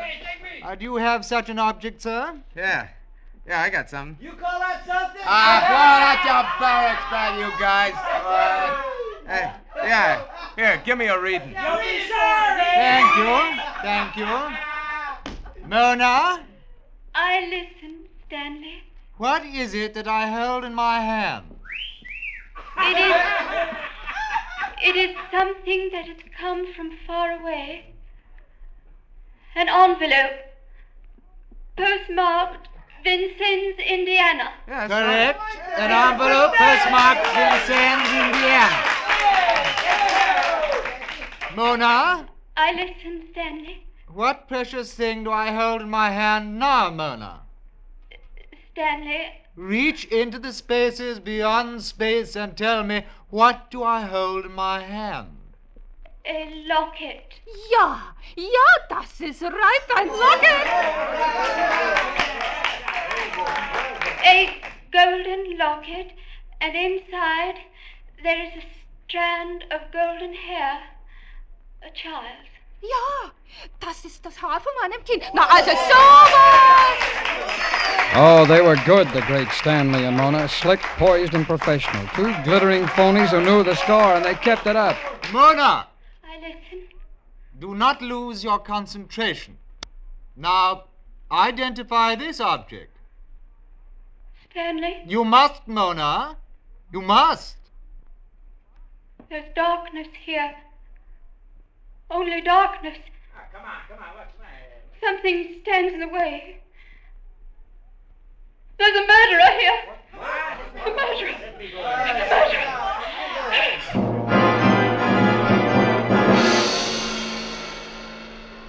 They rang down the curtain, and I sat there until the next act came on.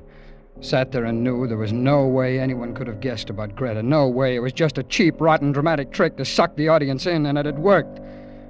Oh, some of the audience was laughing. Others were obviously affected by it. Moronic idiots with their mouths open and their eyes uneasy.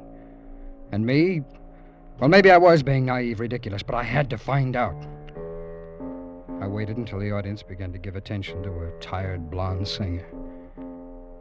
There was a door to the left of the orchestra pit that led backstage. I slipped from my seat and headed for it like it was my business. I walked down a corridor. There were cells on each side tagged with performers' names. Mona's door had a star on it. The star was gilt, and the gilt was peeling. One moment. Yes? She was taller than I thought.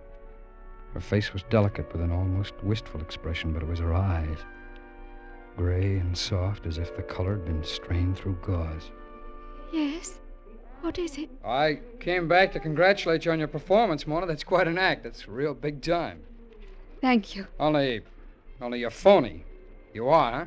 Please go away. It's real phony, isn't it? You're a man whose words are like acid in the hands of a child. If you do not scar yourself, you will scar others. I do not wish to speak with you. You're not even English. Oh, no, don't close the door on me. Please. Yeah, that's better. You're not English, huh? Are you American? Come on, where you from, honey? You know, you got a fair act there. That guy who calls himself the Great Stanley. It was not an act. Oh, then why did you say there was a murderer in the audience? I don't know why. Well, then you were kidding. I felt his presence. There was a murderer. You still feel it? Yes. Mona, there's a cab waiting to take us to the hotel. Hi, Stanley. Good evening, Sergeant. This gentleman knocked on my door. Well, I'm glad he did. It's always a pleasure to meet a soldier. A medical corps man by your shoulder patch, I see. Welcome. Oh, thanks. Would you wait for me in the cab, Mona? I'll only be a moment. Do not be long. I need you with me. You saw the extraordinary performance, Sergeant... Sawyer, Ed Sawyer. Oh, I consider it an honor that you should take time to come backstage and express your appreciation. That a hard-bitten GI should become a convert to Mona's miraculous powers. Are you kidding me, or am I kidding you? No. We don't have to kid each other, do we? We fellow sophisticates, However, the others out there, well, perhaps they were fooled.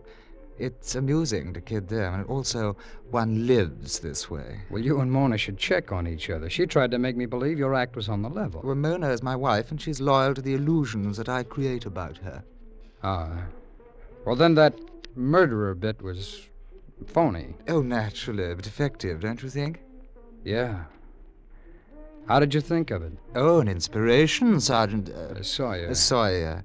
An act such as ours needs one piece of sensationalism to shock a new audience, and we have it, don't you think? Yeah, you got it. Oh, just one thing, Stanley. Of course. Tell Mona something for me, will you? Of course. Tell her her eyes are the most beautiful I've ever seen. Oh, she will be pleased. She's blind, you know.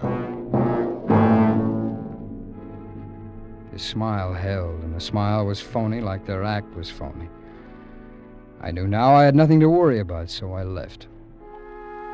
I went back to my room in the Garmisch Hotel, stood on the balcony for a while, watching the fingers of light from Tempelhof play against the sky, lighting it up fitfully, disappearing.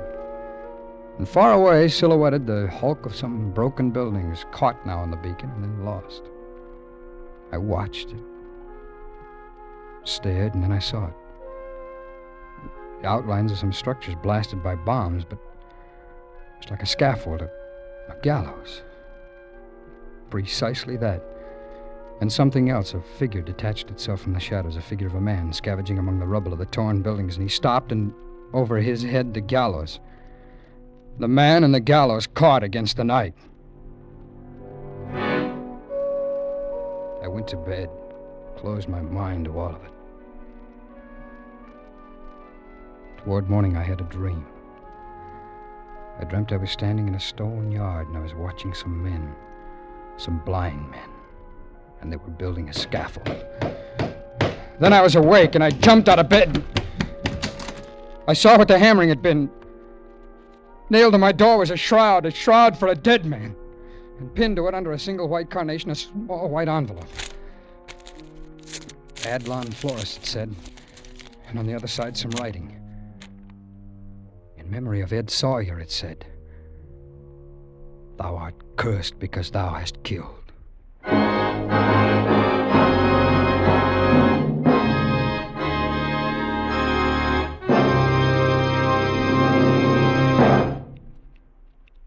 What does the word xylene mean? To a scientist, the word xylene means a superoctane gasoline component, one of the highest octane gasoline components ever discovered. To a motorist using Ridgefield gasoline, xylene means new flashing power in the toughest highway grind.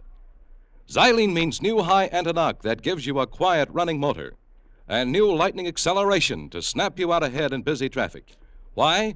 Because today, every gallon of Richfield gasoline contains xylene.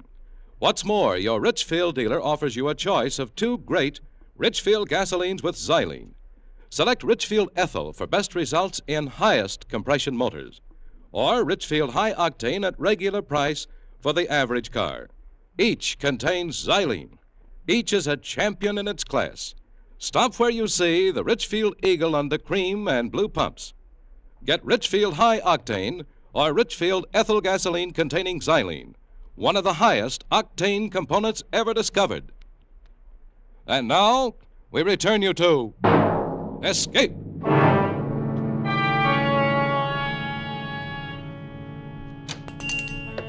Guten Morgen.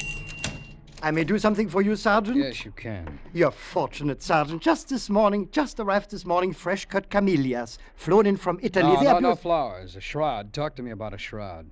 A shroud? My heartfelt condolences, Sergeant. A shroud, of course. If you'll come this way... A shroud that was delivered to the Garmisch Hotel, room 312, this morning from your shop. Yeah, natürlich. I remember such an order. I pray it met the requirements. I'm crazy about it. Why was it nailed on my door? Why?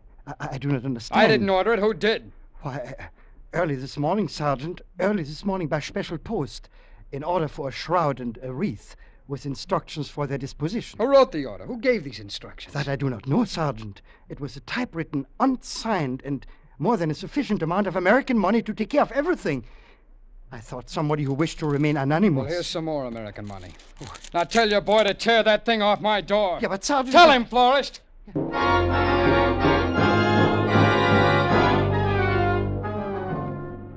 I left him there. Nobody knew I'd killed her. Nobody. I went back to the hotel to think about it some more, to try and think it away. I made myself to home, kid. I knew you wanted to see me. He wore a derby hat and a tight overcoat with a moth-eaten fur collar. Cheeks ruddy, eyes red-rimmed, and a replica of his nose could have been bought in a carnival supply house. Oh, jolly, a jolly fat punk with a mission. Sit down, kid. Take a load off the brain. The man is here who will take care of everything, just like the corpse that died in the good old USA. Who are you, and what do you want? Here, take one. That's my card. I can see it from here. It's real pretty. Now, what does it say on it? Joseph Scarn, it says. That's my name. Mortician, it says. That's my business. That's what? Oh, yeah. Puzzles you, huh, kid? I just gotta tell you about Joe Scarn. That'll explain me to you. Yeah, do that, will you? Yeah. Well, see, back in the States before the war, this was my career, mortician. That's funeral director.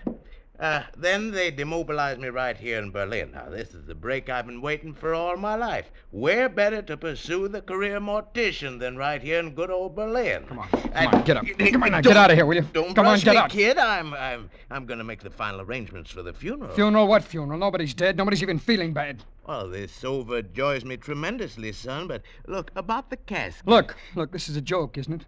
A gag? Isn't that what it is? Something the boys who came on past with me cooked up? That's it, isn't it? Come on! They send you here. That's it, isn't it? Come on, will you talk to me? Take your hands off me, soldier boy. You got the hysteria. Come on, who sent you here? Come on! A letter. A letter this morning with money and instructions. Typewritten, no signature? Oh, you peak. Come on, tell me! Yes, that's right. It said to come to this hotel room and make arrangements to receive the body. Whose body? Why, the letter said the body of Ed Sawyer, Sergeant, Army of the United States. It said Ed Sawyer was about to die. It said he was going to be executed for murder.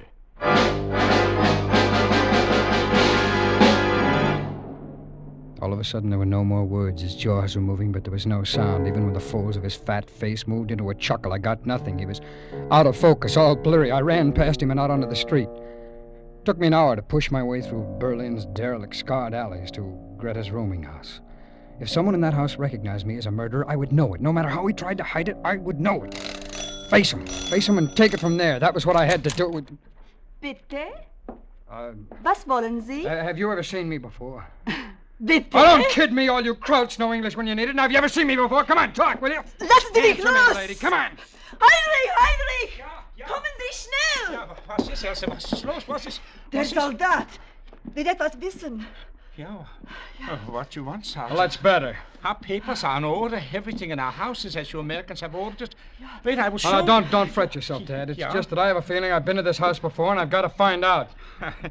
Is this some kind of a drunken joke you're playing with us? Just tell me if you've ever seen me before.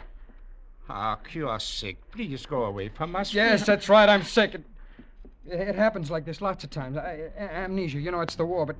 Now, look at me, look. Yeah. You're sure you've never seen me before? Yeah, we are sure, Sergeant. Yeah. Come and sit down. No, wait a minute, will you? Come in. Yeah. Your other guest. Yeah. Could I see them? What is the need, Sergeant? One has been drunk for 3 days. Yeah. He will stay drunk for 3 days more. Yeah. Another Else and I have not seen for a week. Nein. And the third is in the morgue.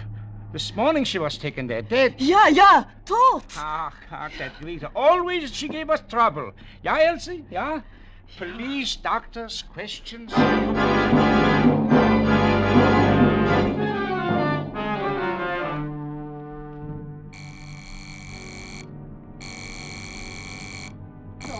All right, I'm coming. Yeah. Sergeant Sawyer? Sergeant Edward Sawyer? Yeah? This is Stanley speaking, the great Stanley. Oh. Will you do me the honor to meet me at 11:30 tonight in the Tiergarten in the Seekers Alley? The statue of Frederick the Great would be a charming spot. Well, charm me over the phone, Stanley. I don't like the cold night air. It can be healthful. Bring penicillin with you. Bring what? Penicillin. They're so desperate for it here in Berlin, they pay fabulous wads of money for it on the black market. Bring all you can.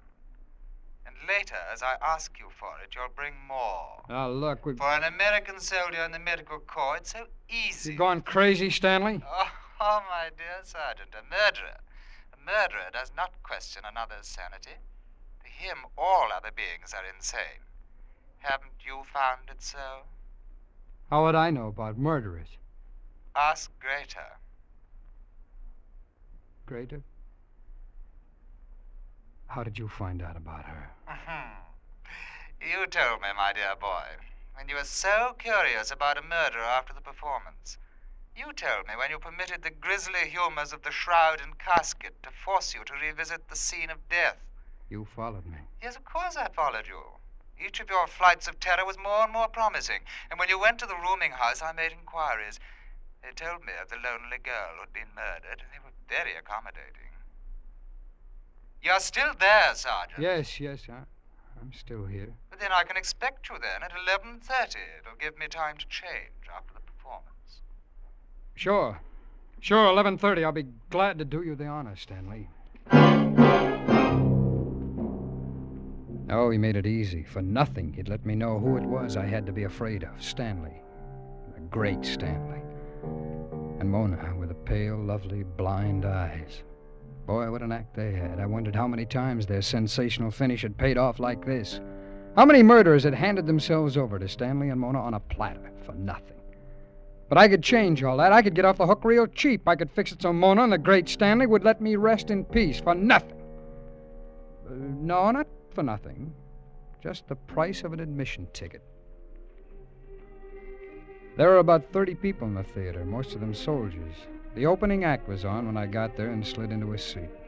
A family of French jugglers whirling shiny hoops on every loose piece of anatomy on the stage. Stanley and Mona were next to closing, so I figured I had about an hour.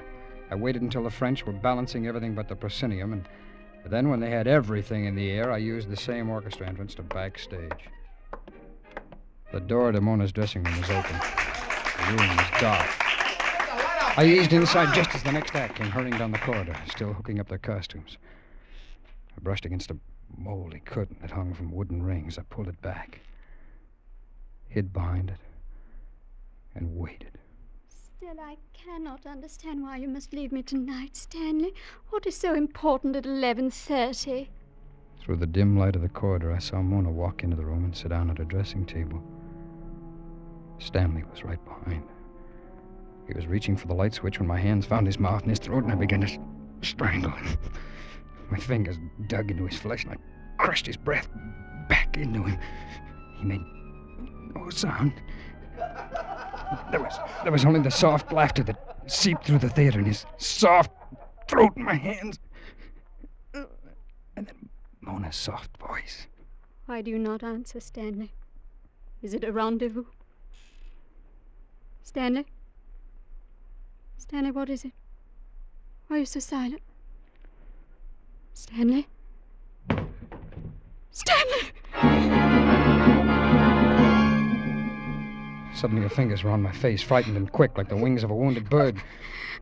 Then slowly they began to search the empty air for the dead Stanley. She turned and her blind eyes stared right at me, and I brushed her aside and ran down the corridor. An old doorman sat reading a newspaper at the stage door. I couldn't get out that way without his seeing me. Only one way, back through the theater. Ich bin ein bisschen verrückt geworden. Jetzt knall ich vor den Latz, dass der Kind sag ich mir fast. I started up the aisle, and then I knew I was doing the wrong thing. There was an MP at the head of the aisle, a corporal from the MPs, the braid, the white spats, and the club. In this tiny audience, if I left in the middle of the act, he'd remember me. So I sat down on the row that was the most filled. When I looked back at the end of the act, there were other MPs standing at each exit. Then the curtain rose. Mona stood there with a man you see on every street in Berlin, a German policeman in the natty German police uniform. Ladies and gentlemen, tonight I shall descend among you accompanied by this esteemed gentleman and read your mind through my fingertips. You, sir. I can read your innermost secrets by touching your face. So, absurd. You and this girl beside you. You told your wife you were working late at the office tonight. She worked her way up the aisle, coming closer and closer. And you, sir, my fingers reveal that you have bought an escape from KP duty. Please. And now, there's a gentleman in this row. My fingers reveal he has a medical corps shoulder patch. Come on, take your hands off of me, will What's you? the matter, soldier? You afraid Mona will give away your secrets? Come on, one side, will you? Let me go. Come on, soldier, move it, will you? Go on, John, go on. Come on, let me out of here, will you? Come on, guy, move! He's got secrets. Have you got secrets? Hey, Mona, what are you waiting for? Tell us the soldier secrets. Come on, move, Come will you? on, everybody. Here we got a right to the sky secrets. Oh, shut up, will you? Shut Hurry up! up, Mona, hurry up. He can't wait. They held me there, laughing. The others all turned in their seats to stare.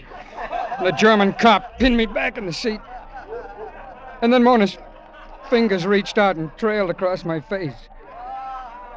Lingered.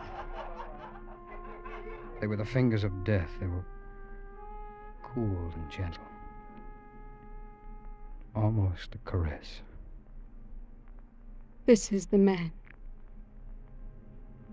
This is the murderer.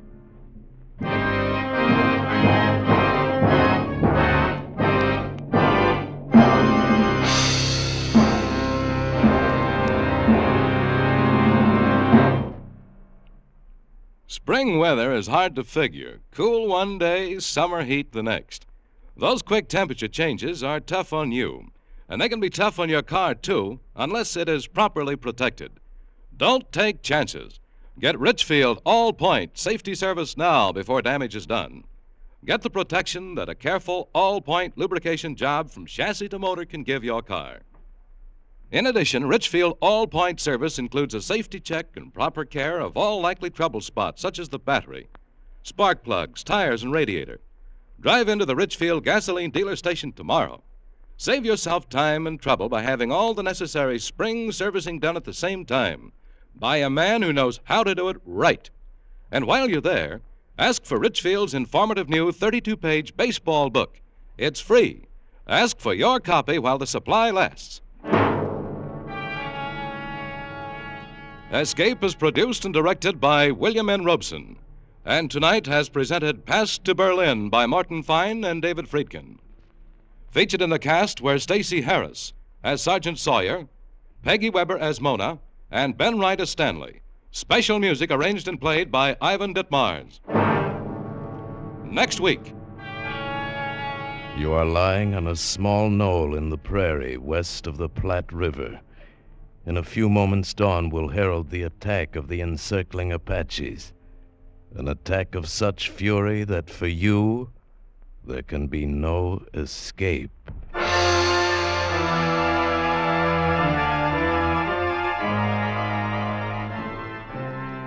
Next week at this time, the Richfield Oil Corporation of New York invites you to escape with an exciting tale of the Old West. As James Warner Bella tells it in his thrilling story, Command. Be listening. Goodbye, then, until this same time next week when once again we offer you Escape. Tom Hanlon speaking. This is CBS, the Columbia Broadcasting System.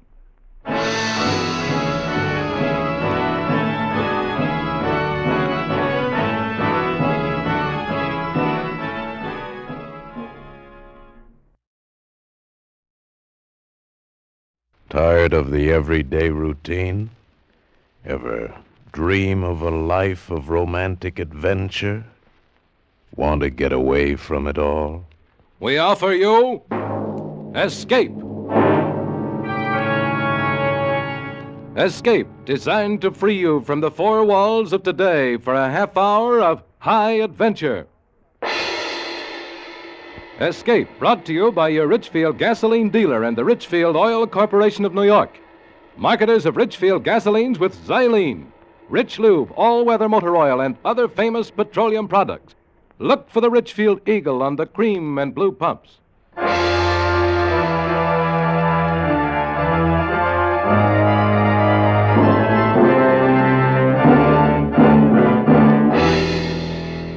Tonight, we escape to India, and the story of a man trapped in his bed by a crate, the most deadly, poisonous snake in the world, as Roald Dahl tells it in his terrifying story, Poison.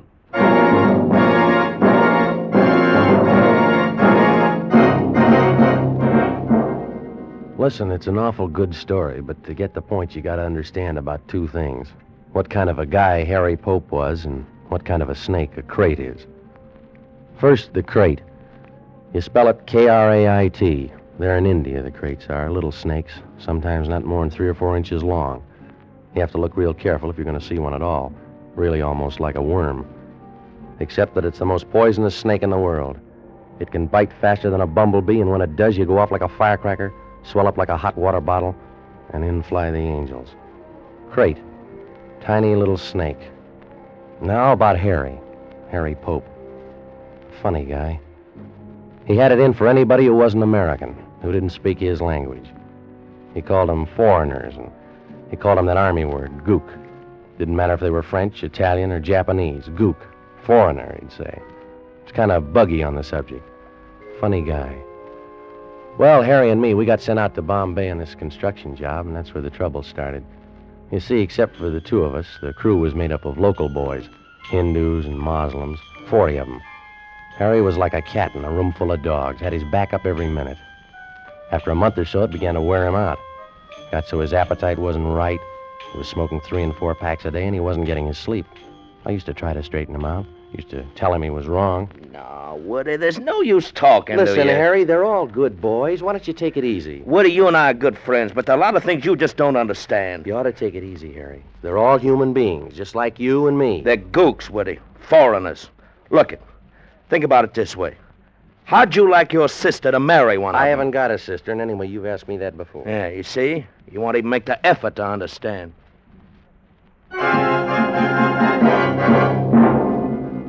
Well, that's how it was with Harry, and you know about the crate. Now about what happened. It was June of last year. It was hot and sticky, even though the sun was down. I was putting on a clean shirt to go out. Oh, man, I'm really beat tonight. What's with you, Woody? What's the clean shirt for? Going out. What do you got, a date? No, I thought I'd stop off at Dr. Ganderby's. He promised he'd show me the photos he made down in the leper colony.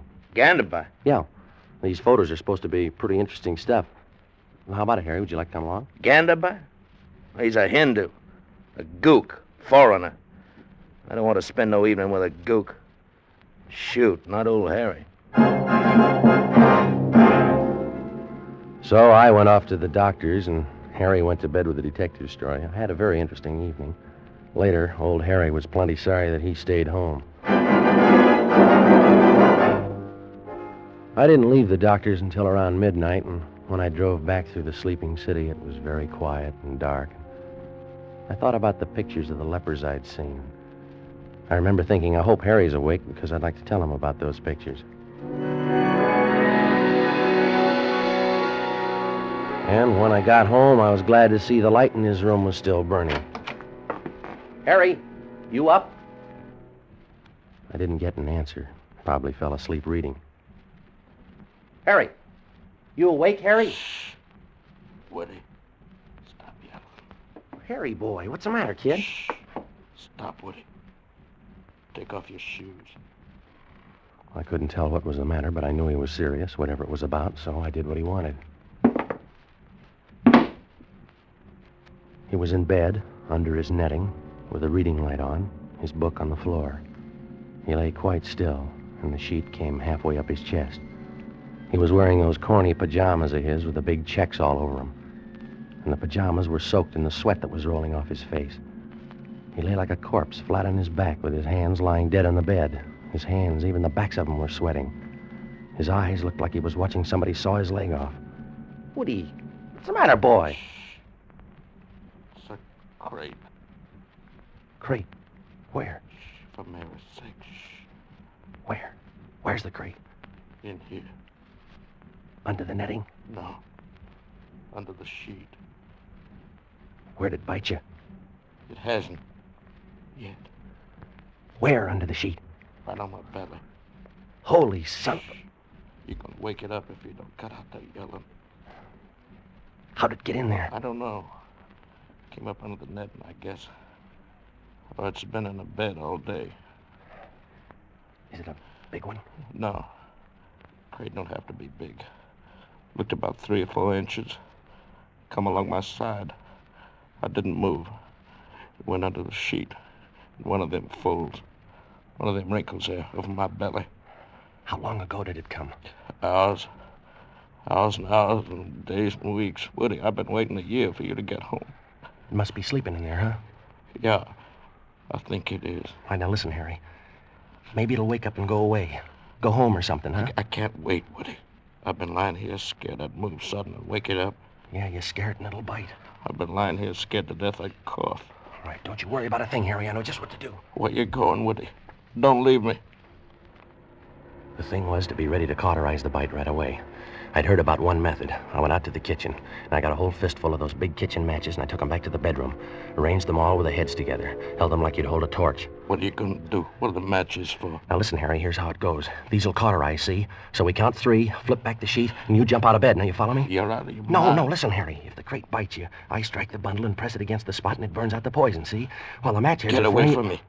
You're a bubble-headed maniac. No, Harry, I'm only trying to... Shh. Listen, Woody, take your matches and your bright ideas and get the heck out of here. Call the doctor. The doctor? I never thought of that. Shh. Now get to it. Okay, Harry. Who do you want? Ganderby or Forsyth? Forsyth. Things are bad enough without you. Gotta bring that gook in here.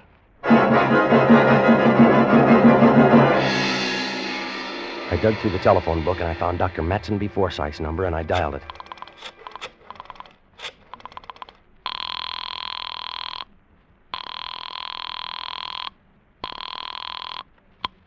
This is the residence of the Dr. Matumbi Forsyth, please. Yeah, let me speak to the doctor. It's very urgent.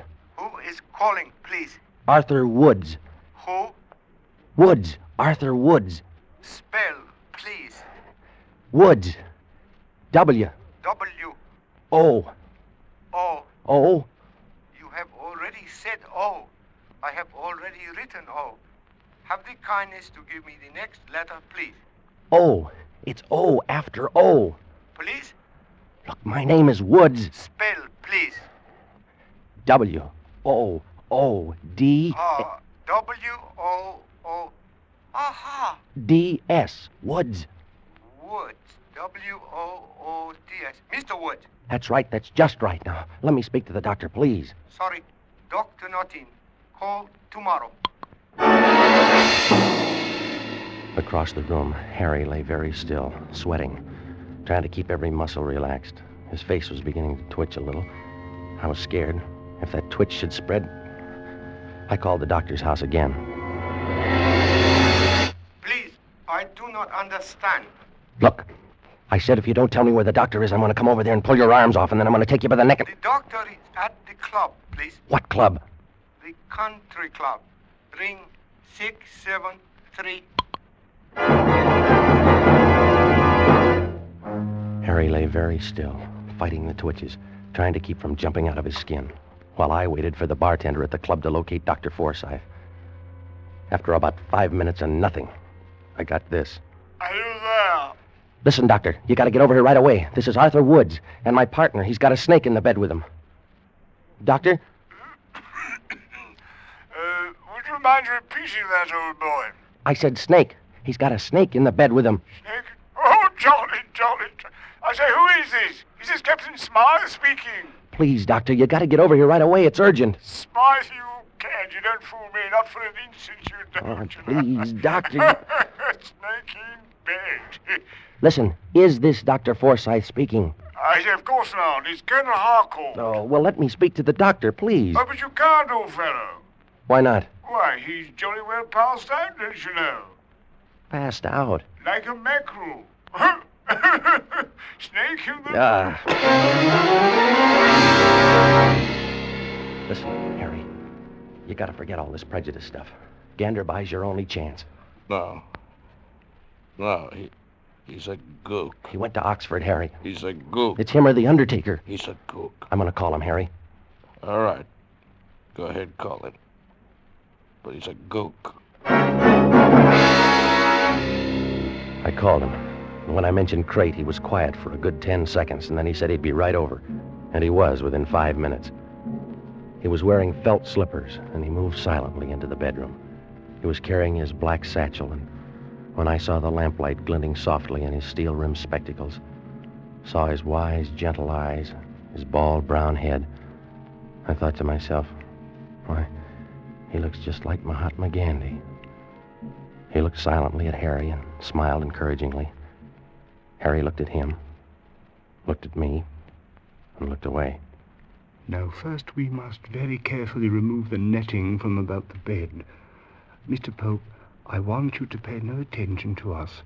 You are to concentrate on being very quiet, on letting the little snake sleep. It is a very little snake, and it is very tired. You must tell yourself this, and you must believe it is necessary for it to sleep. Yeah. Mr. Wood, help me lift the netting very slowly. Up, and up. Good. What are you going to do for me? Think about the little snake. What do you think I'm thinking about? What are you going to do for me? The snake. It is here? It's in one of those folds over his abdomen, Doctor. Now we all know where it is. Pretend you are the mother of the little snake. You are keeping it warm. It is sleeping. That is good. Just so as it don't wake up and want breakfast. You joke? That is good.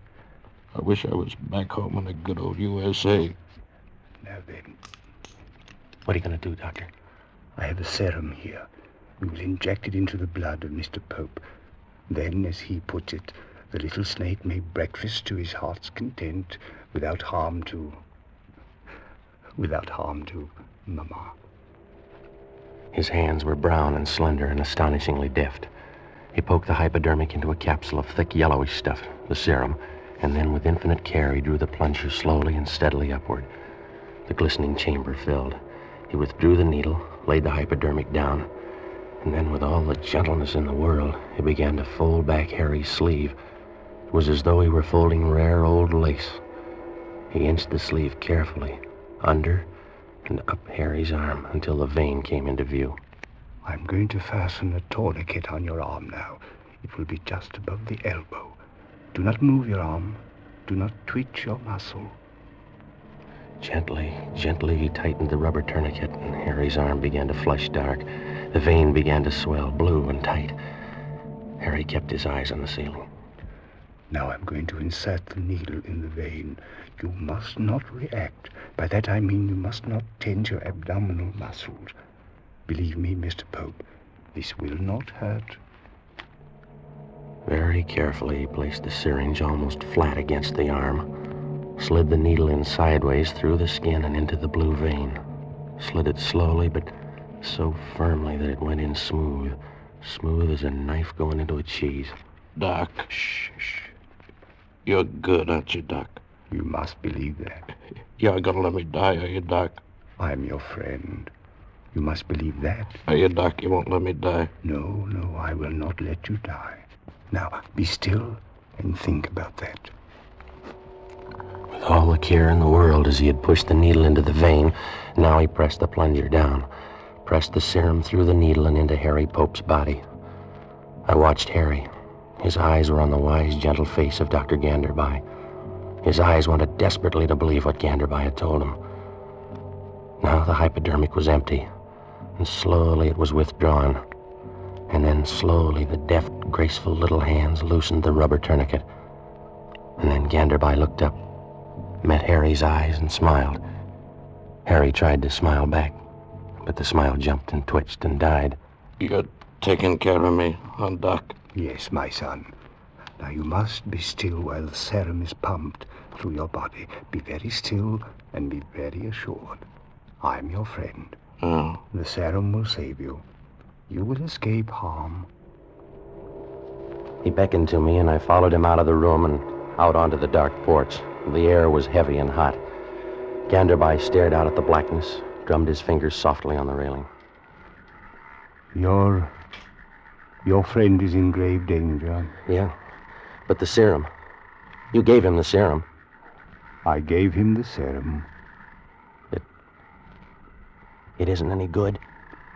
It is the finest known to medical science, and it is worthless.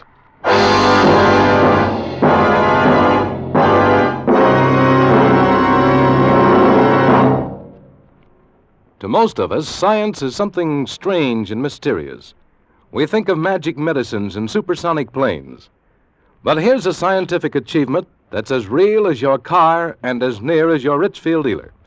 It's xylene, one of the highest ananoc gasoline components ever discovered by scientific research. And xylene can benefit you today, because every gallon of Richfield gasoline now contains xylene. Xylene to give your car that smooth, knockless power that eats up the miles.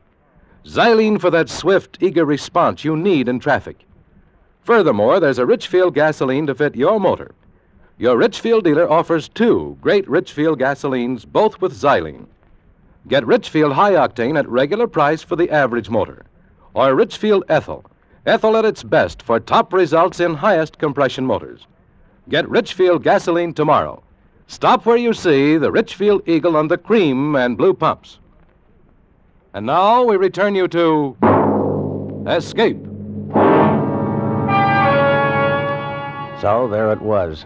Harry Pope, the man who had been an enemy of anyone and everyone who didn't come from his country or speak his language, was now halfway through death's door, and his only hope lay in a Dr. Ganderby of another race, another creed, another country, and another color. Now, for the first time in his life, Harry had made a gesture of friendship toward a person of another race. First time. And it seemed to me the last. No, my friend. The serum is worthless. What can we do then? The snake is bound to wake sooner or later. Harry'll move. He won't be able to help himself, and the snake will strike. We must think. Look, I'll shoot it. I can hold the gun low and flat so that even if I hit Harry, it won't be a penetrating wound, and I'll blow the snake sheet and all, clear the bed, huh? But you don't even know which of the many folds and creases in that sheet is the harbor of the snake. Yeah. You might shoot the air. Yeah. You would most certainly wake the snake then. No, we can't do that. I think I have a solution, Mr. Woods. Yeah? We will anesthetize the snake. Yes. We will use nitrous oxide, or ether, or chloroform. I think the last. Chloroform, yes. We put the snake out right while he's lying on Harry? Is that the idea? That is it, Mr. Woods. Now, if you will please drive quickly down to my house, my boy will show you where I keep my supplies. The chloroform is in a bottle with an orange label. Orange label? Yes. Bring it back as quickly as you can. I will stay with Mr. Pope and try to keep him assured.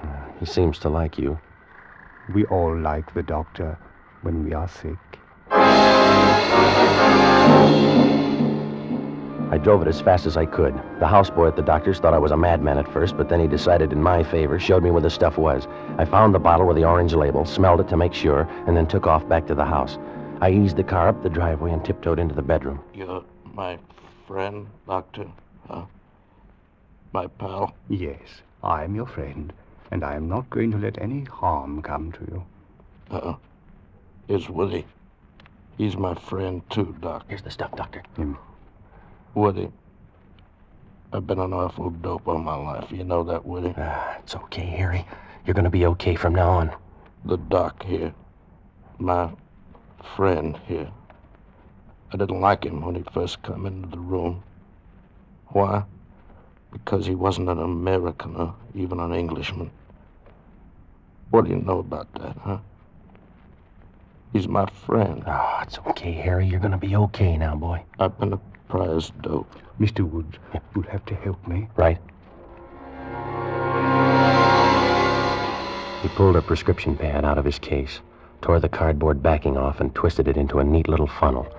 He laid this on the edge of the bed.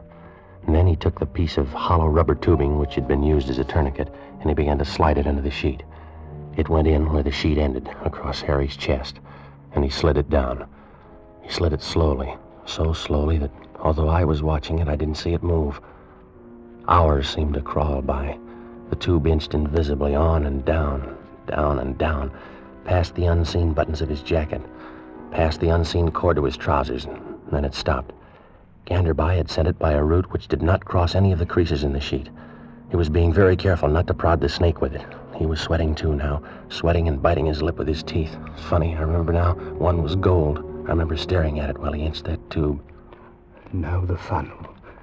I fit it into the end of the tube and we are ready. Mr. Pope, this is going to be very cold.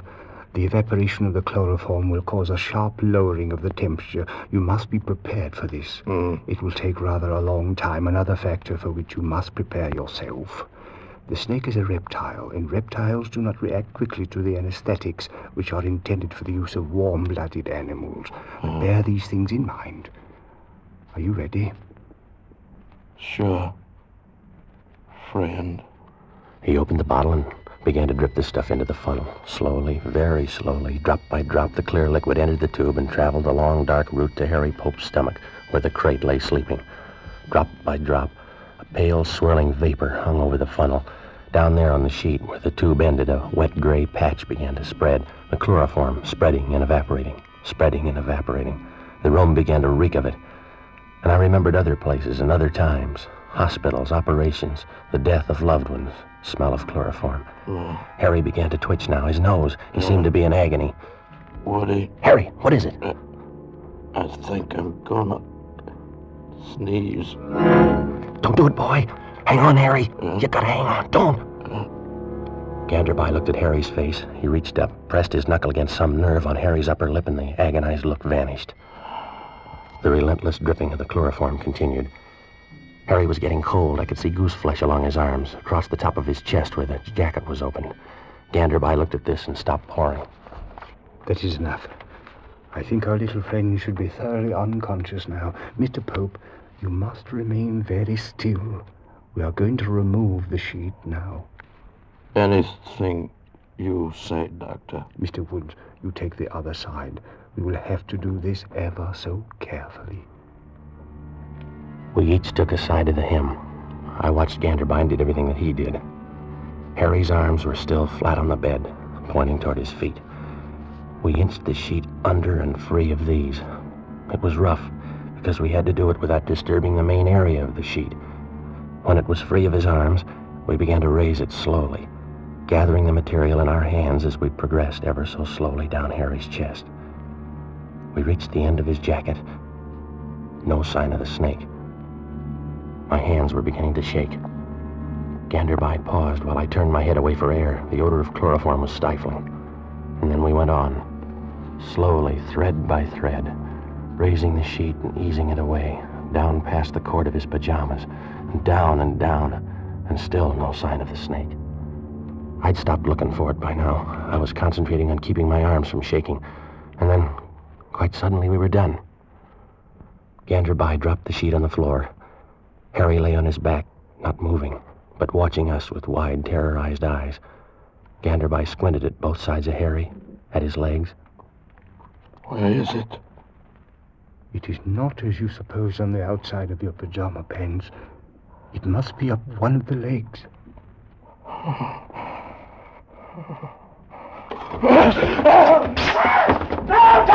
Harry, no, you fool! Stop it! Stop it! No! Stop it! Stop it!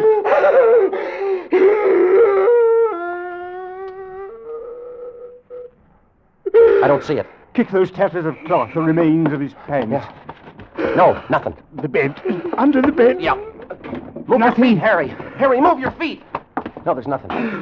Mr. Pope, are you quite certain you saw a snake?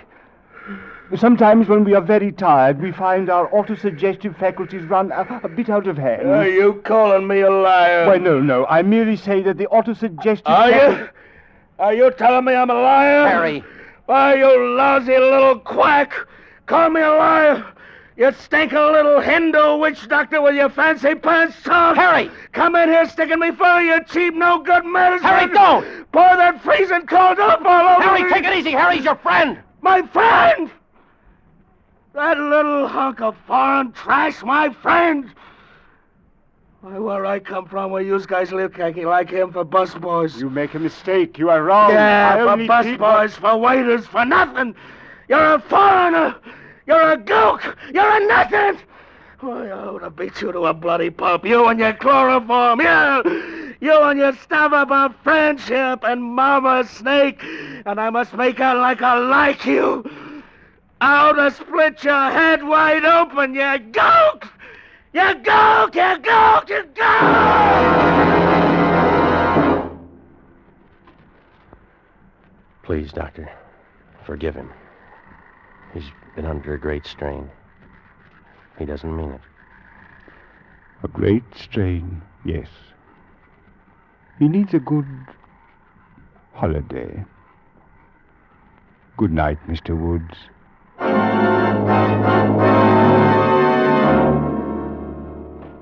That's all. I couldn't tell this if old Harry was still alive. Poor old Harry. He didn't die in India. He died in Chicago, in the Loop. Got run over by a taxi cab.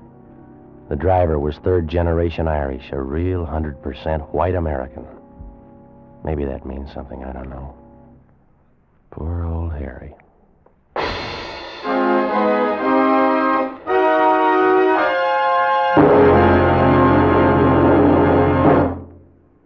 Believe it or not, but the very life of your car depends on oil. Without oil, your motor would grind itself to pieces in a matter of minutes. That's why you need an oil that stands up under every driving condition. That's why you need Rich Lube all-weather motor oil. Rich Lube is refined 100% from the finest Pennsylvania crude oil ever discovered. That's your guarantee that Rich Lube won't burn up even under the terrific heat of hard summer driving. Its tough, long-lasting oil film is your faithful watchdog. It protects your motor every mile you drive. You can depend on it. Moreover, Rich Lube motor oil combats carbon and other harmful deposits by its special cleansing action. It cleans as it lubricates your motor. Keep your motor young, keep your motor clean. See your Richfield gasoline dealer tomorrow. Ask him to change your oil to Rich Lube all-weather motor oil. Escape is produced and directed by William N. Robeson, and tonight is presented Poison by Roald Dahl and adapted for radio by James Poe. Featured in tonight's cast were Jack Webb as Woody, Bill Conrad as Harry, Jane Novello as Ganderbai, and Charlie Long as the houseboy. Special music arranged and played by Ivan Ditmars. Next week. You are lost in the headhunter territory of New Guinea, fighting your way through the swamps in search of gold. With you is a giant brute of a man and his beautiful wife, who doesn't care which of you is killed or who kills him, and from whose evil treachery there is no escape. Next week at this time, the Richfield Oil Corporation of New York invites you to escape with an exciting story of evil and violence in the deadly swamps of New Guinea, as Jules Archer tells it in Two Came Back. Goodbye then until the same time next week when once again we offer you Escape. Tom Hanlon speaking over CBS, the Columbia Broadcasting System.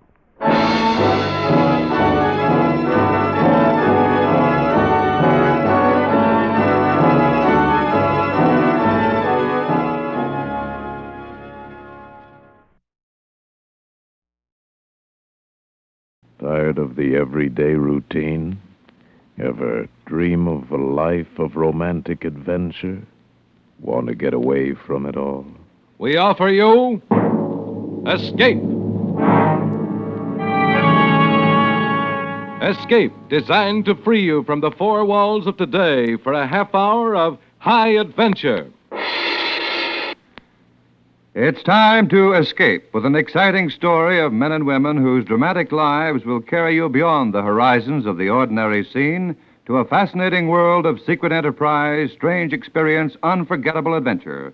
The charmed world of Escape.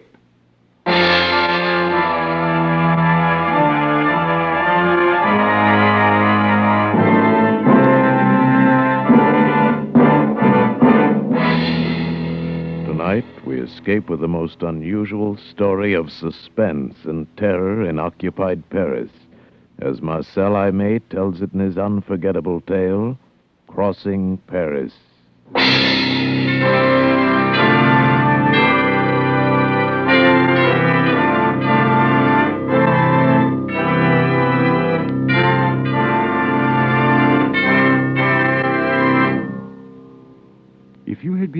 Paris during the occupation by the Nazis, the filthy Boche, you would have seen a lot of interesting things. You might even have caught a glimpse of me stealing through the streets at night as inconspicuously as possible for a man carrying a heavily loaded valise in each hand. These valises were lined inside with canvas to prevent the leakage of any telltale drops of blood. And they belonged to my employer, Monsieur Jamblier, in whose cellar the original butchering was accomplished. Quite often I worked with an assistant carrier, usually Le Tambeau. One winter afternoon I set out to meet Le Tambeau at the Café Voltaire on the Boulevard de la Bastille. The trees were bright with frost, and the day seemed dying of cold. It was nearly dark when I reached the Café Voltaire and went in. I went straight up to the bar. Ah, Pierre. What will it be? You look cold enough for a brandy. I can drink brandy in any season. So can Le Tambeau. Yeah, this will warm your bones. Le Tambeau was in. Said to tell you he isn't free tonight. Isn't free? Curse him. How can he behave like that? He has no respect for his work. Respect for what work? Who is this Le Tambeau? Respect for what work? Oh, peace, monsieur. I'm talking to the bartender. It's no affair of yours. I'll teach you whose affair it is. He put his glass down and staggered up to me, fist raised. At the same moment, a huge man with a head like a ram calmly stepped around from behind me, caught the drunk's chin in his big hand, and pushed him backward with a powerful thrust. I get it now. The police always travel in pairs. We're not police, you idiot. Yes, police written all over them. Well, then let's go, my lad. Pay for our drinks now, and we'll report to the station for duty. Pay up and let's be off, huh? I don't know why, but I paid. Good. And then, still laughing, the big one took me by the arm and we started Come out. along. He was a rough fellow, probably a laborer. Dressed as he was in a spotted shiny suit and a dark turtleneck sweater. The tight blonde curls that ringed his huge head gave him the appearance of a great ram. When we reached the street, the night was already black with high, icy winds. Well, that was a squalid scene. The man was drunk, but I could have handled him. I carry a knife, you know. You didn't have to interfere. Oh, I enjoyed it. Well, anyway, you probably saved him from being cut up. But I didn't realize you were going to cut him up. My apologies, monsieur. You are a bloodthirsty brute. What do you do? What? What is your trade? Oh, this and that. I manage. Look here. You're a strong fellow, and if you're not afraid of a little risk, I can give you a job tonight as my assistant. It pays well, too. How much? Oh, 400 francs? Ah, you're on. But you don't even want to know what it is? You're an assassin. Of course not. I'm a man of honor above all. What difference does it make? You're an odd type. All right, then, let's turn off here. First, we must go to the Rue Pollevo. Our work starts there. Good, but let's walk faster. I'm cold.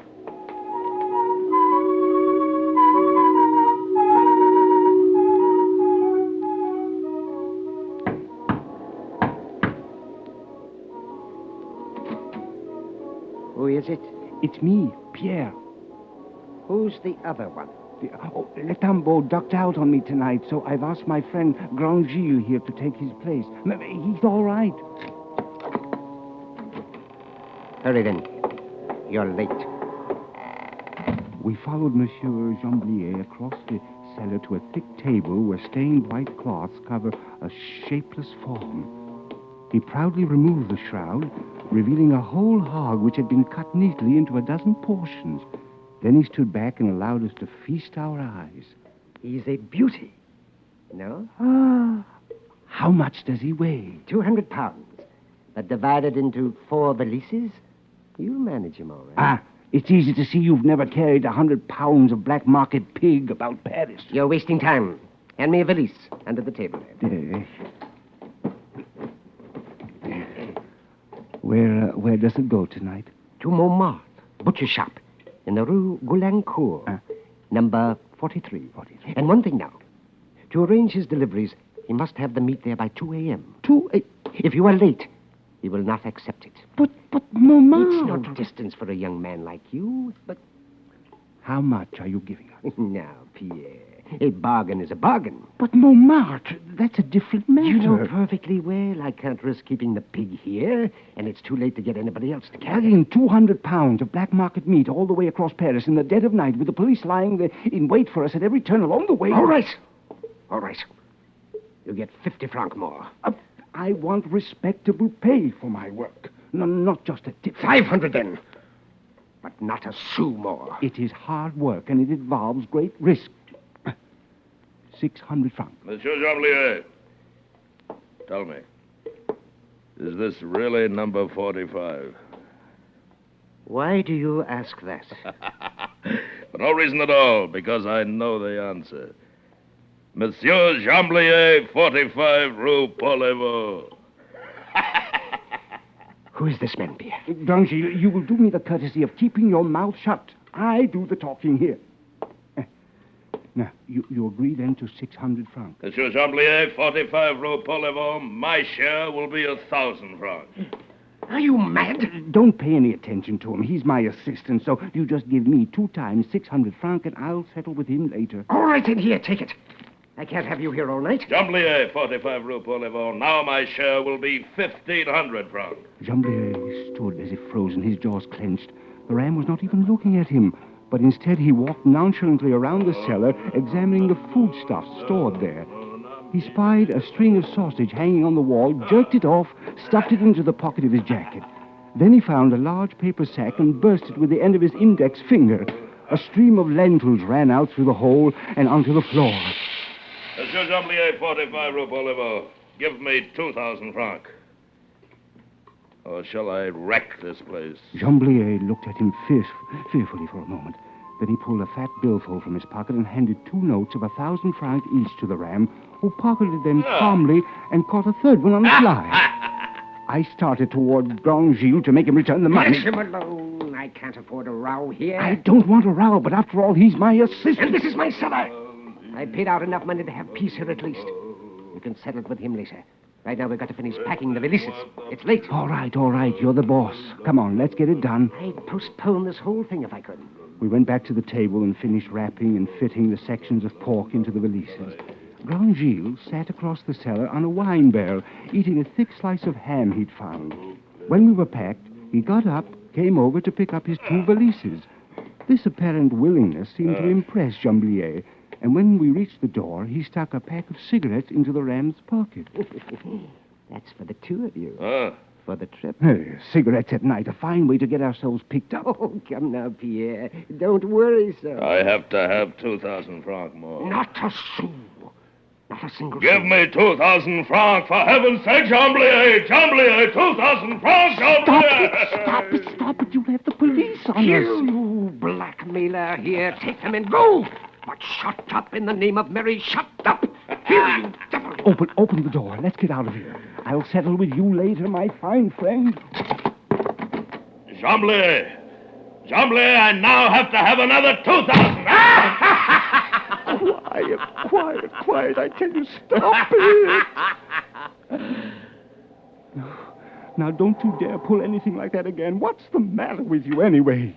Do you want to go to jail? I'm warning you now. Stop chirping at me, or I'll pinch your head off and let you bleed. Well, I don't want any trouble, but after all, I've given you a job. This is my work, and you should have some respect for it. That's for your job.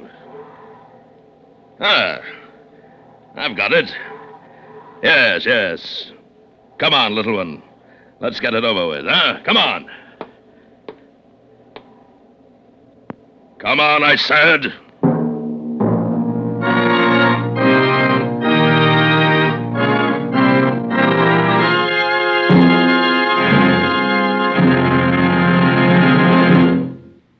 It's the obligation of all of us to participate in the effort being expended to protect democracy. Our national security and the current United Nations police action in Korea demands that the size of our armed forces be increased. If you're between the ages of 17 and 34, Support the United Nations police action by enlisting in the United States Army or Air Force. Men are vitally needed for important jobs in all departments of the Army and Air Force. Strength is needed in the Far East. To have strength requires manpower.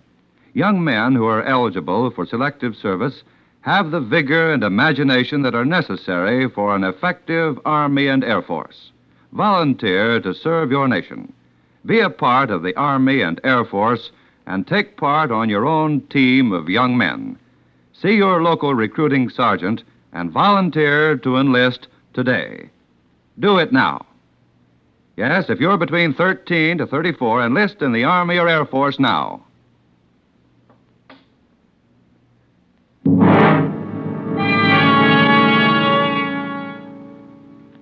This Grand Gilles was a sinister character. He'd blackmail Jamblier out of 5,000 francs and then threaten me with I don't quite know what. Still, there was nothing to do but follow him. It was too late to get anyone else to help me carry Jamblier's black market pig to Montmartre. Besides, when I start a job, I finish it. A frozen wind whistled down the Rue Pollevo, stiffening our fingers on the valise handles. We walked slowly with heads down. Where do we cross the river? We'll have to go up to the Ile Saint-Louis. Too near the railway station down here. Too many police patrols and German soldiers around here. Well, let's hurry then. My hands are turning to stone. The oily water in the Seine was black as coal, and along the banks the bare trees stood bleak and spectral. Finally, we reached the Ile Saint-Louis, and with a cord turned into the first side street for a moment's respite from the paralyzing north wind. It's a wonder that air doesn't freeze. Why in the name of heaven do you work at this job? I make my living this way. Every man to his trade. Well, it's not much fun. Plowing around in the night with valises full of lead, your face cracking with the cold, and all for the benefit of a thieving rascal like that Jamblier. You made out all right with Jamblier. Huh? You want some of it? If it had been just between you and Jamblier, all right. But I'm the one that brought you there. In my work, I am strictly honest. Let us go. Wait just a moment. Now tell me, how much can you get for pork in the black market? Forget it. 75 francs a pound? Forget it, I'm sure we could sell Jamblier's pig at 75 francs a pound. That would give us 30,000 francs. 15,000 apiece of easy money. So instead of killing ourselves in this... Listen, a patrol. Stand absolutely still. Not a sound now. Oh, fine. Very good. Thank you. You could only have a cigarette, and it's cold. You know we can't smoke on duty. It would help to warm us a bit. That was close. Come on, let's get out of here. Follow me and hurry, or we'll never make it by 2 a.m. We walked along silently. The moon was still hidden, but the night had grown lighter and consequently more dangerous for us.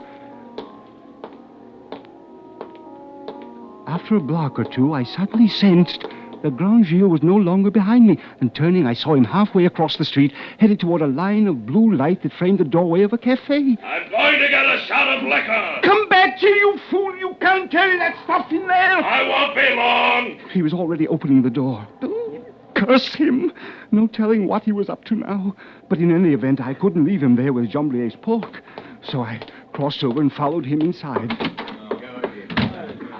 Several men who looked like clerks were playing cards at a table.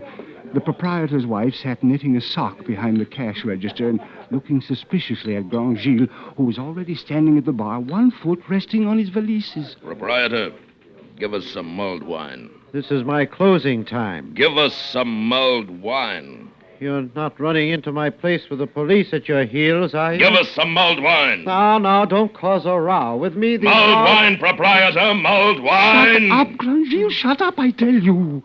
If you quiet down, monsieur, I'll get it for you. Oh. Thank you, madame. The proprietor's wife went out through a low door at the back, and Grand Gilles turned and stared at the 4 clerks who had stopped their card game. You! All right. There are 4 of you sitting there. You're half-starved on rotten carrots and sawdust pudding. You're smoking corn silk, all of you. And there's enough good, fat pork in these valises to make you rich. Well, what's to keep you from making off with it? You know well enough we're in no position to report In it. the name of heaven, Grant, you come to your senses. Get out of here, you filthy paupers! Get out and howl against the black market! You rebel scum! What good does it do to make laws if they're not respected? You're blackguards, anarchists, disloyal Frenchmen, all Stop of it, you! Grant. Gilles, have you lost your mind? Maybe you don't care what happens to you, but I do. You don't say. You there, proprietor. Where did your lobster of a wife go? I can't wait all night. Get us some brandy.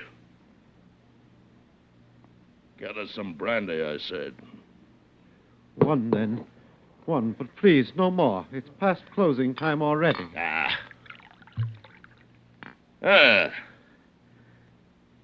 Here's to you, little Pierre.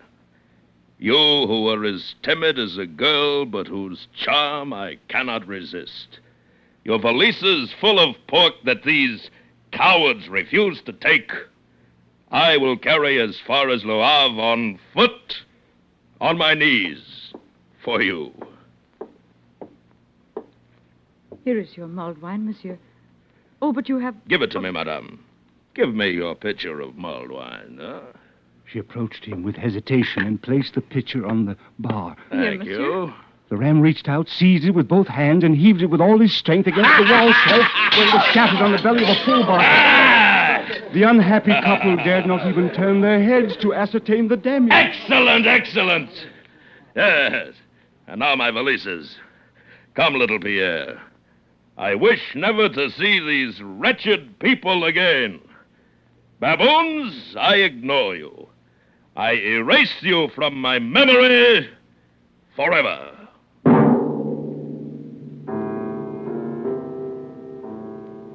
I followed him out, wondering how in the world I could keep this monstrous madman from getting us picked up by the police. The moon had come out now, and the center of the street looked like an arrow of brightness, while the shadows along the sidewalk offered dangerous possibilities of surprise. Grangil threw away his cigarette as we approached the first street crossing. We had just reached the opposite curb when a man's voice rang out from the dark only 3 yards in front of us. Stand where you are. No tricks now. What are you carrying in those valises?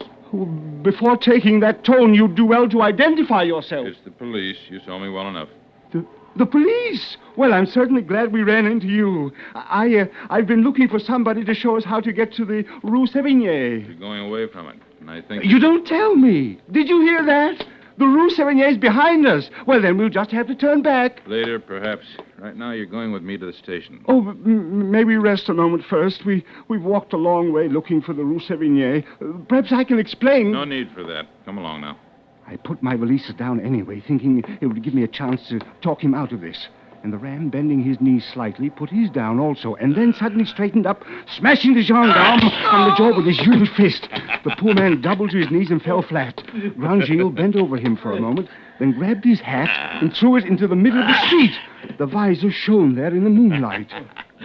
Well, let's go. That was smart. As soon as he comes to, he'll grab his whistle. In 5 minutes, all the police in the arrondissement will be after us. That would surprise me. I have his whistle in my pocket. Air raid alert. Now what will we do? We don't dare go into a shelter with this meat. I live only 2 blocks from here. Come on. In spite of carrying 100 pounds apiece of that cursed pig, we ran all the way. But at last, with bursting lungs, we made it. I stopped a moment inside the door to catch my breath before climbing to the top floor where he said he lived. The ram went on ahead, and his door was open when I finally arrived. Come in, come in. I'll have a fire going in the stove in a moment.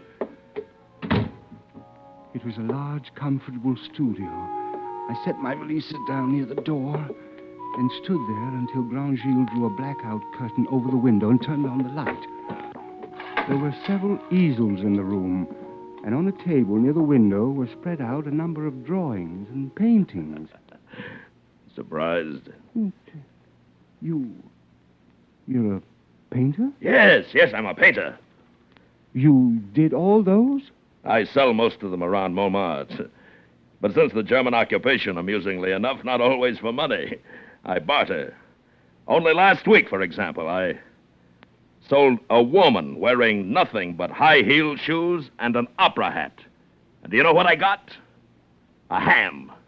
Ah, but here's one I've been commissioned for that'll bring 100,000 francs. Do you like it? No. Because it's the portrait of a Nazi? Perhaps. And because it's no good. You're still angry with me, aren't you? I don't know what to think of you. Think what you like, then. I'm going to eat something. The stove had commenced to glow, so I sat down in a big easy chair next to it and soon became drowsy in its pleasant warmth. And then a bell started ringing somewhere and woke me out of a sound sleep. Ron Sheila speaking. Ah, Susie. I'm sorry I couldn't make it. No, Pierre Martin and I would... What? No, you don't know him. Pierre Martin is a little gutter rat who works in the black market. Yes. He gave me a job, the poor idiot. Oh, I had great fun. Wore dirty clothes, played the role of a tough, a Satanist, a thief. Oh, it was very amusing, I assure you. What? So that's it. Oh, no. Slumming. He was slumming. I must tell you all about mocking it. It will me. amuse you. Making fun of my Just work. wonderful. Laughing to himself all the time. I'll show him. Pierre, such temper, little one. Oh, now, don't be angry. You dog! And I thought you were hard up. I wanted to help you. And you, the gentleman, treating himself to a taste of what I suppose you call the underworld. Like a stinking tourist. Is there a reward out for you, Pierre? It's stealing, that's what it is. You should have left the work to a man who needed it. You have no honor. No respect for work. You're a filthy rat. Oh, but I have. Come over here. Look, I drew a portrait of you while you slept. Perhaps you will like this picture. I don't even want to look at it. What do you think I am? Me, I earn my keep. I work hard. You and your Nazi 100,000 franc commissions, you've done everything to make trouble for me. My work is amusing, eh? Well, I'll show you what I think of you!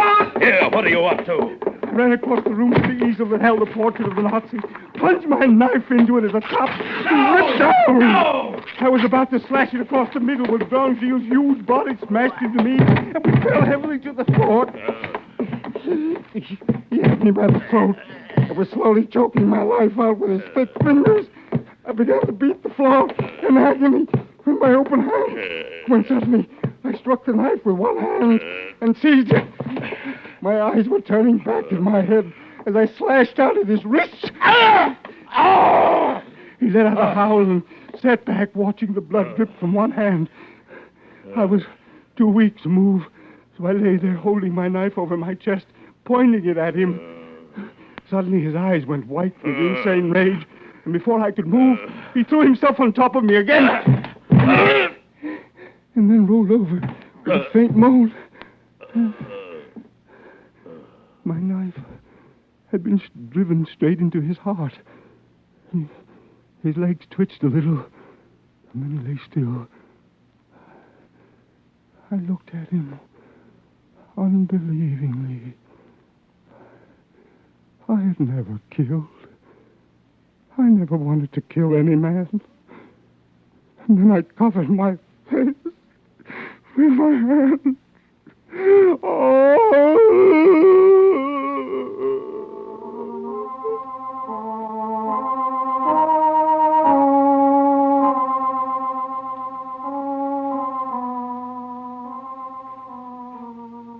2 hours later, faint with exhaustion, I had delivered all 4 valises to the butcher shop in Montmartre. All right, I've weighed it. It's all there. Of course it is. I'm a man of honor, monsieur. I can see that. You made it on time, too. But didn't you have an assistant? I understood from Chambly... It seems that my assistant, monsieur, did not really need the work. I was forced to dismiss him. Well, anyway, you made it. Oh, yes, I always finish any job I start, monsieur.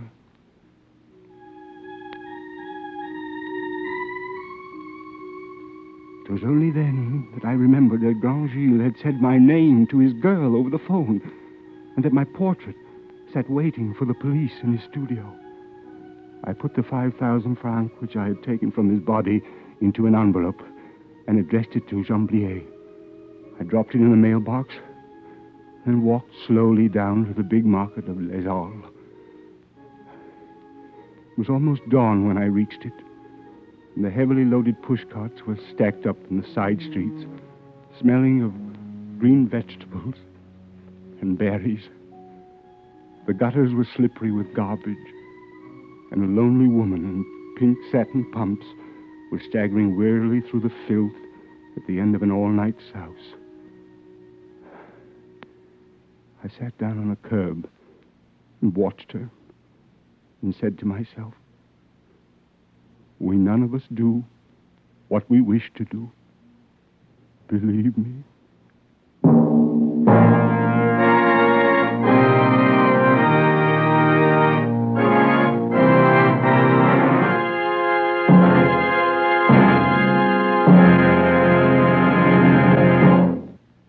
The Army and Air Force is proud of its soldiers and airmen. Today's members of the armed forces have finer training, better equipment than ever before, and a strong, flexible defense of intelligent young men and women. We in America can maintain this effectiveness only by building strength and remaining strong. To have strength requires manpower, and men are vitally needed to support our forces in the Far East. You young men eligible for selective service make for the vigor, flexibility, and imagination that are necessary in an effective Army and Air Force. If you're of draft age and haven't yet received notice to report for pre-induction physical, volunteer to serve your nation now. Be a part of the Army and Air Force. Stop in at your nearest Army and Air Force recruiting station today and get the details. Volunteer your services now while you can still choose. Don't delay. Enlist today.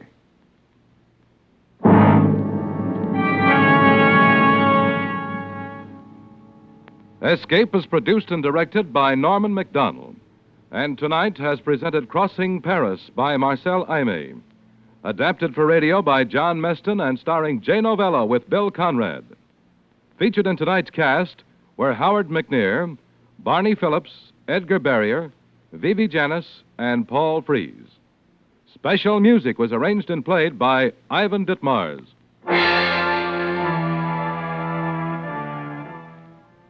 Starting next Thursday night over most of these same stations, radio's outstanding theater of thrills, Suspense, will return to the air. As its first star, Suspense presents Mr. Pat O'Brien in a thrilling story entitled True Report. Remember, radio's prize-winning mystery program, Suspense, returns to the air next Thursday night. This is the Columbia Broadcasting System. You, finding life pretty dull? You, dreaming again of exotic places, wishing you were somewhere else? We offer you Escape.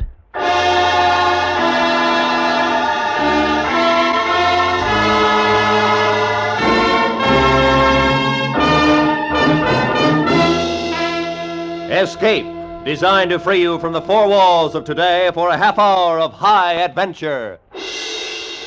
Escape with us now to a ship on the high seas and a cargo of mutinous criminals, as Weston Martyr tells it in his gripping story, A Sleeping Draft.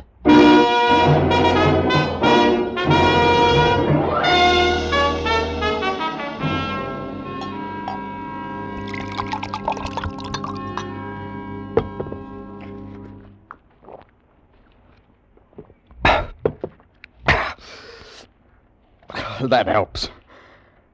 But it's like I say, you can't forget. You can never forget.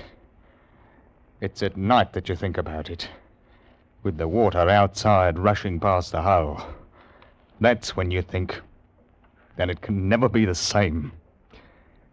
You can't trust anybody. Never.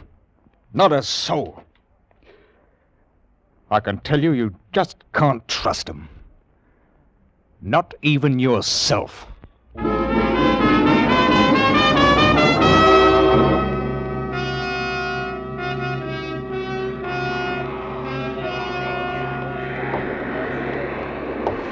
What is it, mister? Mr. Finch says he's ready to board, sir. Oh, he is, eh? All right, I'm not stopping him. Sir? Yeah? He insists on bringing them aboard one at a time. What? Does he think I'm going to miss the tide? There's over 400 of them. It'll take hours. Well, that's what I said, sir, but... I'm captain of this blasted hulk. What she is, but I'll not be told by a slum-gullion landsman what to do. Mr. Finch! Come aboard, if you please! I'm sorry, sir. I should have resigned. Stinking, filthy, poor devil cargo. Everything I cockalorum, Captain? No, everything is not high cockalorum. What in blazes do you mean ordering my mate about? No offense intended. None taken, I hope. I want those scurvy wretches aboard now. All of them. You put them below and we'll weigh anchor. One at a time, sir. One at a time. We got to search them. Why didn't you do that before you took them out of jail? There's many a slip, Captain, if you know what I mean. You'd be surprised what those swine can pick up between jail and the docks. It ain't safe. Now, we got to search them, one at a time, and that's a fact. You let me handle this, Captain. It ain't no ordinary cargo, you know. They're murdering devils, every last one of them. The convicts came aboard, one by one. I watched them. They were going from London to a land they'd never seen. A colony at Boreham, Australia. 400. The sweepings and scrapings sorted out from the muck of the jails with Finch in charge of them. Oh, I've carried dirty cargoes. Dye wood, for instance, crawling with scorpions and spiders, not to mention snakes. And then there's cattle. But this, weeks and months at sea with a human cargo who'd as soon cut your throat as spit. And what made it worse was, I felt sorry for the poor beggars. I watched them come aboard until there were 2 left. Name? Wilkes is the name. Search him. Take your bleeding hands off me. I ain't got nothing. I just stole my last farthing. Shut your jaw. That's enough, Finch. I won't have the cat used on my ship. I'll get enough of it where they're going. You're a trusting soul, you are, Captain. How'd you like that between your ribs? A touch of the cat's a lot better than letting this swine bring a knife aboard, eh? Take 'em below. I said. All right. I don't know how they do it. Help me, I don't. You got to watch for them knives. Next! Right. Ooh, he is a terror. Look at the size of him. Dangerous swine. 3 murders in Australia. Escaped. He's in for it when he gets back. Name? Abbey. Jonathan Abbey. Abbey. Well, well. A gentleman in chains.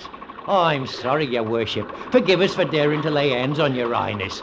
I'm sure as how you've been wrongly accused. That's enough, Finch. Search him. Then take him below. I want Mr. Jonathan Abbey shackled. He's a prize. We mustn't let anything happen to him.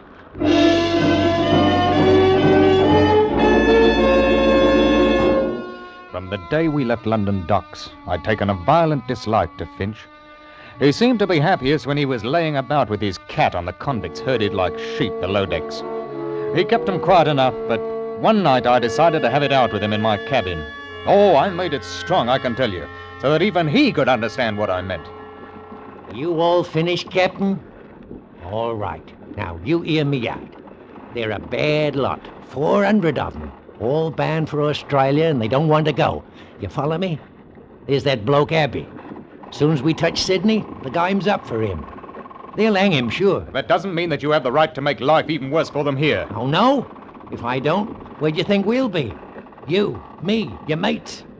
And the crew, well, from what I've seen of them, they're not much better than what's below. You're doing a lot of jawing, mister. I am. What would you do if you were down there? I'll tell you. You'd get hold of the ship and clear out. That's what you'd do. And it'd be easy. They're locked in and we've got a guard. You don't know them like I do. There's another thing. When I searched them, there was 1 to 5 sovereigns stowed away on every man, earned or stolen. That'll come to over £1,000 by my figures. They're entitled to that money. It's little enough to take to a wild country. It's truth, but there's them down there what would slit the gullet of any man for 2 bob. And you asked me to be dainty with them. That's the way he talked to me. And I can tell you I didn't feel easy anymore. I did something I hadn't done for a long time. I brought 2 pistols out from ship's stores and kept them under my pillow.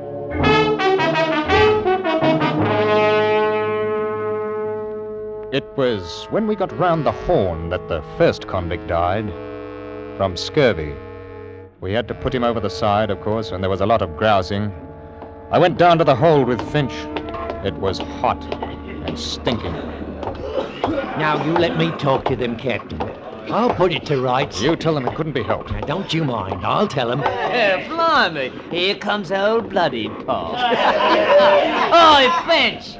Did you steal the clothes off the poor beggar's back before you threw him in? Man! Man, we ain't man, Daddy. We're dogs, haven't you? Yeah, you ought to hear me. Why did you wait to bury poor old Smithy in the ground instead of chucking him in the sea? All right. We've got another 2 or 3 weeks before we reach land. I'll make a bargain with you. The next one what dies, now that it's getting nice and hot, I'll leave him down there, and you can take care of him and mourn till we get to Australia. How's that? Half a crown you don't keep him for 3 days. That's old bloody Pot. Always a nose for business. Well, if you ain't satisfied with that, I'll see that the hatch is closed down tight for the rest of the voyage. And you can boil for all of me. That seemed to settle it for a time. I began to see that in spite of Finch's hardness with them, the prisoners knew he was master and behaved themselves. That is, most of them did. But there were others. And that's what began the trouble. We were 2 days out of the Cook Islands when it happened. Yes? Captain, there's a man on deck. We brought him up from below. It's horrible. Why, what's happened? One of the convicts, sir. Oh? All that blood, sir. Poor devil. I tried to do something, but it was too late. By the time we got him up... Fight, eh? Yes, sir. Here we are, Captain. Mr. Darling ain't much of a surgeon, I must say. Well, I did what I could. He must have been dead before we got him up here. Why, he's been cut to pieces. Not half he ain't. How did it happen? Oh, I heard him shouting. When I went down in the hold, there he was, propped up like against the bars, with his arms through holding him up. He must have been dead. He must have been. Poor devil. Who, him? No, he's dead.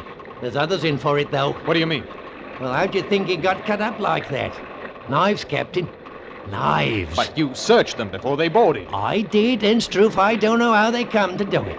Small knives, Captain. Small knives. We're getting close to Australia. That's what it is. Whoever's got them knives, he's after money. The £1,000 or more what's on this cursed ship. Well, I don't see how... You're a trusting soul, you are, Captain. Maybe there's a dozen of them. Maybe 20 with knives. Follow me? They'll run the others and rob 'em blind. Gold sovereigns, Captain. You didn't forget, did you? If anybody objects, cut him up in small pieces like him. We've got to go down there and put a stop to it. Yes, I don't think. How many guns you got aboard? 2 pistols and 4 muskets. That's a fat lot of good. Oh, well, let's take the sweet with the sour. We can try, there's no harm in that. Mark my words, Captain, before we get to Sydney, all of us probably will have our throats cut. Come on. Finch and I, with 2 seamen, armed ourselves and went down into the hold and stood outside the bars. The men inside were quiet, very quiet. They just looked at us, dark like. You, men! I'll talk to them. Now listen to me. We know some of you are carrying knives. I want you to throw them out here. Nothing further will be said about it if you do as I say. Well? Captain, dear, my porridge wasn't hot enough this morning. And please, sir, can I have sugar in it tomorrow? That ain't the way to talk to this scum. The captain's a gentleman. I'm not. You know me, don't you? We knows you all right. You, Abby. Yes? I've a mind you're the leader down here. Good old Abby. I'm flattered, Mr. Finch, but you forget I'm shackled to my bunk. You saw to that. You listen to me. I'm giving you till morning to throw them knives out here. Till morning. If every blasted one ain't out of your dirty hands, I'm going to have you flogged. Every ruddy one of you. 50 lashes. Do you hear me, Mr. Abbey? I'll think about it. Till morning. Then 50 lashes. You think about that, Mr. Abbey.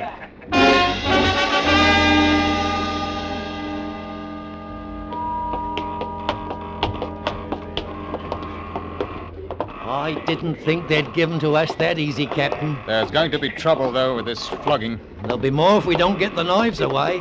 Good morning, Captain Deere and Mr. Finch. You filthy scum! Where's them knives? Where they'll do the most good. All right. I give 'em you a chance. I played fair. Now... Mr. Finch, sir, may I have a word with you? Oh, come to your senses, have you? Bend closer to the bar, sir, 'cause what I've got to say, I've got to whisper. Well, what is it? Mr. Finch.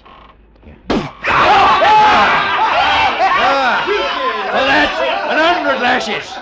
Wilkes, I'll take you first and handle the cat myself. Oh, no, sir. No, sir. Why not take, him first? He won't feel it like I will. The crowd of men parted suddenly, and from out of them was pushed what had once been a man. It fell against the bars, and then, no longer with the support of living arms, it slid to the deck. We looked at him, Finch and me. His life had been worth a sovereign, maybe two. He hadn't either now, and the knives were still in the hold with them that had killed him.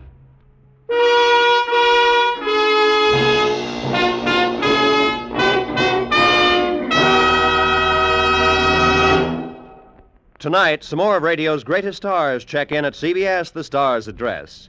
The first you'll hear are Amos and Andy, who are going to be on hand with the Kingfish, Shorty the Barber, Algonquin J. Calhoun, and, of course, Sapphire. Then, a little later, Red Skelton. With Joey Adams, Eve Arden, Jack Benny, and Corliss Archer already on hand, be sure you add Amos and Andy and Red Skelton to your Sunday night listening dates starting tonight over most of these same CBS stations. And now, we return you to Escape.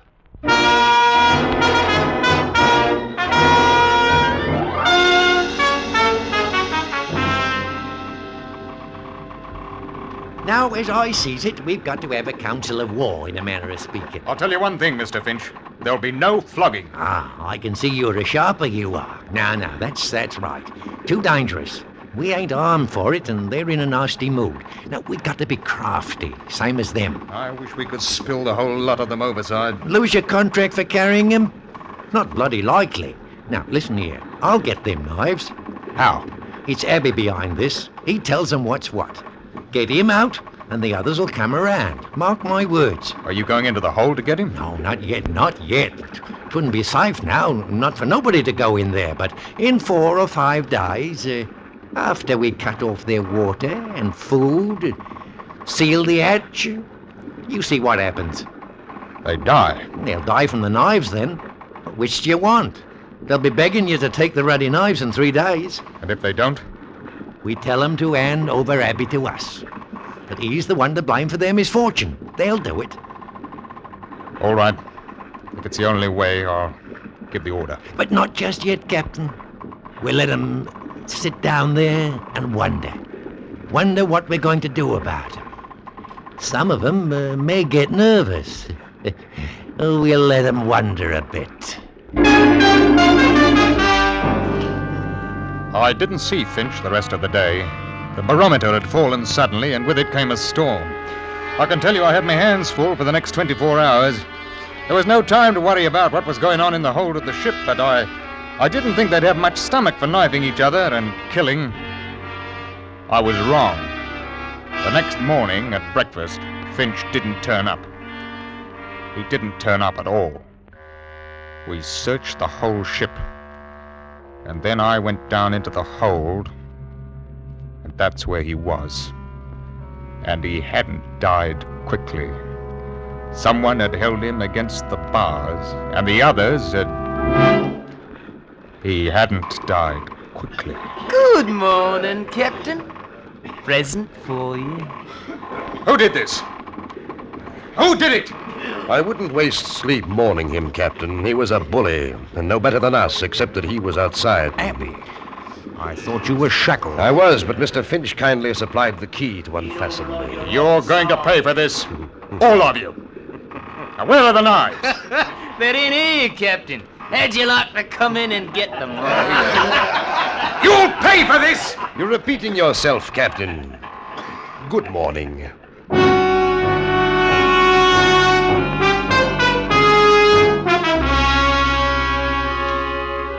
That blasted convict had dismissed me.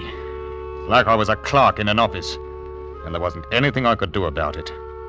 With Finch out of the way, they knew I was an easy mark. It was the nights that got on my nerves. I could hear things happening. Lots of things. And it was awful.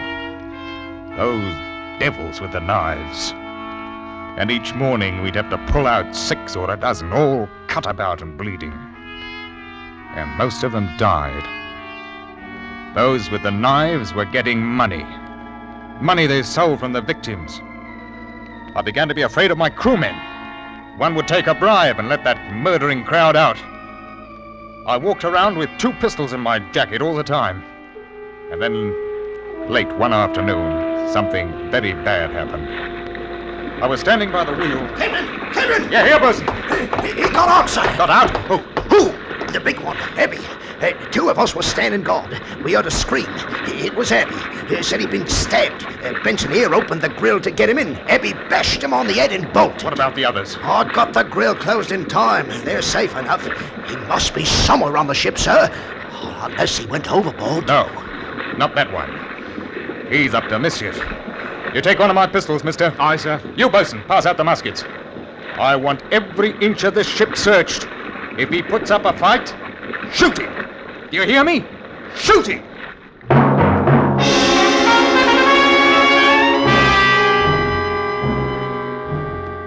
The night comes quickly in southern parts.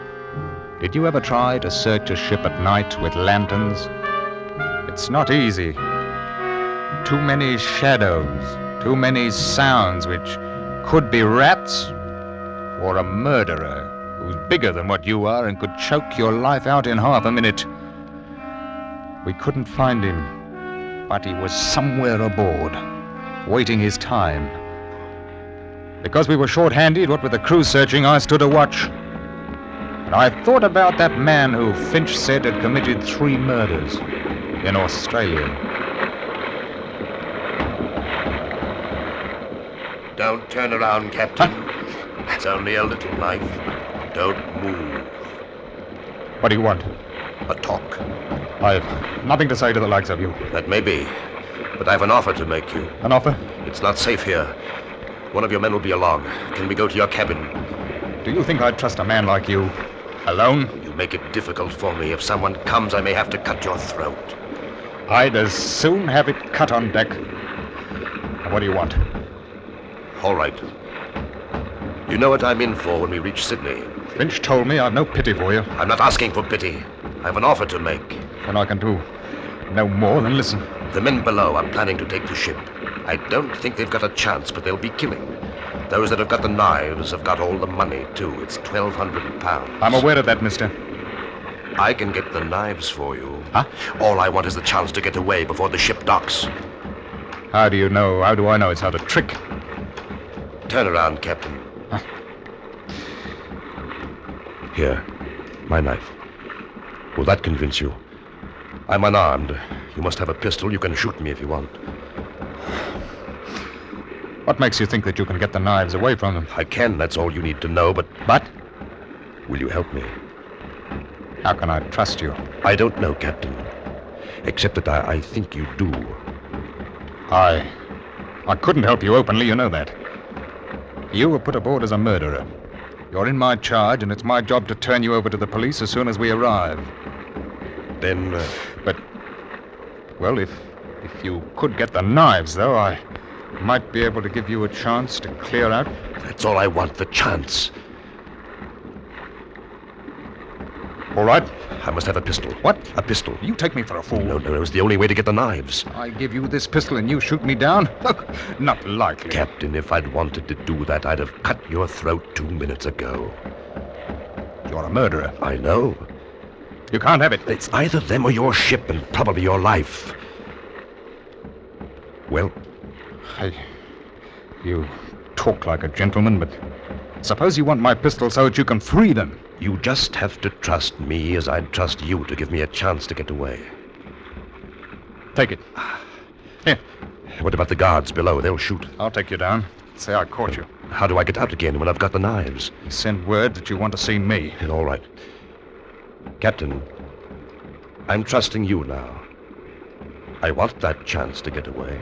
We'll talk about it if you get the knives.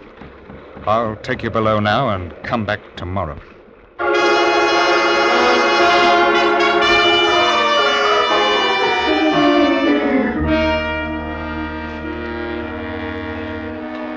Keep your voice low. They think I'm tricking you into making a bargain. They think I stole the pistols. I told them that I had to have the knives to make you believe that we wouldn't make trouble. I said that we'd take over the ship tonight.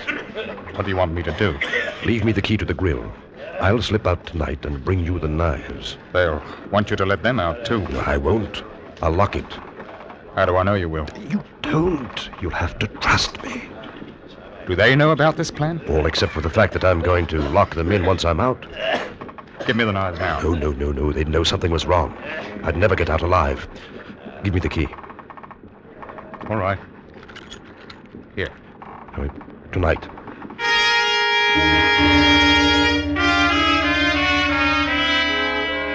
I waited. And I can tell you that I didn't like it.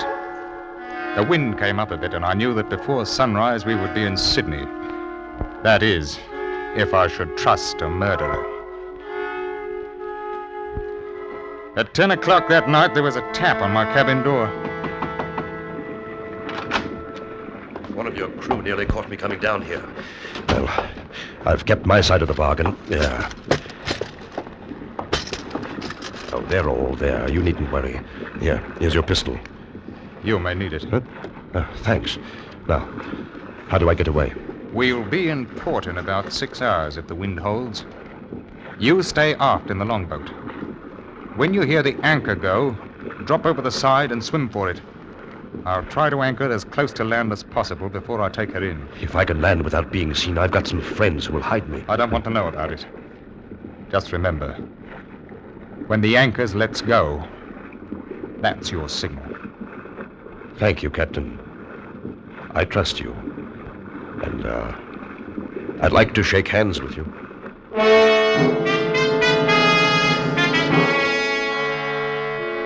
I took the hand of the murderer, and we shook hands like old friends. And then he was gone. 2 hours later, the wind went down, and in its place came fog. Thick, mucky fog. I had my hands full, what with danger from other ships and the blasted current that knocks you about off the harbor entrance. And by 3 o'clock, the fog had shut in properly, and the blessed tide ran us all over the place. It was proper dangerous, I can tell you.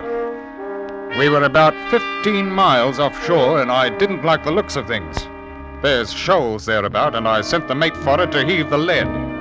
I got a proper start when I heard him sing out, "By the deep fog!" We'd got off course right enough, and at this rate, we'd shear the bottom clean off her. I saw it was high time to bring the ship up and wait until we could see something. Let go the anchor! Let go the anchor!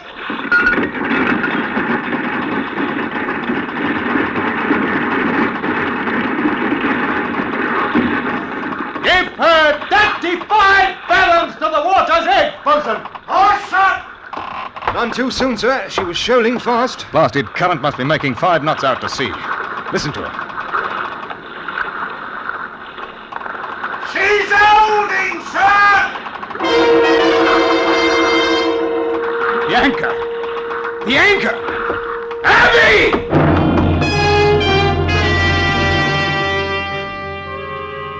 I went to the longboat. It was empty. He'd heard the signal as the anchor paid out. He couldn't see in the fog and had gone overboard into a 5-knot tide running straight out to sea, 15 miles from shore. He trusted me. That's why I tell you, you shouldn't trust anybody.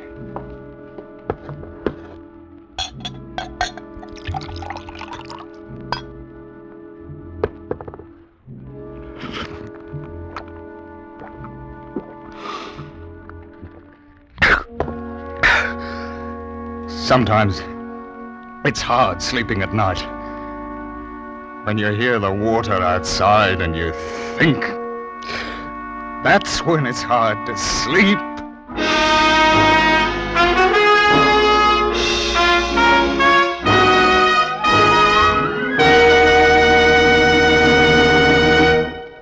Escape is produced and directed by Norman MacDonald. Today we have brought you A Sleeping Draft by Weston Martyr, adapted for radio by Anthony Ellis, with Ben Wright starred as Captain Godfrey. Featured in the cast were John Dodsworth, Bruce Payne, Anthony Barrett, John Daner, and Lou Krugman. Special music was arranged and played by Ivan Ditmars. Next week, escape with us to a train rushing through a European night and a beautiful woman who demands your help.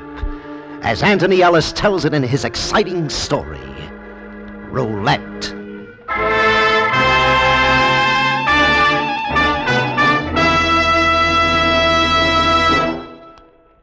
Escape is the first in a series of CBS features recently programmed for your Sunday afternoon listening. Later this afternoon, you'll hear Make Believe Town, a series of dramas set in Hollywood with Mr. Walter Wanger as your host. Later, you will hear on most of these same CBS stations the first Sunday broadcast of Arthur Godfrey's Digest, a half hour of the cream of wit and humor from the Redheads weekday show on CBS. Earn Your Vacation also returns to CBS this Sunday afternoon, and starting next Sunday, Frank Sinatra checks in again at CBS, the Star's address, with his new hour-long radio program, so be sure to listen for Frank Sinatra. Stay tuned now for Make Believe Town with Mr. Walter Wanger as your host, which follows over many of these same stations. This is Roy Rowan speaking.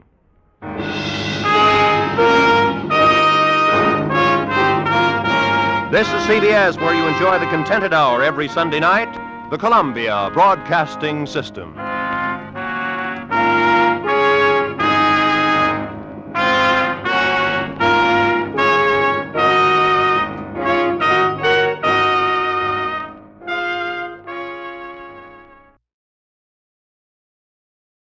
You, finding life pretty dull? Dreaming again of exotic places? Wishing you were somewhere else? We offer you Escape.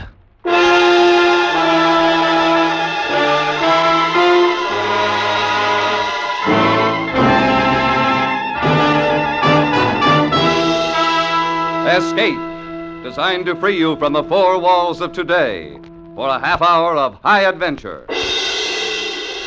Escape with us now to a train rushing through a European night and a beautiful woman who demands your help, as Anthony Ellis tells it in his exciting story, Roulette.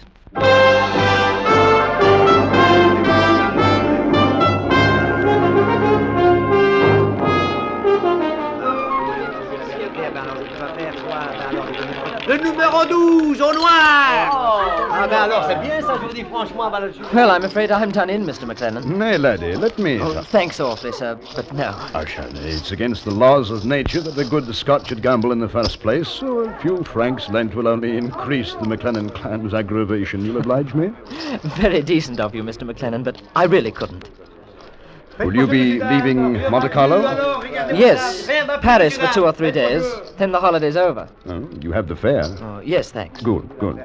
I expect to go to Paris myself in a couple of days. If you're still there, I wish you'd give me a ring. George Sand. Oh, I shall. Well, good luck at the wheel. Ah, roulette. The game for idiots, except I cannot lose. Good luck to you, Richard.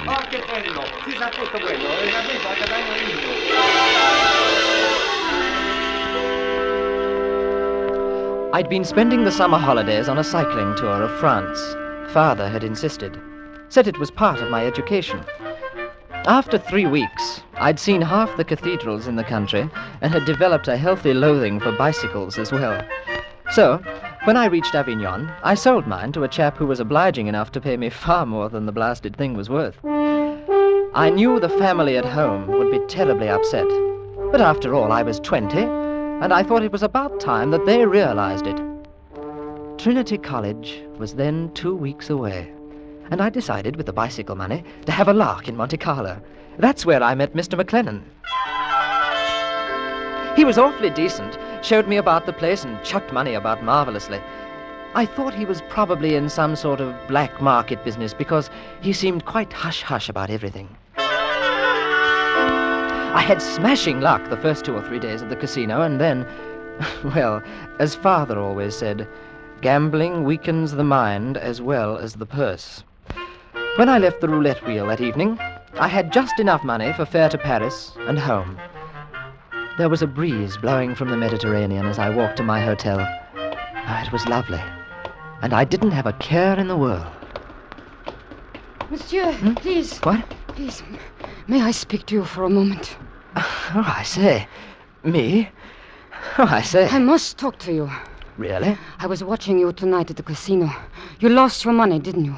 Yes, I'm afraid so. What would you say if I told you you could get it back, and more? 50,000 francs. 50,000? Please, we cannot talk here. Is there somewhere? Well, yes, there's a cafe across the street. No, it's too dangerous. Somewhere that people are not. That people are not? You are at a hotel. Oh, yes. But wouldn't that be rather... Well, I mean... You must trust me. I'm in desperate danger. Please, hurry. We will go to your hotel.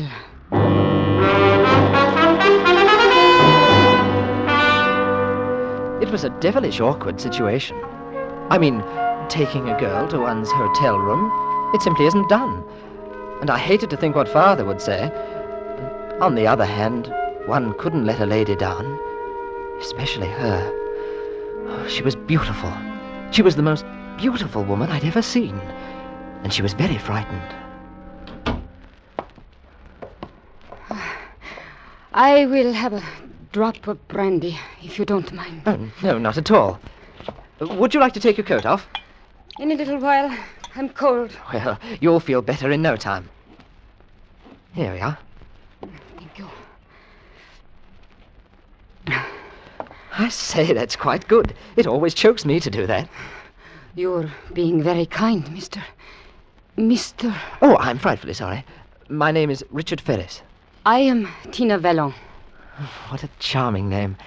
I mean, it goes, rather. It is not my true name. Oh? Mr. Ferris, I do not wish to sound melodramatic, but I need help so terribly. Oh, I'm awfully sorry. Really, I am. If there's anything but there is. I must go to Ankara. Turkey? It is of the utmost importance. And there are men who will stop at nothing to prevent me. But why? I mean... I cannot tell you. Well, what about the police? I cannot go to them. There would be questions which I may not answer. Oh, I see. Mr. Ferris, when I saw you this evening at the casino, I said to myself that here was a man I could trust. He's young, English, and a gentleman. Oh, I say. But he has lost his money at roulette. I will make it a business transaction, Mr. Ferris. Take me safely to Ankara, and I will give you 50,000 francs. Well, I'd love to, really, but...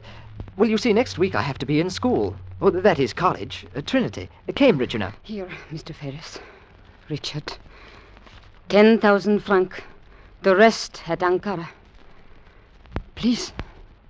Well, it's not the money.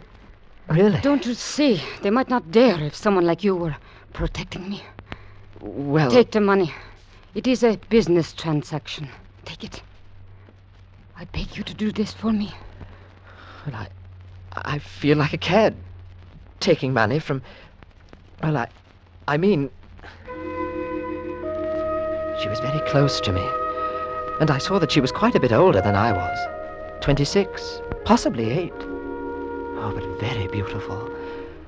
I realized how serious the thing was. After all, it could mean life or death to me, too. One must be practical, so I took the money. I packed my traveling case, and together we left the hotel. On the way to the station, I bought a pistol, as it seemed the thing to do. Tina had decided to take the train as far as Genoa, and then change for Naples, where we could catch the boat for Turkey. If someone was following us, he didn't allow himself to be seen, and we managed to find ourselves a compartment alone. Well, here we are. You comfortable? Yes, thank you. Would you be kind enough to draw the shades? Rather. I say, Miss Fallon. Please call me Tina. Tina, here. Have a look out of the window for a sec. Those two chaps standing outside. Draw the shades, quickly. Now stay looking. Are those the ones? Yes. I hoped that we could escape them. They will be on the train now. Yes, I'm afraid so. At what time do we arrive in Genoa? 2:15. That's tomorrow morning. We have a 10-minute wait before the Naples train leaves. I do not think that they will attempt anything while we are still in France. But once we cross the border... Look here now. You're going to be absolutely safe with me. I don't want you to worry. I may look young, but I've had a great deal of experience. That is, well, I play rugby at school, and, well, I can manage things perfectly. I'm sure you can, Richard. That is why I wanted you to help me.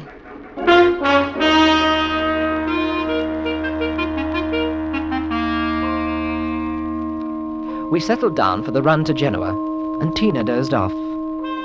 I just sat and looked at her. She was very lovely. Everything about her. I couldn't make up my mind where she came from. Oh, not that it mattered. But I wondered for a moment if Father would have approved. After all, she wasn't English.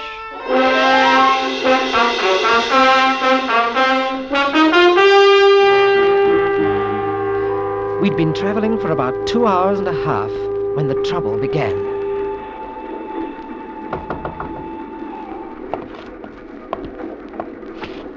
Yes? Mr. Ferris? Here? Who is it? May I have a word with you, please?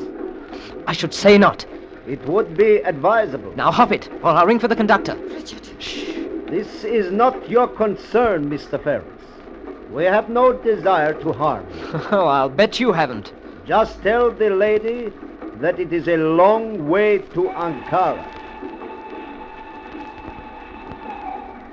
Have they gone?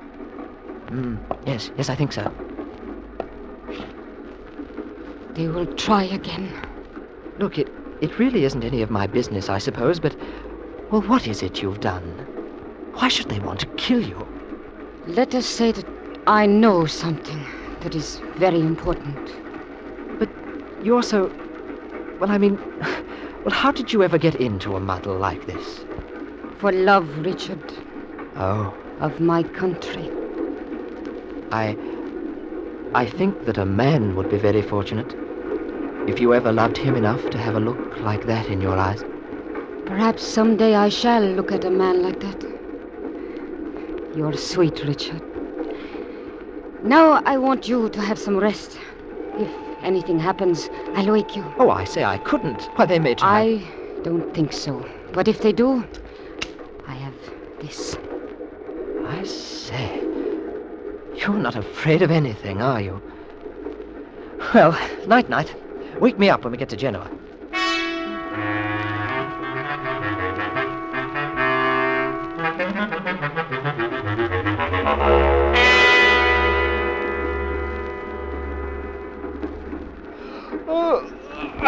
Hello. You look rested. Hello. Anything stirring? While you slept, I have been thinking. What? This is a great deal that I ask you to do for me. Even for 50,000 francs. Oh, but I wanted to. If you wish to turn back when we reach Genoa. I wouldn't think of it. I will not think of you as a coward. It is not your affair. And you are in danger, too. Well, as you said, it's a business arrangement. 50,000 francs, I'll take you to Ankara. Is it so easy to put a price on your life? No, but I wouldn't want you to be harmed. You are a very odd young man, Richard Ferris. Oh, I'm not really so young, you know. I just look it. Oh. Hello, we're in. Come along. We've got to get that Naples train. Now stay close behind me. Su bagaglio, signore. No, thank you.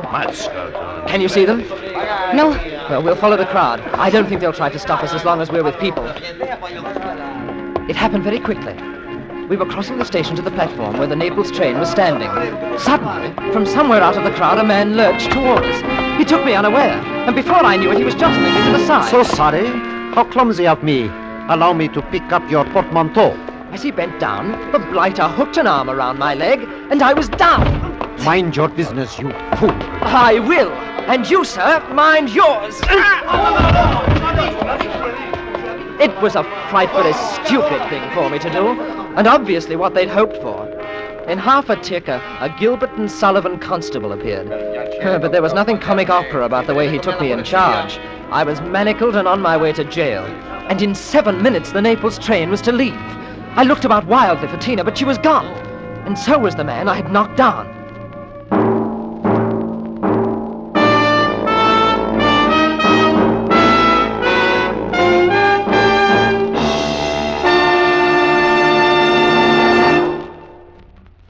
CBS wishes to remind you that 2 of its top comedy shows have returned for another great season. The Sunday night Amos and Andy and Red Skelton shows. Both programs are heard on most of these same CBS stations.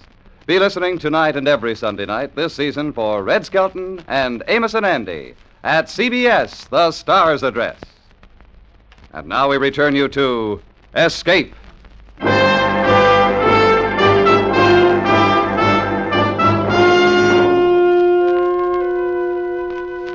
I was taken to a booth at the end of the station and brought before a gentleman dressed in a uniform that I judged to be at least that of a general. The arresting constable spent 2 minutes pouring out my crimes, whilst the general, who looked like a bandit but spoke like one of my professors, listened. So, and your name is Richard Ferris? My dear sir, my passport says so. Now, can't I pay the fine? It's ever so urgent that I catch the Naples train. Ah, you English. What would you do if there was no prayer to go? I hardly see that it concerns you. You are not serious, my young friend. This is a serious matter. One cannot stride around Genoa striking innocent citizens. Innocent? Well, I'll be blowed. He asked for it. Now, why wasn't he arrested, I should like to know? Yours was the offense for striking without provocation. Without... All right, then. All right, I'm sorry. I was wrong, quite wrong. But the train, now let me pay the fine. Anything, please. I must catch that train. One must consider the magnitude of the offense. Don't you understand? It's a matter of life and death. Life and death? Well, not exactly. You see, it's my wife. Yes, my wife. Oh, we're on our honeymoon. But why did you not tell me this before? It makes a difference. Well, in 2 minutes it won't. Not if I miss the train. 50 lire fine and a warning. 50 lire. How much is that in francs? Frank, let me see the rate of exchange look, now. Here you are, 500. That should manage. And thanks most awfully. You're very kind.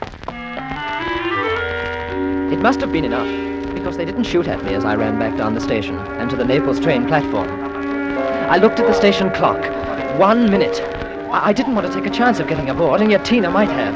I dashed to the waiting room, and as I did so, I saw the 2 men through the window. They were pacing up and down inside, back and forth before a door. It was the ladies' lounge.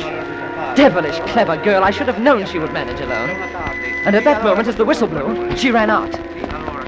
Tina, this way. Don't be afraid. They won't dare. You see, they've slowed down already. They're pretending not to see us. Hurry up. Any carriage will do. We'll find our own once we're aboard. Richard, you would have been better off with the police. Oh, not me. There we are. Look at your friends. Yes, but I'm afraid we haven't got rid of them so easily.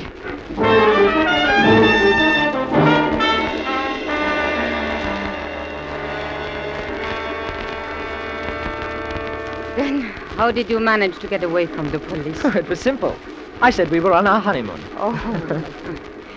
Now that you are here, I'm glad. Well, I couldn't let you down, you know. I mean, well, I'm awfully keen about you, you see. I understand. And I want to tell you something, because I trust you. Yes. If I do not reach Ankara, it is possible that you will. Oh, no, you mustn't even think of that. They will try to stop us again, possibly before we get to Naples, but most certainly on the boat. Perhaps they will not succeed, but if I cannot, I want you to take a message for me. Righto. Count on me. You must go to the Ministry of War. There is a man there named Bardis. Tell him you come from me. Yes? Tell him that the blow must fall no later than the 9th. The place will be Ressuin. Only that? Richard, what I have told you is the information that can mean death for both of us. Ah. And that's why they want to stop you. Because of that message. A message which means defeat for our enemies. What bounders? I mean the chaps sending someone like you to do their dirty work. Well, why couldn't you write or send a cable? There are people in our government who are not to be trusted. If the message fell into the wrong hands... Yes, I see. Now you know. By Jove. You really are. You're quite a girl. And you, Richard, are quite a man.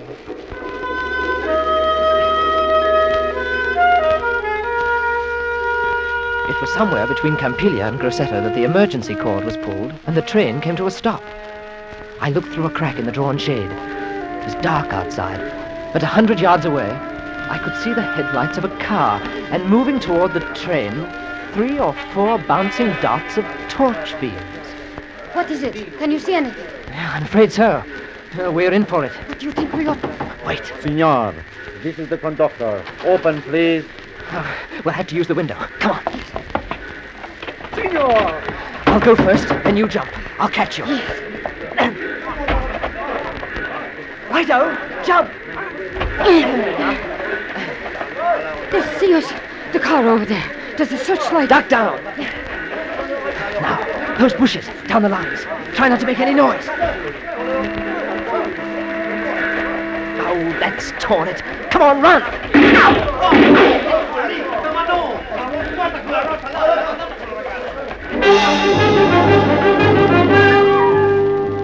As we ran, I heard a voice shouting for us to stop, and another telling them not to shoot. Now, that was strange, and I wondered why they wanted us alive. We kept going until we found a dirt road about a quarter of a mile away. It was very dark, but through some trees I saw a glimmer of light that looked like a house. We stumbled across a field to it. It is going to be difficult. They must know the country. Well, if I can rouse someone at that farm, I'll get our bearings. Is it wise? There's no other way. You might find a car there. Wait a moment. What's the matter? I thought I heard...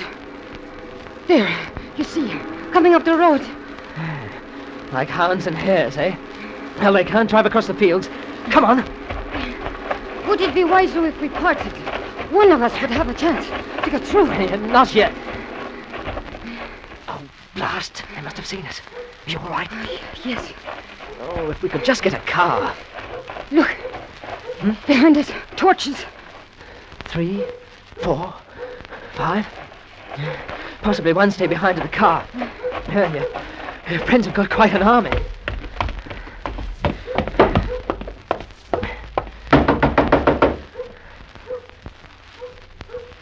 What are we going to do? I don't know yet. Sì, cosa vuole? Cosa vuole? We need help. Have you got a car? Lo capisco, signore, no? Oh, these foreigners. Look, do you see this? A gun. Bang, bang. Do you understand? Madonna mia! Now look, you say nothing. You haven't seen us. Cosa? He doesn't understand. Well, he knows what a gun is. That's all that matters. Come on. We'll stay behind this door. If he makes a sound... You there! Quiet! Say nothing! Shh! We may have to use guns, Tina. I'm ready.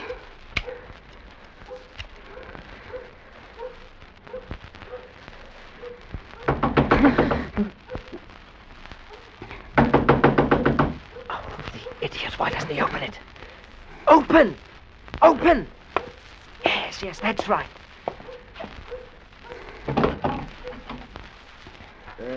Via Jerry, signore. Here come per 2 uomini.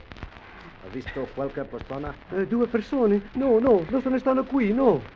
Una signora, un signore inglese. No, nessuno. Una spia. Potrà avere sua permissione di cercare? Ma me l'ha dato, non sono nessuno, signore. Forse sonola. Voglio cercare? Sicuro, sì. Grazie, buonanotte. Buonanotte, signore, buonanotte. Oh, good chap. Thanks. Here you are. I hope we didn't inconvenience you. Ma cosa fa? Andate via, per piacere. Tina, have a look through the curtains, will you? I can see 2. No, 3 of them moving off. Now, the others may have gone to the back. Signor. Sì. Do you own a car? Ma cosa? Non capisco, I knew I should signore. have swatted my Latin. A car. Do you follow? No, signore, no, non capisco. They've gone. I can't see them now. Well, we better make a run for it. If we can reach their car before they do, we might have a chance. I say, blow out the lamp before I open the door, will you? We mustn't attract any attention here. Yeah, that's it. Well, off we go. Now remember, no sound, signor. Bang, bang, if you do. Molto bene, signore. Sì, sì. You ready? Sì. Yes. Right. It was as easy as pie. They must have believed the old boy's story, because as Tina and I doubled back across the meadow, we saw a couple of torches bobbing about near the barn. A question now seemed to be, did they have a man guarding the car? We came to the road and stopped. There, I see one. Watch. You can make out the cigarette. He's leaning against the mudguard. Yes. Oh, stay here, Tina.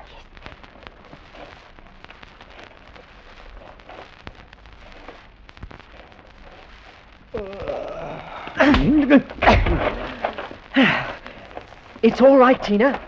Put him to sleep. Hop in. Yes. Put up your hands, laddie boy, and you too, miss. We want to have a little talk with you both. The searchlight had been switched on and was blinding me, but I could hear well enough, and I knew that voice. It was Mr. McLennan, my friend in Monte Carlo. Mr. McLennan. Well, now I understood why they'd let us escape from the farmhouse so easily. You haven't been in the business as long as I have, Richard. I knew the old man was lying about not seeing you, and I expected you tried to get her motor. You did.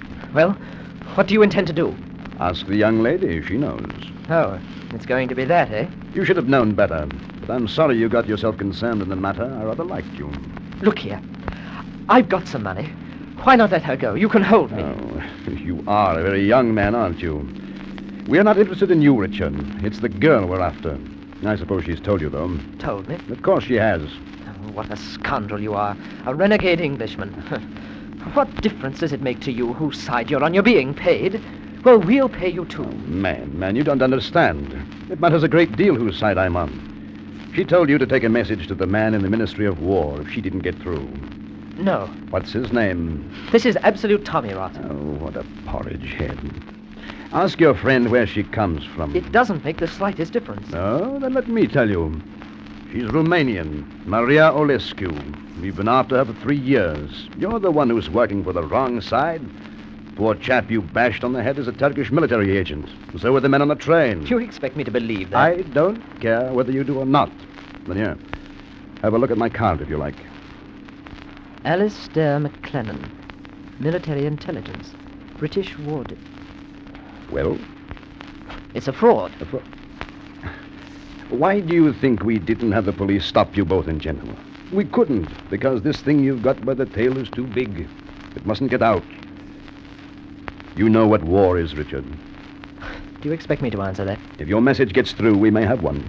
Very soon. Our department thinks that this girl has the word for the assassination of someone in Turkey very high up. You have that message, too, haven't you? Haven't you? Tina? It's all true, Richard. Everything that he says. It's too late now, anyway. I'm sorry. But, Tina, you mean that all this time... What was the message? Well, I was supposed to contact a man named Bardiz and say that the blow must fall no later than the 9th. The place will be Resolin. Ah. He did not know, Mr. McLennan. Please, believe me. I told him that you were trying to prevent me from reaching Ankara. He didn't know. I'll take your word for it. But we'll have to hold him until after the 9th, just to be on the safe side. I say, Mr. McLennan. You must think I'm an awful fool. No, laddie boy. Just awfully young. Next time you'll know better than to help a beautiful woman in distress.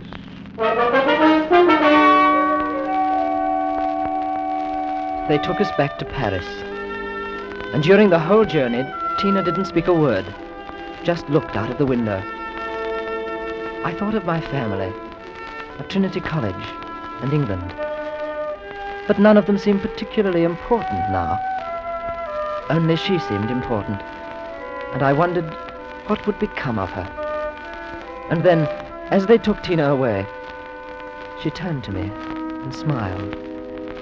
It was a smile that I'd seen only once before, when she spoke of love of her country.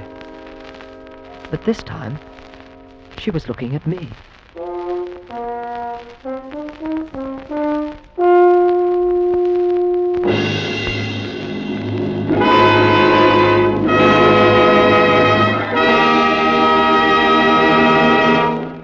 Escape is produced and directed by Norman MacDonald.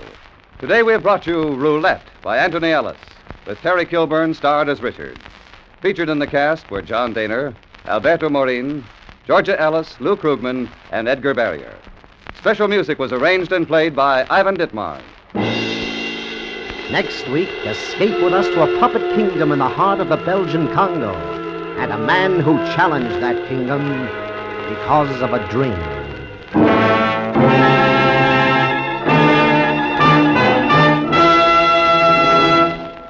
Edgar Bergen and Charlie McCarthy check in at CBS, the Star's address, tonight, bringing with them their very special guest, Jane Wyman. Stay tuned now for Make Believe Town, which follows immediately over most of these same stations. James Matthews speaking.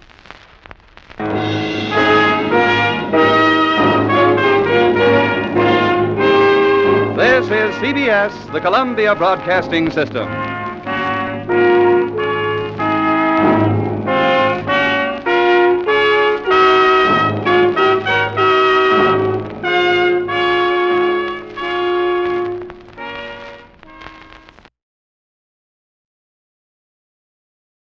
You, finding life rather dull, dreaming again of exotic places, wishing you were somewhere else, we offer you escape.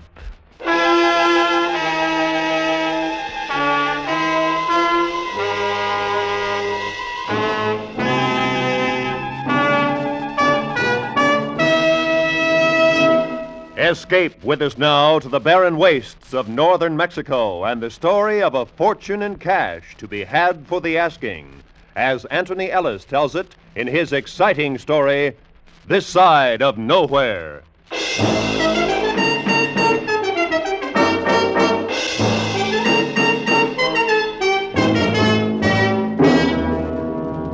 You want to know where you can pick up $250,000? Well, I know a place. The money's in $100 bills. The last time I saw it, it was all in one place, and the people who had it were the friendliest people in the world. That is, if you don't mind their particular kind of friendship.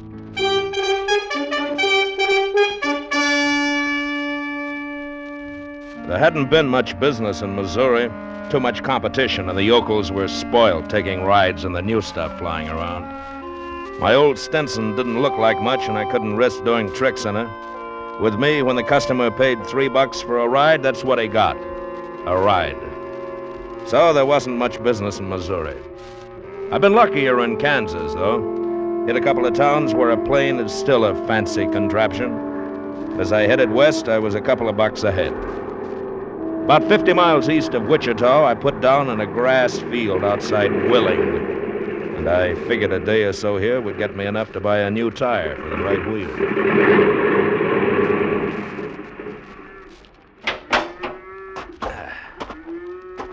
Al, hello there.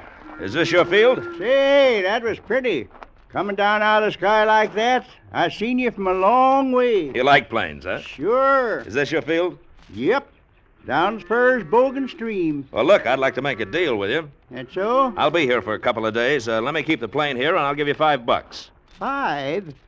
Well... And a free ride. Mister, you got a deal. My name's Bill Maydew. Shake.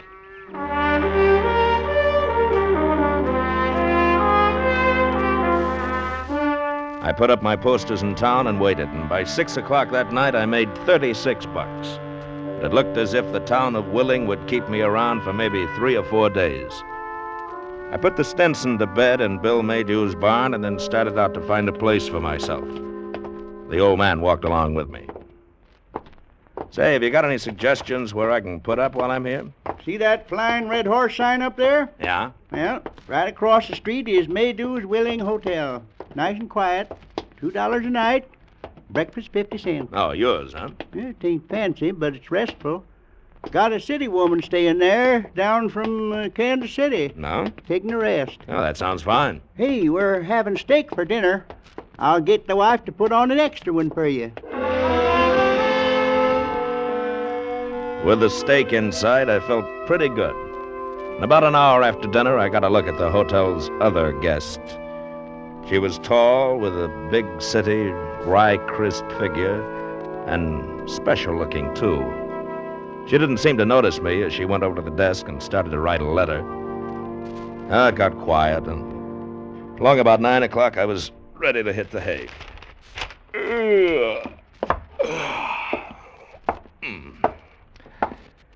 Excuse me.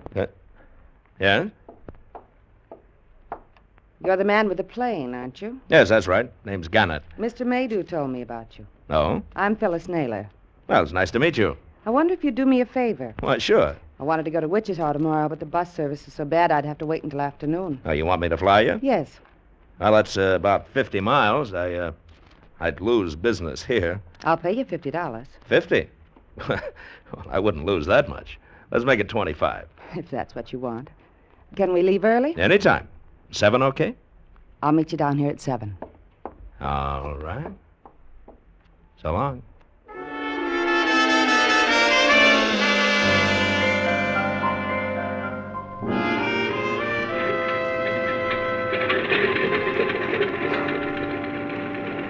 You all set, Miss Naylor?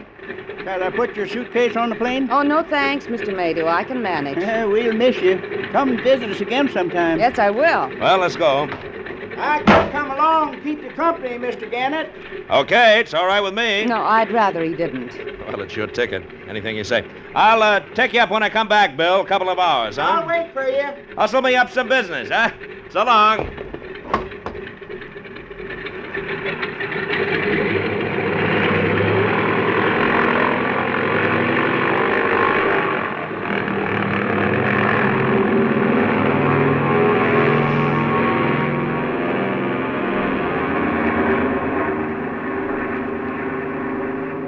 Have you done much flying? Quite a bit. Oh? Do any yourself? Yes. Oh, swell, swell. Would you like to move up here beside me and take over? Oh, no thanks. Oh. Mr. Gannett, Yeah? how much would you want to fly me to Mexico? Are you kidding? No. Don't you think it might be nice? Oh, sure, but not in this crate. Short hops for me. Try the airline in Wichita. I can pay. I'll bet you can, but not me. The old windmill wouldn't take it. $5,000? 5? I could buy a ticket, but I prefer you to take me. Oh? Why? Maybe because I like you? I'm glad. Look, are you in trouble? Of course not. Well, then why don't you use a scheduled line? That's not your business. I've got the cash. Will you do it? No, you better try somebody else. We're not going to land Wichita. Now, that's what you think.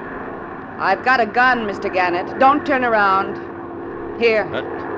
Hey, look, now be a good girl, will you? We've only got enough gas to get to Wichita. You're lying. The gauge says full. Well, it's broken. I'll take a chance. We can't make it in one hop. I'll have to come down sometime. That's all right. You don't want to get me in trouble, do you? No. I told you I like you. Just as long as you take me where I want to go. Head south. Go on. Okay.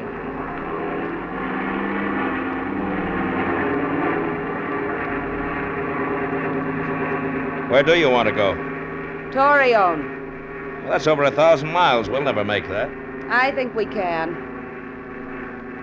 Where do you think you'll have to stop to refuel? I guess we can make Dallas if we don't blow up. All right. Please remember, Mr. Gannett, I'm quite serious. I can easily shoot you and fly myself. I'd rather not. Yeah. I'll remember.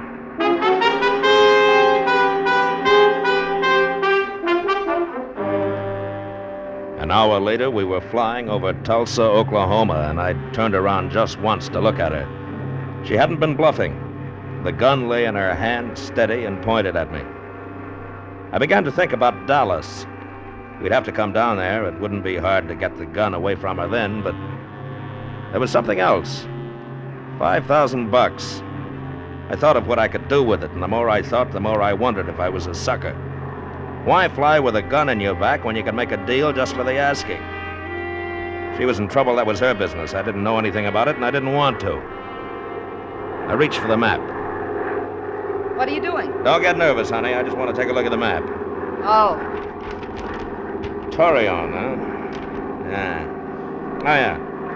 And I'd say that's about 300 miles below the border, southwest. I know. That's bad country in between if we had to come down. I know that, too.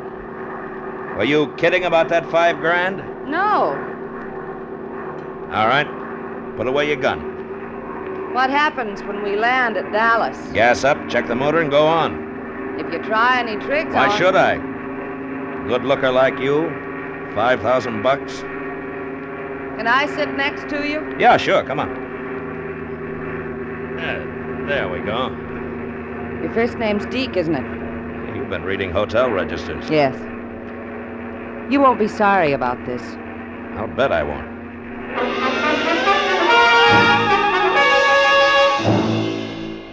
I was proud of the old windmill. I never thought she could make it, but by 5 o'clock that afternoon, we landed at a town a little north of Laredo. We talked about how we were going to get across the border. She still hadn't told me anything, but I knew that she wanted to get into Mexico with no questions asked. So we decided to steer clear of Laredo and border guards and hang around until it got dark and then take a chance. Took some extra gas aboard and went over the motor. Then there was nothing to do but wait for the night. We went to a cafe to eat.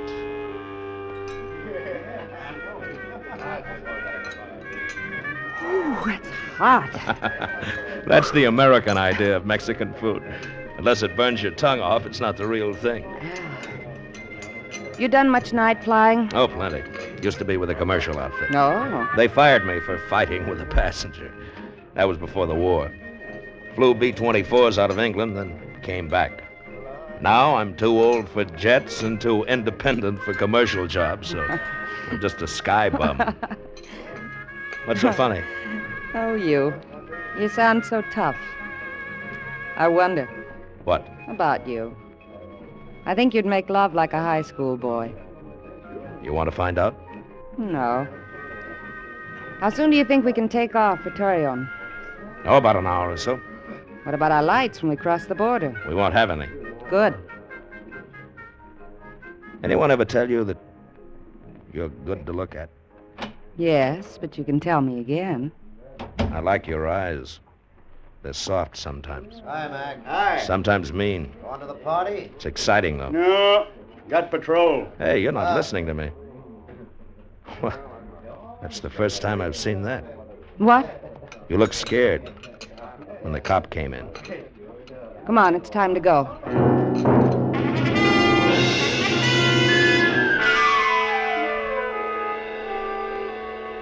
We took off soon after dark. I took her up to about 8,000 feet, and we crossed the border. Next stop, Torreon.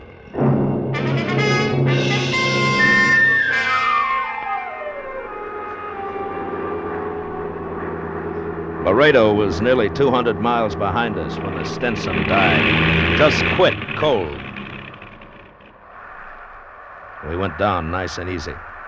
I couldn't see anything below. All I knew was that we weren't going to make Torreon. Phyllis didn't scream. She just watched me.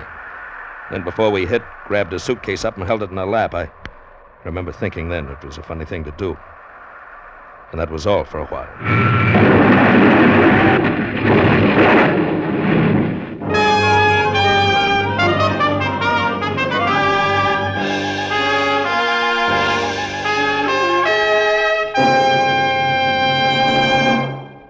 Escape, under the direction of Norman MacDonald, returns in just a moment. You may hail from Harvard with a Ph.D., or you may come from PS00 with an E- average. It makes no difference. You're always welcome at Our Miss Brooks class on CBS Sunday nights. For Our Miss Brooks is played by Hollywood's Eve Arden, the star whom the nation's radio editors just voted Woman of the Year. Now, in her third successful season as the romantic schoolteacher of Madison High, Eve Arden will have you out ringing the bells for class every Sunday once you've heard her. Join her tonight. Class meets on most of these same CBS stations. And now, back to Escape.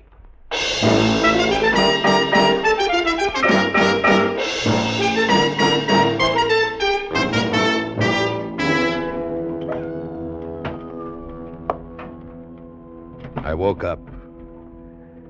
For a moment, everything was a surprise. I was alive, and it was getting light. A lock of the girl's hair was falling over her eye. I reached out for it, felt it. It was wet, bloody. She was alive, but I couldn't tell how much. I looked at my watch. It was 4:30. And as the gray light came through the broken window, I saw something else. A suitcase. It had broken open and spilled out 4 or 5 neat green packages. Thing was full. Packages of new $100 bills. Must have been $250,000. Phyllis? Phyllis? Phyllis, you okay? Come on. Come on. Come on, now, can you sit up? Oh. You all right? Oh, my head hurts. Well, take it easy for a while. Here, now, give me your gun. No. Come on, come on. I want to have a look outside. All right. I'll be right back.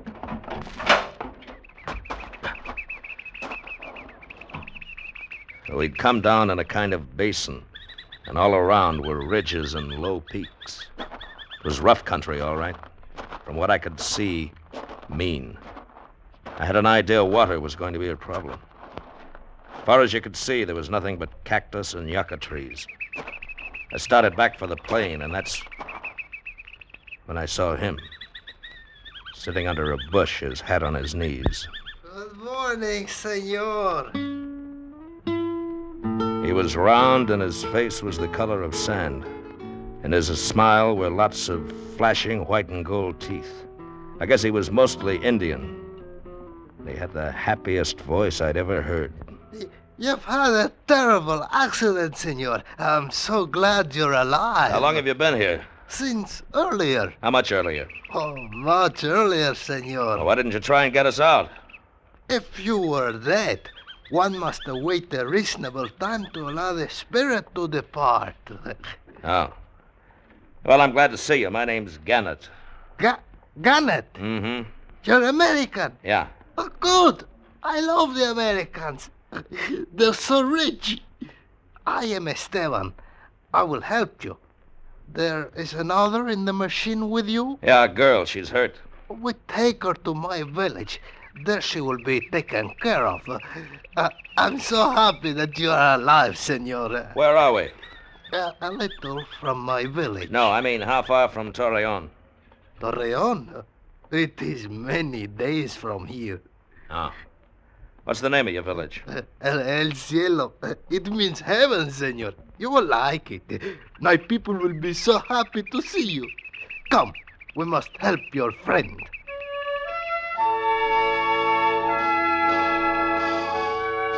When we got back to the plane, Phyllis was on her feet, and I noticed that the suitcase was closed again. She had a cut on her head, but otherwise she was okay.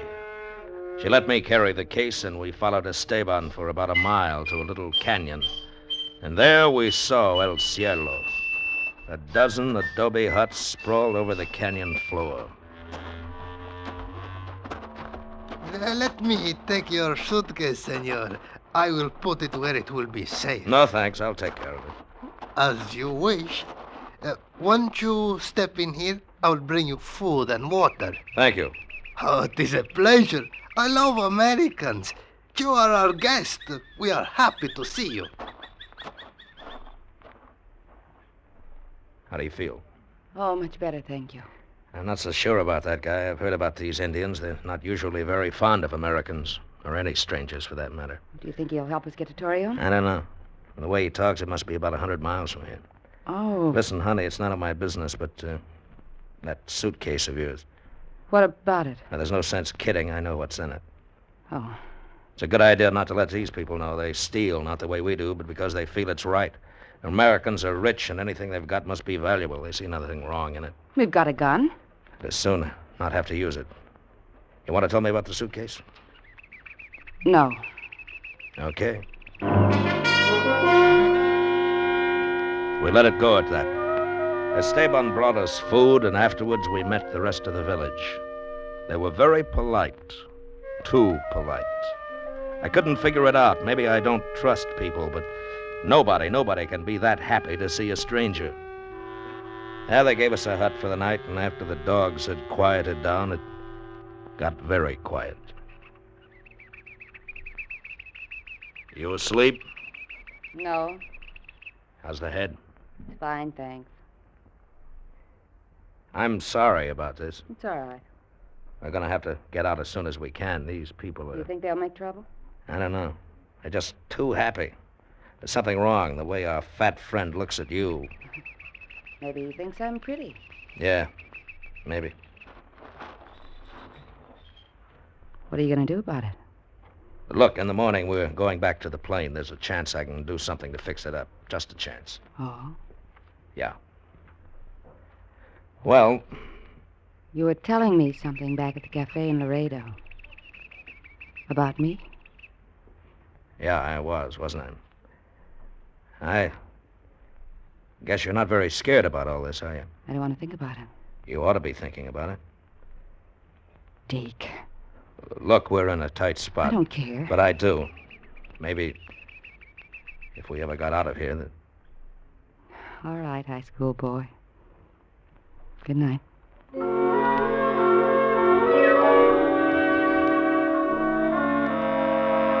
The next morning, Esteban went with me back to the plane.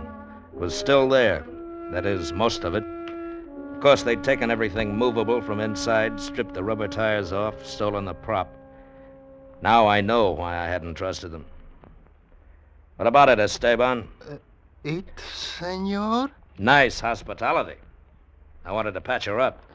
Senor, some dirty thieves must have come out of the night and done this Yeah, thing. you can say that again. Surely you would not suspect my people. Oh, no, not your people. I'm so happy then. Well, we'll have to rent a couple of your mules. Maybe you'll guide us to a town that's got a bus or a railroad or something. You have money to pay for these things? Little, yeah. We talk about it maybe tomorrow.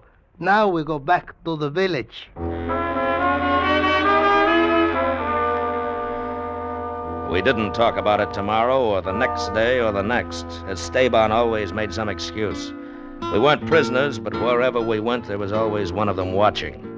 Just watching and smiling. But there was something about those smiles. It was on the 5th day that things really went wrong. The villagers had left our hut alone, and I guess we got a little careless about the suitcase. Phyllis and I had been up to a ridge 4 miles away to take a look at the country and our chances for hiking out. When we got back, it was almost dark. The suitcase. What? It's gone. Well, I'll be... They've stolen it. You think it's funny? Stop it. Stop it! I'm sorry, but... What's that for? Don't you see how funny it is? $250,000 stolen by Indians? Where are they going to spend it? On what? Got to get it back. You help me. I'll share it with you. You will? Yes. Listen, you might as well know. Remember the bank holdup in Chicago last year? Yeah. $1 million and securities. That suitcase is part of it. A friend of mine left it with me. He got out of the country. Now he's in Torreon? Yes. I was to hang around in small towns until things got quieter. When you came along, it gave me a chance. I was to meet him in Torreon. I don't care about him now. It's you and me. Oh. We've got to get away from here. We can go to Mexico City. Anywhere. How far do you think we'd get in this country? We'll take their mules. Well, we can try. Esteban's the boy to find. You and me? Yes. Yes, don't you know that by now? Okay.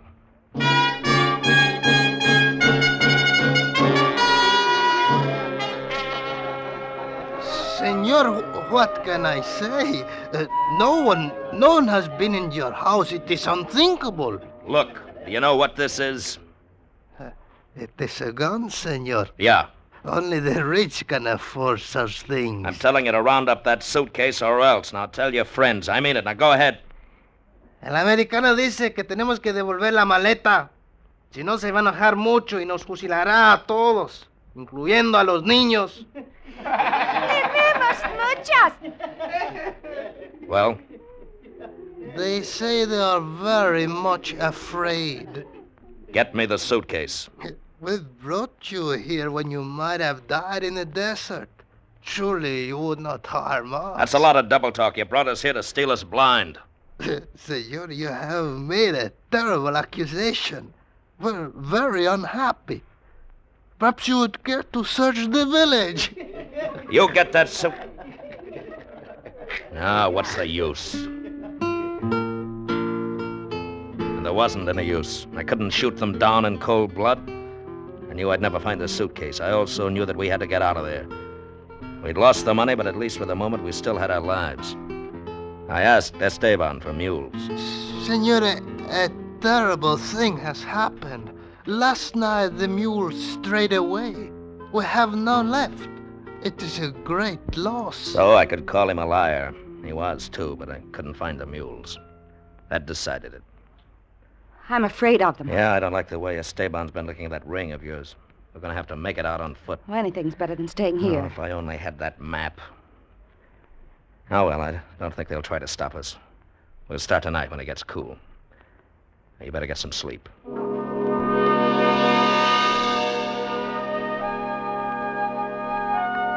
That evening, I heard the villagers moving around outside the hut. I kept our gun ready, but nothing happened. And then, about midnight, we took a couple of skins of water, some tortillas, and walked out of El Cielo. Nobody said goodbye. Nobody tried to stop us. But as I looked back, I saw in the moonlight a group of people huddled together, watching us.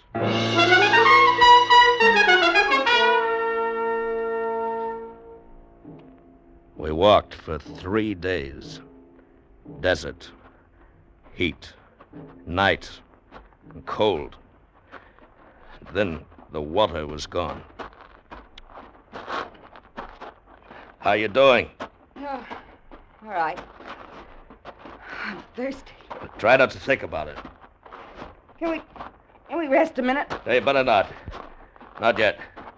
Try to get to the hills. It's only a few miles. It's hot. It'll be hotter. Now save your breath. Deke! What? Don't move. Don't move. It's a Gila monster. All right now, fellas. Don't move. Just don't move and I'll blow his head off. Now keep still. That's it. Keep still. Ah! It bit me! It bit me! Oh, Deke! Ah! Ah!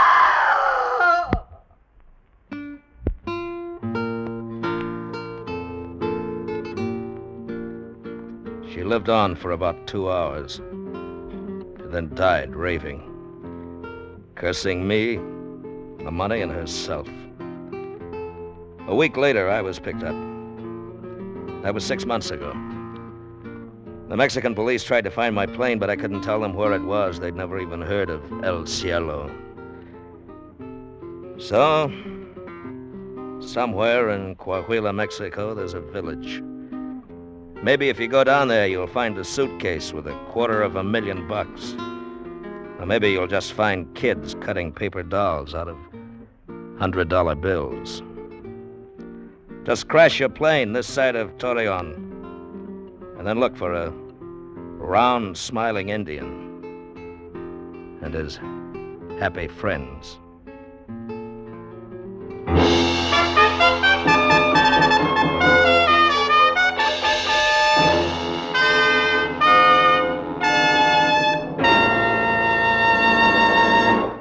Under the direction of Norman MacDonald, Escape has brought you This Side of Nowhere by Anthony Ellis. William Conrad was starred as Deke, and Virginia Gregg as Phyllis, with Don Diamond as Esteban. In the supporting cast were Lou Krugman and Ralph Moody. The special music for Escape was composed and conducted by Ivan Ditmars. Next week, escape with us to a small freighter in the China Seas and a sinister traveler who brought destruction to crew and ship alike, as Ellis St. Joseph tells it in his most unusual play, A Passenger to Bali.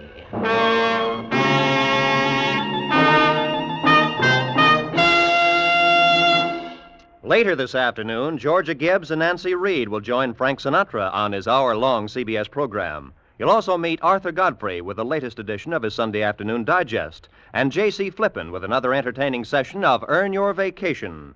Make Believe Town will bring you a Hollywood adventure entitled No Job for a Lady. So stay tuned now for Make Believe Town, which follows over most of these same CBS stations. This is Roy Rowan speaking. This is CBS, where you spend an hour with Frank Sinatra every Sunday afternoon on the Columbia Broadcasting System.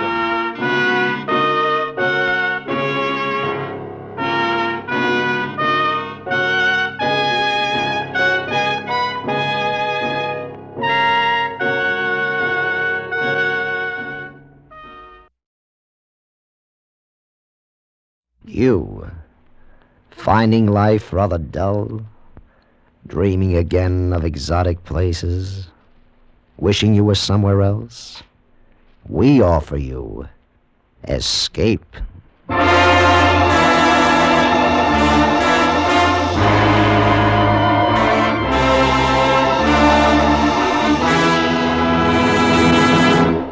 Escape with us now to a placid English village and the company of an equally placid little man who one day shook the world, as H.G. Wells told it in his delightful story, The Man Who Could Work Miracles.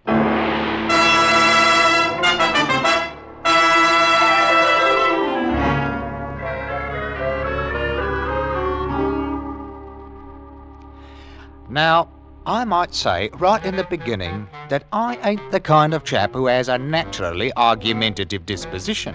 Oh no, quite the contrary. I'm a reasonable man who always takes proper thought before he speaks, and one who has a due respect for scientific truth. Why, I ain't never opened my mouth to utter a word that wasn't a pure, undiluted fact. It's what you say. Howsoever, when a man of inferior intellect, such as Toddy Bemis has showed himself to be more than once, when a man like that insists upon airing his ridiculous opinions in a public place such as the Long Dragon Bar, then I've got no choice but to confound him with the superior knowledge which I possesses. So you say. That's right, so I say. And if you can't contribute nothing but the same 3 words to this discussion, I'll thank you to admit you're defeated and shut your mouth. Well now, Mr. Easy, Fotheringay. lads, easy does it. Well, I ask you, Constable. I'm only trying to enlighten the man from the bog of ignorance he's a-floundering in, and he keeps coming up with his infernal "so you say." Well, I'm a-wasting me words, that's all. If pints of half and half flowed across this bar the way words do, then I'd have retired years ago.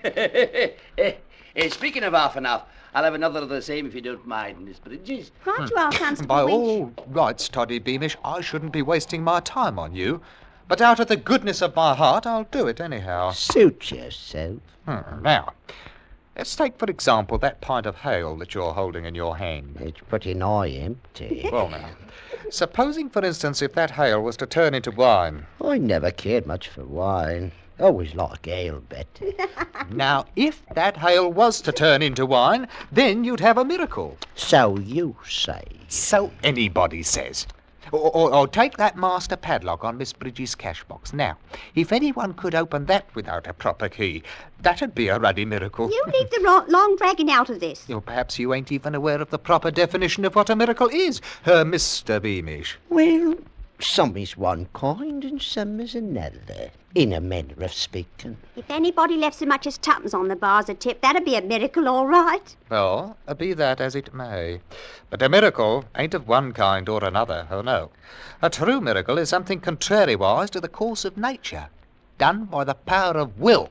Something what couldn't happen without being specially willed to happen. And miracles ain't possible. That is a lad, is, you know. Well, I wouldn't go so far as to say they ain't. It's your ignorance that's talking. Now look, you see that lamp sitting there on the end of the bar, burning as bright as you please? I see it right enough. Well, now, that lamp in the natural course of nature couldn't burn like that if it was turned upside down and hanging in the air. You say it couldn't. Mr. Beamish, do you mean to tell me All that... right, maybe it couldn't. And if it did, that would be a miracle. Very well. Now, supposing somebody was to come along, take me for instance, and he pointed his finger at that lamp like this and said, "Turn upside down." Now, if the...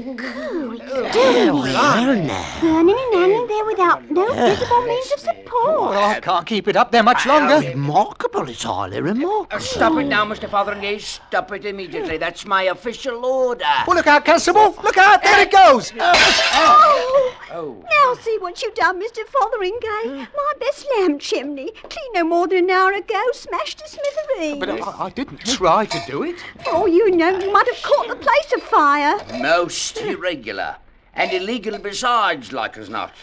No more of it now. Do you understand? But I tell you, I didn't mean for You it and to... your silly conjuring tricks. Well, all I done was to point my finger at it like that, and Stop it now. Don't you dare. Well, that's all I've done. In that case, Mr. Fotheringay, you defeat your own argument right out of your own mouth. And how is that, might I ask? If it weren't caused by some form of trickery, then what happened to that lamp was a miracle. Now, then, I ain't to hold him with no blooming miracles. Hold with him or not, as the case may be, Mr. Fotheringay, but you just stood right there and performed a real, true, honest, genuine miracle.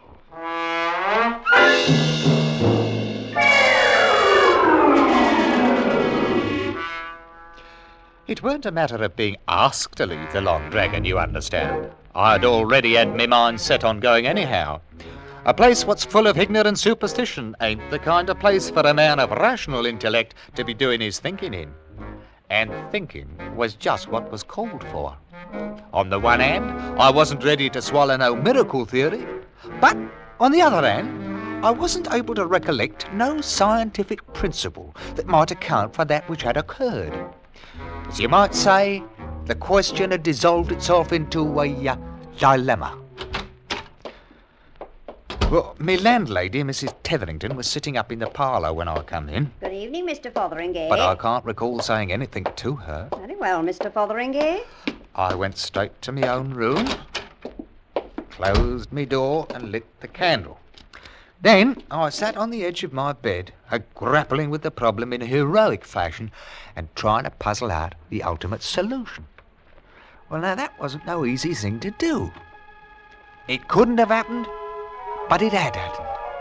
Which ain't logic, no matter how you look at it. Why, it'd be the same situation if I was to point my finger at that candle there and say, "Be raised up in the air." Hey, blimey. Hanging there like a blooming firefly. But it's contrary. Whoop, there it goes. No, now, black as your rat. Oh dear, now where in the tarnation did that confounded thing get to? Well, at any rate, there should be some matches around here somewhere.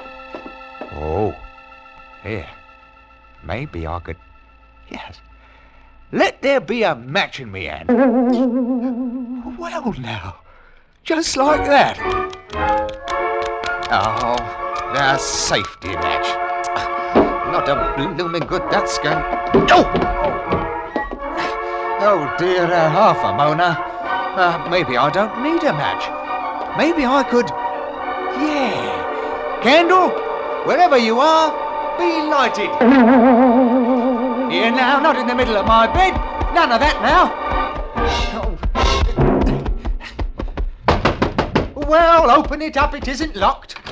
Mr. Fotheringay, might I inquire what's going on up here? Can't you recognise a man who's got his hands full of troubles? Mr. Fotheringay, why is smoke coming out of that bed? Because it caught on fire, that's why. My wall comforter with all burned in it. Taking lighted candles to bed with you, indeed. I'm not taking no candles nowhere, and I'll thank you to leave me the privacy of my own bedchamber. You've been drinking. On the contrary, I've been cogitating upon matters of science, which is far beyond the range of your feeble intellect. Well... Mrs. Tetherington, I might remind you that good steady rumours such as a man like myself ain't so easy to come by nowadays. With which I will bid you a highly, a respectful, a good a night. Well... Well, old vulture. Don't know who she's talking to. Me. A bloke what's only got to point his finger and say, "Be?" And it is. Oh, blimey, if I ain't suddenly got the power to perform miracles. Real, genuine miracles!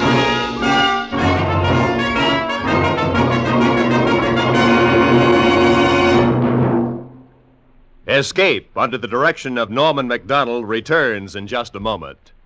Tomorrow, New Year's Day, CBS will bring you exclusively the broadcast of the Rose Bowl game between the University of Michigan and the University of California. Don't miss this colorful, exciting event, the Rose Bowl game. Michigan, the Western Conference champions, against California, fighting for the West Coast's first victory in the present series. It'll be here tomorrow, New Year's Day, on most of these same CBS stations. And now, back to Escape.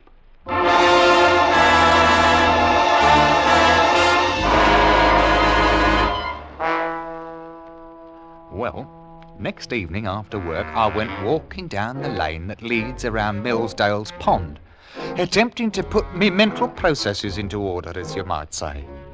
Mostly, I kept trying to cogitate on some honest-to-Betsy miracle that I might up and perform. But it ain't such an easy matter for a chap who's unaccustomed to goings-on of that nature. No, what I wanted was the genuine article. You understand? No little shenanigans, but one to make people stop and say, "Blimey now, if that ain't a real downright miracle for you." And then, all of a sudden, I had it. I just happened to recollect a chap somewheres who stuck his staff in the ground and commanded it to blossom. So I poked my walking stick into the edge of the turf. I backed off a wee bit, and I pointed my finger at it and said, "Walking stick, become a blooming bush of flowering posies." Roses, by heaven. I done it, just like that fella in the opera. Now then, what's all this here? Oh, Constable Winch, confound that man anyhow. Cease and desist, whatever it is, in the name of the law. Hey, you there, Rosebush, go back now, fast. Have a mind there who it is you're throwing bramble bushes at. There. Oh, confounded, blundering idiot. Who's conducting nefarious activities under the cover of darkness, assaulting an officer engaged in the pursuit of his natural... Well, so it's you, Mr. Fotheringay. The fact being self-evident, Mr. Winch, I will not bother myself to answer. So you'll not bother yourself to answer, eh? And maybe you'll also deny that you just threw a great heavy mass of foliage at me? I do deny it. Then no doubt it just up and flew through the air, all by itself. Constable Winch, you have just hit the ruddy nail right on the head. Oh, some more of them blasted hanky-pank conjuring tricks of yours. Is that it? On the contrary, it was merely a small miracle. You don't say so. In which case, His Honor might enjoy hearing you tell about it. So come along. I'll do nothing of the sort. Oh, resisting an officer. That'll be another charge against you. Charge, indeed. Mr. Winch, you can take your charges and go to Hades. Hey, Constable. Mr. Winch! Oh, blimey, if he ain't gone and disappeared complete like. Now, I wonder if he... Yeah, I'm thinking this miracle business is a bit touchy. Why, a man might find himself in a whole peck of trouble before he learns the knack of the thing. Oh, I'd better go and get myself some real professional advice right away.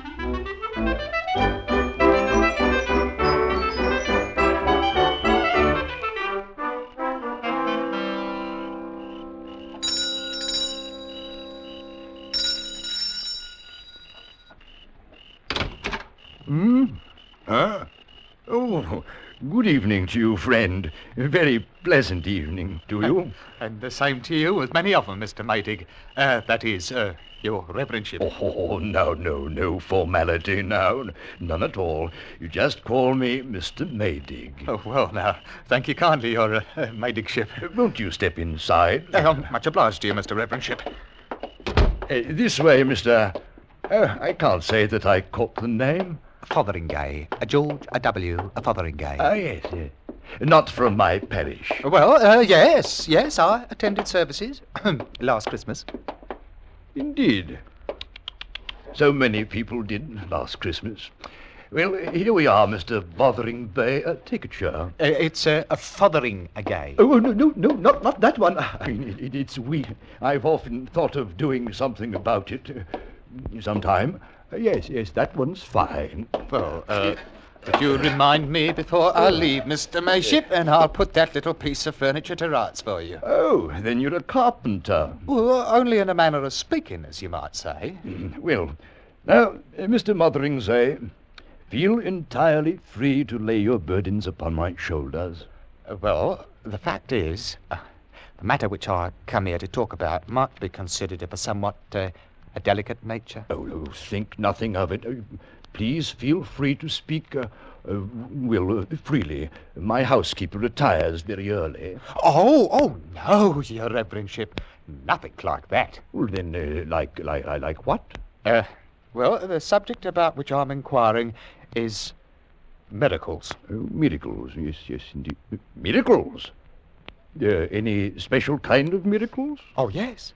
The kind which I performs myself. I see. And what sort of miracles do you perform? Well, for one thing, I've just finished sending Constable Winch to Hades. Hades? Indeed. Of course, when I realised what had happened, I had him transferred to San Francisco, wherever that is. Well, I'm sure he'll like San Francisco much better. I see you don't believe me. I can't say I blame you either. Well, after all, Mr. Fotheringay. Fotheringay? Well, very well, there's nothing else to do but for me to up and perform a few miracles before we go any further. Well, that's very interesting, I'm sure. Well, now, you take that jar of tobacco there on the table, for instance. Now, suppose I just point my finger at it like this and become a bowl of violets. That's very interesting. See? A bowl of violets. Gobblot. I mean, so it is. Of course, it ain't nothing very spectacular, your reverendship, but it's a sort of miracle a man can pass without tangling himself up in a mass of trouble. It's extraordinary. Very, extraordinary. You can see for yourself they're real violets. Indeed. Yes, indeed. Now, you take this for example. Become a bowl of fish. No, not that kind. Live fish in a goldfish bowl, swimming around. Now. Well, that's better. It's amazing. How did you do it? Just told it to. That's all? That's all. When I tells a thing to do it, it does it. It was incredible. Come on me sudden, like you might say. And, well, I'd like to know if it's real, genuine miracles or if it ain't. Well, seeing as how miracles ought to come under your reverendship's special province, more or less. Well, yes, indeed. However, usually in a somewhat more academic fashion, these are more astonishing. Well, as far as I can tell, there ain't no limit to it. Like, for instance, a bowl of fish. Turn into a pigeon. Good heavens. Oh, look at the thing, I say. Now, none of that. You stay away from Mr. Maydig now. Perhaps I'd best become that same jar of tobacco again. Well, Reverend, what do you think about it? It's amazing. It's the most extraordinary thing I've ever seen in my life. Ever expected to see. I've got to think about it and consider the possibilities. Well, I might come back in the morning. Oh, no, I wouldn't hear of it. Look here, I was about to dine when you rang. Wonder if you'd join me. Of course, I'm afraid there's only cold mutton. Well, now, perhaps there's something else you might like better. Oh, anything. Frankly, I've grown to hate the sight of them. But you don't mean that... But why not? Just name it. A pheasant. I haven't tasted pheasant in years. Oh, then now is the time. Let there be a pheasant on the table. No, not like that. Let it be dead and roasted and ready to eat. Oh, look at it. Oh, it's beautiful. Smells good, too. Perhaps we'd better, yes. Let there be 2 pheasants. And truffles? And truffles. Maybe some oysters? 2 dozen oysters. Oh, I love oysters. We better make it 3 dozen. Oh, and some cheddar. Oh, we must have some cheddar. Oh, yes. A pound of cheddar. And now, what to drink, Your Reverendship? Champagne? Well, I really shouldn't. Well, perhaps a small bottle of Moselle. 6 bottles of Moselle. A keg of stout and a case of champagne.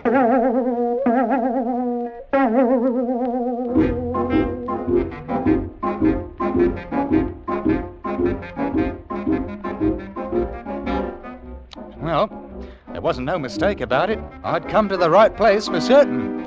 Once Mr. Maydig got over his first astonishment, he turned out full of ideas for brand new miracles. Things I might never have thought of, like as not.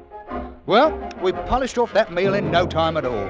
And an hour later, we was out walking in the dark streets of the village, turning out miraculous jobs so fast I fairly wore out my finger a-pointing with it. I couldn't begin to tell you all the things we'd done there in a couple of hours, but... Well, we installed a new railway line, we drained Flinders Swamp and turned it into a meadow, we cured the vicar's warts, paved all the roads, eliminated taxation, reformed the Lord Mayor, and made all the girls in the village beautiful. Oh, these weren't any of your 8 miracles. All of these were big. And we went right on turning them out, 1 every 2 minutes, just as regular as clockwork. Well, by midnight we passed clean through the village, and we were walking along the lane by Millsdale's Pond, fairly tired out by all of that thinking and pointing and performing of miracles. Mr. Fotheringay, I've just thought of another one. Oh, indeed, and what might it be? The village clock. Listen to it now. Oh, it's terrible. Oh, that's true enough. It hasn't got a very melodious sound to it. Then let's give them a good clock, a great, rich, booming one, shall we? All right, Mr. Maydig. Let that there clock become a genuine London-style cathedral clock.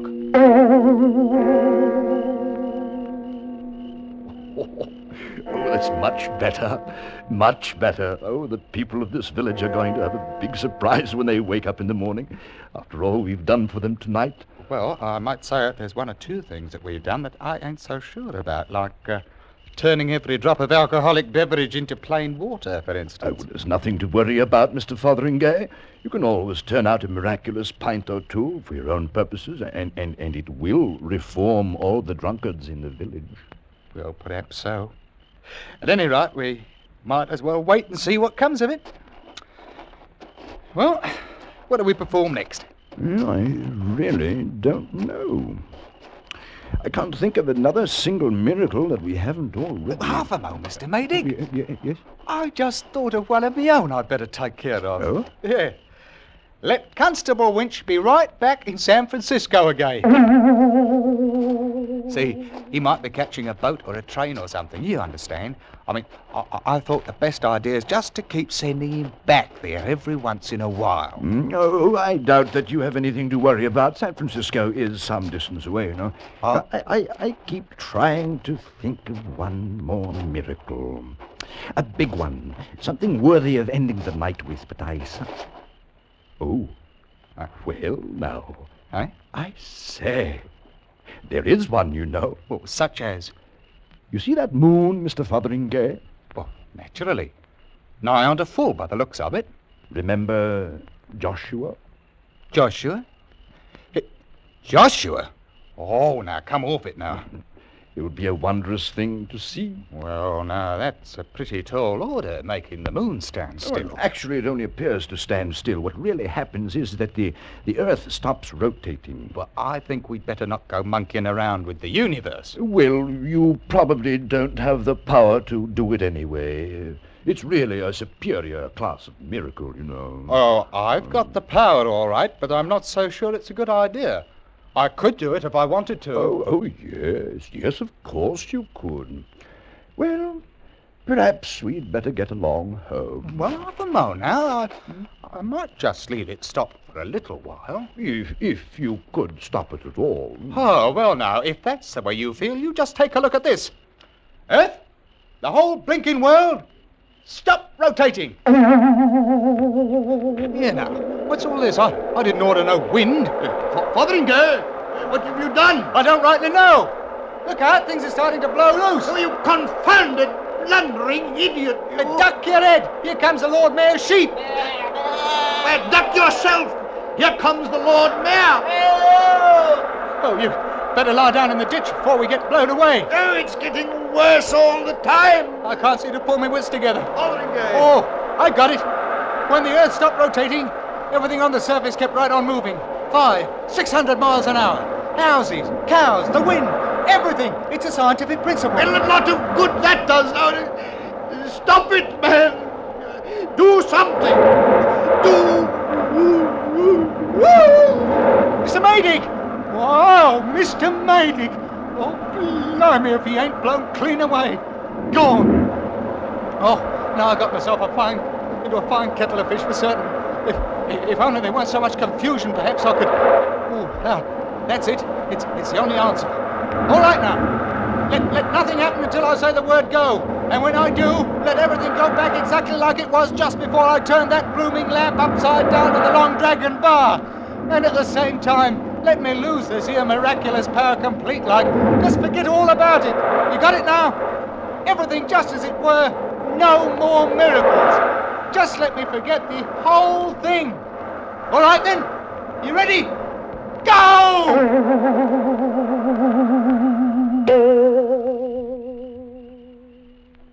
That's only what you say.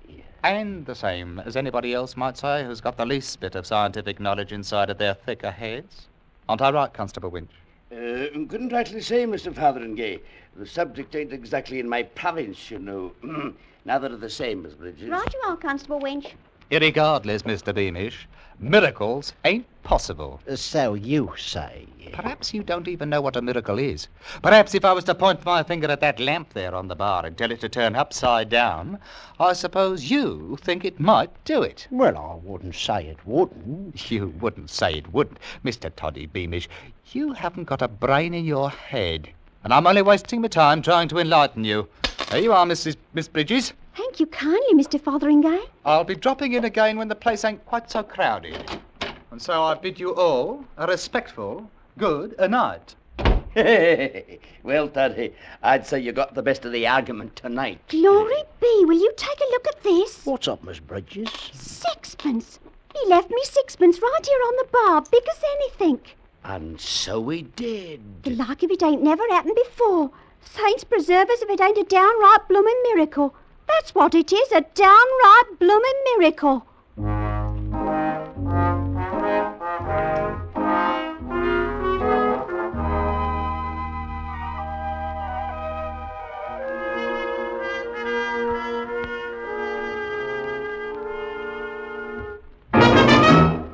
Under the direction of Norman Macdonnell, Escape has brought you The Man Who Could Work Miracles by H.G. Wells, especially adapted for Escape by Les Crutchfield.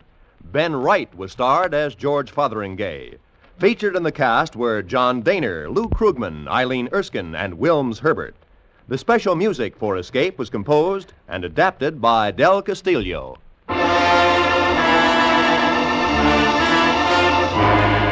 Next week, escape with us to the wind-swept peak of Mount Everest and the story of a man who sacrificed everything to climb it, as Leonard Lee tells it in his gripping story, Conquest.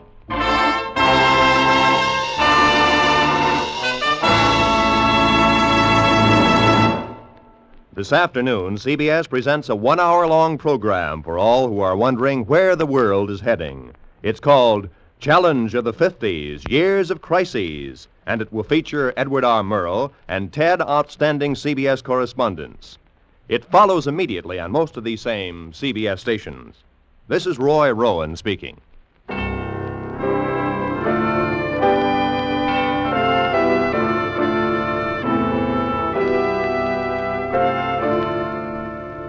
This is CBS, where you spend an hour with Frank Sinatra every Sunday afternoon on the Columbia Broadcasting System.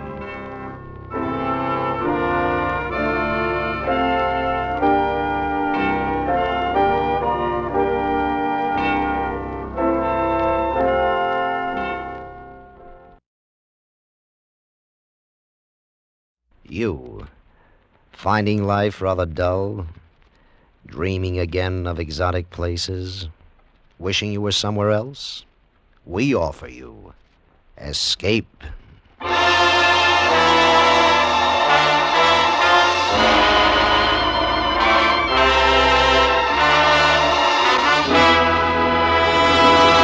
Escape with us now to the windswept peak of Mount Everest and the story of a man who sacrificed everything to climb it, as Leonard Lee tells it in his gripping story, Conquest.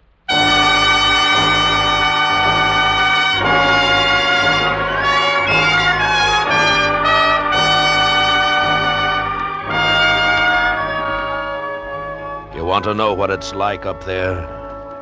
I'll tell you. It's a constant torrent of wind and snow. It's jagged rocks iced as slick as a knife blade.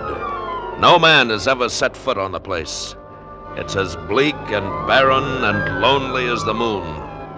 But it's Everest. Mount Everest. And when you stand on its peak and know that every inch of the world is below you, there in the palm of your hand lies the final conquest.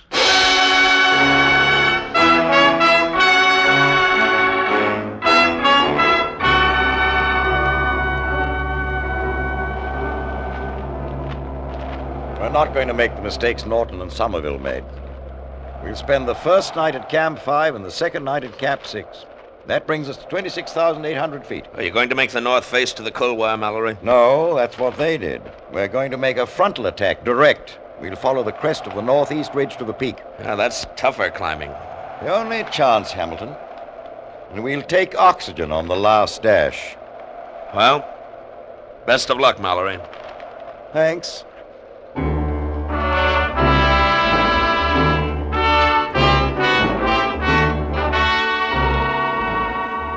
We watched them as they left Camp 4, 23,000 feet on the face of Everest. Mallory and Irvine, stocked with their provisions. Pitons, carabiners, hammers, axes, packboards, snowshoes. Two diminishing silhouettes against the powder snow of the Rongbuk Glacier, finally disappearing behind a jut in the North Col. We watched them and prayed for them, and we hated them, because we weren't part of that final run to the top.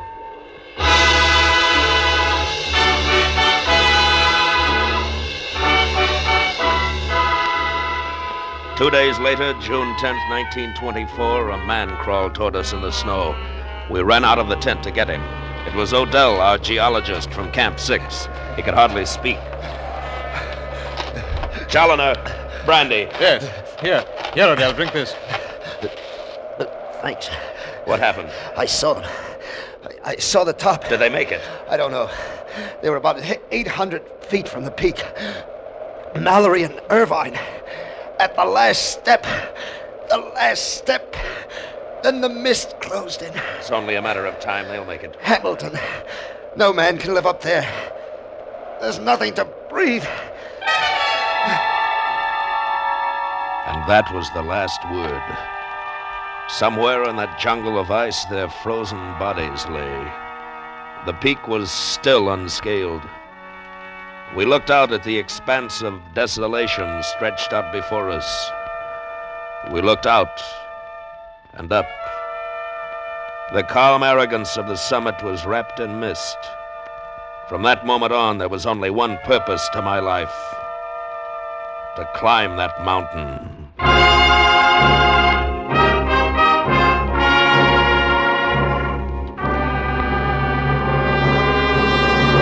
I'm sorry, Hamilton, no more money. Look, Ben, I can make it. I know I can. I've been up there. I know every crevasse. I know every rock up to Camp 6. So what's the point?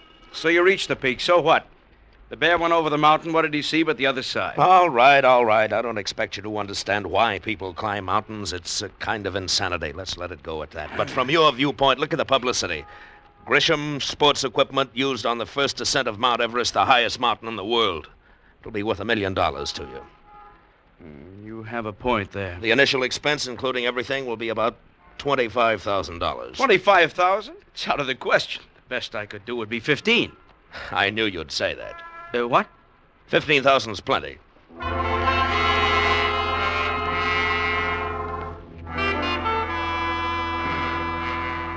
Well, what do you say, Challoner? Are you with us? Well, the last time it was pretty rough, but I'm always fool enough to try again. Fine. Who have you got lined up so far? Langmuir. He's pretty young, but he's got a lot of energy and a lot of experience for his age. Mm-hmm. Newt Revere, you know him. No. 4 of us will lead. That sounds pretty good. How about financing? The Mount Everest Committee can't supply it all, so I got most of what we need from Grisham. He makes sports equipment. It's a publicity deal. I see. Well, it's March now. We ought to have our base camp established by mid-April, and then we'll have about a month of climbing before the monsoon hits. Yes, that's what I planned. We'll be leaving in about 10 days. Can you be ready? Yes, I'll be ready, Hamilton. And so will Everest. We arrived in Darjeeling on April 2nd. We hired Sherpa porters and Tibetan guides, bought more tents and scientific equipment, and headed toward Everest, 100 miles away. But it was almost 3 times as far, snaking through the gorges of the eastern Himalayas. Our second night out, we camped in the sweltering swamp jungle of Sikkim.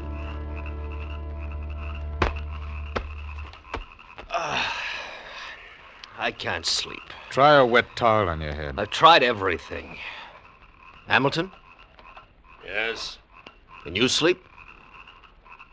No. If you ask me, we should have taken the south slope. Gets more sun, less ice. Do you hear me, Hamilton? Yes, I heard you. Well, why didn't we try the south slope? Because the north slope is explored and possible. Besides, Nepal won't grant permission. Let's try to sleep, Can't sleep. Too hot. Can you sleep, Revere? I could try if it weren't for all this talk. Hold it. There's somebody outside. Yes, who is it? The head porter. Oh, you better tell him to come in, Hamilton. Come in. Yes, Tish Bear, what is it? Not go to Chomolungma. What? Signs very bad for mountain. Death, I see. What signs? Bend of the trees and the stars. No good. Not go to mountain. All right, Tish Bear, how much? I do not understand. The bend of the trees is worth how much? Oh, signs are bad. $500. Get back to your tent. $400. $400, a blessing from Holy Lama of Rangpo. All right. But that's the last holdup, you understand? I'm sure signs will be better. Now get back to your tent. Oh, gladness. There's a Gurkha for you. The Sherbas won't come around for more money in the middle of the night. Well, good night, gentlemen. It's too blasted hot. Enjoy the heat, Langmuir. In another 48 hours, you'll wish you had every steaming bit of it.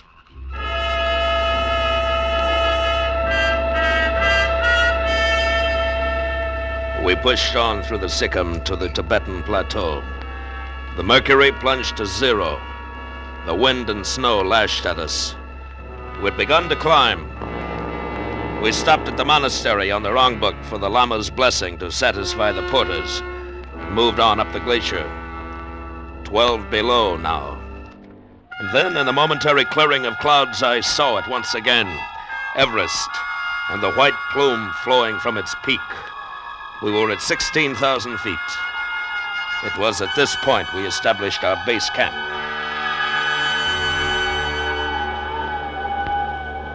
All right, Challoner, tell them what we've decided. All right. Camp 1 will be at 18,000. Camp 2 will be at 20. Camp 3 at 21. Camp 4 at 23. I will each carry oxygen. The tanks are light, but we'll have enough to last us for about a week if we use it right. When we get near the top, the routine will be 15 minutes of climbing, 1 hour's rest. We're not making the mistakes Mallory did. There any questions? Yes. How do we pair off, Hamilton? Challoner and Revere, Langmuir and myself. We'll travel together up to Camp 4, then we separate into doubles. The rest of the men will be dropped off at the camps as we move along to maintain relays. Anything else? Yeah. I think we're going to make it.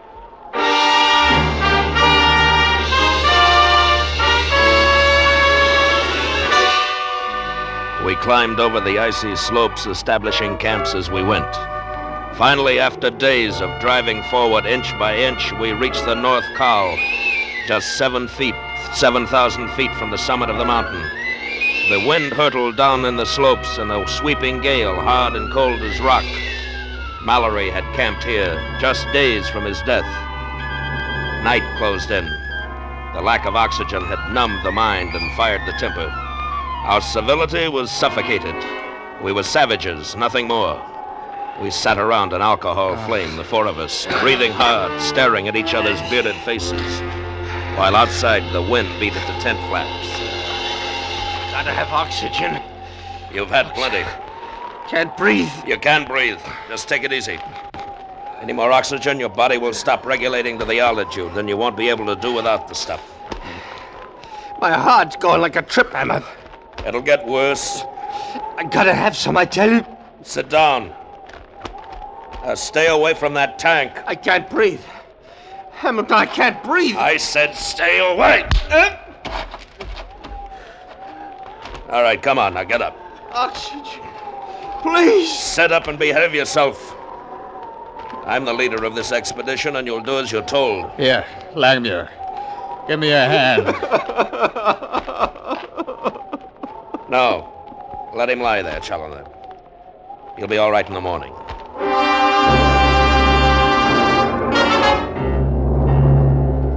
In the morning, Revere and Challoner set out to establish Camp 5 at 24,000. Langmuir and I watched them go, chopping their way up the ridge to the northeast shoulder. When we lay down, waiting, trying to conserve our strength, Langmuir stared upward, his lips moving in prayer, deep sunk eyes, chest heaving. The next day, we set out, following Challoner's marks.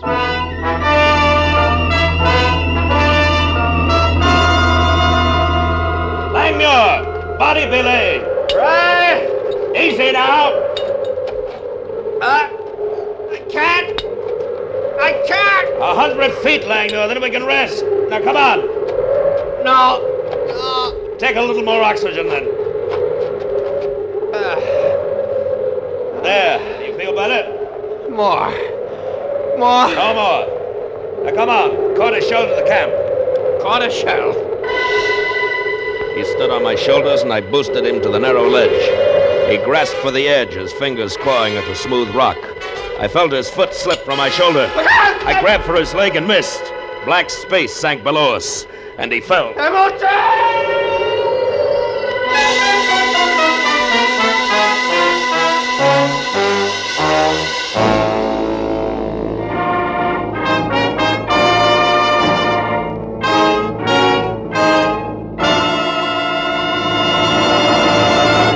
Escape, under the direction of Norman MacDonald, returns in just a moment.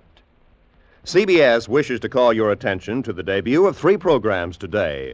Bill Goodwin's entertaining $1 a Minute, a new 15-minute news program featuring Eric Severide, chief of CBS Washington Bureau, and Charlie Wilde, private detective, which is moved to CBS from another network.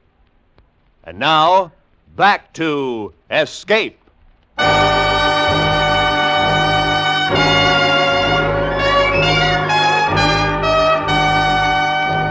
As Langmuir fell, I braced myself against rock, waiting for the rope around my waist to pull taut. And when it jerked, it burned into my flesh and tore me into space. I scrambled under the double weight, lunging desperately for a hold. I threw my arm around a snub of rock just at the edge and started to pull up. Slowly, I reached the ledge, gasping for air. I looked down. Langmuir was swinging at rope's end at a small arc above the yawning emptiness, just 100 feet below me. The wind tore at my face. My arms were aching. I felt them slipping from the rock, and then I saw Langmuir grab a handhold and start to climb. And the rope loosened, and I relaxed. He was all right. I sniffed at my oxygen, but it made me drunk. 3 hours, I told myself. 3 hours to Charlotte.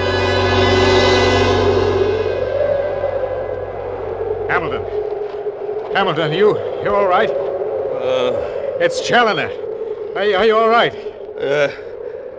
Yes, I'm all right. How did I get here? Langmuir brought you in. I must have passed out. Yes, you certainly did. Where's Revere? A rock fall. He must have been killed instantly. 3 of us. 3 of us left. We haven't even established Camp 6. Look, Hamilton, I'm not a young man anymore. I'm 38. That's fine for selling shoes in a department store, but not quite up to this kind of thing. I just about reached my limit, Hamilton. You and Langmuir, you two will have to climb alone from here on up. I think we can do it. I'll stay here at Camp 5. All right, Challoner. I hope I get a good sleep. Because tomorrow I've got a date with the mountain.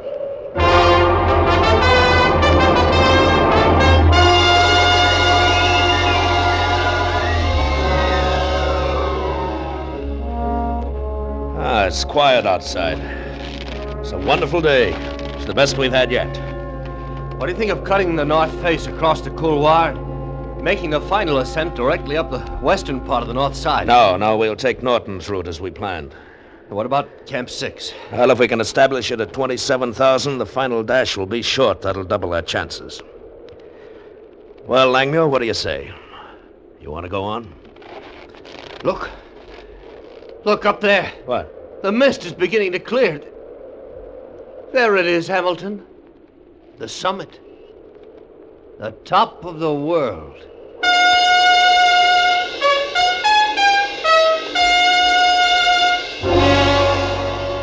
We started up again, up toward the summit. Our altitude was 25,000. We planned to camp at 27, leaving only 2,000 feet for the final spurt. We hung desperately to the sheer face of the mountain, the freezing wind whipping up from the great couloir, tearing at our grasp. All the next day we inched upward, our hearts pounding. By nightfall, we had only reached 26,000.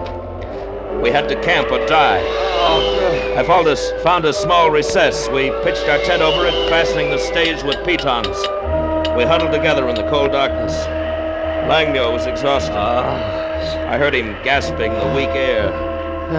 My arms and legs were swollen with pain, my lungs bursting. The top seemed miles away. Every ache in my body urged me down to the firm, warm earth.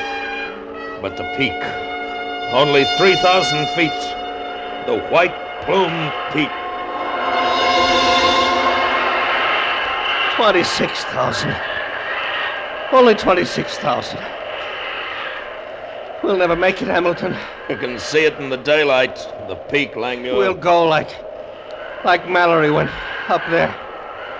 Suffocation. We'll make it. Suffocation. No air. Nothing to breathe. Stop it, Langmuir. We've got to go. Go back. We're not going back. We're going for the top. I've got to go back. 3,000 feet, that's all. 3,000 feet and we're there. Mallory. He couldn't breathe. He's here somewhere. Dead. Frozen dead. We'll make it. Tomorrow morning we're going back. Langmuir, we've climbed tougher ones than this in the Rockies. The slopes aren't hard. From here on, it's simple. We'll make it, Langmuir. We've got to go back. We're not going back. You understand? We're going to make it. Hamilton! Listen! Listen to me. If you try to turn back, I'll kill you.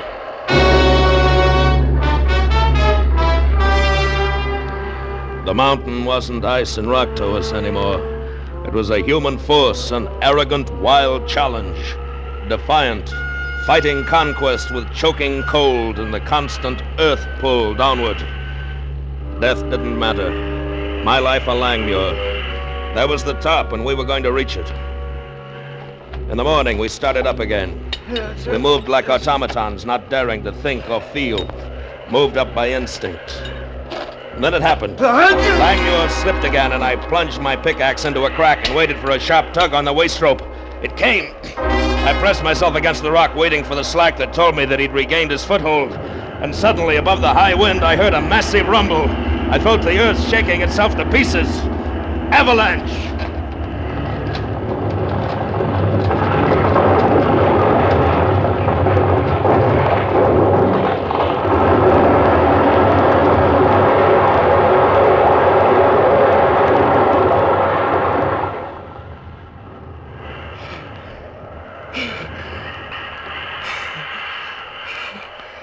Langmuir! Langmuir! Crazy! It's crazy! We'll be killed! Are you all right? I'm going back! No, wait! Stay where you are, Hamilton! Listen to me! I cut the rope! I'm going back! I'm coming down to you! Hamilton! I've got a knife! Hamilton! Don't try to stop me! All right! Go on back! Go on back! I'm going on to the top! Goodbye! Hamilton! Goodbye! Everest. I'm going to beat you, Everest. I'm going to the top. I'm going to the top.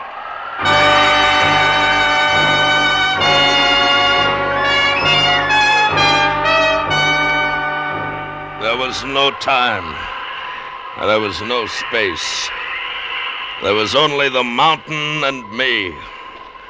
I climbed. I kept climbing. The sky darkened.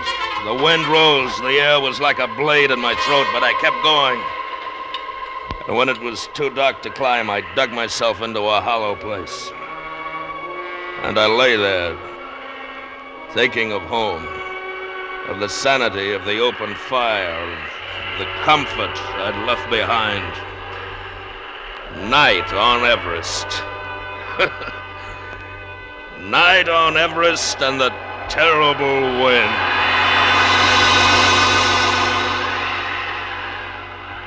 Morning broke milder and clear. I left the hollow and looked upward through the glare of the sun. The slopes were more gentle, the holds easier. It was as if Everest had suddenly relaxed its guard, for there, just above me, lay the few yards of level terrain which formed my goal. I started again, moving upward, senseless to pain. Hours later, the ground leveled and I stopped crawling. I lifted my head, and around me in every direction, clouds and peaks. Below me, the black outline of the earth. I'd made it. I was the first man ever to reach the peak of Mount Everest.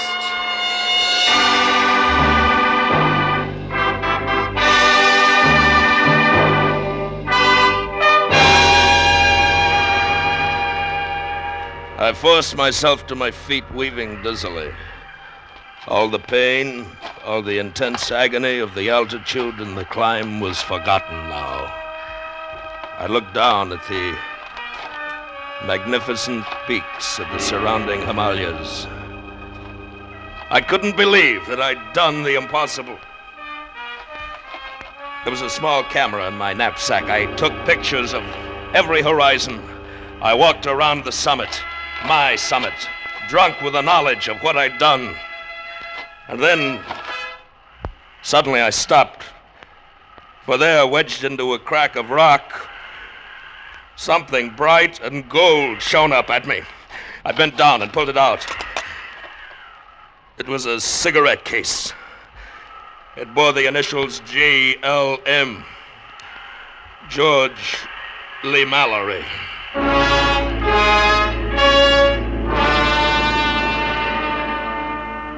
I stood there trembling, the cigarette case in my hand. An instant before, I'd experienced the elation of the greatest possible triumph. And now there was only defeat. Defeat and the indescribable hate for a dead man. Oh, how he must have smiled as he went to his death, knowing that the second man to reach the top would find his proof. The second man to reach the top. I was only the second man. And then it came to me. Why must anyone know? Why must I tell the world what I'd found? Mallory was gone. He wouldn't hear the applause. It would be me, Chase Hamilton, the man who had conquered Everest. I took a small plate of metal from my wallet and wedged it into the rock. It read, Hamilton Everest Expedition, 1925. Then I strapped on my sack. I looked below me. It would be a difficult descent. But there was only one direction to go now. Down.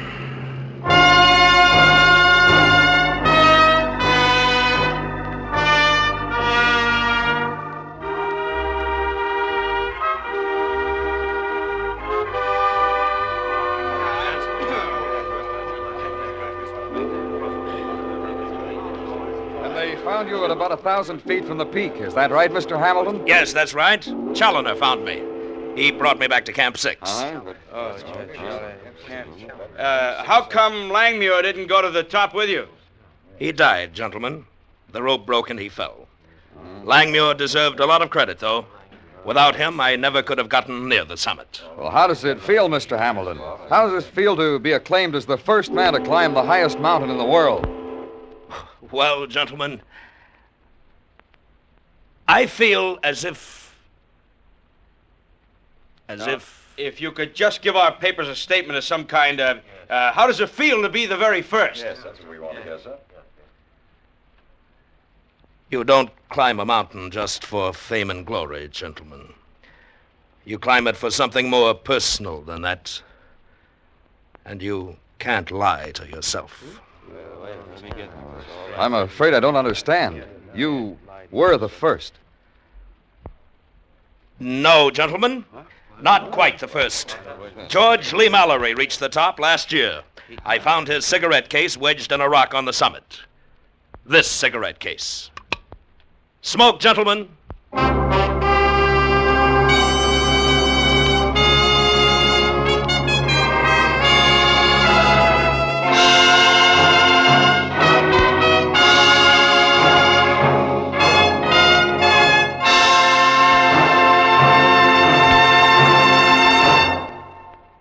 Under the direction of Norman MacDonald, Escape has brought you Conquest by Leonard Lee, especially adapted for Escape by David Ellis. Bill Conrad was starred as Hamilton. Featured in the cast were Larry Dobkin, Ramsey Hill, Lou Krugman, Jack Crucian, Larry Thor, and Ben Wright. The special music for Escape was composed and conducted by Del Castillo.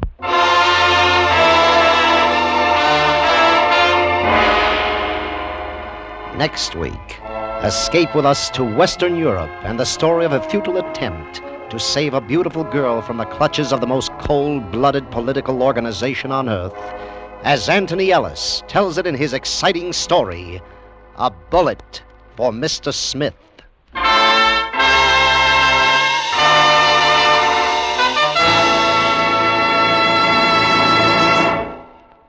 Next Tuesday evening, CBS has a big treat in store for all of you. Edgar Bergen and Charlie McCarthy, Amos and Andy, Bob Hope, Mary Martin, Judy Garland, and a raft of other stars will be on hand to salute Bing Crosby, who is celebrating his 20th year in show business. Be sure and join them on Tuesday. This is Roy Rowan speaking.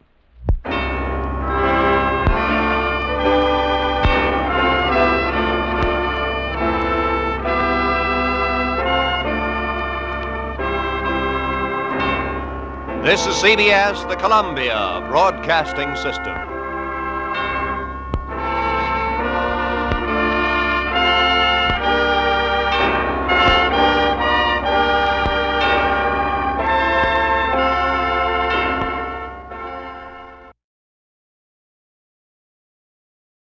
Finding life rather dull, dreaming again of places you were somewhere else. We offer you escape.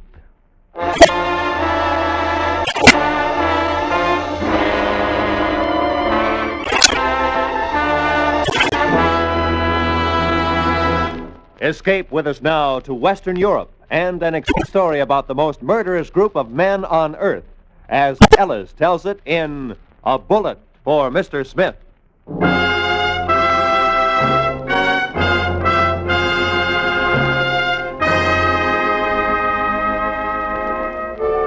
I'd been asked to take the job because as a freelance correspondent in Europe, I could travel anywhere and talk to anybody without arousing suspicion.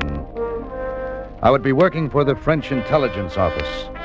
And since I was unmistakably American, it was hoped that enemy agents would be slow to discover me as a danger to them. 5 days after I accepted the job, I was told to go to a little movie on the left bank in Paris where I would make my first contact. I went, bought a ticket, and found my way to the 15th row, 4th seat from the aisle. Excuse me, please. Oh, I'm sorry. Excuse me, pardon.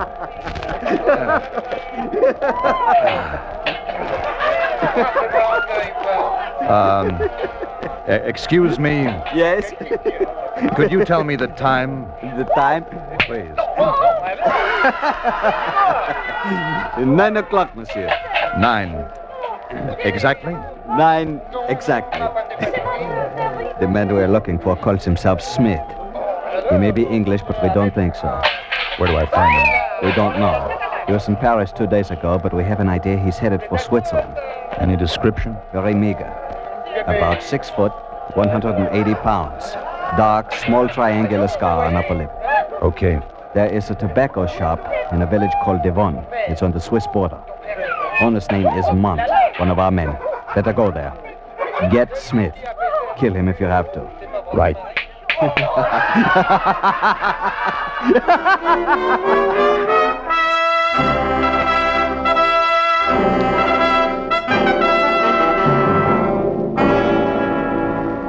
It concerned the plans of one of Western Europe's greatest defenses against invasion, the new rocket bases in France. Somebody had gained access to all the details of those rocket bases, but it remained to find out who, and then to stop him before he could get them out of the country. By midnight, I was on my way to the Swiss border. The next afternoon, I reached Devon and found the tobacco shop of my contact, Mont.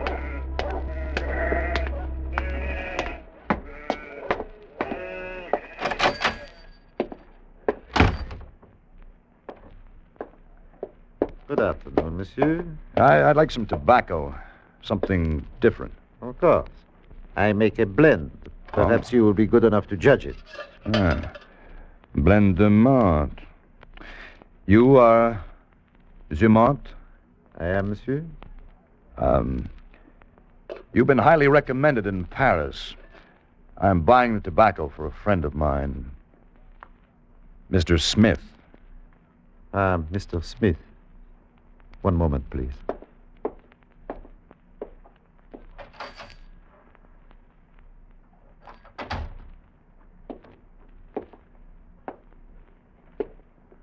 One must be so careful. This way, please. All right.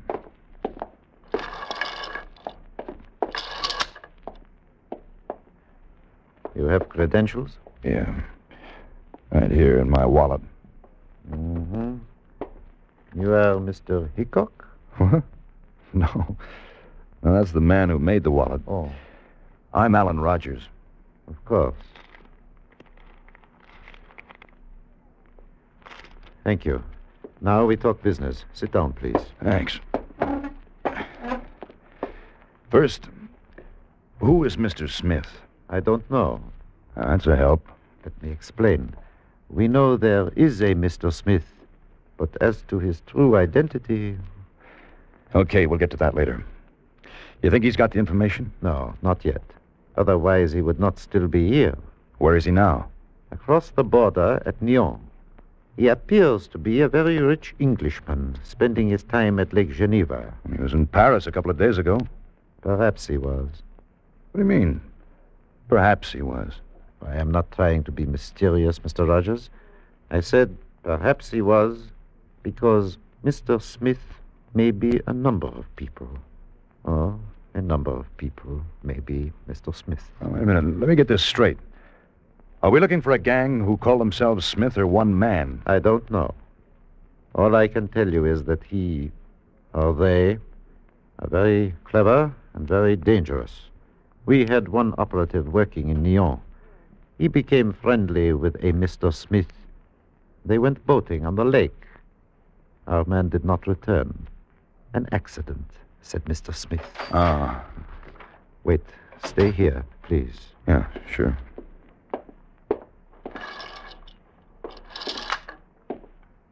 Good afternoon, mademoiselle. How may I serve you? A pack of de Maurier cigarettes, please.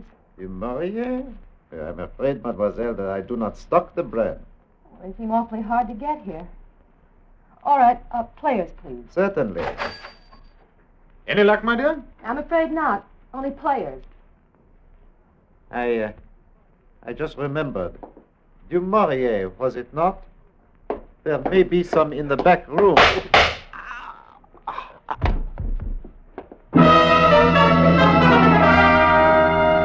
I ran to the front room, but got only a glimpse of the man as he jumped into a closed car. He was tall and wore a mustache. I couldn't see the girl. Mont lay beside the counter, a package of